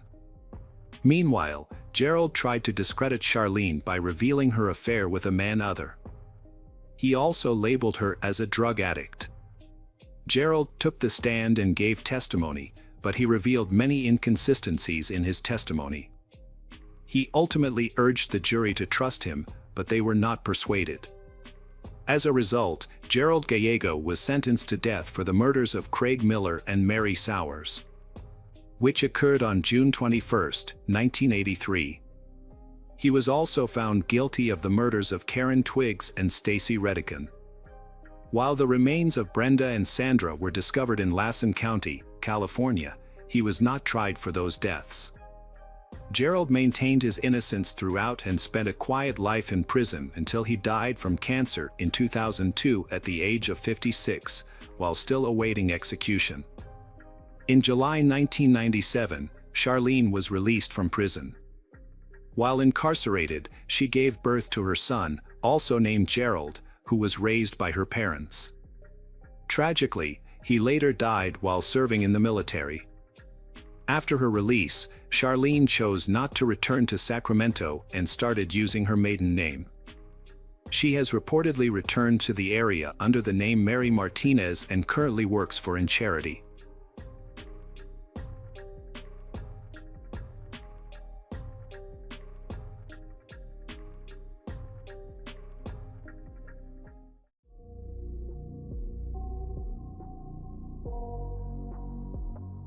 Hello friends, welcome to our channel. Today we're going to take a look at another horrible case with you. The case of Bruce Pardo. In December 2008, the Ortega family invited their adult children and their families to their beautiful home in Covina, California, to celebrate Christmas. Covina is a quiet town with a low crime rate, located about 30 kilometers from Los Angeles. Joseph and Alice Ortega cherished Christmas as a time to bring their loved ones together. They had 5 children, 2 sons, Charles and James, and 3 daughters, Alicia, Letitia, and Sylvia. During this festive gathering, they engaged in their traditional poker games, enjoying laughter and joy while celebrating together. Suddenly, the doorbell rang. No one suspected that the person at the door intended to harm the Ortega family. So, they opened the door without hesitation. A few minutes later, a neighbor called 911 in a panic, yelling that the house across the street was on fire. He urgently requested firefighters to come quickly. Chaos unfolded at the scene. Firefighters were dispatched immediately to put out the flames. However, by the time they arrived, the emergency service had received several more calls from concerned neighbors. Some reported hearing gunfire, while others mentioned seeing people fleeing the house and crying for help. All available emergency crews were sent to manage the situation. Later, one of the police officers who arrived at the house described the scene as an apocalypse. Everything was on fire, and a large number of special service personnel and equipment had arrived, causing many people to rush around. Most neighbors came out of their homes, watching helplessly as firefighters worked to put out the flames at the Ortega family's house. In the midst of this chaos, they quickly located Letitia and Katrina, her 8-year-old daughter, who had managed to escape the violence. Remarkably, both survived. Initially, it was thought they had fled the fire, but the reality was much more disturbing. When the police arrived, Letitia was no longer at the house. Her daughter had been seriously injured by a gunshot and was taken to the hospital, where doctors were fighting to save her life. Letitia, a key witness, was interviewed at the hospital and shared a shocking story that disturbed the entire city. She explained that during Christmas celebrations, a man dressed as Santa Claus came to the Ortega family's home. Instead of spreading holiday cheer, he pulled out a gun and started shooting. After the attack, the man in the Santa costume set the house on fire to destroy evidence. Due to her injuries, Letitia couldn't provide further details. Neighbors backed up Letitia's account, saying that at around 2:45 a.m., they saw a strange car with a Santa Claus image driving away from a dead-end street near her home. In an effort to apprehend the shooter, police quickly began investigating who had been in the area at the time. After firefighters extinguished the fire, they found the bodies of the victims amid the rubble. In total, 9 people were killed, and their bodies were burned beyond recognition. Forensic experts later confirmed that only the hosts and their daughter had died from gunshot wounds. The other guests suffered from gunshot wounds to varying degrees, but ultimately died from smoke inhalation and fire. Some of the bodies were so badly mutilated that they could only be identified through dental records. The initial situation worsened and police discovered another victim in a pool of blood in nearby Sylmar, California. Bruce Pardo was found dead by his brother, who had just returned from a Christmas party. Upon the police's arrival, they discovered 40-year-old Bruce had a single fatal gunshot wound to the head. Police initially thought Bruce ended his own life, as a 9mm pistol was found lying on his knees, with another gun lying on the floor next to him. Police confirmed that Bruce had recently finalized his divorce from Sylvia, from whom he had officially separated on December 18, 2008. Notably, Sylvia's maiden name was Arte, and she was involved in the Coven massacre. Police quickly suspected a connection between the murders. They believed that Bruce's death was staged to look like a voluntary act, implying that the real criminal wanted to conceal his involvement. It is believed that Bruce, who was allegedly the attacker, disguised as Santa Claus, ended his own life the murders. Forensic analysis revealed that each of the 9 victims had been shot at least once. All the bodies had 9mm caliber bullets, which matched the weapon found beside Bruce's body. Later, police encountered Letitia. Despite the assailant's disguise, she was able to identify him. She claimed he closely resembled Bruce Pardo. Other family members present during the shooting were shouting this as well. With her testimony, police returned to the crime scene where Bruce's body was found. They began searching Bruce's car and discovered bloody footprints. They also confirmed that neighbors had seen the same car in the bay that evening, just before it fled the scene as the fire broke out. Bruce had asked Sylvia Ortega's parents, Joseph and Alice, to arrange a family get-together on Christmas Eve. This tradition involved the entire family getting together every year to play themed games. However, the holiday made them an easy target for a mysterious attacker dressed as Santa Claus. The attacker created a terrifying nightmare. It seemed that the attacker had harbored a deep hatred for the family, leading to such a horrific act, showing no mercy even to the children. Bruce had a negative attitude toward his ex-wife, Sylvia, and her family, which fueled his actions. The fire and shooting caused the most harm to Sylvia and her parents, whom Bruce despised. He was aware of the family's annual Christmas celebration and likely planned his attack in advance. This all felt too calculated to be a coincidence. Letitia continued recounting the events of that day. The Ortega family was gathered in large numbers. Sylvia, who was divorced from Bruce at the time, was present along with her 4 siblings, some of whom brought their children. Additionally, several friends attended the party. With so many people there, no one could recall the exact number of guests. During the celebration, just before midnight, they heard the doorbell ring. Although they weren't expecting any more guests, Sylvia's 8-year-old niece, Katrina, went to the door and looked through the peephole. She spotted Santa on the other side, dressed in his familiar red and white suit and carrying a bag. Excited, she told everyone about it. The adults exchanged puzzled glances, as they hadn't arranged for any entertainers in costumes. Later, neighbors mentioned that they had seen a man in a Santa suit approaching the Ortega family's home around the same time. One neighbor waved to him and wished him a Merry Christmas. The neighbor recounted that Santa Claus stopped at the Ortega house's doorstep, rang the doorbell, and waited. The neighbor then stopped watching, assuming it was just an Ortega family celebration. However, as he closed his door, he suddenly heard gunshots and screams, prompting him to call 911. The Santa suit fooled the guests, who thought a surprise was planned for them. They did not ask who the guests were and opened the door. He brought a bag, but instead of gifts, it contained guns and a homemade flamethrower. Letitia, Katrina's mother, grabbed a video camera to capture the festive moment. At that moment, Letitia heard applause. Her daughter Katrina ran toward Santa, who stood at the door with a large red bag. However, instead of presents, he pulled out a gun and aimed it at the child's face. Santa shot Katrina before anyone could react. Following that, he began firing at everyone in his path. Chaos erupted in the house as he ran out of bullets. He quickly retrieved a second gun with a full magazine. The assailant showed no mercy, even targeting children. In the ensuing panic, parents and 2 sisters sought refuge under the dining table. The attacker clearly saw his victims and shot them at close range, firing multiple shots at each, mostly in the back and head.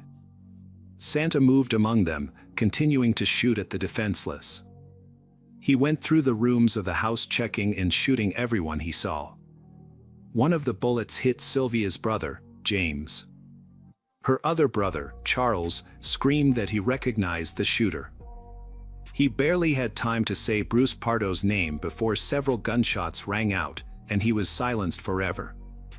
After moving through the house and leaving a trail of blood, Santa decided to destroy the evidence of his crime. He pulled a homemade flamethrower from his gift bag and began spraying fuel on the victims and surrounding furniture. Immediately, the entire first floor was engulfed in flames. Letitia said that the Santa suit caught fire and the attacker to flee the scene.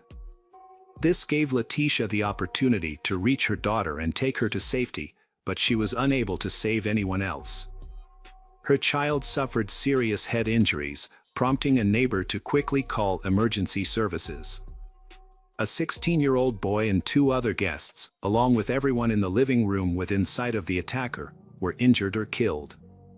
The survivors could only watch helplessly as the house burned, especially when a gas cylinder exploded inside. Firefighters arrived shortly after to extinguish the fire, with nearly 80 people on the scene.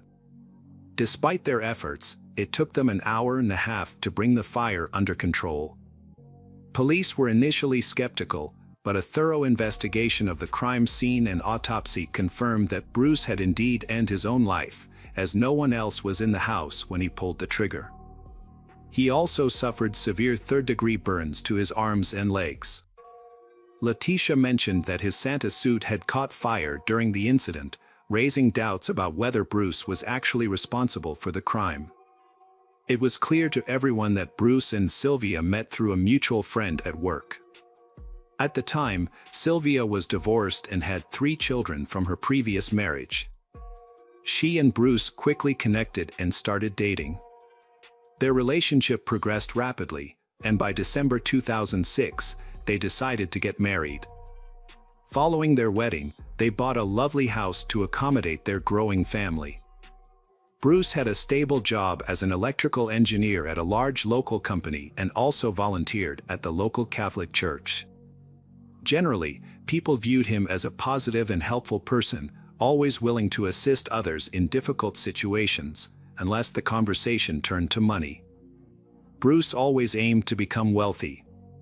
He worked hard, which allowed him to buy a boat and several cars over time. With their good income, he and his wife were able to purchase an expensive house with a mortgage, making their first payment together. However, since the house was located in a high-end area, their relationship began to suffer. By 2007, Sylvia started to voice her frustrations more often, feeling overwhelmed by the responsibilities she had to shoulder. She worked and earned a good salary while also raising 3 children, whom Bruce did not help with. Despite this, he took on most of the financial responsibilities for repaying the mortgage. Sylvia felt that Bruce did not contribute enough to their common goals. Despite this, she still took care of his dog. They had a joint savings account, but she believed that she did more to support them financially. Conflict arose over money because Bruce was stingy, which frustrated Sylvia. They had originally agreed that Sylvia would support her 3 children from a previous relationship, so Bruce refused to spend money on them. At first, their family life was relatively stable, but Bruce's greed soon began to annoy Sylvia. She expected their savings to total around $88,000. In 2007, when she checked the account, she discovered that Bruce had transferred all their savings to his personal account, leaving only $9,000. This incident significantly strained their marriage. Later, Sylvia learned that Bruce had been unfaithful throughout their marriage. From the beginning, he insisted he didn't want children and denied being a father until Sylvia found out from his mother that he had a child. Bruce had a normal childhood. His school years were normal and free of negative influences. He was quite intelligent. As a result, he entered California State University, Northridge. After completing his studies, he took a job as an electrical engineer at a large research company. Bruce excelled in his profession, which brought him recognition and rapid advancement in his career. However, this was not enough for him. Bruce became focused on the earnings of his colleagues and developed jealousy whenever someone made more money than he did. To cope with this, he started claiming more working hours than he actually worked. Those who knew him well described this behavior as an obsession with money. This obsession ultimately resulted in his dismissal when the deceit was discovered. Relatives noted that Bruce struggled with relationships with women. Although he was attractive and dated many, these relationships often ended abruptly. Financial problems were a constant issue in his life. Bruce started dating a colleague named Dea, and they both seemed serious about their relationship, even planning a wedding together. However, financial concerns became a point of contention. Despite having a good income and some savings, Bruce was unwilling to spend money on a lavish wedding, considering it a waste. He preferred a simpler celebration, but Dea, who was set on having a grand wedding, chose to pay for the extravagant event she had always wanted. Dea took care of all the arrangements for the ceremony and paid for everything herself. However, Bruce was absent. He had backed out of the wedding, running away with $3,000 from their joint account, which they had been saving for their honeymoon. Instead of marrying Dea, he went to Palm Springs by himself and spent all the money on his own enjoyment. This decision also ended his relationship with Dea. In the following years, Bruce dated several women. But his greed led to the failure of those relationships as well. Friends noted that he was consistently the cause of the breakups, as none of his relationships lasted long due to his obsession with money. This continued until Bruce turned 30. During this time, he met Elena Luca, and they eventually married and had a son named Matthew in 2001. Tragically, when Matthew was only 1 year old, an accident occurred. While Elena went to the store for a while, Matthew was in Bruce's care. But Matthew fell into the pool in their yard. When Elena returned, she found Bruce and their son not breathing. It is unclear why Bruce did not call for help or attempt to resuscitate Matthew. Elena quickly called 911. Although doctors were able to revive Matthew, he suffered severe, irreversible brain damage that left him partially paralyzed for the rest of his life. Bruce's erratic behavior led Elena to suspect that he wanted to abandon their child, whom he seemed to find uninteresting. Bruce then chose to leave Elena and their disabled child, without providing any financial support. This left Elena in a difficult situation, as she was not working and in dire need of help. Despite her constant requests and innuendos, Bruce chose to ignore her, avoiding all contact with Matthew and ignoring Elena's pleas. By the time of the tragic events, the medical bills had exceeded $35,000, and with no payment agreement in place, Elena turned to the court for help. She was later awarded a monthly payment of $240, but the amount was not enough to care for a disabled child. When Sylvia discovered his past actions, she chose to end their marriage. She was outraged by Bruce's lack of concern for their son, which made it impossible for her to stay with him. Consequently, she filed for divorce. The court ordered Bruce to pay Sylvia a one-time settlement of $10,000, which was significantly less than what he had withdrawn from their joint account. Additionally, he was required to pay monthly alimony. Sylvia also retained her engagement ring and the dog they had adopted during their marriage. The division of their real estate was still being decided in court. Bruce's ideal life began to crumble. Not only did he go through a costly divorce, but he also lost his job, which made his financial situation worse. Accustomed to a high standard of living, he could no longer maintain his previous lifestyle. They believed that during this trying time, Bruce hatched a sinister plan for revenge. Just before Christmas, Bruce purchased 2 handguns, an air compressor, a high-octane flamethrower, and a custom-made Santa Claus suit. He used these items in the murders of the Ortega family on December 24th. After the murders, Bruce contacted the police to report a vehicle parked in front of his Pasadena home. When the license plate was checked, police discovered that the Dodge Caliber had been rented by Bruce Pardo.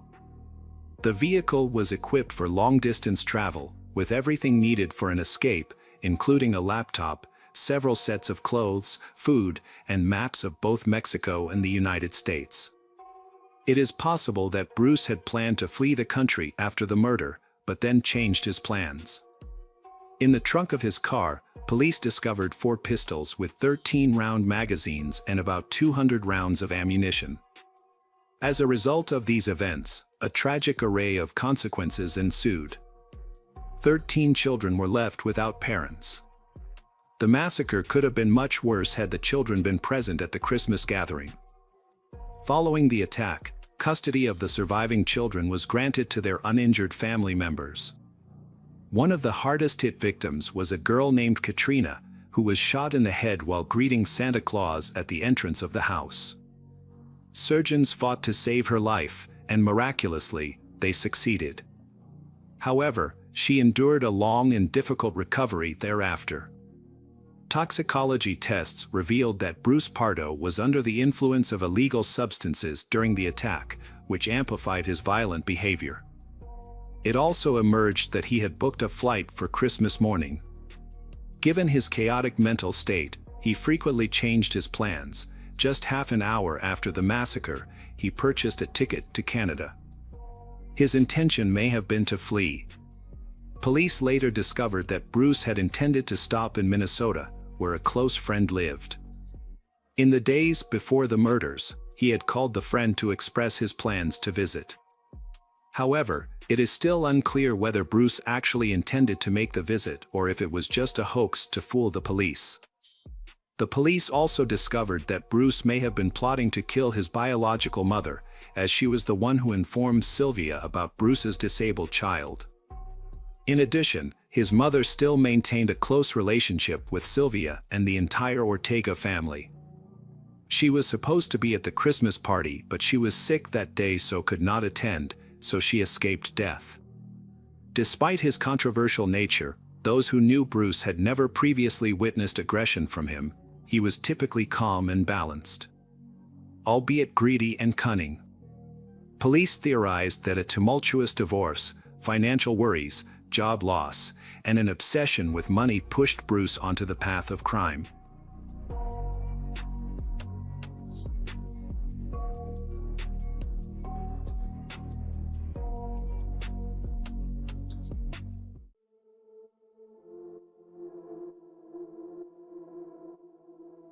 Hi everyone, thanks for returning. Let's unravel another perplexing mystery. The case of Rudolf Farias. On March 7, 2015, Rudolf Farias walks with his two dogs. Afternoon, his two dogs came back separately to the front door of their home, dragging their leashes, but Rudolf was missing. Despite this, Janie relentlessly followed every small lead to find her son, but she was unsuccessful. Even with the many recent tragedies in the Santana family, Janie stayed determined in her belief that her son would be found. Speculation emerged that Rudolf's disappearance could be connected to his biological father. Rudolf's father, who was a law enforcement officer, was found dead from a gunshot wound in his patrol car. Before this, Rudolf's older brother had died in a car accident, and now Rudolf has vanished, leaving very little evidence to track him down. Janie, a resolute mother, was steadfast in not giving in to hopelessness. She took an active role in online forums to ensure her son's name and case stayed in the spotlight, hoping his story would not fade into obscurity. She believed that his disappearance might be linked to human trafficking and criticized the state police for their lack of action. Janie suggested there could be complicity within the law enforcement community, potentially shielding criminals and avoiding conflicts with powerful individuals. Ever since Janie started speaking out about the issue of human trafficking, she felt her safety was at risk. Her fears were confirmed when Rudolf's uncle, Jerry, died in a motorcycle accident on the second anniversary of his nephew's disappearance. Jerry had been actively involved in the search for the young man. On National Missing Persons Day, he gave an emotional speech about Rudolf's generous nature and compassion for others, highlighting the pain of a mother who has lost her child. Jerry never directly said that Rudolf had been harmed, but shortly before his unexpected death, he contacted the owner of a local social media outlet called Voice of Houston. This was a platform the family often used. Jerry wanted to schedule a meeting to share important information about Rudolf's case, which was planned for a week later. Sadly, Jerry died just a day before the meeting, suggesting he might have discovered sensitive information he wasn't supposed to. As interest in Rudolf's disappearance waned due to a lack of concrete evidence, Janie, with the help of volunteers and family members, created T-shirts with her son's image and shared his photos online. On the evening of June 29, 2023, a 911 emergency call reported finding an unconscious and injured young man outside the Immaculate Heart Church. That was a man in his 20s with minor injuries and bruises. After getting the emergency call, the law enforcement agents were uncertain about the man's identity. When he regained consciousness, the man was silenced, showed signs of fear and confusion, and had no ID or wallet. However, a crucial clue found in his pocket helped solve the mystery. Authorities identified the man as Rudolf Farias and contacted his mother, Janie Santana, to inform her. Janie recognized her son by his eyes and confirmed his identity, she quickly moving to his side and staying there constantly. After 8 years of despair, Rudolf's return felt almost miraculous to his family. Although he had not yet spoken to the authorities, it was expected that, once he was settled and at ease with his family, he would share his memory and explain how he ended up near the church, miles from home. Rudolf showed signs of physical distress, including leg ulcers, various cuts and bruises, and dried blood in his hair. However, these injuries could be treated. Janie took to her social media to thank everyone who helped keep the search for Rudolf ongoing. She acknowledged that she didn't have any new information about his whereabouts during the missing years but was committed to supporting his recovery, his health. She mentioned that trying to discuss his past made him withdraw, become silent, and curl into a fetal position. Despite this, Janie was deeply grateful that her son had returned after such a long time away. Rudolph always kept a pendant of his late brother with him. However, the story took an unexpected turn when a credit card was found in his pocket, issued in Janie Santana's name just 2 years earlier, providing the police with a crucial lead in solving the mystery of his disappearance. Due to Rudolph's 8-year absence, the existence of a relatively new credit card in his mother's name raised important questions. As detectives investigated with Janie's neighbors and family members, they uncovered intriguing information. The local community was stunned to hear on national news about Rudolph's dramatic recovery. They were convinced they had seen him at his mother's house not long before, unaware there was a missing person case related to Janie. The collective surprise was amplified by media stories, especially since the young man they recognized wasn't called Rudolph, but Dolph. Although Rudolph doesn't have a twin, neighbors often describe Dolph as introverted yet approachable. He was frequently seen socializing on the street or joining card games in garages. While gentle and friendly, Dolph always seemed confused and usually walked his mother to her workplace in the evenings. Janie encouraged her son's involvement with the neighbors, suggesting they invite him to dinner or give small gifts to show appreciation for their kindness. Despite Rudolph, which is very similar to Dolph, it puzzled the neighbors how this situation occurred. It was eventually revealed that Dolph and Rudolph were actually the same person, who had been missing for nearly 8 years. However, questions arose. Why were all the news outlets saying that the boy had been found, especially when, according to the neighbors, he never went missing? If his mother knew this, why was she often participating in missing persons forums and posting melancholy updates on social media? Who really is Janie Santana? When Janie Santana met her most recent spouse, she was already a mother to Rudolph, while her future partner had a child from a previous relationship. They were on the path to forming a big blended family. The kids got along right away. Rudolph was thrilled to gain a brother, Charles, who was 8 years older than him. Everything seemed perfect until, a year after the wedding, the husband discovered that Janie was simultaneously married to another man, making this her 5th marriage. After separating from her previous spouse, Janie did not want to complete the divorce process and became hostile toward her partner. She was fined $43,000 for her unlawful actions. Moreover, her siblings sued her for neglecting their elderly mother, Rose, who suffered from dementia and needed constant care. Although the siblings were ready to take care of their mother, Janie convinced Rose that living with her and Rudolph was the best option. Finally, Janie got the right to take care of Rose, but she faces terrible living conditions at Jane's house. Rose lived in an unhygienic environment, forced to sleep on a dirty and wet couch. The house was filled with animal waste because it wasn't cleaned regularly. Rose even had to go to the hospital because of infected bed sores. Jane's siblings tried to talk to Rose, but her mental abilities were impaired. Janie showed no willingness to make changes, leading them to take legal action against Janie for keeping a home that was not clean, safe, or suitable for an elderly person. In court, they claimed she was a compulsive liar who didn't properly care for their mother. However, Janie's attitude toward Rose did not seem loving. Her family believed she was mainly interested in the financial benefits from the state for caregiving Rose. Janie appeared to be a dedicated single mother, but she had unusual habits, especially a strong obsession with social media. She spent her free time focused on her online presence, where she mostly interacted with herself. Janie created several fake profiles to comment on her own posts. She used these accounts to have detailed conversations, asking questions and responding as if she were different people. Her goal was to create the appearance of popularity on her social media, making her profile seem very active.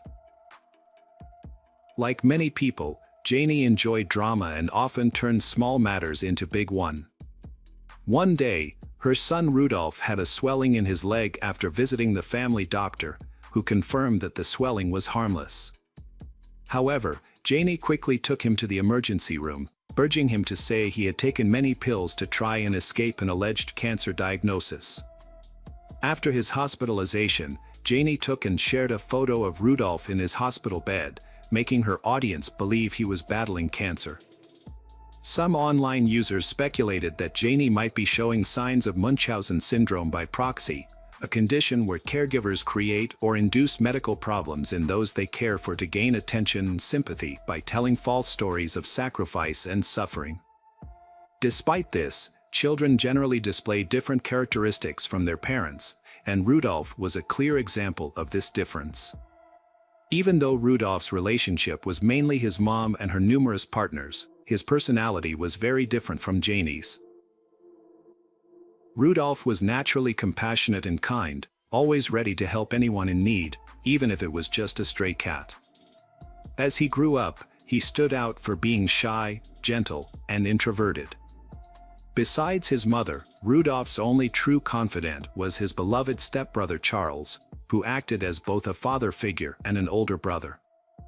Rudolph looked up to Charles and wanted to follow in his footsteps, especially after Charles joined the Marine Corps. This motivated Rudolph to consider a career in the military as well.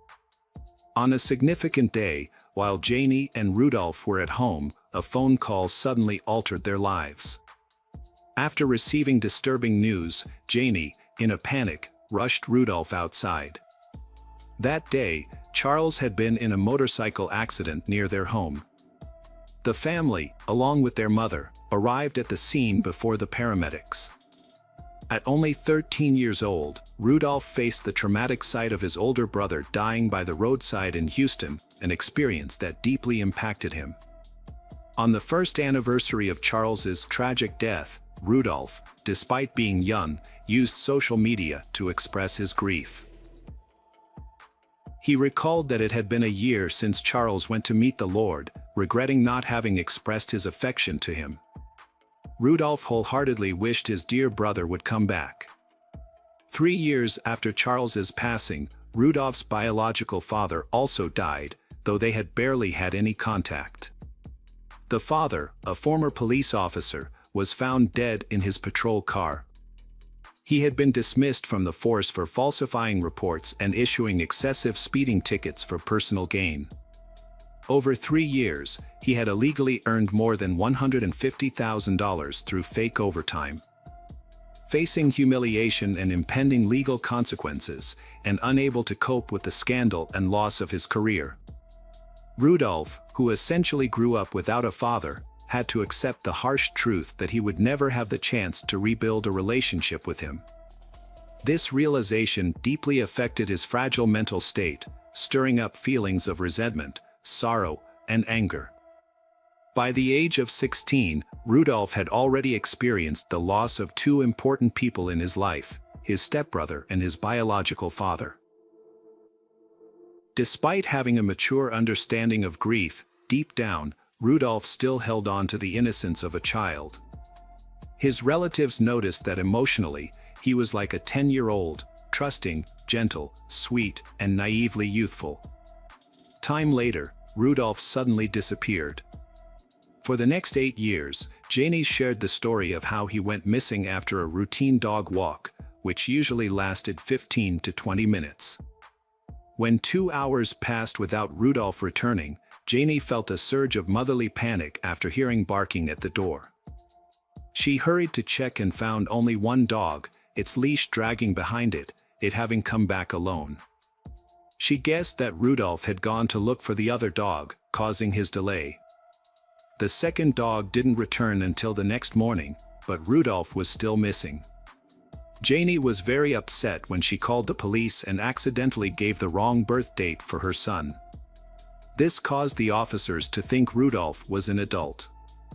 As a result, they didn't act quickly because they assumed the teenager had simply decided to leave home on his own.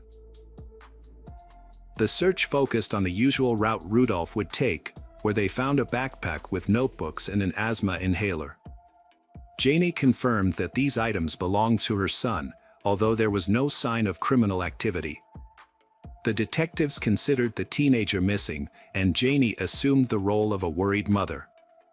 She quickly made and distributed posters with her son's picture all over the city, rallying the support of the police, family, friends, and the general community in the search effort, who showed empathy and offered their help. Over time, the story of Rudolph's disappearance faded as law enforcement personnel changed and the community moved on with their lives. Janie was the only one who remained dedicated to finding her son. She created a webpage for Rudolph's search, appealing to the public's empathy and raising over $2,000 in donations to support the effort.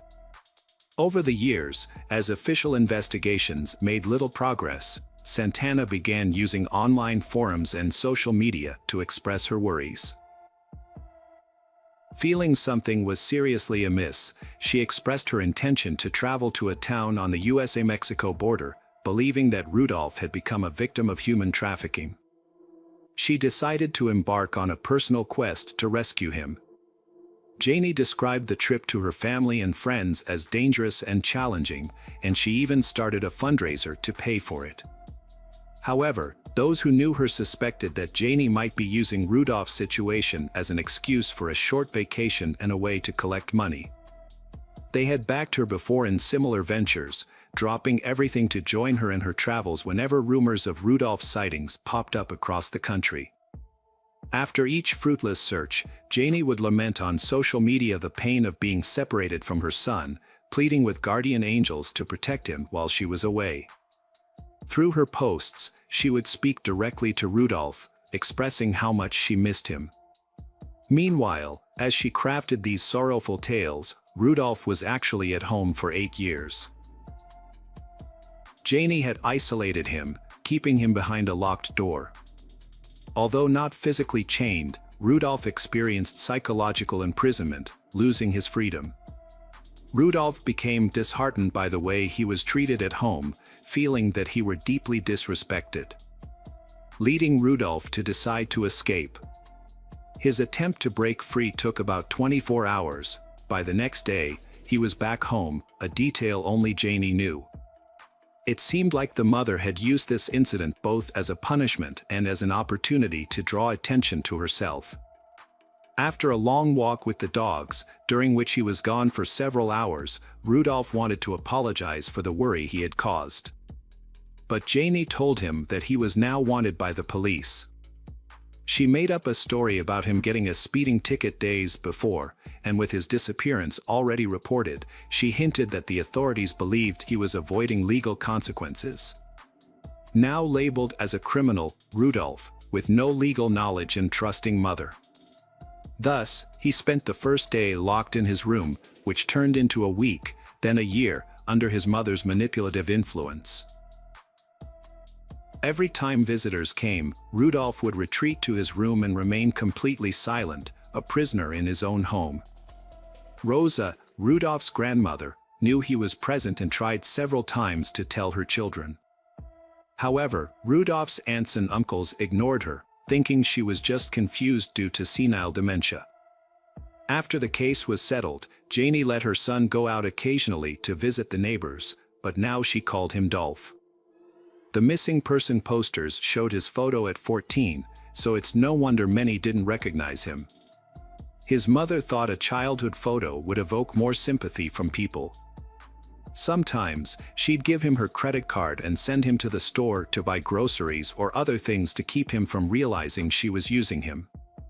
Janie secretly added illegal substances and sedatives to his meals, which made him feel slow and unable to think clearly. She kept threatening him with jail and the police, so he reluctantly remained at home. There were many rumors about Janie's inappropriate behavior with her adult son. She would enter his bathroom without knocking and make Rudolph lie with her under the blanket without clothes. However, Rudolph suggested there were some intimate moments between them. He felt that his mother still treated him like a child and just acted as though he were her husband. The family also saw Rudolph in town more than once and reported it to the police. Uniformed officers would come to Janie's house and even look inside, but without a warrant, they couldn't enter. During this time, Janie acted calmly, not raising any suspicions among the officers. The cops would leave, saying the tip was false. No law enforcement officer, no family member, nobody could have imagined that Rudolph had been quietly living under his own roof, rarely going out. After enduring 8 years of being stuck at home, Rudolph came up with a plan. In the middle of the night, he grabbed his mom's car keys and credit card and sneaked out without a clear destination. Even though he hadn't driven in 8 years, he only managed to be behind the wheel for a few minutes before crashing the car, ending up with numerous cuts and bruises. He left the keys in the car and continued on foot until he reached a church. Exhausted, he collapsed.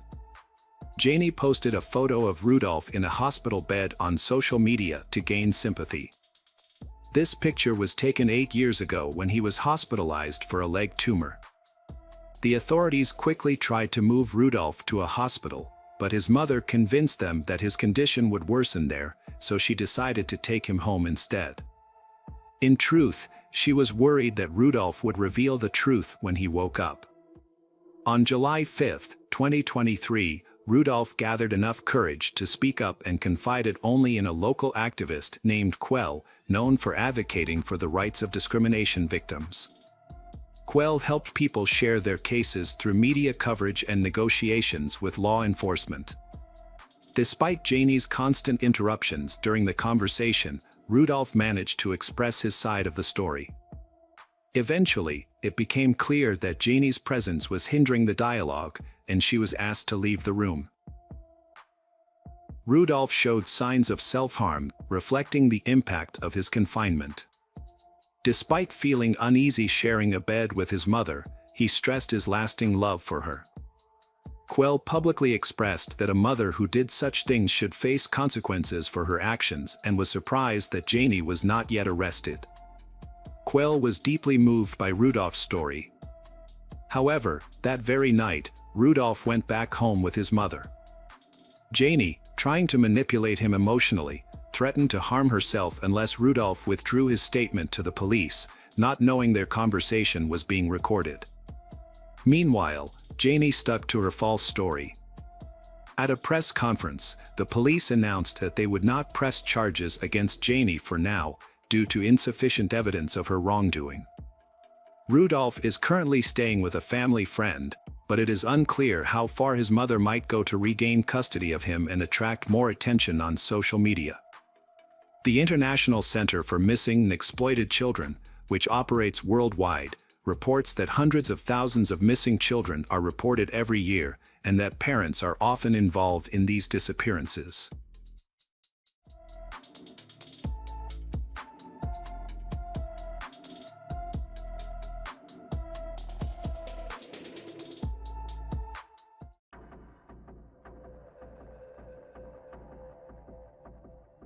Hello friends, welcome to our channel. Today we're going to take a look at another horrible case with you, the case of Schmidt family. Tyler Schmidt was born in Iowa, USA, on November 13, 1979. He grew up in Cedar Falls, a city that is home to the University of Northern Iowa. As a young boy, Tyler joined the Boy Scouts, where he earned the prestigious rank of Eagle Scout. This experience sparked a lifelong love for nature and camping in him. The camps organized by the Lutheran Church, which promoted family bonding, were particularly enjoyable to him. In his free time, he learned to play the trumpet. Tyler's true passion, however, lay in adventure and sports. He was a member of the cross-country running team and the swim team at Northern Iowa High School in Cedar Falls. He also enjoyed outdoor activities like canoeing, hiking, and snowshoeing.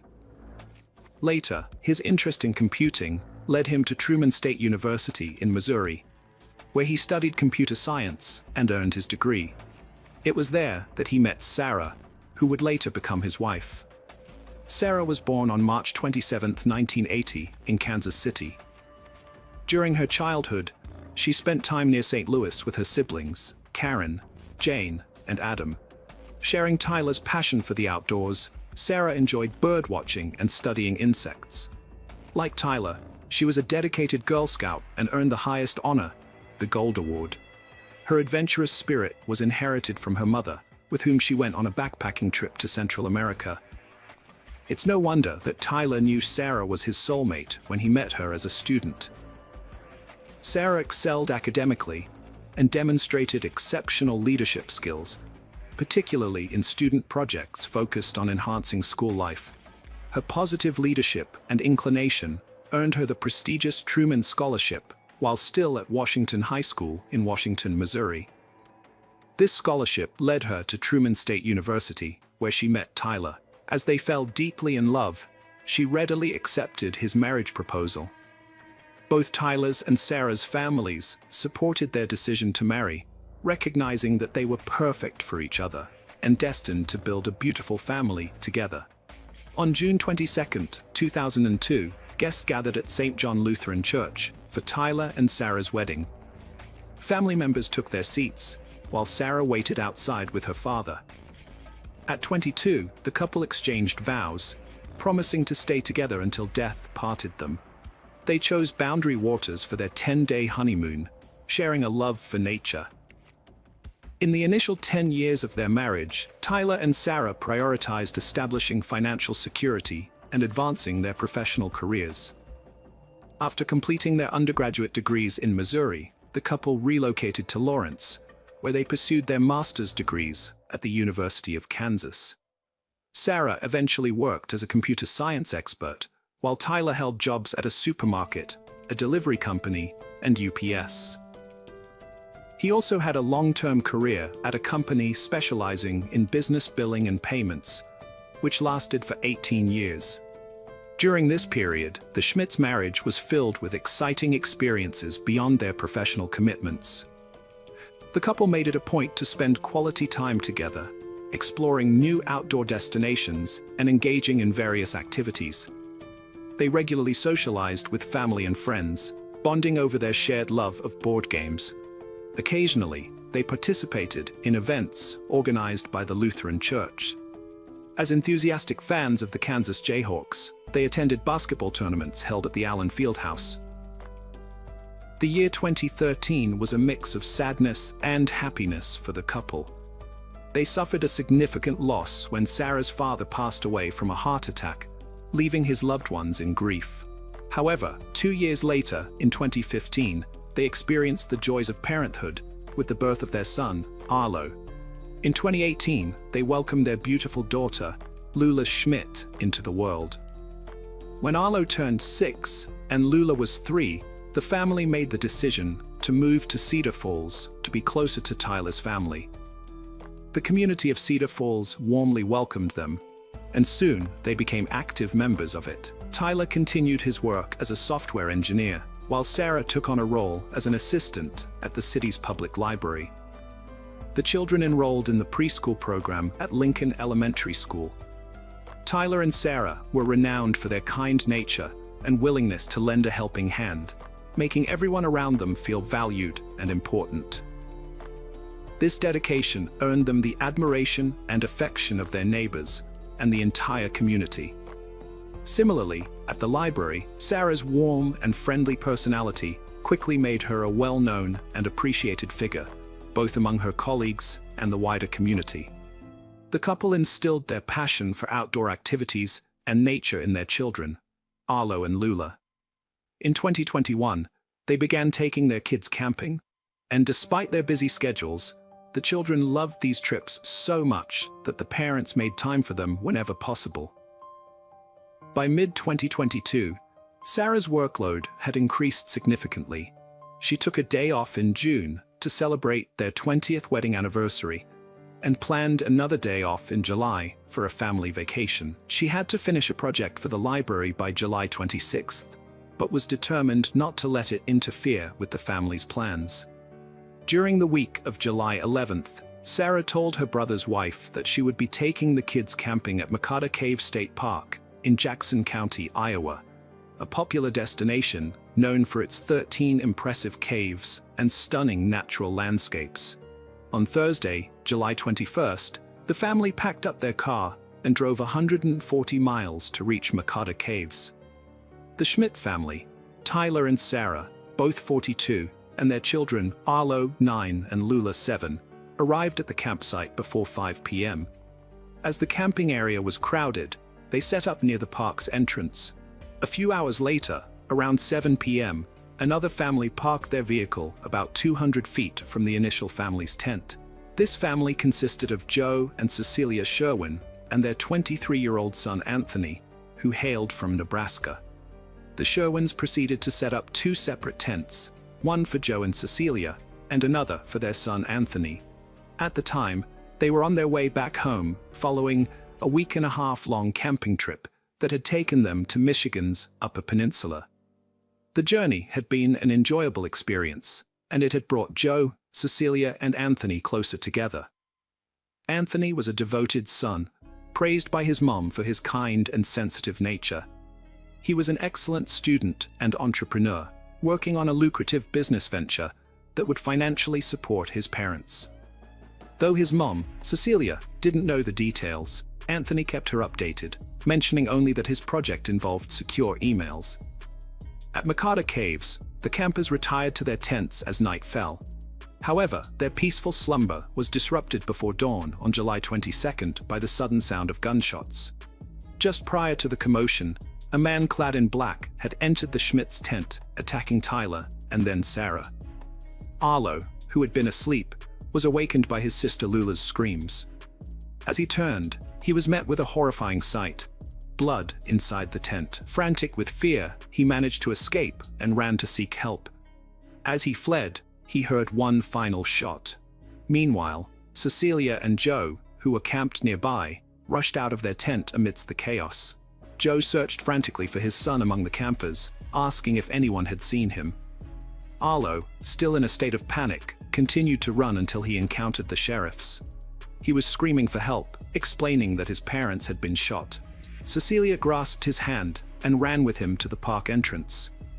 Once there, terrified and unsure of what had transpired, she pulled out her phone and dialed 911.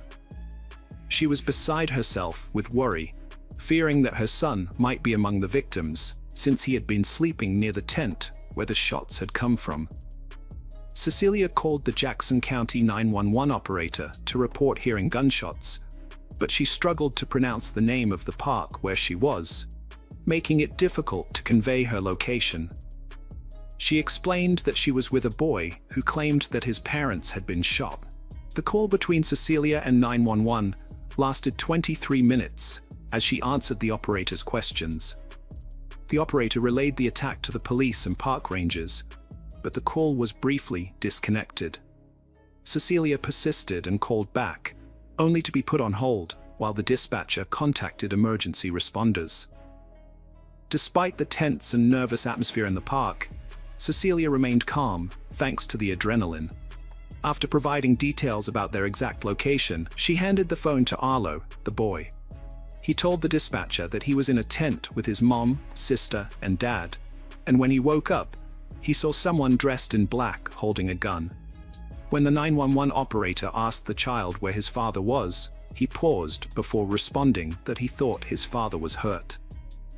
At 6:30 a.m., police officers and paramedics arrived at the campsite to find a horrific scene. All occupants of the Schmidt's tent were dead. The once peaceful campsite had become a crime scene. Law enforcement immediately launched a search for the shooter, who could have been anywhere. The tactical teams swiftly evacuated Makata Cave State Park and Camp Shalom, a nearby Christian summer camp, located 1.5 miles from the attack site. As officials evacuated visitors, they gathered them outside the park. Once everyone was accounted for, it was clear that only one person, Anthony Sherwin, was missing, and he was armed. During an aerial search at 11 a.m., police found a body.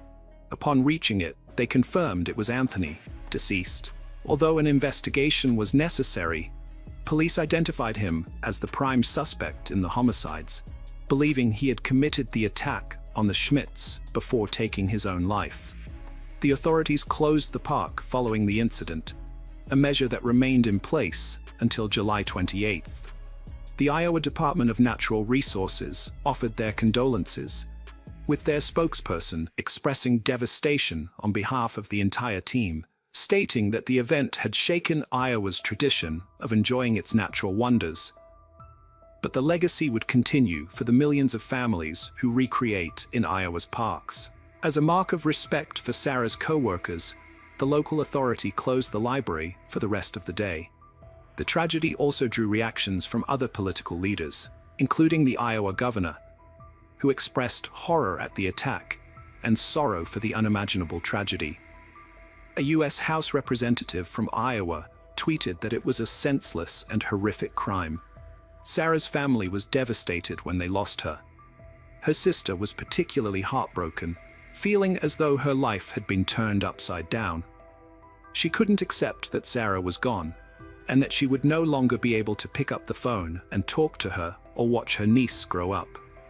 Family members came from as far away as North Dakota, Texas, and Michigan to attend the private funeral service, which was held at Greenwood Cemetery on August 2nd. Meanwhile, as the loved ones of the Schmidts coped with their grief and tried to console and care for Arlo, the authorities continued their investigation into the brutal crime. According to the Iowa Department of Public Safety's findings, which were based on the autopsy results, Tyler died from a gunshot wound and multiple sharp force injuries. Sarah's death was caused by sharp force injuries alone, and their young daughter was both shot and strangled. In early August 2022, authorities officially identified Anthony Sherwin as the person responsible for the murder of the Schmidt family. Sherwin, 23, had no prior criminal record and acted alone before taking his own life, according to the police. The investigation failed to uncover any motive behind the attack. The assistant director of the Division of Criminal Investigation clarified that there was no established connection between Anthony and the Schmidt family prior to the incident, despite them being neighboring campers. The Nebraska Police Department assisted in the investigation by searching the Sherwin family apartment, but found no suicide note or any indication that could explain why Anthony targeted the Schmidt family and himself. His Facebook page yielded no clues, as it was completely blank. Regarding the weapon used in the attack, the assistant director of the Iowa Division of Criminal Investigation reported that a single hand-assembled firearm was recovered near Anthony's body. This type of weapon, commonly known as a ghost gun, is built by individuals using online purchased parts without restrictions, as they lack serial numbers, making them difficult to regulate and trace. Anthony's parents confirmed that their son had built his own weapon using online instructions. However, they clarified that he did this as a challenge, not because he wanted to own a gun. They emphasized that Anthony was responsible and had never hurt anyone or any animal. The parents, Cecilia and her husband, said their family had never owned guns before. But due to Nebraska's rising crime rates, they decided to acquire some. Because they were new to handling guns, they even took classes to learn how to use them properly. They brought the homemade gun on their trip to protect themselves from crime and possible bear attacks, which they had experienced before while camping. They intended to get rid of the gun later. When they returned home, Anthony's parents were determined to prove their son's innocence. They believed he was a victim of murder, not the killer. According to his mother, an independent autopsy report showed that Anthony had been shot twice, not once, as the police claimed. She was puzzled by how he could have shot himself a second time, which challenged the authorities' suicide theory. They also questioned the description of the clothing the attacker wore. Cecilia remembered telling the 911 operator that the attacker was wearing black, which didn't match what her son had on, green shorts she had given him the day before the tragedy occurred. Furthermore, Cecilia and Joe claimed that the police did not reveal where they found Anthony's body, or whether the weapon he supposedly used to take his own life was the same one used in the attack on the Schmidts. Cecilia sent an email to the media outlining her concerns about the investigation into her son Anthony's death. She emphasized that Anthony had too many reasons to live and would not have abandoned everything in such a way. In her opinion, Anthony was incapable of killing and had no connection to the Schmidt family, and they had seen no signs of him planning an attack. When she asked investigators if they had conducted a ballistic test to confirm matches, they did not respond. Similarly, when Anthony's parents requested the final investigation report to commission an independent review, they received no response. In January 2023, a media outlet submitted a request for public records related to the case under Iowa's Open Records Law and the Freedom of Information Act. The request included incident reports, investigation documents, crime scene summaries, and autopsy reports. However, Devin McClone from the Iowa Department of Public Safety Commissioner responded that the requested records were not public, and the office could only share the immediate facts and circumstances of the case, as provided in the press release links. A few days after the tragedy, a media outlet emailed the official to ask if the weapon Anthony used to take his own life was the same one used in the murders, but she never responded. As it stands, the police believe that Anthony Sherwin was a random killer who brutally murdered 3 beloved members of a Cedar Falls family. However, the family of Cecilia and Joe refuses to accept that their son, who was kind and studious, was involved in the crime. They insist that he was another innocent victim and are determined to prove his innocence. Arlo, the sole survivor of the massacre, was taken in by his aunt and uncle in Cedar Falls. In an interview with a local newspaper, Sarah's brother proudly described his nephew as brave and reported that he was doing well mentally. The GoFundMe page set up after the tragedy continues to receive donations to support Arlo's care and education.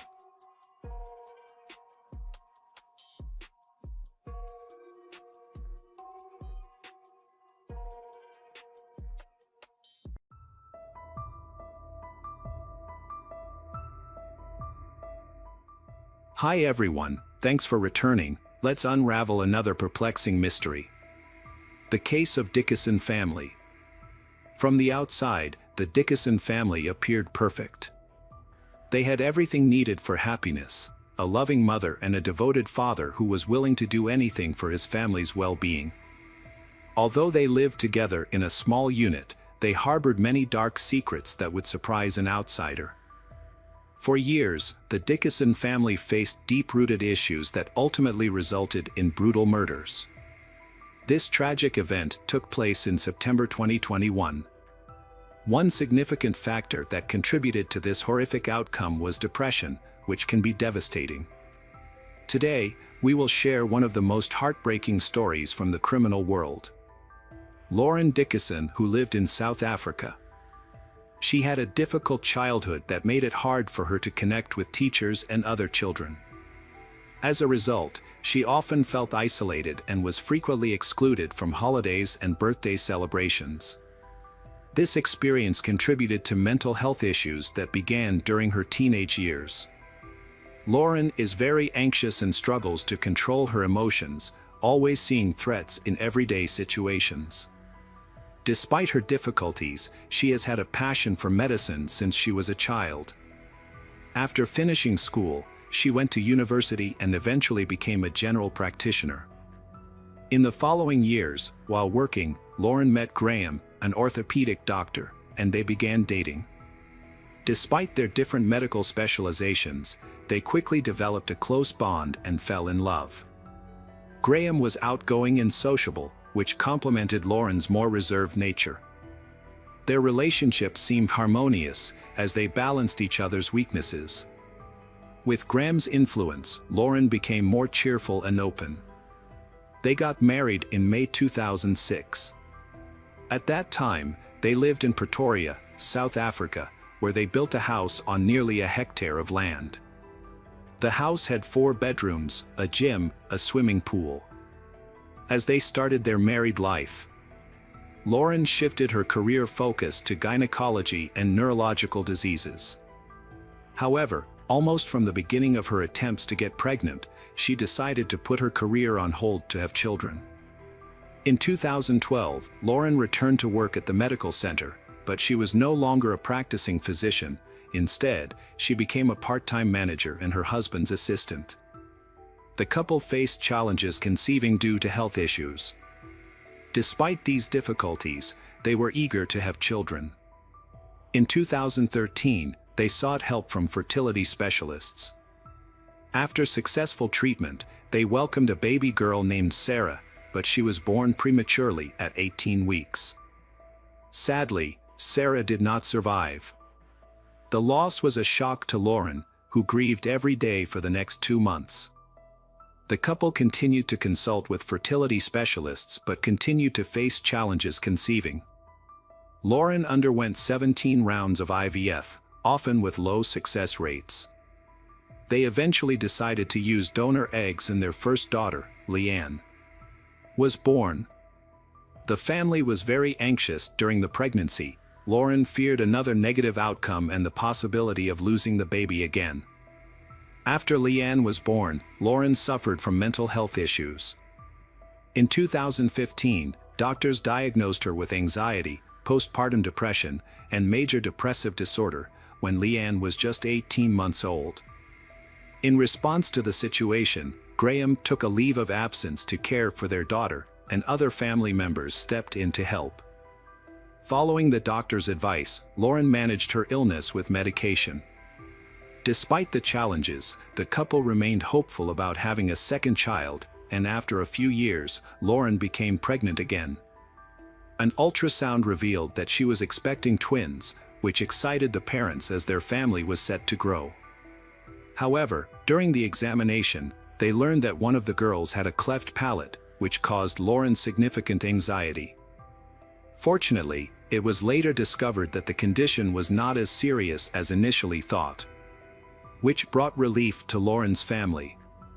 In 2018, twins Maya and Carla were born earlier than expected when they were in their 5th month. A successful surgery to correct the birth defect was performed. The family handled the ordeal well. After the surgery, Lauren and Graham decided to hire a nanny to help care for the family.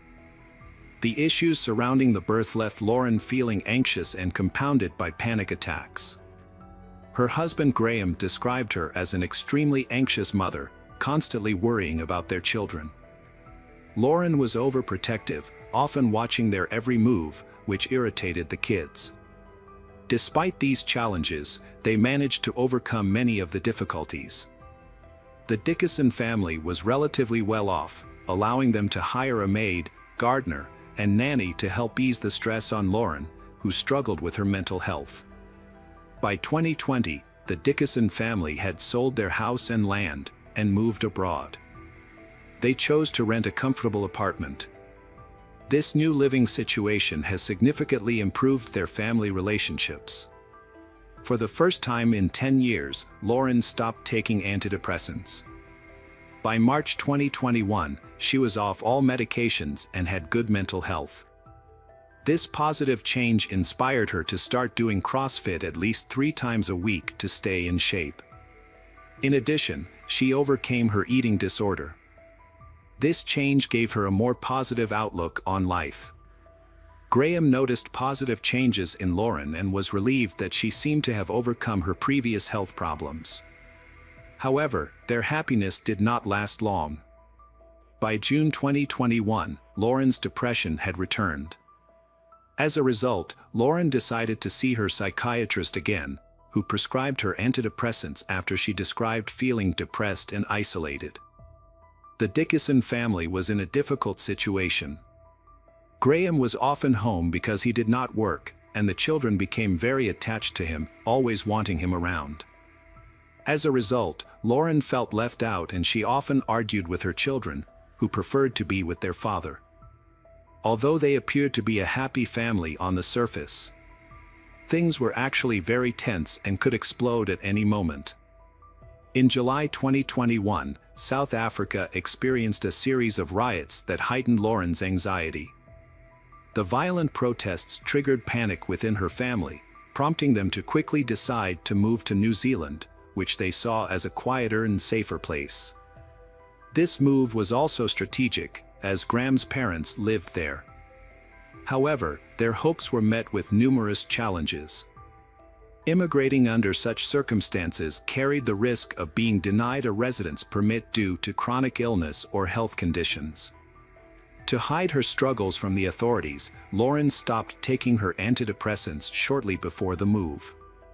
Her psychiatrist had told her that she was stable and no longer needed medication. Nevertheless, the pressure of the immigration process caused Lauren significant stress, worsened by her insomnia. She was only getting 2 hours of sleep each night because of the increased workload. Before the move, she began taking another medication in August 2021. The Dickinson family left South Africa on August 2nd. Lauren later described the trip as one of the most difficult times of her life, filled with anxiety about their future in New Zealand. Upon arriving in New Zealand, they settled in Timaru, a quiet town of about 30,000. The family's struggles continued. Their living conditions in New Zealand were not much better than in South Africa, with frequent power outages. In addition, Graham had to return to work earlier than expected, adding to the Dickinson family's stress. Graham started working at a hospital in Timaru and started his shift. Lauren hoped that they would have more time to deal with the challenges of moving house and adjusting to a new. Lauren felt overwhelmed with family issues and was left to care for 3 young children on her own without any support. On the appointed day, the Dickinson family went to the immigration office and were selected as potential citizens, while many other families faced rejection. Their application was accepted and they were told to wait for a response. The couple then went to a local Christian school to enroll their child in kindergarten. Graham noticed that during this time, Lauren seemed particularly sad, as if a dark cloud was hanging over her. She seemed far from the cheerful person who shared her life on social media. Even the smallest setback would send her spiraling deeper into depression. During this challenging period, Lauren kept in touch with her new friend Letitia through social media. She attempted to call Letitia, who had recently moved, to invite her to dinner, but her messages went unanswered. Meanwhile, Lauren and her spouse were looking for a rental property, but all the houses within their budget were in poor condition. They were temporarily staying in a house provided by the hospital, which only added to Lauren's stress as she was already feeling overwhelmed. However, on the night of September 14, 2021, Lauren had trouble sleeping. The next day, she had to take Maya and Carla to kindergarten and take Leanne to school. The morning was lively as the children, excited about their early rise and packing, chose their outfits without noticing their Lauren's fatigue. After dropping them off at school, Lauren returned home and lay down to rest. At 10:47 a.m., she received a photo from her kindergarten teacher showing her twins eating lunch at their table. Then Lauren cleaned the house, organizing her belongings because her family had just moved here. After running errands all day, Lauren picked up the girls from daycare and school around 3 p.m. and took them to the playground. Later, at home, Carla threw a tantrum because she missed their dad, who was at work. The other twin, Maya, had recently fallen out of bed and hurt her stitches. The girls cried so much that Lauren felt like a bad mother, trying to comfort them when they ignored her attempts to comfort them. Lauren cooked chicken nuggets for the children, but they were not satisfied with the meal. This led to a breaking point for her. Feeling overwhelmed, Lauren bathed the children and put them to bed around 6 p.m. Although she received several messages from friends in South Africa, she did not have time to reply to all of them. Graham returned home from work, had a quick dinner, and then left for an important meeting at 7 p.m. While he was away, chaos erupted in the house.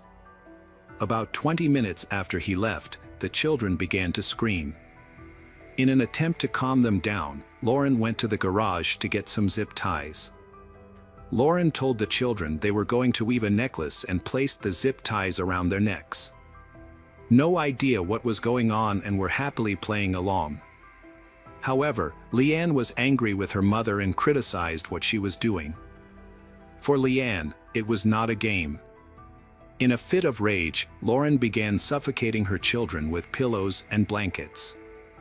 She said that she was very sick and would soon die, and that she was killing her children because she was afraid that no one would take care of them. After Lauren believed the children were dead, she attempted to end your life.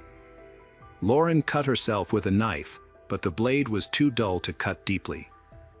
Ultimately, she resorted to pills, consuming several large doses of various medications. But these were not enough to end her life. In a moment of confusion, Lauren collapsed on the kitchen floor, lost in her thoughts about her actions. At that moment, Graham came home. He noticed something was wrong with her and asked if she was okay, but she responded in a way he couldn't understand. Sensing something was very wrong, he rushed upstairs to check on the kids. Going up to the room, he hoped everything was okay, but instead, he found the lifeless bodies of his children on the bed. The horrifying reality unfolded before his eyes. In desperation, he sought help. With the help of colleagues at a nearby hospital, he ran out into the street to meet one of them. As he closed the door behind him, the last thing he saw was Lauren lying on the floor with her eyes closed. He didn't know if she was alive, his only concern was his daughters. So he didn't check on Lauren. A friend at the hospital tried to revive the children, but their efforts were in vain. Around 9:40 p.m., neighbors heard a loud noise, which turned out to be a door slamming as Graham rushed outside. Soon after, they heard sobbing and screaming coming from the house. Graham approached the house and admitted that everything was his fault. He was distressed about leaving the children with their mother, who was not mentally stable. Neighbors called emergency services, and the police and ambulance arrived around 10 p.m.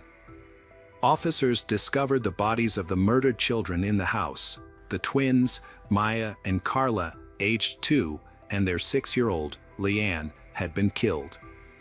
In the kitchen, police found Lauren alive and conscious. She answered their questions but spoke very softly. The Lauren appeared to be in shock. The police discovered shallow cuts on her hands and forearms.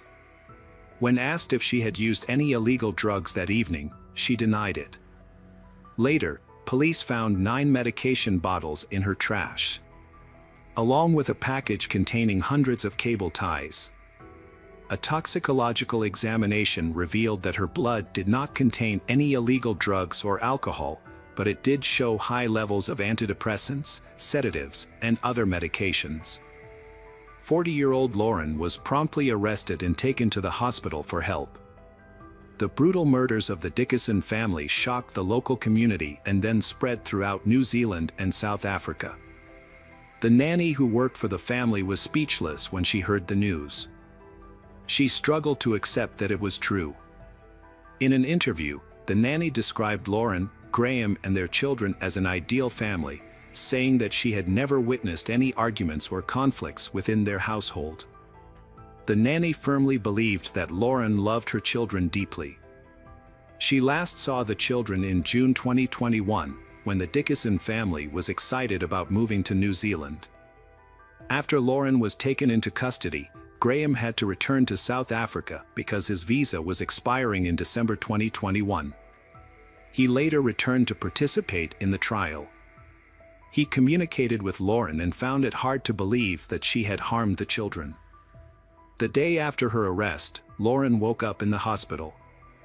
She was in disbelief about her situation and was even more shocked, and the police entered her room and accused her of killing 3 girls. On September 18th, Lauren Dickinson was officially charged with triple murder. Lauren admitted to the crime but stated that she did not want to harm her children.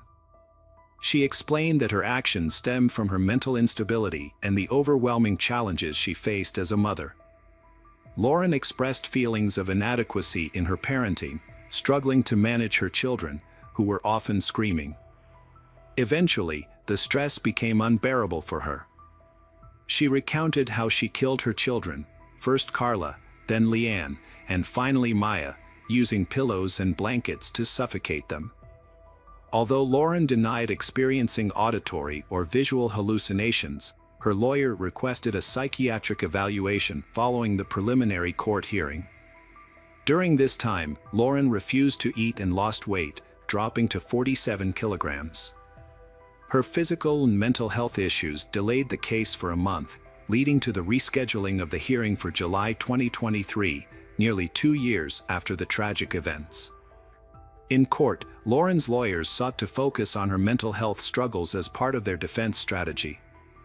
New Zealand law is very lenient towards those who commit crimes against children, especially in cases of manslaughter, where the offender can receive a suspended sentence.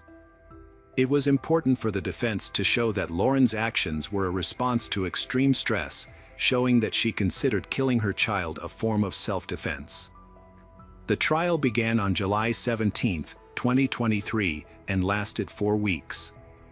Attorneys have said that Lauren had suffered from years of health problems and struggled with depression. Her mental health struggles led her to consider killing her daughter as a way to deliverance. Tensions had recently escalated between Lauren and her children. They often disobeyed her, which led her to resort to physical punishment and consider sedatives. During the trial, Graham revealed that Lauren had raised concerns about the children's safety on 3 separate occasions, but he had not taken them seriously. Each time he left the house, he felt remorse. In May 2019, Lauren expressed a desire to smother their daughters with pillows. In July 2011, she mentioned wanting to cut their femoral arteries in the bathroom. Despite these alarming statements, they were not considered serious at the time. Lauren has a hard time managing her spoiled twins, expressing her frustration by saying, "Children drive she crazy. They are wild, brazen, and disobedient. She tired of them. She wish I could start over and make different choices." Lauren had to face many difficulties to become a parent, making it difficult for others to believe that she could hurt the children. During the trial, Graham described her difficulties in raising her children. He rarely saw her show affection to her children, and they did not seem to seek her out. This became especially evident when he was home more often and the children clung to him, leaving Lauren without the opportunity to play with them. He sensed something was wrong, but attributed it to her withdrawn personality and inability to participate in fun activities. Graham mentioned that New Zealand did not meet Lauren's expectations. The new country felt completely different from what she had envisioned. This led to a significant cultural shock from everything she encountered. Graham expressed forgiveness towards his wife, believing she was overwhelmed by the challenges she faced. He urged others to forgive her and pray for Lauren. Meanwhile, the prosecutor's office aimed to demonstrate that the triple murder was premeditated. They presented evidence showing that the actions were methodical and intentional, including search engine queries. Lauren had repeatedly searched for lethal doses of various medications for children and methods of strangulation. Additionally, she had confided her disturbing plans to family members on several occasions. The prosecutor argued that Lauren was frustrated and angry with her children because she felt unable to manage them and was resentful towards them, believing that the girls negatively impacted her relationship with her husband. Psychiatrists confirmed that Lauren was likely in an unstable mental state at the time of the crime. Experts noted that Lauren was experiencing significant anxiety during this period. On August 14, 2013, the jury began reviewing the evidence in the case, which included hundreds of pages of research reports and documents from police and experts. After initial deliberations, the jury was unable to reach a consensus on Lauren's guilt. They returned to the office to review detailed police footage of the victim's parents, which took more than 15 hours and lasted 2 days. On August 16, after a hearing at Christchurch, Lauren's attorney, and Tui, said the best place for Lauren to serve her sentence was in hospital, a placement that all 3 mental health professionals who evaluated her agreed with. Lauren Dickinson will be detained at hospital pending assessment before a sentencing date is finalized.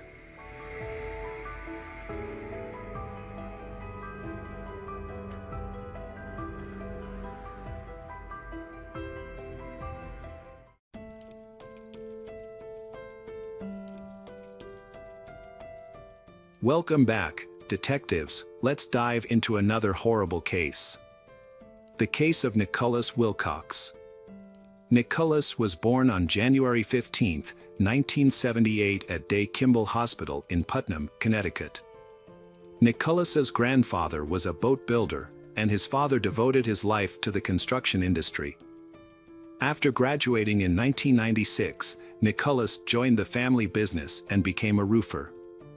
Together with his brother Donald, he worked as a contractor and built up their own client base. At the age of 23, Nicholas got married. He and his wife Kathy, a former classmate, tied the knot. A year later, they had a daughter, and 3 years later, they had twins. During these years, Nicholas worked hard to provide a comfortable life for his family. Nicholas's family and friends say that despite his busy work schedule, he was a thoughtful and caring boyfriend and father. However, he spent too much time working, which eventually led to the breakup of the family. The divorce occurred shortly after the birth of their young children.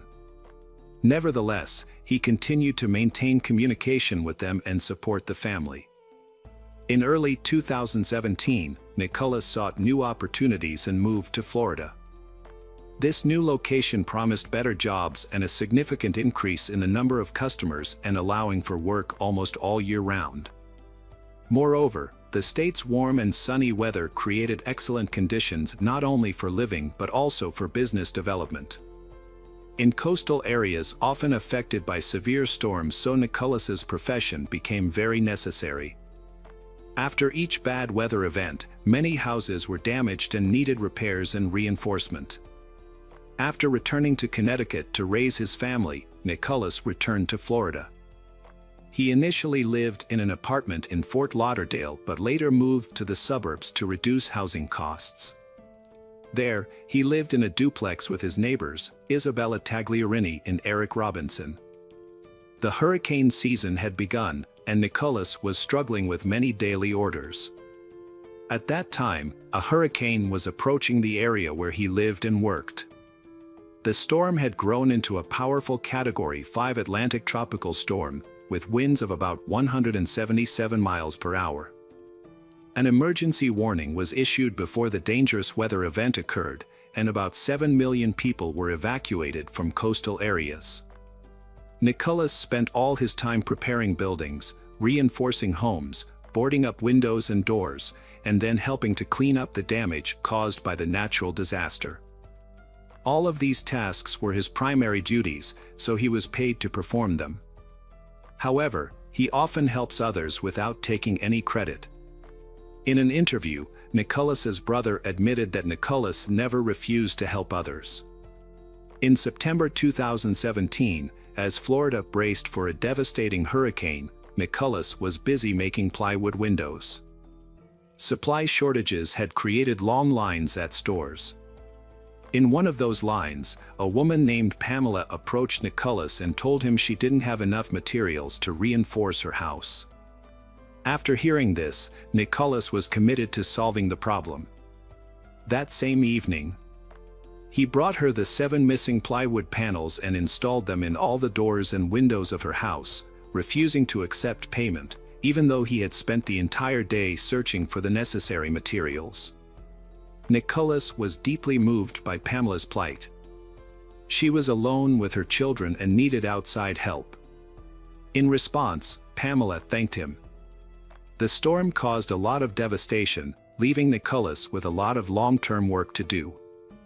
So he decided to hire his next-door neighbor, a woman named Isabella, as his assistant. Her duties included cleaning up after projects and setting up tools for the job. As they spent more time together, their friendship blossomed into a romantic relationship. On September 3rd, they made a special vow, which was written in blood on paper, resembling a form of engagement and a promise to live a long and happy life with many children. Although they loved each other dearly, their relationship could not be considered perfect. Almost immediately, small problems and disagreements began to arise. On September 22nd, they had a serious argument, which forced Isabella to leave the house and spend the night in a hotel. However, by the next morning, they had resolved their disagreement and reconciled. Isabella expressed that she felt a lack of attention and respect from Nicholas, while Nicholas believed that Isabella had exaggerated the problems. On October 5, 2017, on the riverbank in the suburbs of Fort Lauderdale, Florida, USA, a horrific incident occurred. Law enforcement officers discovered the body of a man wrapped in a tarp and tightly bound with a belt on both sides. The body was found at the bottom of a trash bin behind a local supermarket. The autopsy results revealed that the victim had suffered multiple severe blows and stab wounds. Apparently, the man had been severely beaten for an extended period. As a result, his jaw and teeth were broken, with some fragments having penetrated his respiratory tract. Most of the bones in his face and head were fractured. There were 6 blunt force injuries on his skull. In addition, he had 6 stab wounds in his neck, 7 in his throat, and several in his upper chest. The injuries on the victim's body were so severe that some areas of flesh had been cut away. The medical examiner determined the cause of death to be blunt force trauma to the head, substantial blood loss, and asphyxiation. The victim was identified as Nicholas Wilcox, 39, from Putnam, Connecticut, and this was confirmed by his brother. Several people have come under suspicion in the investigation into Nicholas' death, including his girlfriend, Isabella Tagliarini, and her ex-boyfriend, Eric Robinson. Both were Nicholas' neighbors in the duplex apartment where he had moved. The house was designed for 2 families, with separate living spaces, each with its own yard and entrance, a common type of property in Florida. Eric, the first tenant, sublet the vacant units, and Isabella, 38, was the first person he invited. She was from Brazil, where she worked as a flight attendant for a national airline. In 2010, she divorced and immigrated to the United States with her children. She successfully married an American, which helped her obtain her dream green card. However, that marriage lasted only until 2016, as their feelings gradually faded, leading to their separation. That same year, she began dating Eric. Her new partner was from a small town in Massachusetts, had never been married, and had no children. Their romantic relationship developed quickly, although it was occasionally tumultuous. Isabella and Eric led a passionate but complicated relationship. However, Eric often changed the way he expressed his feelings, sometimes cheerful and friendly, but at other times dark and aggressive. Due to this erratic behavior, they broke up and reconciled many times. In June 2017, shortly before Nicholas moved in, they had separated again. Nicholas had known the couple for about 6 months and maintained contact with them. When he mentioned wanting to save on rent, Eric offered him to move in and share the expenses. Initially, the 3 people had a wonderful relationship. They respected each other's personal space yet often spent time together. However, over time, problems began to arise. It turned out that Eric was using and possessing illegal substances, which explained his erratic behavior and mood swings. On August 23, 2017, Eric was arrested for possession and use of a controlled substance. He had reconciled with Isabella shortly before and was actually in a relationship with her at the time of his arrest. At the time, Nicholas was living with them under the same roof. After Eric was arrested, Nicholas and Isabella had no idea when he would be released or what their future would hold. They could be evicted at any moment, so they threw themselves into jobs to provide a steady source of income. Luckily for Nicholas, there were plenty of jobs, but not for Isabella. She struggled to find suitable work, so she started helping her neighbor in the construction industry. On October 5, 2017, a man called the local police. In the call, he introduced himself as Isabella's ex-boyfriend and asked the police to contact her, as she had information about a recent case. Although the call lacked specific details, the police immediately responded and called Isabella. From the way she spoke, it was clear that she was in a state of agitation. When asked by the police what had happened, she replied that everything was fine. The only thing that was worrying her at the time was an argument with her lover. She explained that he had left her and gone in an unknown direction. However, when the police mentioned the call from her ex-boyfriend, her tone immediately changed. She began to cry and confessed that her lover was not going anywhere, he was dead. She also added that she knew where the body was and was willing to show it to the police. Law enforcement arrived at the house to which Isabella had provided an address. The house had boarded up windows and doors, apparently in preparation for an upcoming storm. Inside, there was a strong smell of cleaning products and paint, indicating that the place had been recently cleaned. In one of the bedrooms, detectives noticed that the walls and floors had been hastily and roughly painted. This might have been done to hide something rather than for routine renovations. Their suspicions were confirmed when they discovered hydrogen peroxide containers and small bloodstains on the bedding and nightstands. It was clear that someone had replaced the old mattress and tried to clean the area, but the blood was still evident everywhere. Police suspected that this was the scene of a violent crime that Isabella had attempted to clean up but was too late to fully erase. During the conversation, she explained that she had been under the influence of sedatives during the phone call, which accounted for her unusual behavior. The mentally unstable woman was taken to the police station. At this point, the police contacted her ex-boyfriend, who provided some information about the incident. According to him, she had called him and told him about the case. According to her first testimony, around 2 a.m. on October 5th, a man had come to the duplex, then found Nicholas and her sleeping. He became angry when he saw Nicholas in the bedroom. He woke Isabella by holding a knife to her neck to prevent her from screaming. At that time, she saw Nicholas lying next to her, apparently having difficulty breathing. However, Masked Man would not let her see any further and pushed her out of the room. Masked Man then used brass knuckles and a baseball bat to beat the defenseless Nicholas. After the beating, Masked Man wrapped the body in a tarp and secured it with a belt. Under threat from Masked Man, she helped him dispose of the body. Detectives did not understand why Isabella called her ex-boyfriend instead of calling the police. Isabella explained that she felt confused and needed support and advice. According to her, the criminal had asked her to clean up and erase all traces. The criminal then returned the phone he had taken earlier and left. Isabella's confession raised suspicions and needed to be re-examined. In addition, injuries such as bruises and scratches on Isabella's body, which she claimed were caused by Masked Man after Nicholas' death, were also noted. Officers began their investigation by searching for Eric. They located his hiding place. Medical examiners and forensic pathologists were also present at the scene to conduct necessary investigations. He was released from prison on October 3rd and is currently living at a different address.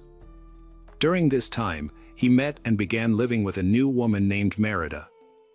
On the night of October 5th, Merida stated that her boyfriend received a phone call and immediately left.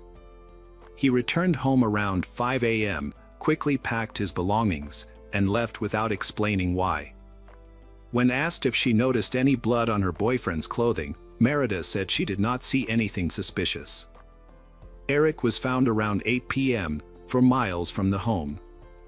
He refused to cooperate with the investigation and was subsequently detained for further questioning. During the interrogation, Eric provided an account that differed from Isabella's version of events. According to Eric, Isabella contacted him on the night of October 5th, even though she had been forbidden from contacting him immediately after his arrest. Eric also claimed that Isabella admitted to him that she had attacked Nicholas while under the influence of drugs, leading to Nicholas's death. After regaining consciousness, Isabella realized she could not solve the problem on her own and asked for help. In return, Isabella promised Eric that they would get back together and restart their relationship. Because Eric still had strong feelings for her, he agreed to these terms.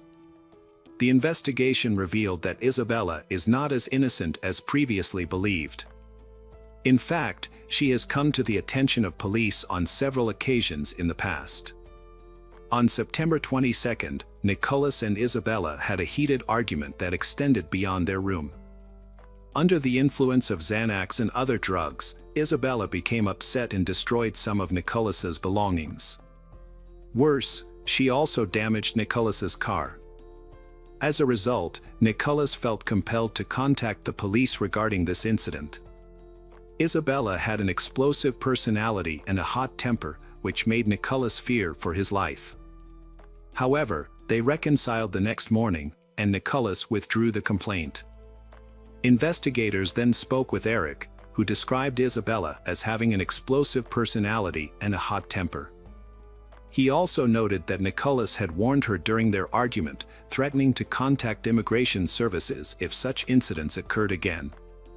Nicholas warned her that he would make a damaging remark that could severely affect her future. For Isabella, the opportunity to live in the United States was extremely important, so the fear of deportation was terrifying. It is possible that during another argument, Isabella might react violently and feel threatened. Her desire to remain in the United States may have motivated the crime. Detectives did not want to rely solely on existing statements, so they began interviewing people close to those involved. A key witness was Nicholas and Isabella's neighbor. The neighbor's window overlooked the courtyard of the duplex. Neighbors testified that they saw Eric arrive in his car on the night of the incident. Eric then took some tools and trash bags before driving away. The investigation into the case against Isabella yielded substantial evidence. She was summoned for questioning again on October 11th. At that time, she had not been arrested and had voluntarily come to the police station. Based on video surveillance footage, detectives determined that on that fateful night, she personally transported Nicholas's body and disposed of it in the trash. Throughout the process, she acted calmly and methodically, showing no signs of fear or agitation. She met Eric that night but remained relaxed and friendly. During further questioning, Isabella's story changed. Isabella claimed that Eric had threatened to kill her and her children, saying that she was. However, investigators remained cautious in their conclusions. They found the histories of both Eric and Isabella suspicious. Eric had a troubled past with the law, having come to the attention of the police in 2001 primarily for drug possession and distribution. At the same time, Isabella had many reasons to be concerned about him. In August 2016, he committed aggravated assault against a woman. In June 2017, he was arrested for strangulation and for drug possession that same year. Neighbors reported that they feared him and tried to stay away due to his aggressive and unstable behavior. The next interview with Isabella took place on October 14th. Although she claimed not to have touched Nicholas, experts found traces of her DNA on the man's body, which contradicted her testimony.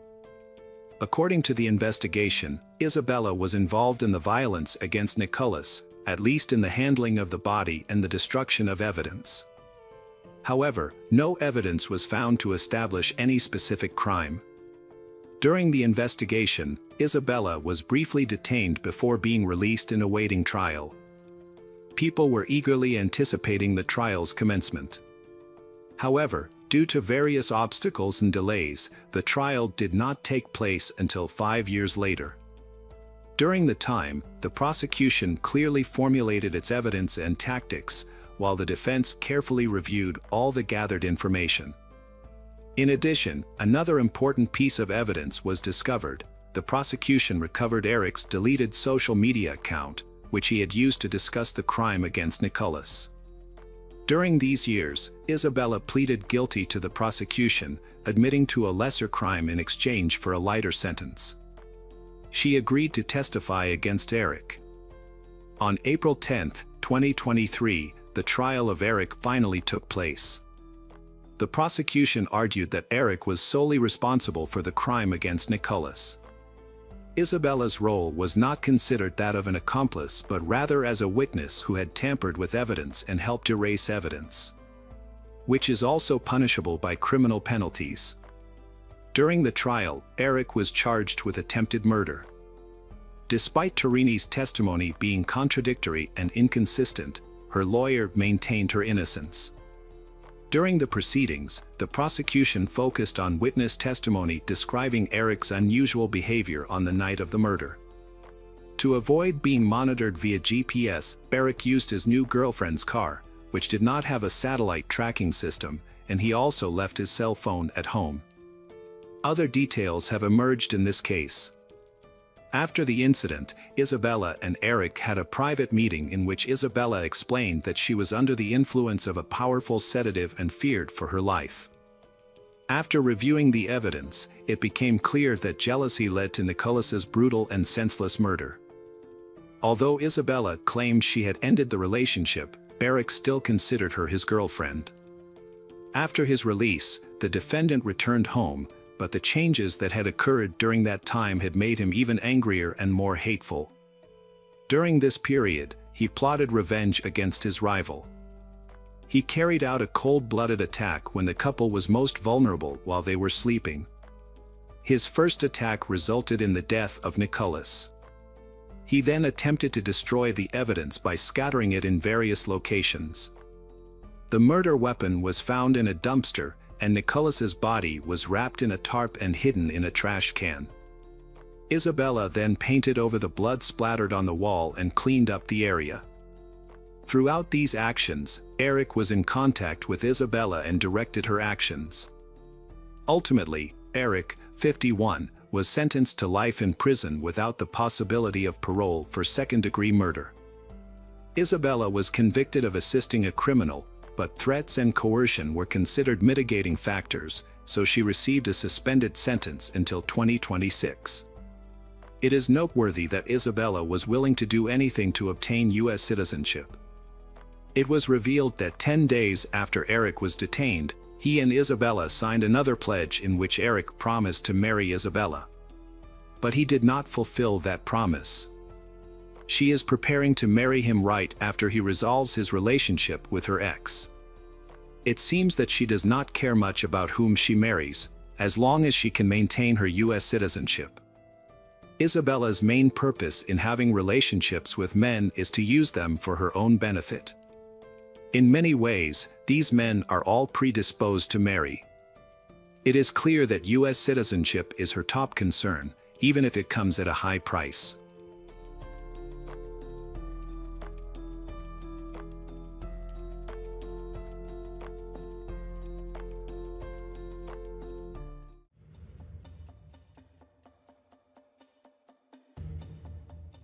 Welcome back, detectives. Let's dive into another horrible case.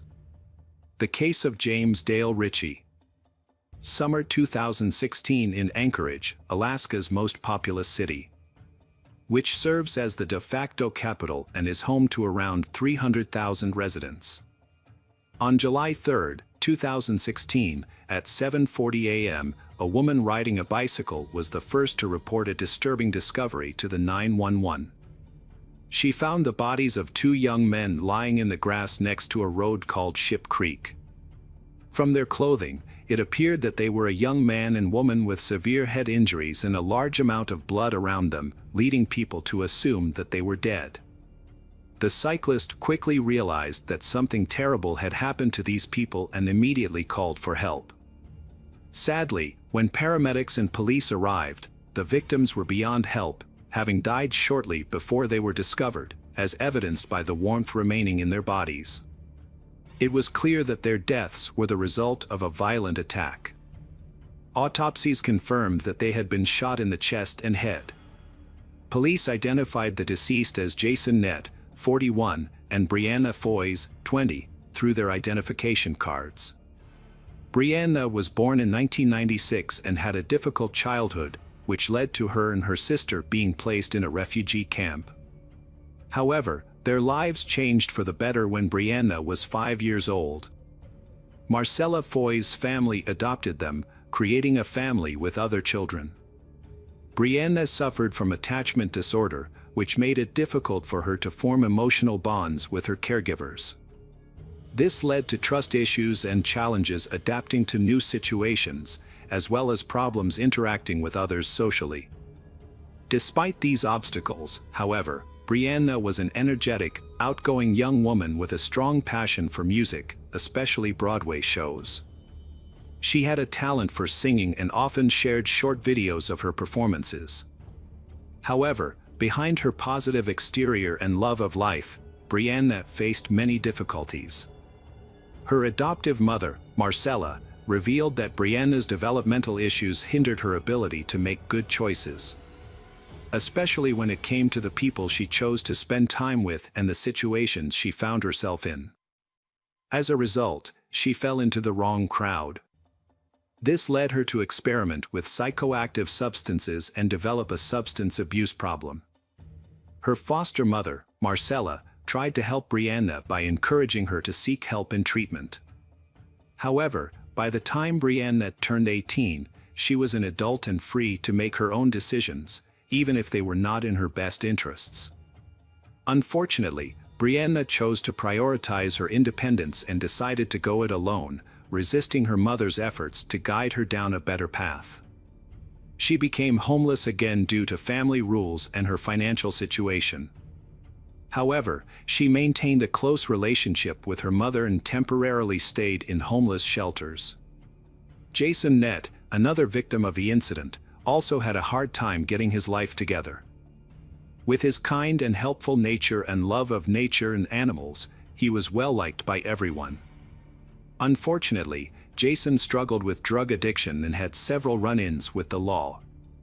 His unemployment further complicated his life, leaving him unable to provide child support for his 2 daughters. In the summer of 2016, he found temporary shelter at a landfill in Anchorage near the Ship Creek Bike Trail, where both he and Brianna were eventually found dead. Despite their age difference, Jason and Brianna formed a strong friendship after a long period of homelessness. Jason became a protector in Brianna's life, especially since she was a child. He tried to protect her from harm, but unfortunately, he was unable to do so, as tragic circumstances led to both of them being shot and killed near a trail. Upon arriving, the police's first action was to thoroughly inspect the victims and the crime scene. They quickly observed that there were no shell casings near the victims, leading them to deduce that the killer may have used a revolver, a type of gun known for its ability to retain the shell casing inside the chamber when fired. Additionally, a bullet was discovered near where Jason and Brianna lay, indicating that the shooter had aimed at the couple but missed, instead hitting a nearby wooden fence. The bullet was seized as evidence and sent for forensic examination. Expert analysis confirmed the initial theory that a revolver had been used and even identified the exact model. It was discovered that the gun was a CT Python 357, a high-precision 6-shot revolver, known for its responsive trigger and exceptional accuracy, making it a top choice in its class. This model is also relatively hard to find. As police continued their investigation, they decided to interview the key witness who had initially contacted emergency services about the gruesome discovery. Her account added a strange twist to the case. She said that the discovery of Brianna and Jason's bodies was no accident. She had been led to them by a mysterious stranger. She detailed to the police that during her morning bike ride across the bridge, a man had nonchalantly informed her of the bodies of 2 people lying on the trail below, and warned her to be aware of her surroundings before proceeding. Prompted by the stranger's mysterious instructions, she ventured down the trail, where she found the victims and then contacted emergency services. The police were particularly intrigued by this stranger. He did not report the bodies himself, and his strangely calm demeanor made it seem as though he was warning of a minor inconvenience rather than a deadly tragedy. This strange encounter led the police to speculate that he may have been involved in the murders of the 2 victims. Unfortunately, the witness was unable to give a detailed description of the man, as she was more focused on the horrific scene before her than on the person who had directed her there. She could not recall any specific features, clothing, or identifying characteristics of this man. Police reviewed nearby surveillance footage, hoping to find clues. They focused on cameras in the industrial park near Ship Creek, since the trail itself does not have cameras. After reviewing footage from around the time of the emergency call, they found a man on the trail just before the incident. Unfortunately, the man was walking away from the camera, so his face could not be seen. The footage only provided a general description of him. He was wearing blue pants, possibly a hoodie or a hat, a jacket, and a backpack. The only clear detail was his height. However, the information was still too limited to draw any concrete conclusions, so police continued to search by. Police released the footage, hoping that someone might be able to identify him based on his clothing. Their primary goal was to identify the stranger and investigate further to see if he had any connection to the crime. However, the man did not come forward, and although the police received some information about his possible identity, none of it led to any concrete results, and the investigation was eventually dropped. While investigating Brianna and Jason's backgrounds, the police spoke to people they knew and their relatives to try to find a motive for the murders.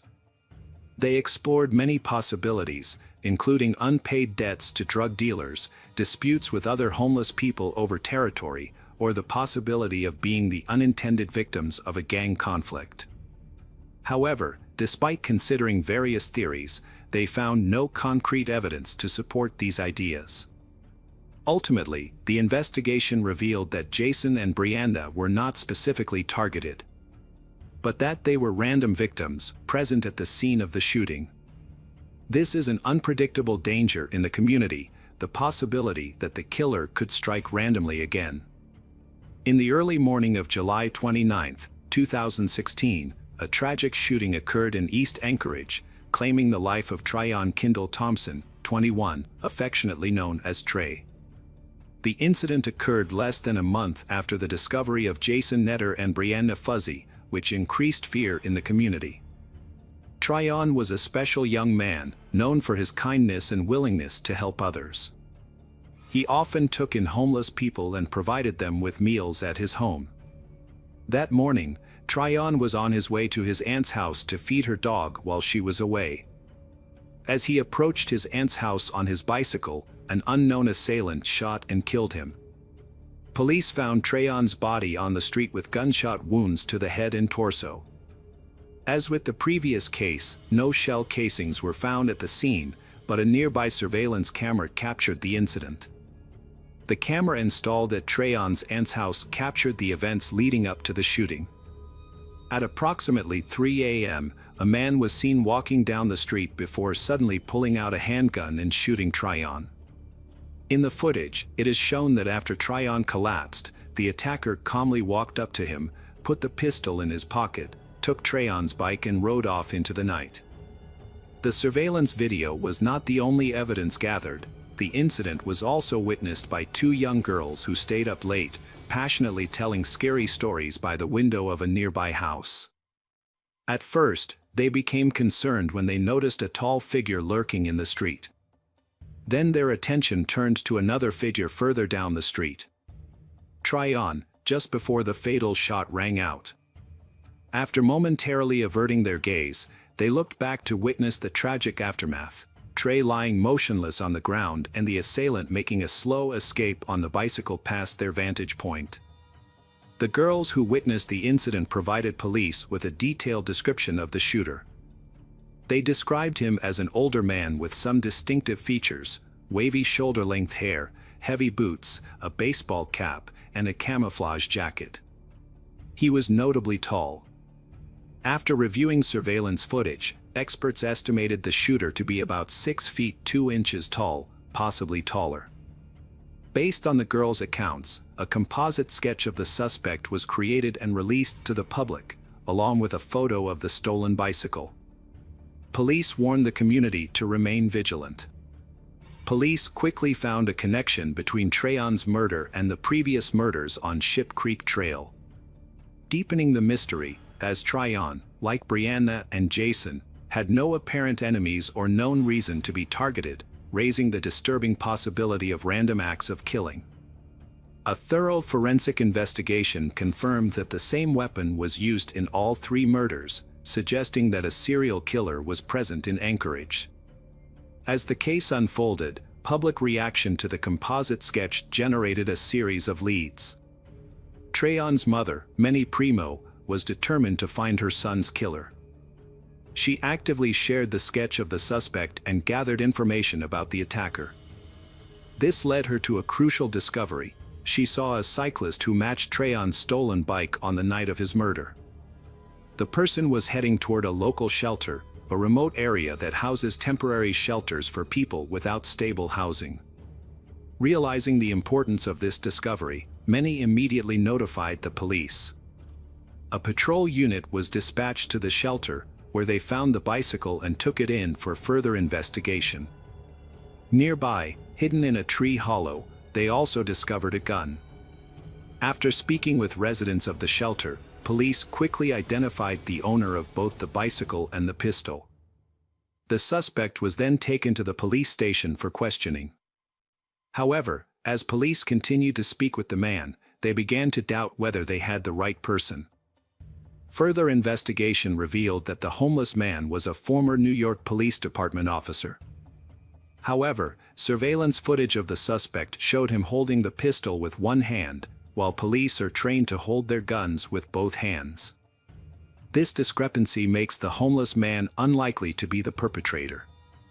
Additionally, the pistol found in the tree was a different model than the Colt Python .357 used in the 3 previous cases.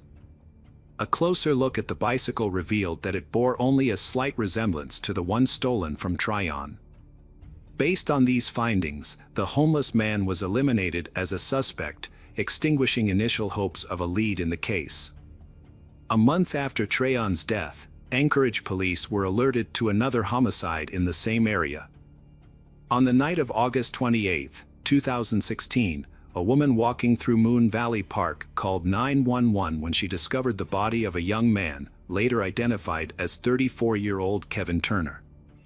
Kevin was homeless, like Brianna and Jason. Sadly, Kevin suffered from schizophrenia and bipolar disorder, and he had sought out a facility that focused on mental health care but had not found one that met his needs. And now his life was tragically cut short. Kevin was found sitting on a picnic bench in the park with his head resting on a table, holding a pair of socks. His shoes had been removed and placed next to him, suggesting he may have been shot while wearing socks.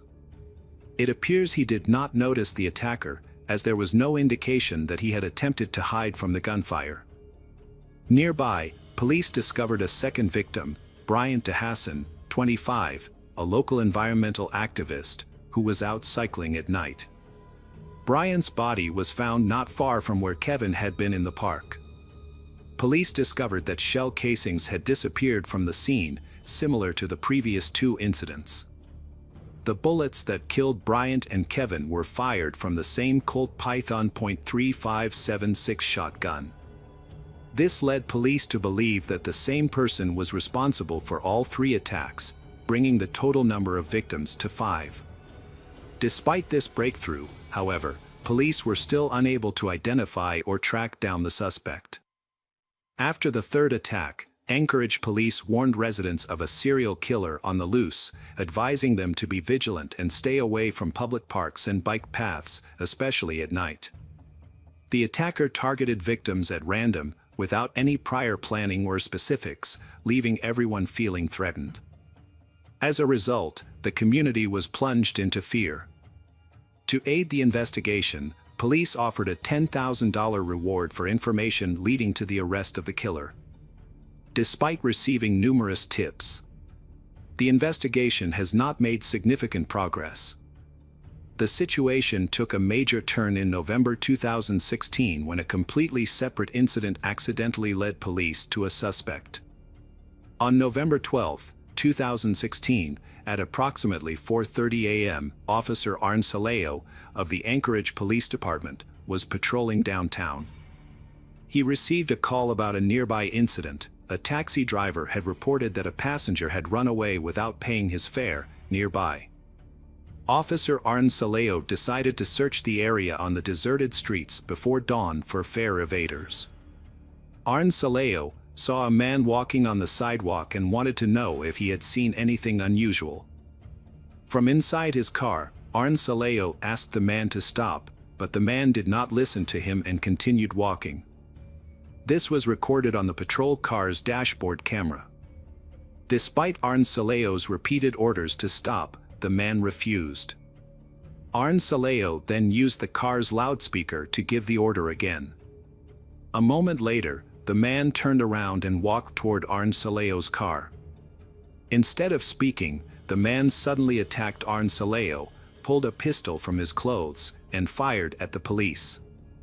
Arn Saleo got out of the car and returned fire. Nearby, Sergeant Mark Patuk intervened to help his colleague, also shooting at the attacker. Arn Saleo was hit 4 times, suffering serious injuries to his bones, liver, and intestines. Despite his serious injuries, Arn Saleo survived the attack and was rushed to the hospital for emergency treatment. He underwent a 7-hour surgery to treat his injuries. However, the perpetrator did not survive, dying from a fatal gunshot wound to the skull and was pronounced dead at the scene. It was only after the man died that police, who had been investigating a series of recent crimes in Anchorage, discovered a connection between the man and their prime suspect. They analyzed footage from the police car's dashboard camera and compared it to footage from other cameras from previous incidents. Their investigation revealed that the stranger fit the profile of the serial killer, a tall man wearing a baseball cap and camouflage jacket, who fired his gun with only one hand. Although evidence was limited, it was determined that the gunman had used a Colt Python .357, the same type of gun involved in the 5 previous deaths. Through further investigation, the gunman was eventually identified as James Dale Ritchie. James Dale Ritchie was born on November 4, 1976, in Anchorage, Alaska. During his high school years, James stood out not only for his height but also for his exceptional intelligence. He played football and basketball, showing that he had the potential to pursue a professional sports career. After graduating in 1994, James' impressive talent attracted the attention of the West Virginia University football team, leading to his recruitment. He initially attended college for 1 semester but then dropped out to pursue a different path. Upon returning to Anchorage, James' life began to decline. He became addicted to drugs and became involved in a variety of illegal activities, including burglary and drug trafficking. James' involvement in these activities led to numerous arrests and a notable conviction in 2005 for burglary and attempted kidnapping, in which he used zip ties and 2 handguns. After 2 years in custody, James returned to Anchorage, where he may have purchased his Colt Python .357 revolver. In 2013, Ritchie relocated to his parents' home in the quaint Virginia town of Broadway. Even his mother expressed fear of him, describing him as a potential danger. She was convinced that her son's fate was either a lifetime in prison or a violent death. Despite these ominous predictions, Ritchie appeared to seek a change. He started to prepare for an associate's degree at a nearby college and attended classes. James was reportedly amiable to his neighbors, began relationships, and even experienced love. Nevertheless, Ritchie's later choices led him to a grim series of violent offenses culminating in his death during an encounter with law enforcement. Ritchie seemed to be realigning his life, yet this phase was short-lived. His romantic relationship concluded in a manner far removed from what he had hoped, causing deep distress for both individuals involved. Struggling to manage his feelings, Ritchie made his way back to Anchorage in March 2016. He even pursued mental health support and took antidepressants for a period. Law enforcement was unable to confirm if Ritchie had been formally diagnosed with any psychiatric condition, but indications suggest he might have genuinely struggled with schizophrenia. Following his passing, a former housemate disclosed that James Dale Ritchie frequently uttered bizarre claims, like possessing the power to alter weather conditions, sincerely believing he could summon rain or bring out the sun. He also harbored beliefs about his ability to dictate life and death, choosing who would survive and who would perish. Even posthumously, James Dale Ritchie was identified as the primary suspect in multiple shootings. Though detectives lacked concrete evidence to conclusively link him to the crimes. The similarities in physical description and the identical firearm used in all 5 cases provided a strong basis for suspicion. The challenge now lay in compiling additional proof to provide fresh assurances to the public. In the course of searching Ritchie's residence, law enforcement officials found 18 shell casings concealed in his closet, precisely matching the count of rounds discharged from the revolver in all 5 incidents. Ballistic analysis confirmed that the firearm belonging to Ritchie was responsible for the fatalities of the victims. This proof was deemed sufficient to officially declare in April 2017 that James Dale Ritchie was the assailant behind the serial offenses that had cast a shadow of terror over Anchorage for months. Unfortunately, this revelation did little to console the victims' families, who wanted the perpetrator arrested, tried, and sentenced to life in prison. The reason behind Ritchie's murderous actions against these 5 people remains elusive and will probably never be solved. An intriguing detail surfaced that may or may not bear relevance to the case. In his youth, James had been close to the father of Trey Thompson, Bobby Thompson. This long-standing friendship persisted, and at the time of his son Trey's murder, Bobby was incarcerated for offenses involving illicit drugs and firearms. This element prompts speculation on whether Ritchie was aware of his target that fateful night and if the memory of his friend crossed his mind. Situated in a remote area, Page rarely visited. Moreover, it was completely engulfed in flames,